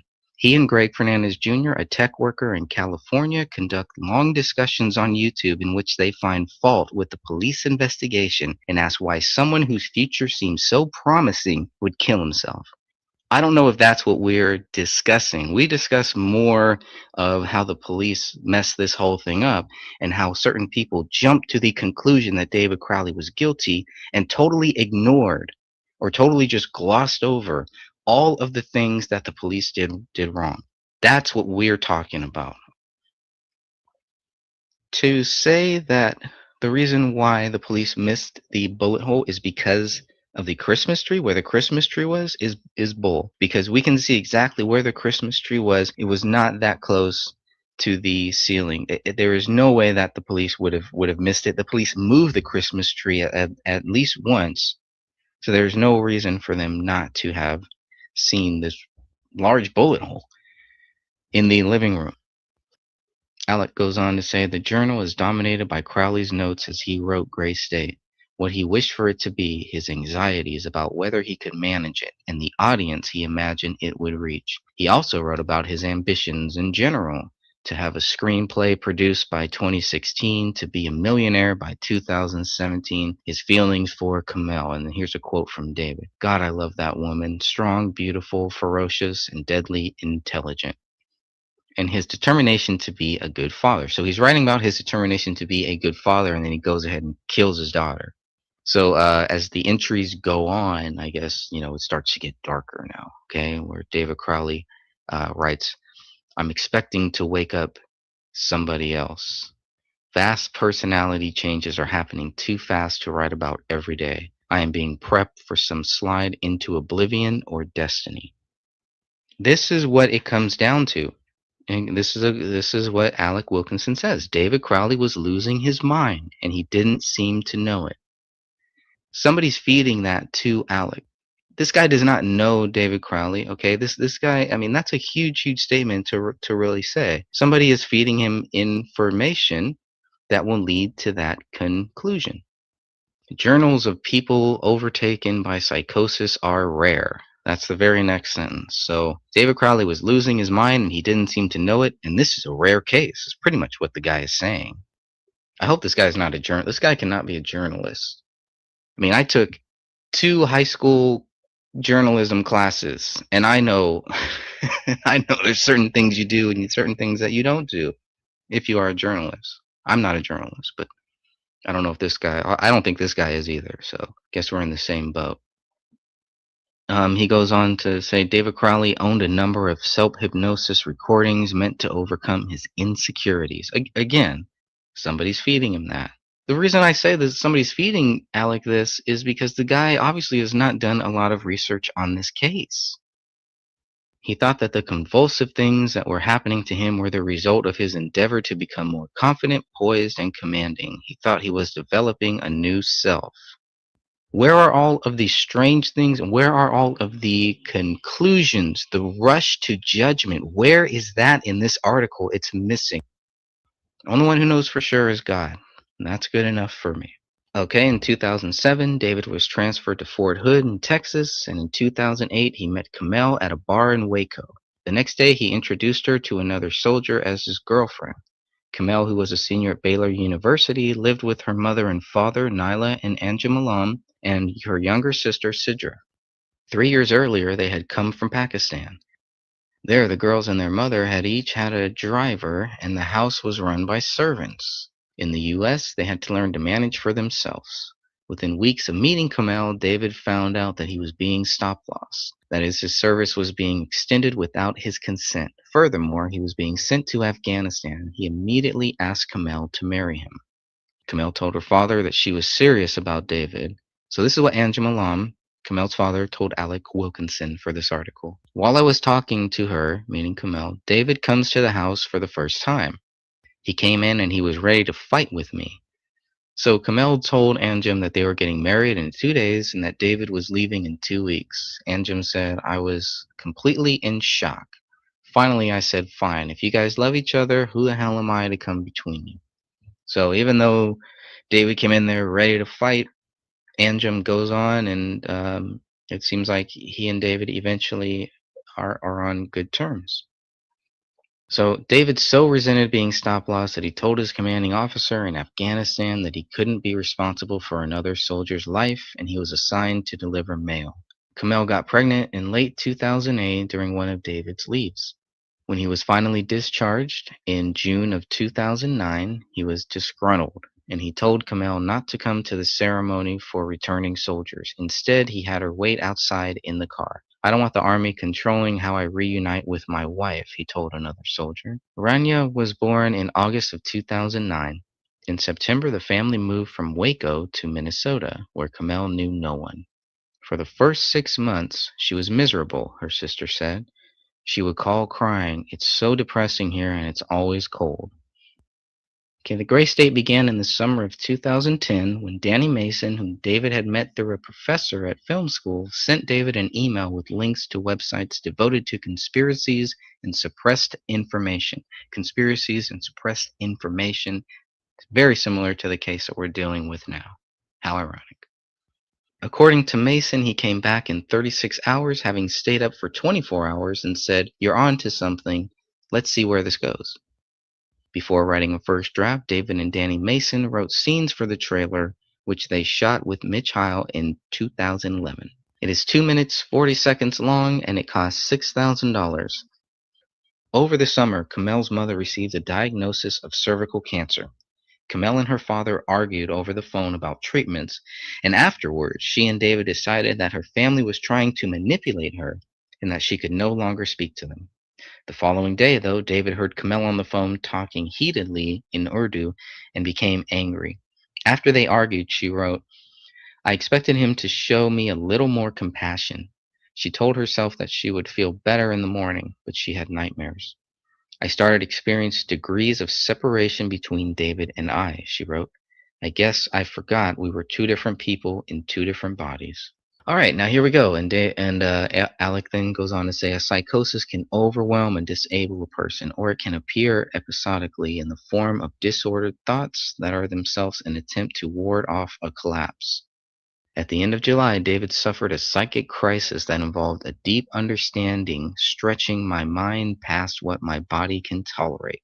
He went on to write that he had undergone, quote, a 20-minute physical episode of visions of pure deep horror, long insight stretching unbroken like a panorama. The vision subsided, however, and he returned to his regular life, taking Rania to their sitter, having family dinners, reading and writing, and working out in the backyard with Kamel. The moment of my purpose has arrived, and if the universe awaits my consent for the go-ahead, then I say, do your worst, you filthy, sticky bitch.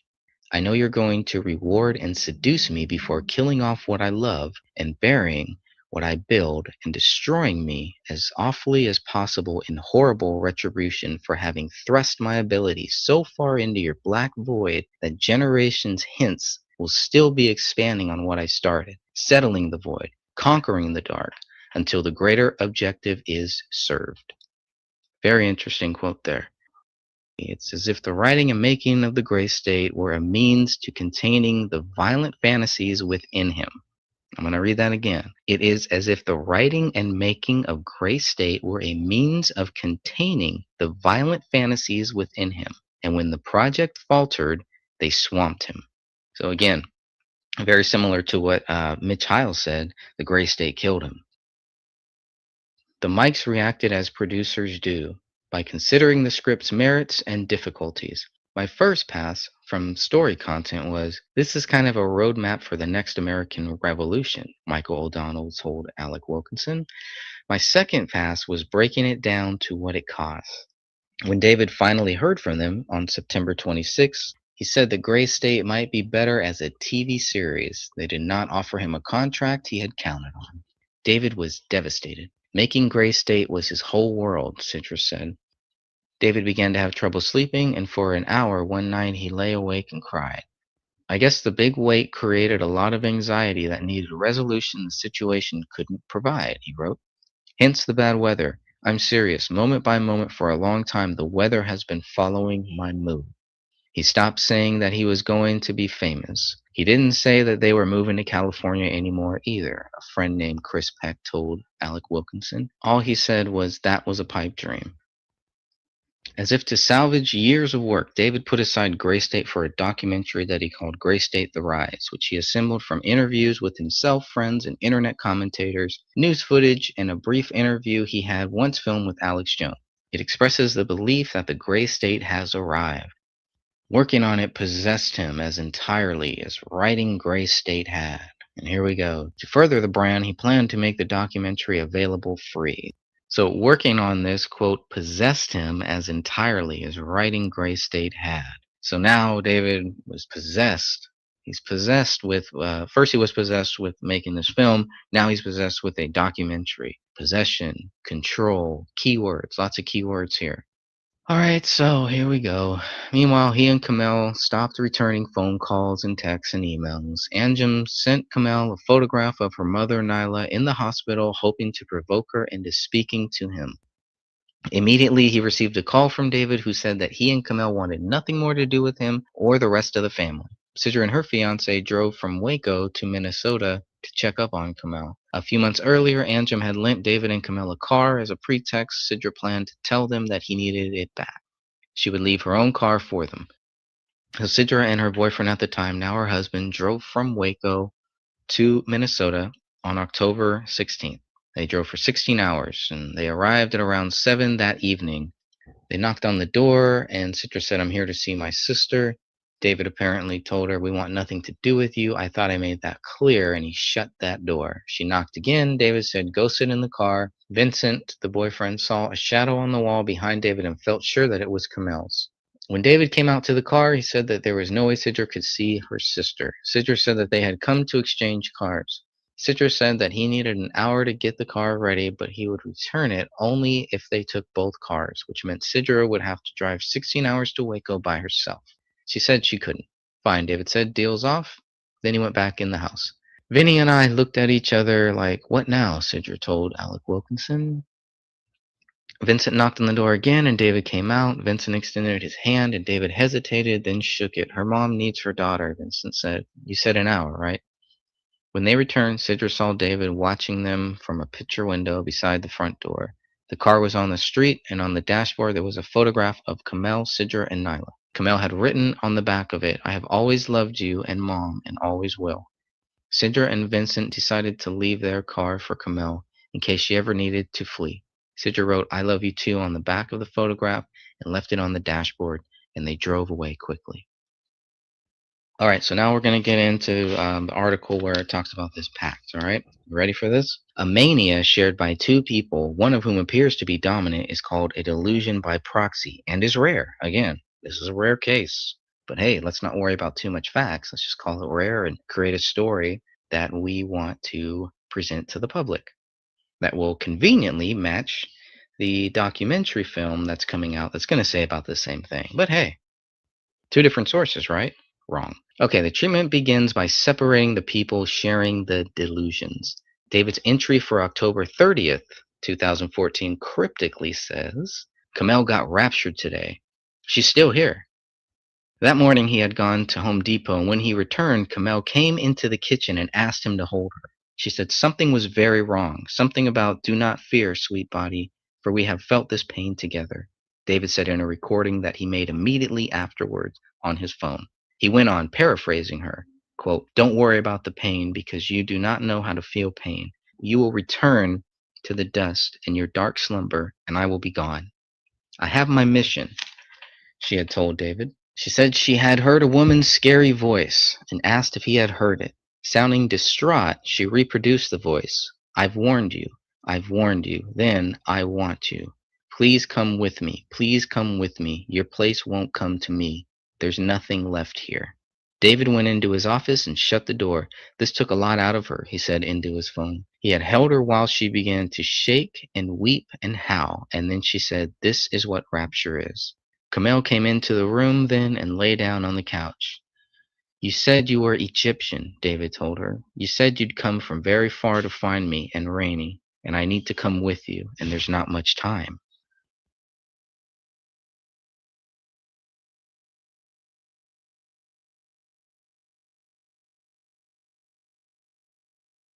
The primary emotion was that of desperate love, like hopeless love, he continued. "And on some level, your soul has committed to mine, and we're going to go somewhere, and Rainey is coming with." Those were the last words, Kamel said, her voice pitched just high above a whisper.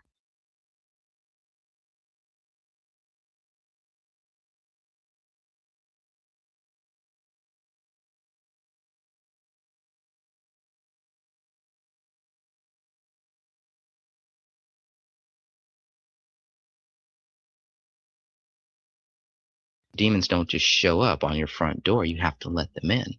So that's where the occultist thing, where the spirituality thing, where the Bohemian Grove owl thing, that's where all that comes into play. And a very interesting quote where David mentions the Antichrist and having a soft spot for the Antichrist. These are not normal things. The week before Christmas, David and Kamel visited their friend Chris Peck. They were uncontrollably, zealously happy. David gave me some books, one about how to succeed in Hollywood, one about writing, and then he handed me a bunch of notes for a screenplay I was writing, and he gave me back video games I had lent him. He gave me back everything I had ever lent him. Kamel wished me Merry Christmas, and as quickly as they were in, they were out. High spirits, everything looks good, but somehow all of this is again leading to their downfall. This is 1 week before Christmas. They tell him Merry Christmas. They're celebrating Christmas. They're obviously celebrating Christmas. There's no doubt. All right, and Alec writes again, high spirits are characteristic of people resolved on suicide. Even though they won't leave a suicide note, you won't leave any indication of a suicide. Here they are talking about a pact. Okay, this guy is being very sneaky about his writing here because they're talking about a pact. But he's very clear. He's very careful about what he says. But we know what he's saying. It is why so many stories of suicide include someone saying, "We thought we had got better." The decision often gives people a feeling of being released from their troubles. Dan Luttrell served with David in Afghanistan, but he hadn't spoken with him in a while. Then late one night, a few days before Christmas, quote, "I was sitting on the computer," Dan said, "drinking, and I got a message from him. They discussed the Army and their lives in Gray State. Quote, he was drinking absinthe, and I was drinking whiskey and beer. After about 2 hours, Luttrell said that he was ready for bed, and David asked him to delete their exchange. His exact words, this is a quote from Dan Luttrell, his exact words were, "If you are truly my brother and my friend, you'll do it. I promise you'll understand soon." The last entry in the journal reads, "I am no one. It is everyone else who is someone." On Christmas morning, he makes a list of plans for the coming year. Christmas 6-day countdown meme. It will be a new year, he wrote, and he reminded himself that December 30th was the last day to crowdfund.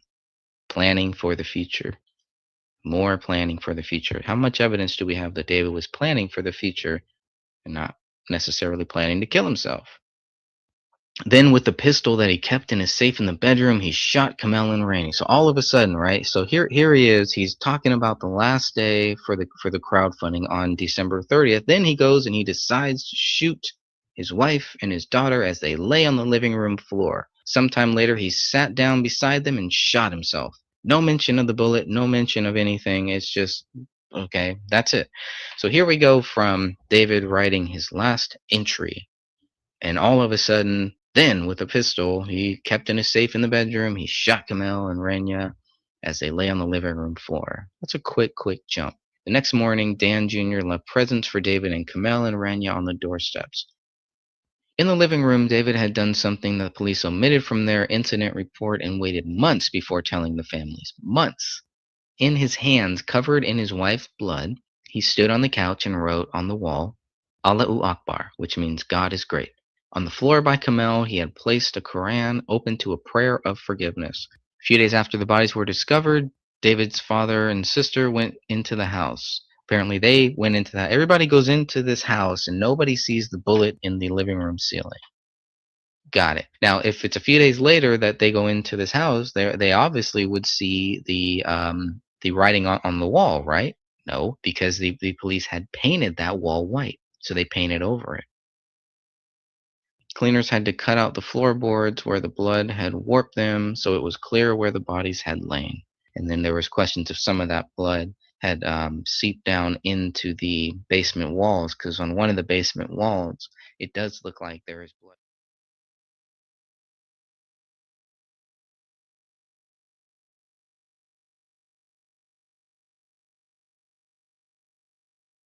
There's a reason why Allahu Akbar was written in blood on that wall.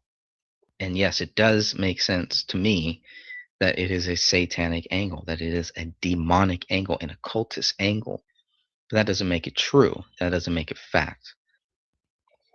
Mason Hendricks was also in the house and when he looked up and saw that there was a bullet hole in the living room. Again, not mentioned in this article. I told Alec Wilkinson about that. He found it strange. I told his fact checker. She found it strange. Mason Hendricks found it strange. Everybody finds it strange, but nobody wants to talk about it. That's even more strange. Danny Mason maintains David's Gray State Facebook page, posting videos and remarks every few weeks, usually critical of the government. He and Dan Sr. own the rights to the concept, and while David Sr. is uncertain what outcome he prefers, Danny Mason still hopes to make Gray State. So even after the guy dies, even after the guy allegedly kills his family, you're really going to move forward with this movie? You must not be thinking clearly. Because if you really think you're going to make this movie and you're going to make money off of this, that's pretty sick to me. So I will debate Danny Mason on this anytime. All right, so there's the article there. Just wanted to cover that and get that off of my chest. Feel a lot better now. Might be one of the only times I ever am forced to read an article from the New Yorker. Hopefully I never have to do it again. See you next time. Hello, my name is Dan Hennon. Today is July 11th, 2017. I'll be joined with guest host Greg Fernandez Jr. And between the both of us, we're going to review the movie documentary called A Gray State by Eric Nelson. This is the documentary that Eric Nelson and his team put together relating to the David Crowley and the family murders and the project called The Gray State. It was premiered at the Tribeca Film Festival. The film, once again, is a documentary called A Gray State, not to be confused with the Gray State project that David Crowley was working on, or Gray State, The Rise, the documentary that David Crowley did. But this is called A Gray State, which is really just a documentary based on this whole events of the deaths of the family of 3 in Apple Valley, Minnesota. Is that a good way to summarize it, Greg? Yeah, it's basically a documentary of the documentary and of the life of David Crowley, and more so, not really his life, but his death is kind of what it seems to really be focused on. And this whole alt-right thing, the key word that I keep hearing is alt-right, right wing, you know? It's like, wait a minute. Yeah, it's really pushing the envelope there on some of these reviews of the movie. Yeah, and there's no facts to really back up any of this alt-right crap. So And the movie was the documentary that Eric Nelson directed was taking, I think it was up to 13,000 hours of different footage and audio and home movies and selfies. And, David awfully seemed to film a lot at home all the time. Anything that came up, it seemed to film. So once they got a hold of all of this footage and video and photographs and video, they really went to town on making this movie, and it really brought out some new things. Now, I haven't seen it myself, and neither have you, but it just came out. It was previewed in the Tribeca Film Festival. Now, lately, it was shown in the Nantucket Film Festival, and then I think next month it makes its premiere in the Australian Film Festival. Now, tonight's show topic will really be the reviews that we're seeing on this website called the Rotten Tomatoes movie review website. And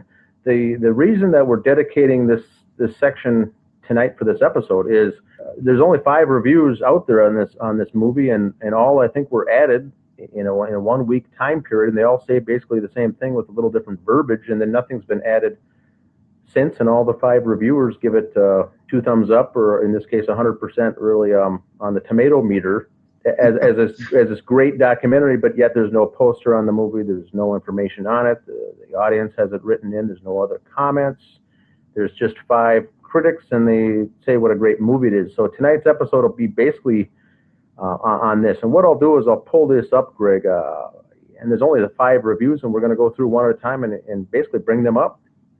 How does that sound for you? Cool, sounds good. Yeah, I think people should, check out this site, and if they want to, start leaving comments. I think I might just leave a comment here in a day or two. Yes, good idea. And the other thing too is reviewing these comments and reviewing these reviews.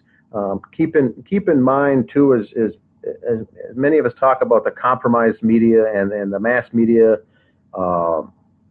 as tools and slaves and basically working for the man. These reviews, as I read them, do not seem to be authentic reviews. They're still seem to be pushing a narrative. So, for the listeners out there, when you watch this, leave comments yourself below this video when we publish it, because hopefully it'll open your eyes and ears when you read reviews in the future. Right off the bat, we'll start with Frank Scheck. Frank Scheck wrote a Gray State film review for the Tribeca Film Festival. Although several self-identified citizen investigators, he's referring to us here, by the way, attempted to prove that the family was murdered, the quote, credibility means nothing to me, one of them ironically comments. And that's a shot towards you, Greg, there. I believe I was wondering who that was about. That was exactly, and I'll get to that too, because this is a good one to start with, because I know exactly what you meant when you said that, but he obviously took it the wrong way. It goes on to say the film makes its case methodically and persuasively. Nelson, who's produced such Werner Herzog documentaries such as Grizzly Man, Herzog returns the favor by serving as this film's executive producer, clearly knows his way around obsessive personalities, and in Crowley, he's found a compelling textbook example of obsession descending into madness. And so right off the bat, as Frank Scheck goes in and makes a couple, I wouldn't say condescending, but comments, and then really throws Crowley under the bus as an obsessive person here who has descended into madness. And that's a common theme on these reviews too, is painting, I would call this the David Crowley case, going down that path of the movie The Shining, the Stephen King movie The Shining is what I'm kind of referring to, is they're painting David Crowley into this person who's gone off the deep end. Werner Herzog is the executive producer of Eric Nelson's documentary about the mysterious deaths of an alt-right filmmaker and his family. So there we get the phrase alt-right right off the bat. Right-wing media provocateur Alex Jones recently admitted in court that he's merely playing a character. We're already here talking about Alex Jones. All of a sudden, the focus, an article that is supposed to be about David Crowley and this alt-right filmmaker who killed his family, all of a sudden it turns to Alex Jones. and they call Alex Jones someone who is associated with the right wing. Well, I don't believe there's any proof that Alex Jones is associated with the right wing. I don't believe Alex Jones, really gets into that, to the Democrat Republican thing. I think he's getting a lot of flack now because of his stance on Trump, but really, this has nothing to do with Alex Jones. It goes on again, talking about exploring the alt-right phenomenon through the prism of a conspiracy theory involving its subject's demise. A gray state in which Jones makes a brief appearance provides timely political commentary along with a fascinating true-life crime tale. Here we are talking about an alt-right filmmaker, and then we move to Alex Jones. And I think that's a big problem, because what is the tie between Alex Jones and David Crowley? There are some, but they don't really go into that. They don't really mention how many times has Alex Jones had David Crowley on. I've only found maybe one, maybe two. Yeah, I think it was, maybe I think twice. It was once or twice, but that was about it. And Jones supported it along with a bunch of other folks in the alternative media. But in working with the Gray State and the David Crowley, he was very prominent to ensure not to use Republican Democrat paradigm in any of his work. I mean that, and now what we're getting in the reviews is that all over again. The shoving the left side, right side, divide and conquer, and that was not Crowley's aim, I think, from being a libertarian standpoint on this project, is to mainly open up their eyes and educate the people, not left-right paradigm, not left, alt-right and everything else. But the review right away goes into this Alex Jones connection, and as a discrediting attempt. Eric Nelson has also said he would consider David Crowley a libertarian. And I think we're going to find that too. It's like, well, where is this alt-right thing coming from? Like, why are these articles so slanted? I don't think that this movie is going to solve what really happened. But maybe I'm wrong. Wouldn't be the first time. Now, the self-identified citizen investigators, I think he's referring to you and I. Why do you think that's us? That's so funny. That is exactly because one of your quotes on your exchange with Sean Wright right at the beginning on an instant message was, "You're gonna lose all credibility if you go down this road." And you said back to him, "My credibility means nothing to me. I'm not out for how I'm viewed down the road. I'm out for the truth," is what you said. Okay. And that, I think, is what he's driving at here by saying how ironic it is. Now, I'd like to jump in here and opine personally that it's the same with me. So I agree with you, Greg, here that credibility for me on this case means nothing, as far as I'm not trying to do research into this case to be credible on the street or to have street cred or to look good or to look bad. It's to get the truth out there, irrelevant of the credibility and how it makes me look as a person, sheds me in a good or bad light. That's what you were referring to there, and that's what Sean Wright was so concerned about by saying, if you jump in this, you're going to lose street cred on the outside by delving into this case. And you said, I don't care about that. Gotcha. I want the truth to come out. So that's the whole point with investigators like what we have here on the Justice for David Crowley pages. It's the people that want the truth, irrelevant if they like it or not, if it sheds them in a good light or not, or if it sheds them in a positive or negative light. We don't care about that, is what this whole point is trying to be. We want the truth out there. Right, and they're trying to kind of spin that. Correct. By saying that the credibility, that I'm not worried about credibility because I don't have any, or I mean, I'm reading this. I've read this sentence like several times, and I still don't know what the crap this guy is saying. I might just have to ask him. Yeah, you certainly could. But yeah, the two featured in the film is us on that Citizen Investigators, is who he's driving at there, and that's kind of a shot, an underhanded shot there towards us as not knowing what's going on. Now the next one is Nick Shager. Nick Shager writes for the Daily Beast, He made a comment on his review here from 4/20/17. The title on his review, not his review, but the article that he wrote reviewing the movie, "An alt-right filmmaker's descent into madness, paranoia, and murder-suicide," is the headline. The documentary A Gray State examines the story of David Crowley, an Iraq veteran and alt-right filmmaker whose paranoia consumed him. So, right, we get back to your favorite word there, the alt-right. They're trying to spin a political side of this story, left-right paradigm again, using those key words, and basically someone who is consumed by paranoia. They use the word descent into madness. It's back to The Shining. It's a Jack Nicholson episode here from the Stephen King movie, The Shining. It's what it comes down to. Yeah, here's David. Here we go. And it says the comment, which brings us back to Alex Jones, who appears on multiple occasions throughout A Gray State, thanks to David's fandom. Oh. So it Isn't brings in that nice? Alex Jones on this one as well. They suggest here that David's uncompleted movie is a warning sign about the real horrific costs of promoting conspiracy theories to a gullible, volatile element of the public. As one friend remarks about the online criticism David received for not completing his project on time, whereas comic book fans might be nitpicky about superhero movies, Gray State's target audience was another level of obsessive.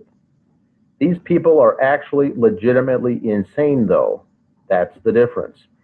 That's the article here from the Nick Shager, and that's just one paragraph. I think I've got another one here saved, but he mentions once again the Alex Jones, mentions the alt-right, and mentions conspiracy theories, selling it to a gullible, volatile element of the public. Yeah, if you read the first paragraph, it really has nothing. The whole first part has nothing to do with David Crowley. It's about Donald Trump, and it's about Alex Jones. It's about Sandy Hook. It's about all of these different theories that have nothing to do with this case, and hopefully have nothing to do with this film, because that's not the real story here. These guys are missing the whole point. They're missing the real story here. And to me, that is ironic, that these people are in these places where they can write these stories and they expect us to take them seriously, but they will not cover the actual story. And why do all of these reviews sound exactly the same? They're worded a little bit differently, but it's basically saying the same thing with the same cast of characters and with the same lies. I mean, there is no alt-right. The alt-right has nothing to do with this. Donald Trump has nothing to do with this. Alex Jones, they have nothing to do with this. It's not about that. It is about, did this guy kill his family and himself, or did he not? That's what I hope that this movie will focus on. I still have high hopes that it will focus on that. And after we watch this movie, that we will walk away wanting to do more research. That's here, what I hope it does. Correct. It says here too that it does say that the movie employs an enormous amount of footage shot by David as he prepped his opus, as well as plentiful home movies and interviews with friends, relatives, and coworkers. Eric Nelson depicts his subject as a vet so disillusioned by his combat tours of duty that he became gripped with paranoia about the military-industrial complex's nefarious intentions. Expressing that through his film, he gave a voice to those on the nascent alt-right who spend their days and nights dreaming of violent rebellion in the name of liberty. Oh, right. So we get this vet now so disillusioned by his combat tours. Now they're hinting at PTSD, paranoia, and it mentions the alt-right. So it also goes on to say that the police deemed it a murder-suicide that was pre-planned by David, replete with an iTunes playlist soundtrack created just for the occasion. So it's just a very condescending note here written on the review of a guy who went off the deep end. PTSD, military, paranoia. These words we're hearing is the paranoia types of phrases over and over again. Yeah, and this guy is actually saying that the cops are saying that David created this iTunes playlist just for this, just so he could commit these crimes. Specifically that doesn't make any sense. And that's what he's alluding to here. That's kind of what it sounds like. Yeah, that's, I mean, if I'm reading this right, and it says the word pre-planned. So a soundtrack created just for the occasion leads the reader once again to premeditated events and things that were done way in advance to come up with this murderous rampage. Right. So they're leaving they're alluding to, they're planting the seeds in the heads of the reader that this was premeditated, and it's a slam dunk, open and closed case. Once again, tying it all off in a nice bow for the reader to look at, rather than letting the person watch the movie and come up with their own conclusion. Right, because they never take the time to explain why they think this was pre-planned, and yet at the same time, David snapped. Correct. How do they explain that? Well, they just don't talk about it and hope nobody asks about it. But of course, people are going to ask about it. They know that a lot of people are asking. They have a responsibility. The police from the beginning had the responsibility to give the public as much facts as possible, so that way a lot of people wouldn't be jumping to conclusions and wouldn't, have all of these outlandish theories, blah, blah, blah. But it's just like, and then now it seems like this film is going to kind of, is it going to counter that? Is it going to really answer these questions, or is it just going to kind of gloss over some of these things that we've been very focused on? I'm kind of worried about that too, is that they're going to try to get everybody to focus on something else and not focus on the real story here and the real facts and the real questions. Correct. I agree 100%. It's all meant to distract and derail the person watching, watching it, the film, and coming up with these various preset conclusions, rather than being open-minded and exploring and researching what really went on here behind the scenes.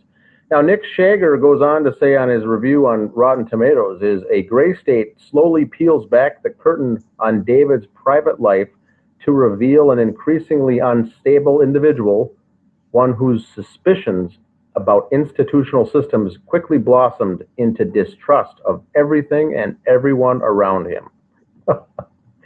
So once again, we see the words, we see the suspicions, the unstable individual, leading here to the psycho, to the person who's lost touch with reality, a sociopath, essentially, distrusting everything and everyone around him. So there are some other key words there from Nick Shager. Did the police see this stuff? Or is there stuff that people withheld from the police, or just didn't bother to tell them? Well, didn't think that it was relevant. That's a good question, because of this 13,000 hours of information. I don't believe the detectives and the investigators went through all that stuff. It sounds like Eric Nelson and his group got their hands on this information and grabbed all of these hard drives and went through them and came up with the good stuff that was gleaned, and put it into a movie in the format of a documentary. So I think they went through and picked and chose the good items there and turned it into a movie that would sell, that would keep people entertained, but not really tell the story of what happened in that home relating to the murders. Yeah, this writer has got to be one of the worst. First of all, this was published on 4/20. I think he should have waited and sobered up. Correct. Because this whole article begins with Alex Jones and it ends with Alex Jones. Why is he trying to push so hard this tie between Alex Jones and David Crowley?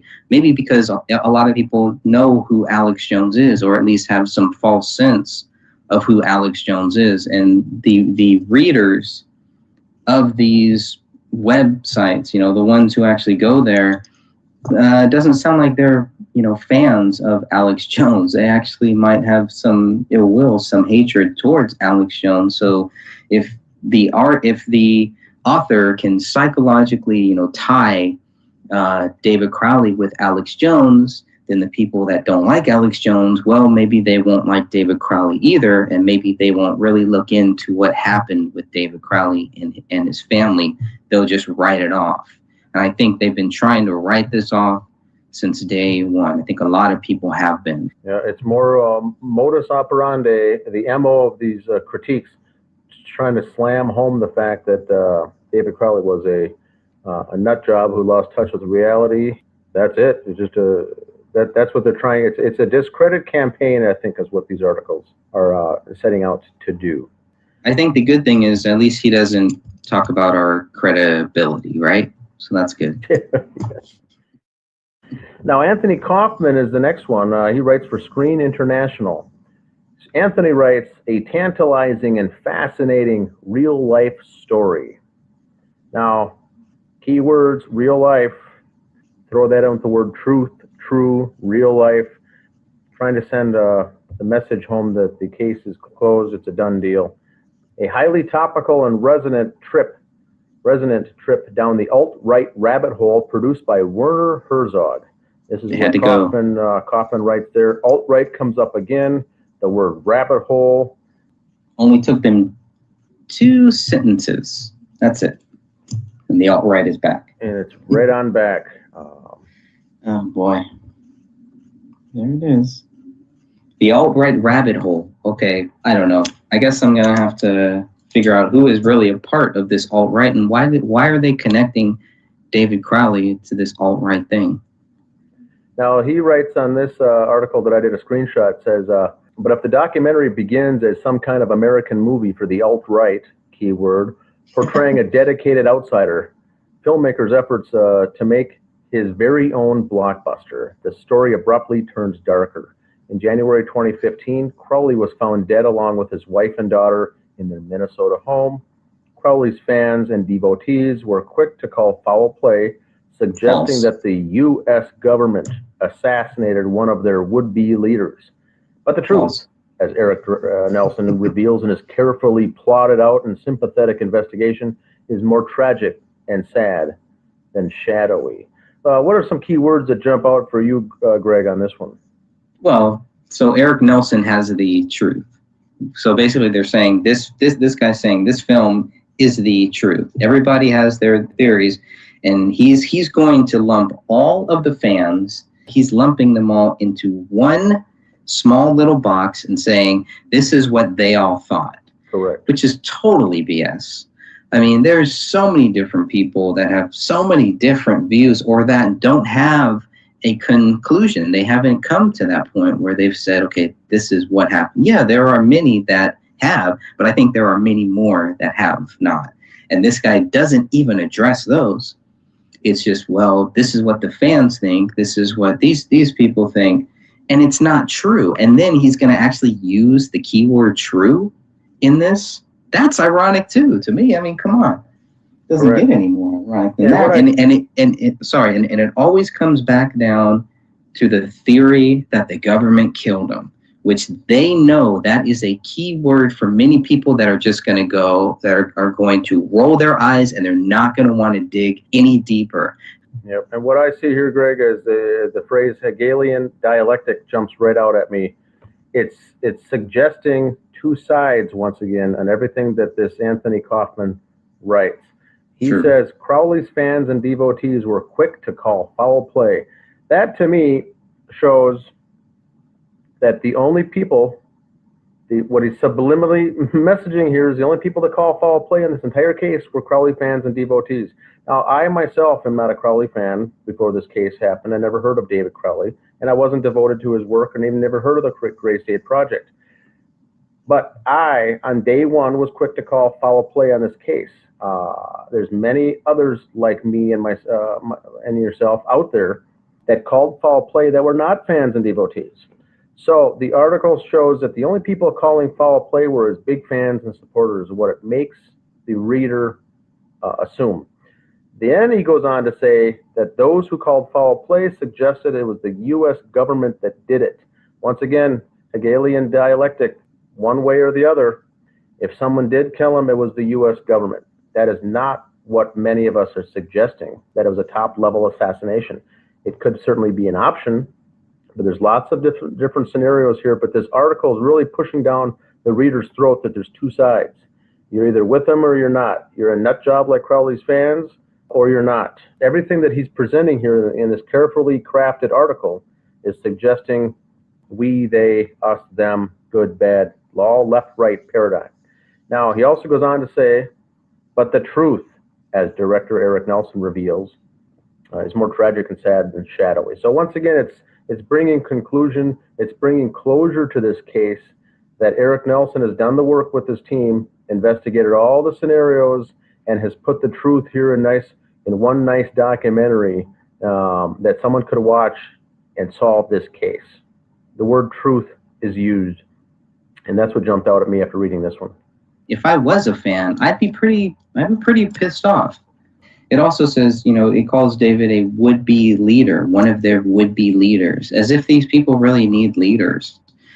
It wasn't really about leaders. I mean, I don't see anywhere where David, at least publicly, considered himself a leader or where other people considered himself their leader. So it's always about, we need some type of a leader, Then he has to talk about truth. You don't know what the truth is. Eric Nelson will tell you he does not know what the truth is. I haven't seen this movie, and I can almost guarantee you that when you watch this movie, it will not be what the truth is. I think it'll be a lot more questions, as it should be, because there are a lot more questions that have not been answered. And I think we're right back to that same thing where the focus is what they want it to be. It's not about what really happened. And that's what's sad and shadowy here, is that they don't want to focus on the actual truth. Correct. The leader, I remember reading one of the other reviews of this movie also, they called David Crowley a charismatic leader.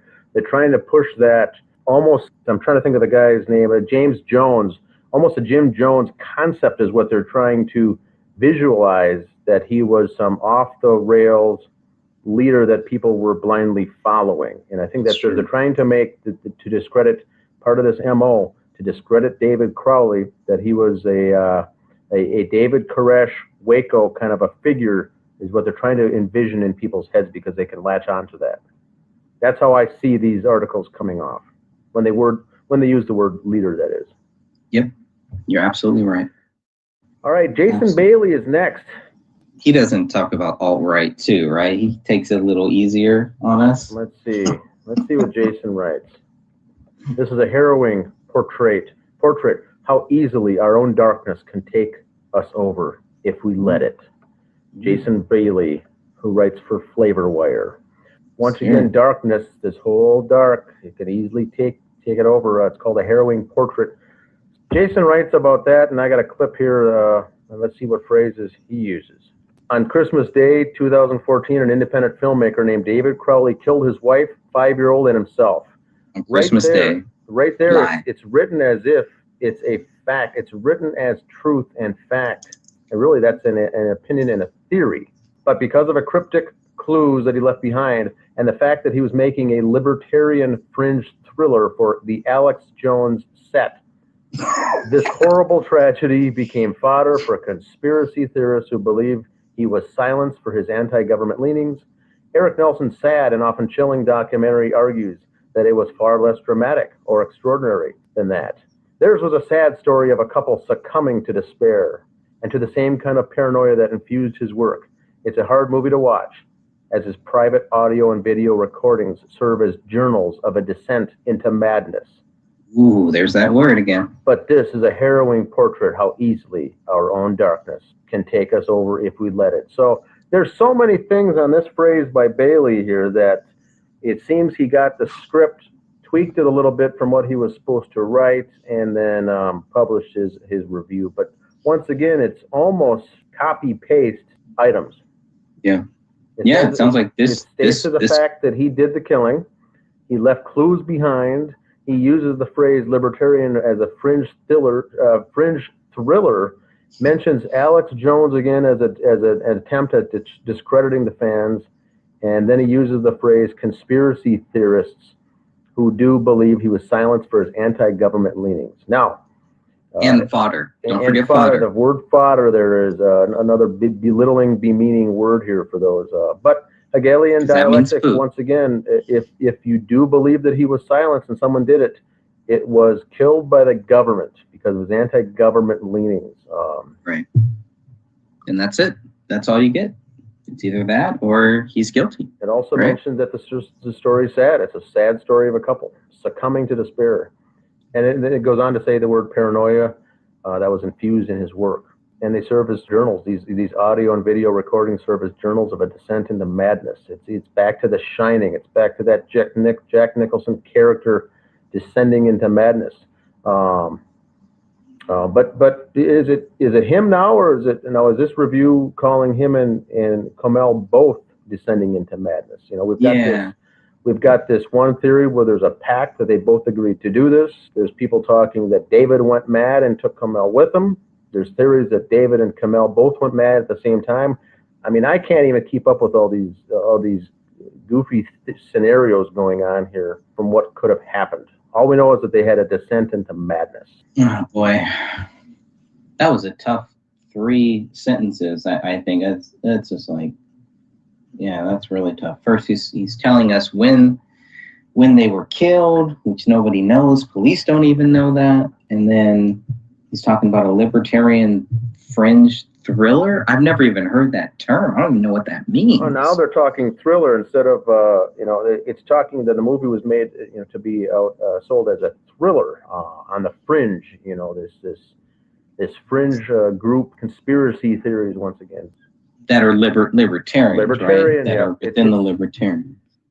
There's a total of 5, and no one seemed to put any more reviews out there or comments on there for the last 2 months now. So it's been these 5 jokers right off the bat, and then it's kind of gone silent. Nothing out there. We get Chris Barsanti next.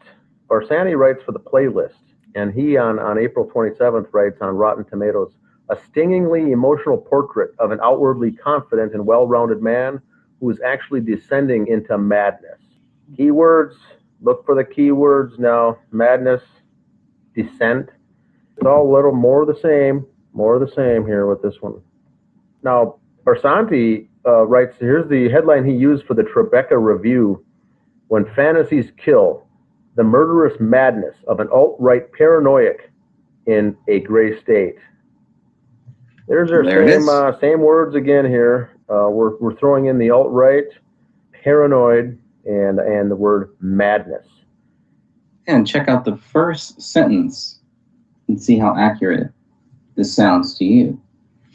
Discussing a December 2015 murder-suicide. There we go. Not long into Eric Nelson's tightly packed and disturbing documentary, A Gray State, discussing a December 2015 murder-suicide in a Minneapolis suburb that left filmmaker David Crowley, his wife Comel, and their 5-year-old daughter Rania dead. Local journalist Corey Zarowski noted that it was catnip for conspiracy theorists, unquote. Why?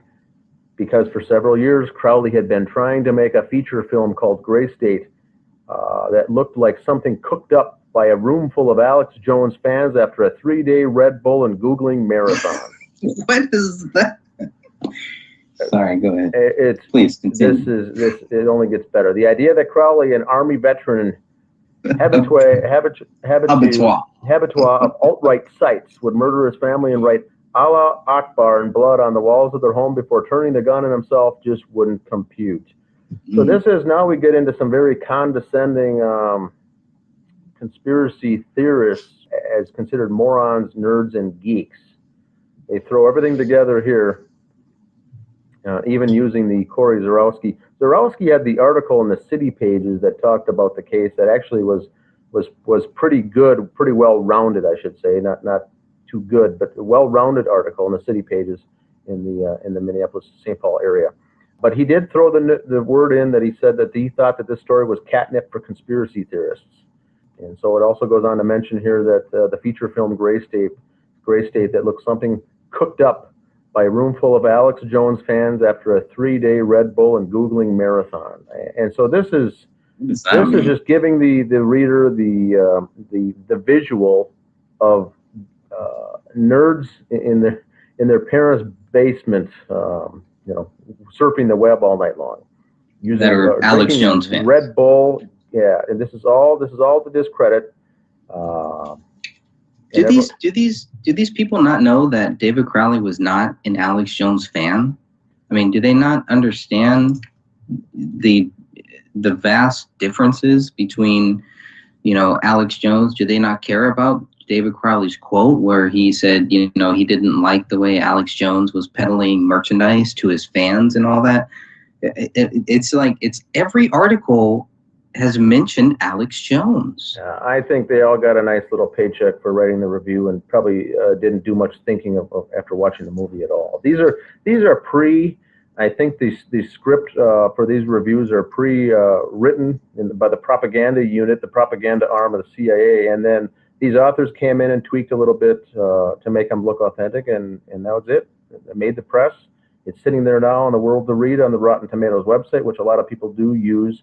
Good, honest people do use that site for regular movies, but they're going to come here, read this, and say, I'm not interested in watching some Looney Tunes dude kill his family. This article does mention as a self-proclaimed citizen investigators. Again, okay. Dismiss the notion that the crime scene was what it appeared to be. Again, it's like, no, that's not. They're missing so many things. There's so much that is missing here from what. If you're gonna mention citizen investigators, at least be accurate in mentioning what they're investigating. Correct. Not that they're that they're investigating that the bodies were moved or this or that. We're investigating the whole thing. We're doing what they should be doing. We're doing their job for them, and we're not getting paid for this. Correct.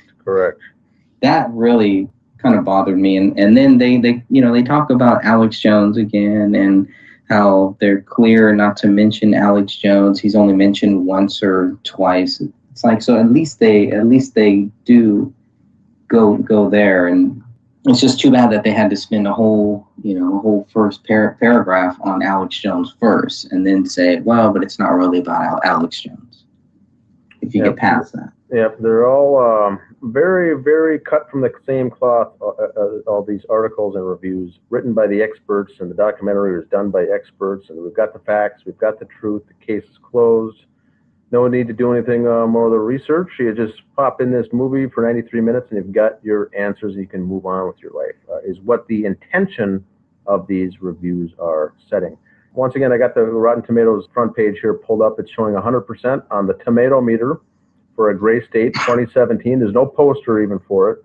Hopefully, we can encourage you to go out and make a comment on the Rotten Tomatoes site if you'd like to, but for certain, try to leave a comment here on this YouTube video, and we'll see if other people are noticing the same kinds of things, or if you could leave comments underneath this video here for anything that we have missed here tonight. But this is just the 5 reviews that are out there, and once again, it's just to help the reader look for keywords and key phrases and things like this when you look at things like this from a different set of eyes, being awake, being open to the truth. Some of these things I think seem to jump out at us when you start looking at it from that mindset. What other things have you gotten, Greg, on these 5 reviews? Anything else from a top level that you've seen on these reviews that you want to mention? Well, I think we covered it. We basically covered it all. It's to connect the alt-right with Alex Jones somehow, and then with Donald Trump, and then with David Crowley.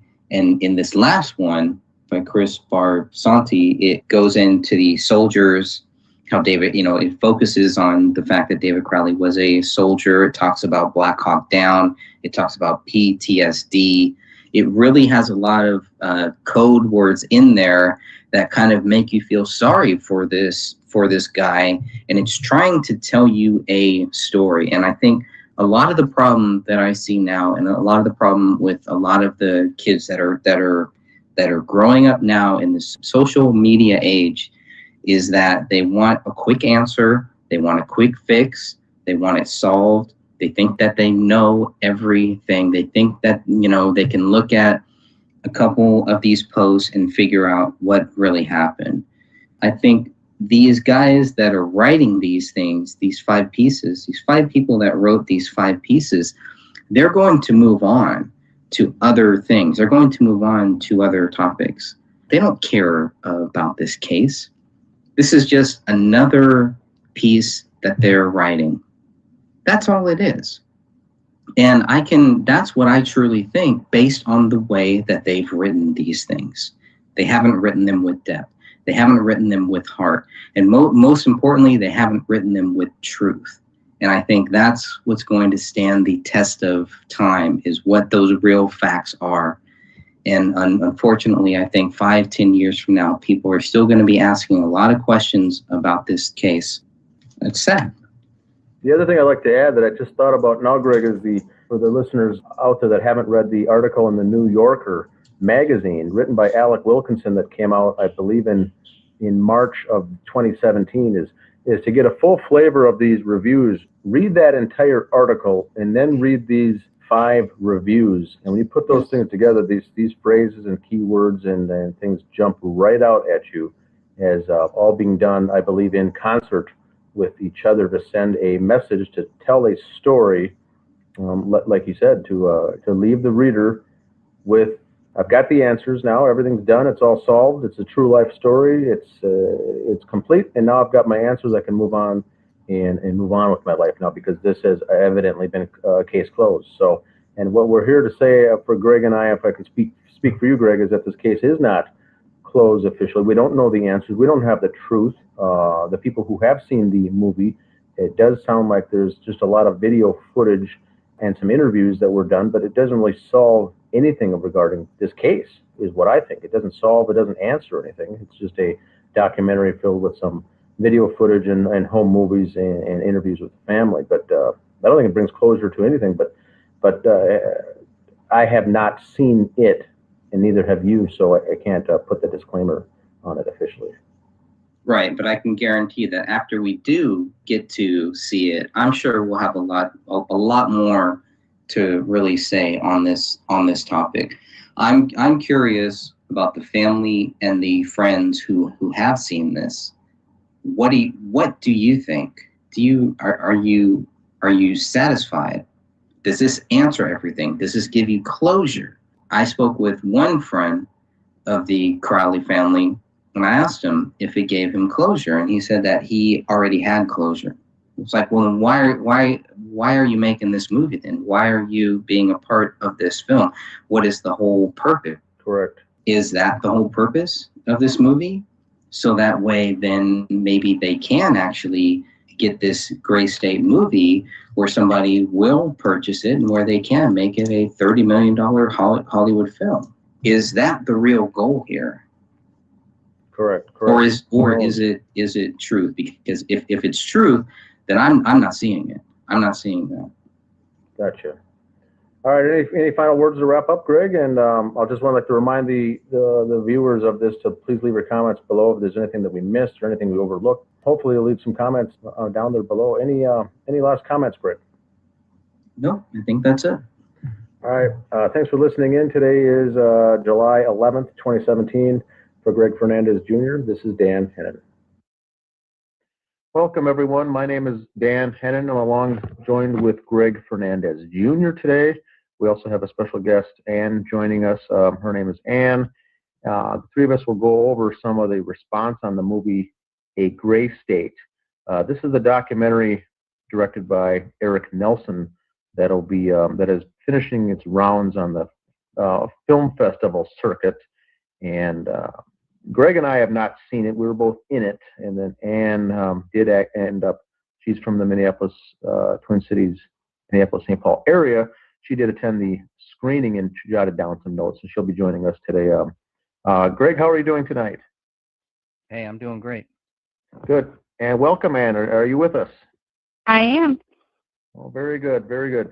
And so I think that we haven't had a discussion on this yet, but just for the listeners out there, David Crowley spent a bunch of time making the movie I think it's called The Gray State, and then there was a documentary that he and his team made called The Gray State: The Rise, and now this is a documentary after the deaths of the family, directed by Eric Nelson. It's called A Gray State. Now this is just a documentary, 93 minutes, and it'll be premiering here. It'll be coming out, I guess, in the theaters in November. But so far, it has been in several film festivals: the Tribeca Film Festival, Melbourne, Nantucket, Greenwich International Film Festival, the St. Louis Film Fest, Milwaukee Film Festival, the Walker Art Center, which was a free screening that included a Q&A afterwards. And that is what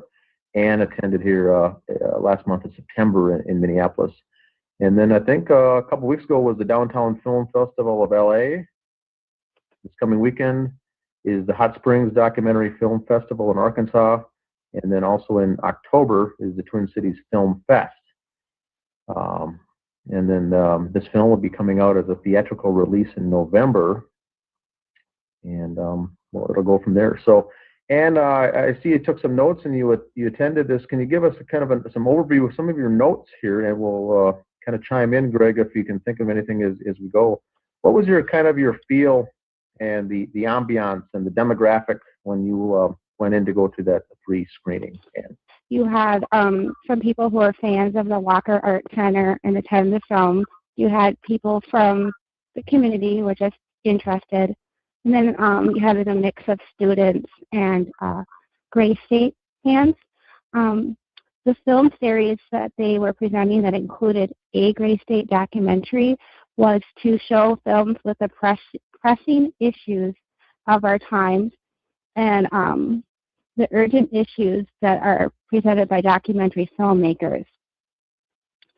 So they showed the film screening first, and then afterwards was the Q&A. And I was taking notes throughout the film, so I pretty much accurately captured what happened in the movie as it happened. One of the interesting aspects of the movie was the amount of laughter in the audience when they were reacting to the film.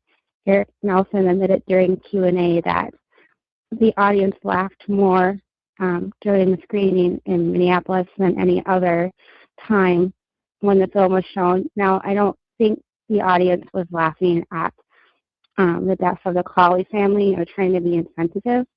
I think they were, basically, I think the film was, at some points, that Eric was trying to make it seem intense or trying to make David look psycho, and they were just enjoying his sense of humor, or maybe they were laughing at the film itself, but I don't Excuse me, Anne, and this is Dan. I was sorry to interrupt there, but did you say laughing?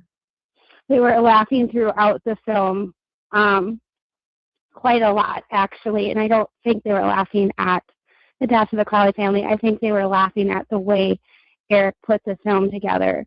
There was one example I can give you. There was a home movie footage that David captured, and Ronnie was sitting on a chair outside on the deck, and she had a wooden stick in her hand, and Paleo was at the other end of the deck pulling on it. And you can kind of hear David saying off the cuff, you know, somebody may lose an eye over this, and I maybe have the unfortunate thing is I may be the one to clean it up.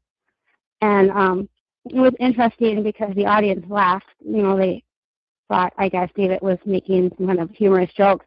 But Eric Nelson's response was to say, I can't believe the audience was laughing. This footage was where I was convinced David was a sadist. He was basically trying to tell us that David would have really let his daughter lose an eye or her play get out of control. But that's not how the audience perceived the event at all. And a Gray State, basically, it starts out with people close to Kamau and David, some of their friends, their family, a commander he worked with in the service, describing what they knew of the family from the time David was probably a late teenager towards the end. And it was a kind of a pieced together narrative showing how David had violent fantasies his whole life and went psychotic basically and murdered his family. It also portrayed, and I didn't say directly, but it insinuated that David had abused his daughter Ronnie, and it insinuated also that when he involved children in the filming of Gray State, that was wrong, and he was subjecting these children to violence and it was kind of insinuating that this is the kind of person he was. He cared more about himself than other people around him. And it also portrayed David as being controlling and abusive towards Kamau.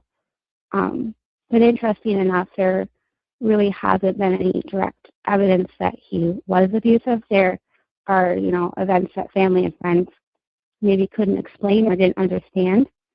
But the way the film was put together, it didn't give you any answers either. The other thing that was interesting about A Gray State was that it did not mention at all the rise, and it did not mention any of the forensic evidence or police investigative reporting. It just relied on emotion to carry the story, and I didn't find it credible at all. I felt there was a lot of places where the film either contradicted itself or didn't tell the whole story. The biggest area I felt was questionable was Eric Nelson wants you to believe David is psychotic. His psychosis and violent fantasies are what led David to create Gray State. It doesn't mention that Gray State was very thoroughly researched, and David's research included current events. David Crowley made a video on YouTube explaining and going into detail the depths of the research he made, and the video was like 45 minutes long. He was very educated. This wasn't just a film made out of his mind. It also did not explain that David's views in Gray State and in the Rise were things that his friends had talked about a lot with him. I mean, there are other people questioning and having these very same kinds of interests as him. So it's not like he just invented this. And many of these ideas in the movie were actually fed to him and encouraged by his friends. I mean, the other part of the movie I didn't find credible at all was when it showed a clip of Dan and Greg, and it was a very, very short clip, and it was pieced together, and it said that you guys are citizen reporters, and it showed a small clip of Greg saying, "I don't give a crap about credibility," and the audience laughed at that a lot. You guys are portrayed as being conspiracy theorists, of not being open-minded or accepting to other theories, and basically, the insinuation is that you guys are both nutcases. I didn't find that credible because it didn't explain or elaborate on your views and why you have your views. It just had 2-minute segment, then it skipped to the next thing. And actually, in the description of A Gray State that's promoting it in the Walker, that I'm looking for now, that line from Greg was in here. I'm find it here, and it's just like, I don't believe, if he has a theory, he wants to present his evidence, that's one thing, but his movie shouldn't be based on casting other people in a false light and not including all the information. I feel like he was duping the audience. Why not give the audience all the information and let them decide for themselves? When we're talking about the line, the whole, I don't give a crap about my credibility, was it prefaced by anything, or was it followed up by anything? No, it was just in there, and it showed a video of Dan and then you filming in what looked like your home. Did she drop off? Yeah, I think so. I was going to ask her a question. Maybe she'll. I was going to ask her a question. It sounds to me like the way she's explaining it is almost like this documentary is a biography about David Crowley, and that's not neither right or wrong. But the impression I got was that Eric Nelson was going to put this documentary together as a kind of an investigative piece to kind of close the loose ends on this investigation from a police and a detective point of view, and bring us into it as well. I know that the group spent. She's actually back on, so if you want to ask I am back. Okay, I was just going to ask and before you cut off, is the impression I got when they were making or putting together this documentary is that Eric Nelson wanted to get a investigative look, kind of at the case, the investigation of the killings for the documentary. But instead, it sounds more like a biography done on David Crowley, kind of his life and his background, and kind of all these things that led him down this rabbit hole. And it doesn't really sound like the movie focuses much on the investigation, but just kind of his dwindling final days from a psychotic person or something like that. Is that what you're? Yeah. It's kind of a biography on David versus going into the reasons that the killings took place from an investigative or a forensic standpoint. So that's kind of odd, I guess, for myself, I guess, to understand. Well, it was interesting too. It was, if you could call it, I don't know if you could actually call it it was biography on David. It was biography through the perspective of he's a deeply disturbed, abnormal individual. You know, I felt like the family and the friends who were talking were very honest and sincere, but I also felt they were being exploited because I don't feel that their words and their memories were actually being presented. I felt like everything was being presented to push this psychotic narrative